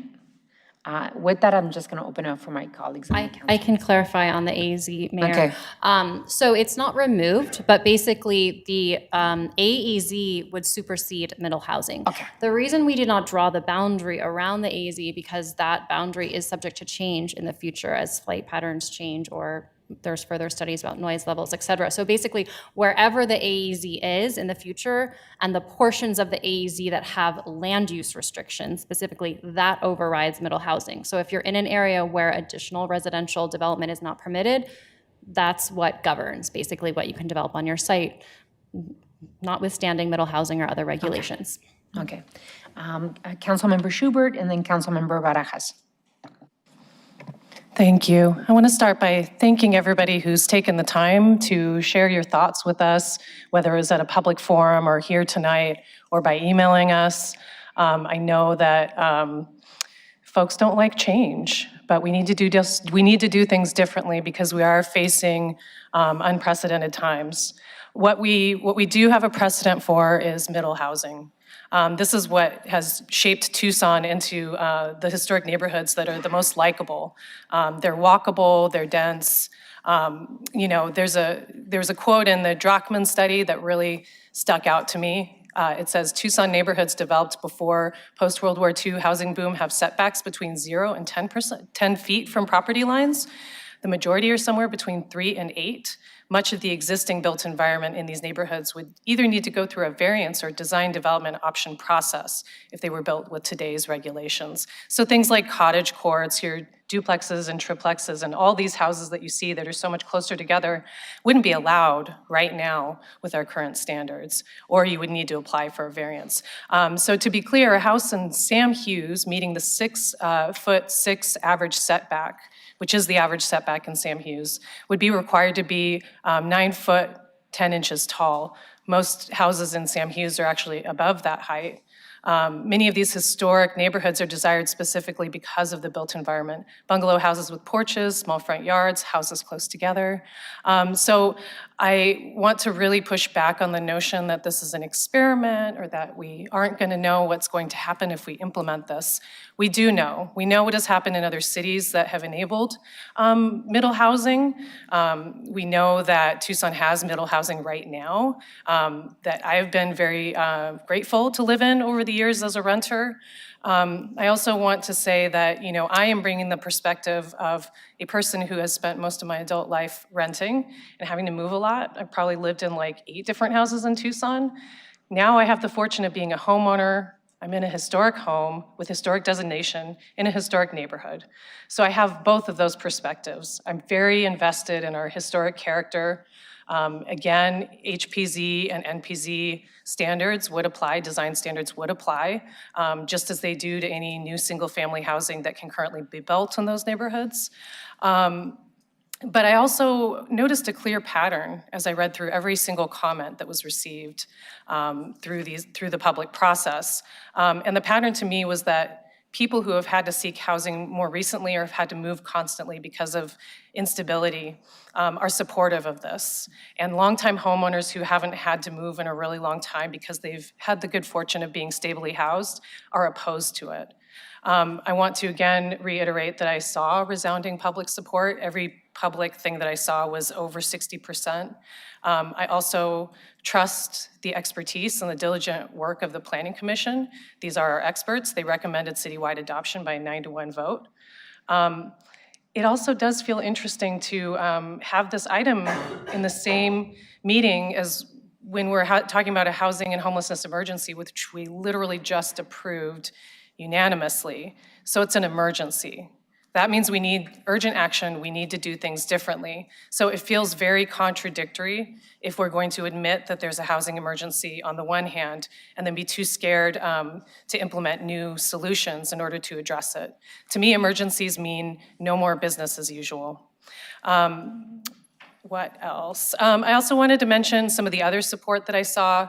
The City of Tucson's Commission on Equitable Housing and Development also supports middle housing. The Tucson Pima Collaboration to End Homelessness also voiced support. Habitat for Humanity. So these are the Southern Arizona Land Trust. People who have a vested interest in increasing our affordable housing stock and increasing the variety of housing we have. And we really do need a variety of housing. There's a lot of different kinds of people in Tucson, and we just don't have a lot of different kinds of housing for them. Everyone from college students to working professionals to the widow that I spoke to the other day who sadly lost her husband recently and was searching specifically for middle housing because she wants to downsize and live by herself, but apartment complexes don't really suit her. And I just wonder how many other aging seniors are in the same situation where they really want to downsize and there's not a lot for them. So with all of that, I would like to move to, let me make sure I have I want to move to pass and adopt ordinance 12219 with the extended middle housing area map, and I would like to exclude rural residential zones. Second. There's a motion and a second. Any further discussion on this? Can I say something? Mayor? Councilmember Barajas, and then Councilmember Dahl, and then Vice Mayor.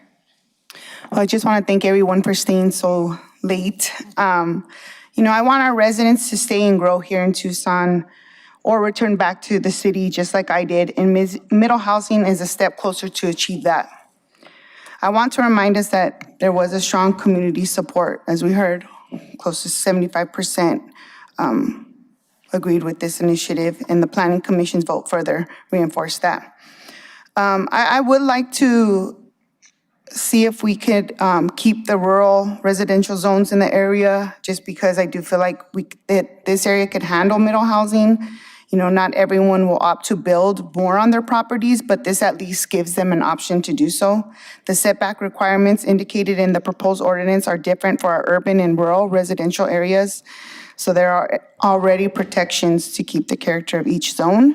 There's been some talk about unintended consequences, and to me, this is an argument against a more incremental approach, because inaction also leads to unintended consequences, and our housing emergency is real. It's here, it's right now, and without bold action, it's not going away. Middle housing is one of the many tools we must pass. It won't solve everything, but we need multiple strategies in order to effectively address our emergency and meet our long-term housing needs. Thank you.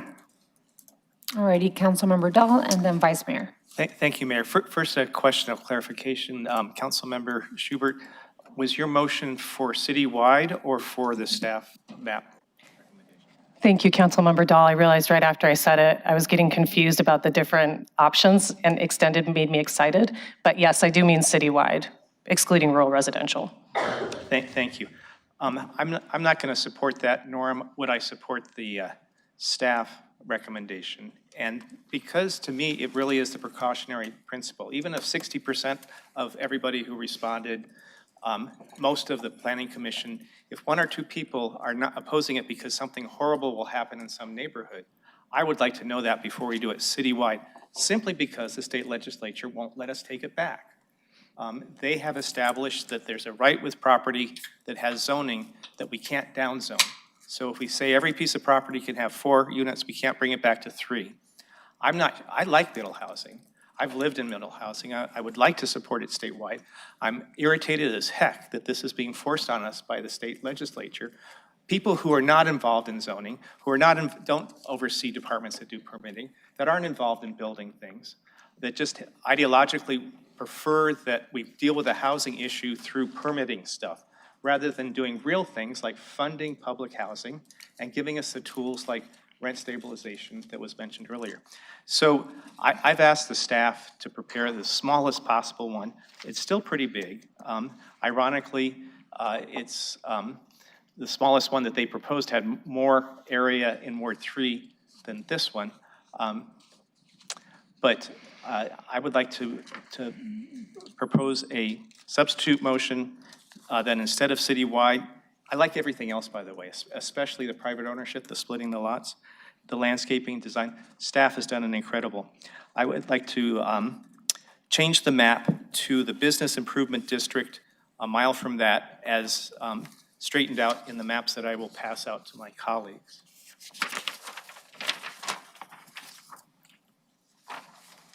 So there's a substitute motion. Is that the smallest footprint? Yeah.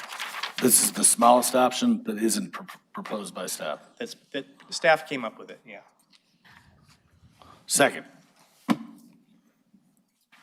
There's a motion and a second for adopting this, the smaller footprint, right? That's a mile away from the central business district? The business improvement district. Yeah, there's 4 Improvement different downtowns that we could use, and this would be the smallest one. Okay.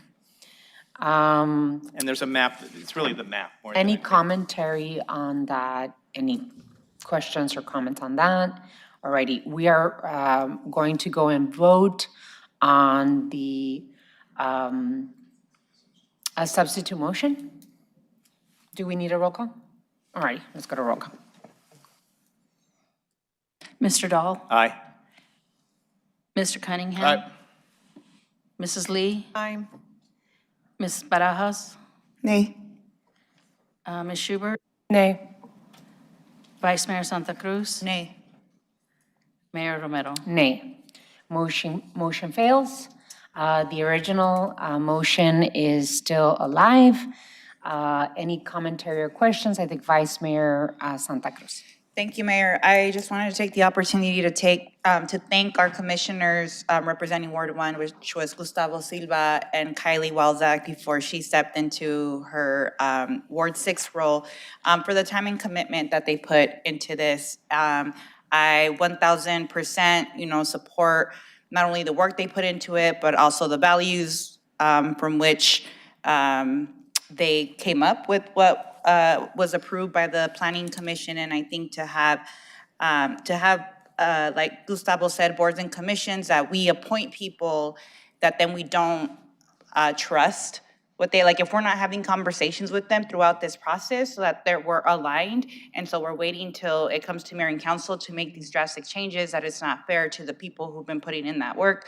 I know that at the last council meeting, we had given, I guess even for myself, if other council members don't want their ward or their district in there, I definitely want Ward 1 in there.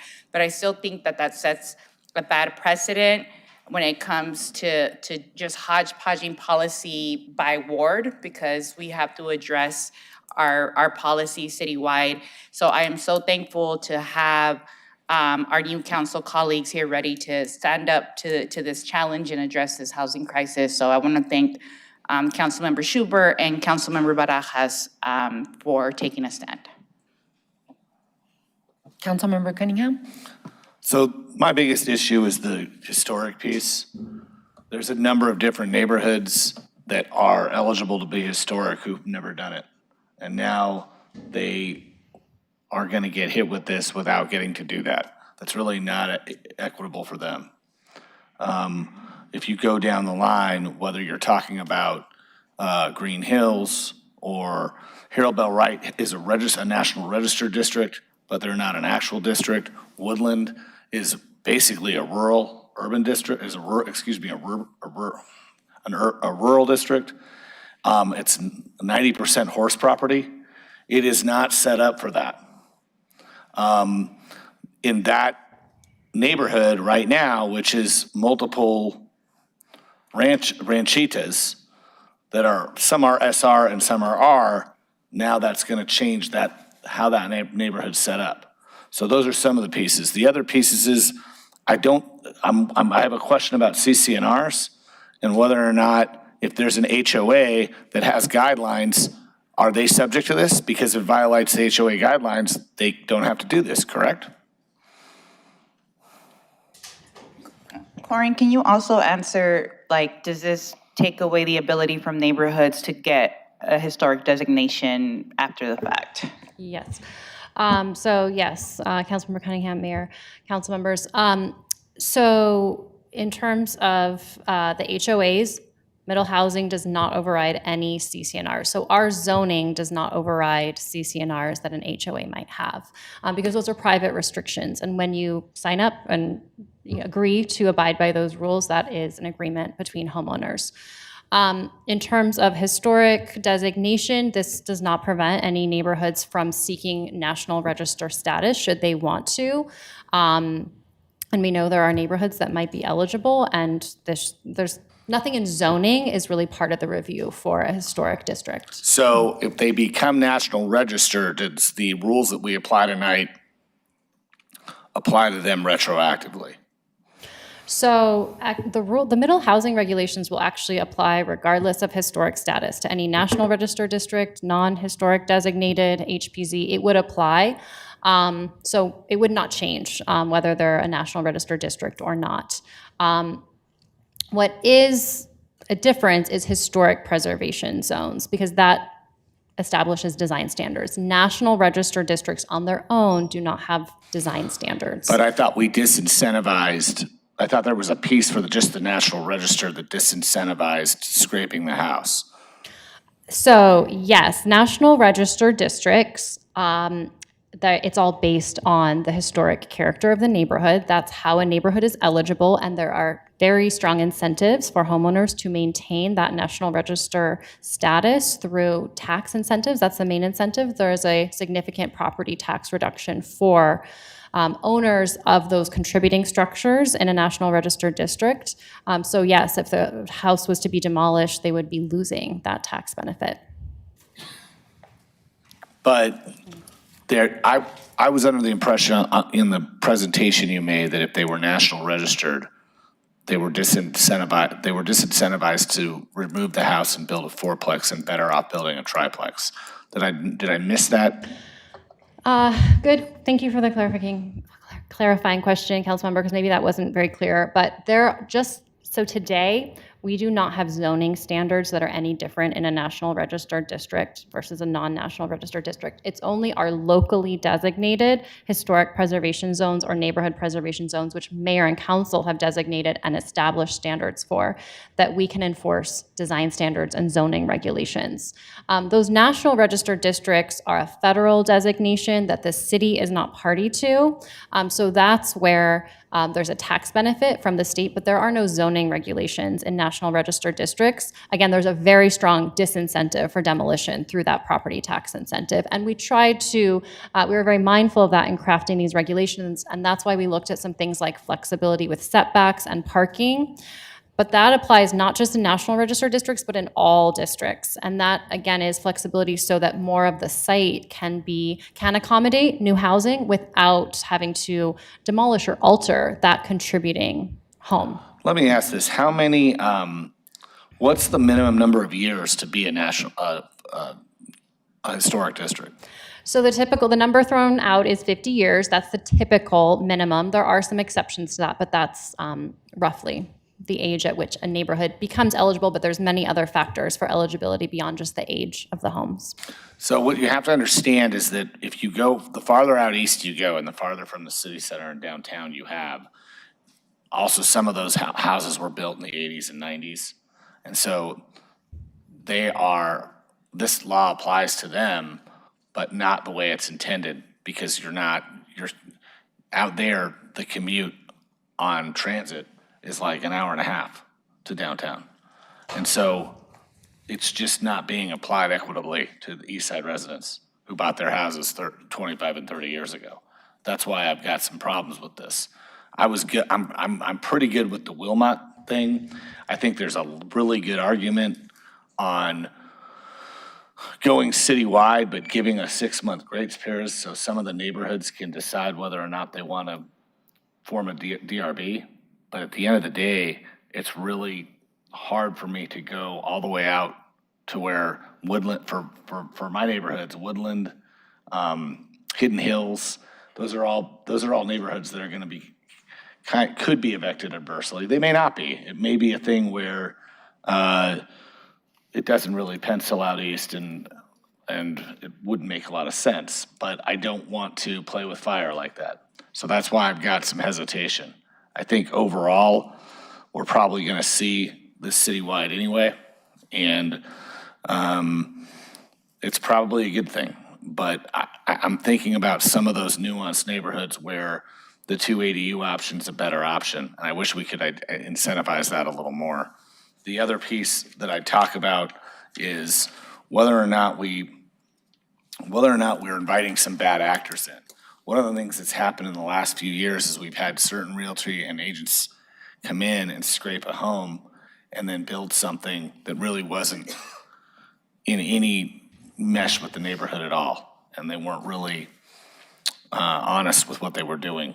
And so I worry about inviting that into neighborhoods. So those are my thoughts on this. But as far as going down that line, as we go, if you go down that Broadway corridor, I can think of all 17 old neighborhoods, starting at Thunderbird Heights at Wilmot, and then, going through Highland Vista and Montevideo and Miramonte and San Clemente and Galen Canto and Colonia and Rincon Village. I mean, I'm just thinking about all those neighborhoods and how much they change. Thanks. Thank you, Councilwoman Lee. Thank you, Mayor. I'll be super brief. In terms of Ward 4, we have a permanent construction sign up when you drive into Ward 4, because we're always building stuff, so we don't have a lot of historic neighborhoods to talk about. And honestly, my constituents haven't been super concerned. We're building middle housing right inside of my neighborhood. So people are used to this, they welcome it. I was really just listening to what we were hearing citywide, and I had some concerns. I'm definitely gonna support the motion to go citywide. I do have a question for Corin, since you were up here though, on the parking recommendation that Saba made. Is that something that's integrated or something that we wanna consider adding to this? Thank you, Councilmember Mayor. You mean the parking recommendation related to the maximum of 2 spaces in the front yard? I believe that's what he- Considering that, yeah. So again, that came from a desire we heard from residents to add some design standards to make sure that when we see new middle housing, it matches the character of neighborhoods. And as one of the speakers mentioned, there's a precedent for this, and this is a design standard that we have established in our neighborhood preservation zones of Feldman's and Jefferson Park, where there was a concern at one time with a lot of the development that had, as people would say, just a sea of parking in front of some of the homes. So that was a standard that was applied to neighborhood preservation zones when those were established by mayor and council. And so we use that design standard to apply to middle housing as a way to kind of defray that concern that it would be more of a commercial style parking lot in a middle housing development in the middle of a residential neighborhood.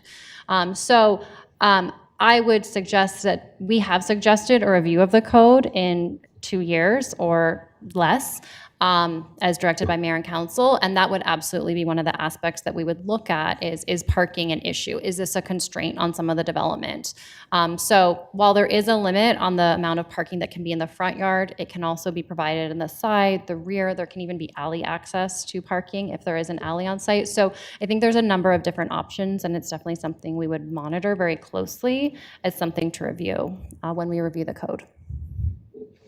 So it's not saying you can only build 2 parking slots. No. It's saying we want to make sure that it's closer to the design that the neighborhood has. Okay. Exactly. Okay.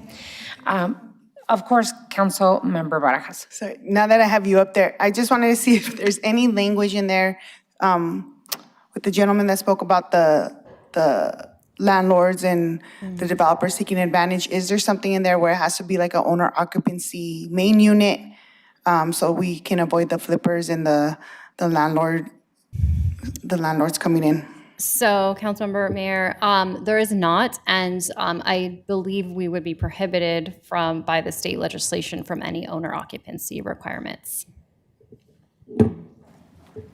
All righty. Any other questions or comments? All righty. With that, I think we've talked through things and explained our positions. We will now go to roll call.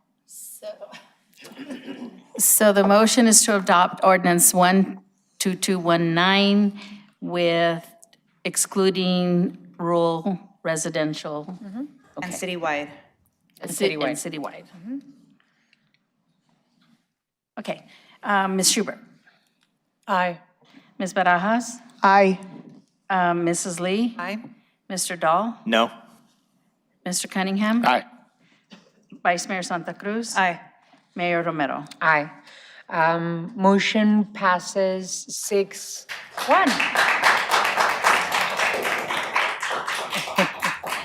Congratulations. Thank you, everyone that participated for months and months and months. I appreciate you all being here till the very end and really want to make sure that you stay engaged. Thank you all so much. Alrighty, so we move on to item 9. Adoption of the 2024 International Energy Conservation Code. Alrighty, so item 9 is City Manager's Communication number 407, dated December 16th, is received into and made part of the record. Ms. Clerk, you are requested to read ordinance 12213 by number and title only. Ordinance number 12210, relating to buildings, electricity, plumbing, mechanical code, amending Tucson Code Chapter 6, Buildings, Electricity, Plumbing, and Mechanical Code by amending Article 3, Buildings, Section 6-40, adopting the 2024 International Energy Conservation Code and setting an effective date. What is the council's pleasure? Mayor, I move to pass and adopt ordinance 12213. There's a motion, there's a second. Any further discussion? I'm voting no. I want to make sure the reason people know why I'm totally in favor of this code. I don't want to be it on record that I'm against safety things and energy conservation, but I don't want to adopt this without carve-outs for adaptive reuse. Alrighty, any other comments, questions? All right, hearing none, let's go to roll call. Mrs. Lee? Aye. Mr. Cunningham? No. Mr. Dahl? Aye. Ms. Barajas? Aye. Ms. Schubert? Aye. Mayor Romero? Aye. Vice Mayor Santa Cruz? Absent excuse, she had to leave to the restroom. So ordinance 12213 passes by a vote of 6-1. Your Honor, the next one's Ward 1. Can we do items 12 and 15 next? Is item 11 as well, Ward 1? No? Oh, item 11's Ward 1, and so 12 and 15 are both Ward 2, and they're both the same group of Okay, people that are let's here. do, what about item 10? Madam Mayor, I think we might have skipped 9. We just did We did 9. You just did 9? Okay, I misheard then, thank you. Item 10? Okay, did I have the wrong ordinance on the wrong one? I thought she read 12210. But I think it should have been 12213. Yes. Ooh. Yes. I So item 9 is 12213. It's 2 hours past my bedtime, Mayor, so I apologize, friends. That was part of the middle housing piece, right? Item 9. That's correct. I read the wrong ordinance number. Energy conservation is item 9. Yes. So Mayor, do you want me just to remake the motion? 12213. No, energy Hold on. conservation. Hold on, we're figuring out. Mr. Attorney? I believe item 10 is the energy conservation, IECC. Correct? Motion's item 9. Is the building. International residential. Okay, okay. Your Honor, I move we do item 10 over, or excuse me, item 9 over. What happened? Yes, can we make sure that we read the, Okay, so item 9 should be the International Building Code and International Residential Code Middle Housing Amendment. okay? That's item 9, and it's, That's number 10 on my agenda. the agenda was revised. Okay. Yeah. Okay, it was? Okay, so give me the motion so that we can redo the motion. So it's item 9, ordinance number 12213, relating to buildings, electricity, plumbing, mechanical code, amending the Tucson Code, Chapter 6, Buildings, Electricity, Plumbing, and Mechanical Code by amending Article 3, Buildings, Division 1, Building Code, Section 6-34, Building Code by adopting the International Building Code 2024 edition with local amendments, Section 6-38, Residential Code adopted by adopting the International Residential Code 2024 edition with local amendments to support the construction of middle housing and setting an effective date. Okay, so that is the replacement motion for item 9. That's a motion So moved. and a second. There's a motion and a second. Do we need roll call? Yes. Alrighty, so let's go to roll Mr. call on Cunningham. item 9. Mr. Dahl. Aye. Mrs. Lee. Aye. Ms. Barajas. Aye. Ms. Schubert. Aye. Vice Mayor Santa Cruz. Aye. Mayor Romero. Aye. Motion passes by a vote of 7-0. And now we move on to item 10. Item 10 is the adoption of the 2024 International Energy Code, Energy Conservation Code, Ordinance 12210. May I have a motion to adopt ordinance 12210? So moved. There's a motion and a second. Any further discussion? My objections still hold. Okay, so objections from Councilmember Cunningham? Okay. Let's go to roll call. Mrs. Lee. Aye. Ms. Schubert. Aye. Ms. Barajas. Aye. Mr. Dahl. Aye. Mr. Cunningham. Aye. Vice Mayor Santa Cruz. Aye. Mayor Romero. Aye. Do you want to take that aye back? No, I'll just mention for the record that I will be bringing a memo from my office about having some of this amended so that adaptive reuse is not subjugated to Adaptive some of our. reuse, okay. Yeah. But you are voting for this? Fine. Okay. Alrighty, the ordinance 12210 passes by a vote of 7-0. He said yes. Okay. All right, item 11. Rezoning, ordinance adoption, TPENT 0623000027, your space self-storage, C1 to C3. What is the council's pleasure?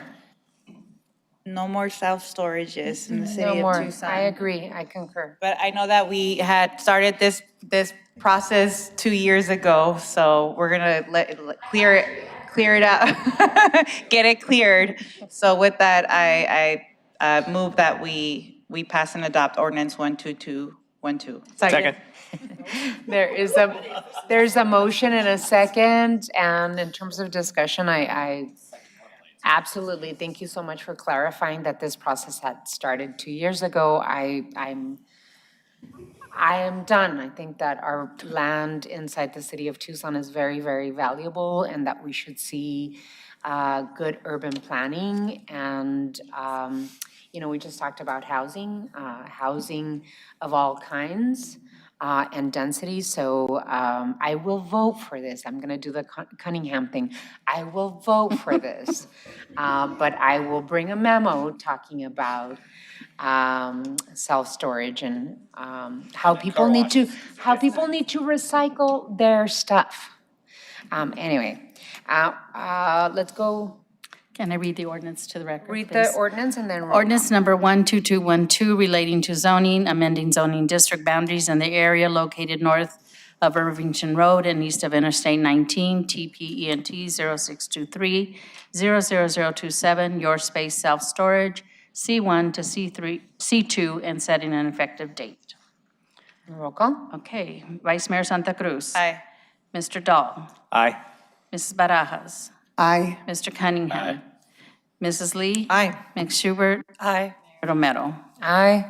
Ordinance 12212 passes by a vote of 7-0. Item 12. Rezoning, ordinance adoption, TPENT 0324-00008, Mr. Car Wash, East Broadway Boulevard, C1 to C2. Your Honor, What is the council's pleasure? I want to do 12 and 15 back to back. Okay. These are final adoptions. We've already had this big discussion about how we don't need any more car washes. That being said, there's a couple things on this. Number one, there were some lighting issues at one of the Mr. Car Washes out on Houghton, and it looks like they called and worked on some things so that we're going to meet those needs, so we're not messing with our dark skies. Two, Mr. Car Wash, while they do have 20 car washes in the city of Tucson, they have 500 nationwide, and they base their entire business here in Tucson. So they are partners. That's why I'm going to recommend that we pass and adopt, and I move that we pass and adopt ordinance 12207. Second. There's a motion and a second. Any further discussion? Hearing none, let's go to roll call. Ordinance number 12207, relating to zoning, amending zoning district boundaries in the area located on the southeast corner of the intersection of Broadway Boulevard and Houghton Road in case TPENT 0324-00008, Mr. Car Wash, East Broadway Boulevard, C1 to C2, and setting an effective date. Mr. Cunningham. Aye. Mrs. Lee. Aye. Ms. Schubert. Aye. Ms. Barajas. Aye. Mr. Dahl. Aye. Vice Mayor Santa Cruz. Aye. Mayor Romero. Aye. Ordinance 12207 passes by a vote of 7-0. Item 13. Oh, Your Honor, I was wondering if we could do 15 because the Mr. Car Wash people are here and we could go back to back. Okay, we could do that. Item 15 is zoning, rezoning ordinance adoption, TPENT 1024-00001, Mr. Car Wash, TANQUE Verde, C1 to C2. Ordinance number 12209, relating to zoning, amending zoning district boundaries in the area located on the north side of East TANQUE Verde Road, approximately 400 feet east of the intersection of TANQUE Verde Road and Bear Canyon Road, in case TPENT 1024-00001, Mr. Car Wash, East TANQUE Verde Road, C1 to C2, and setting an effective date. Your Honor, this was a very long process. Again, with the same platitudes I have about car washes I stated before, I move that we pass and adopt 12209. Second. There's a motion and a second. Any further discussion? Hearing none, let's go to roll call. Mr. Dahl. Aye. Ms. Schubert. Aye. Mrs. Lee. Aye. Mr. Cunningham. Aye.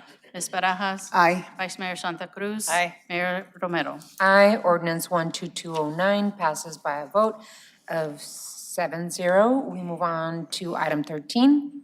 Rezoning ordinance adoption, TPENT 0424-00011, Catalina Avenue, North Catalina Avenue, R1 to R2, ordinance 12208. What is the council's pleasure? Word 6? Oh. 6. This is in Ward 6, so we traditionally let the ward council member do the motion. So it is ordinance 12208. I move to approve ordinance number 12208. There's a motion and a second. Any further discussion? Alrighty, let's go to roll call. Ordinance number 12208, relating to zoning, amending zoning district boundaries in the area located at 1008, 1014, 1026, and 1032 North Catalina Avenue, 190 feet south of the Speedway and Catalina intersection, in case TPENT 0424-00011, Catalina Avenue, R1 to R2, and setting an effective date. Ms. Schubert? Aye. Mrs. Lee? Aye. Ms. Barajas? Aye. Mr. Dahl? Aye. Mr. Cunningham? Aye. Vice Mayor Santa Cruz? Aye. Mayor Romero. Aye. Ordinance 12208 passes by a vote of 7-0. Item 14. Rezoning City Manager's Report, TPENT 0725-00016, East Fort Low Road, R3 to C1. What is the council's pleasure? Madam Mayor, I move to approve the request for authorization to rezone as recommended by the zoning examiner. Second. There's Sorry. a motion and a second. That was quick. I need to speak to the applicant. Oh my God, I'm so sorry that you're still here. It's all good. Are you agreeable to the proposed requirements? Good evening, Madam Mayor, members of the council, Lexi Well with the Planning Center. On behalf of the property owner, Mr. Bob Cook, yes, we are in agreement with those conditions. Thank you so much. Thank you so much for being on the record, really appreciate it. So there's a motion and a second. Any further discussion?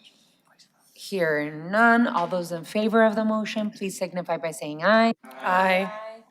Any against? Motion carries. We're done with item 15. Item 16. Adjournment. Really? My goodness, are you sure? Yes. I think we have an council hour will in us stand still. Adjourned? I don't know. Happy holidays, everyone. This is our last meeting. Thank you all so much for, it was a Barama meeting, but have a beautiful rest of your week and hope you have wonderful holidays.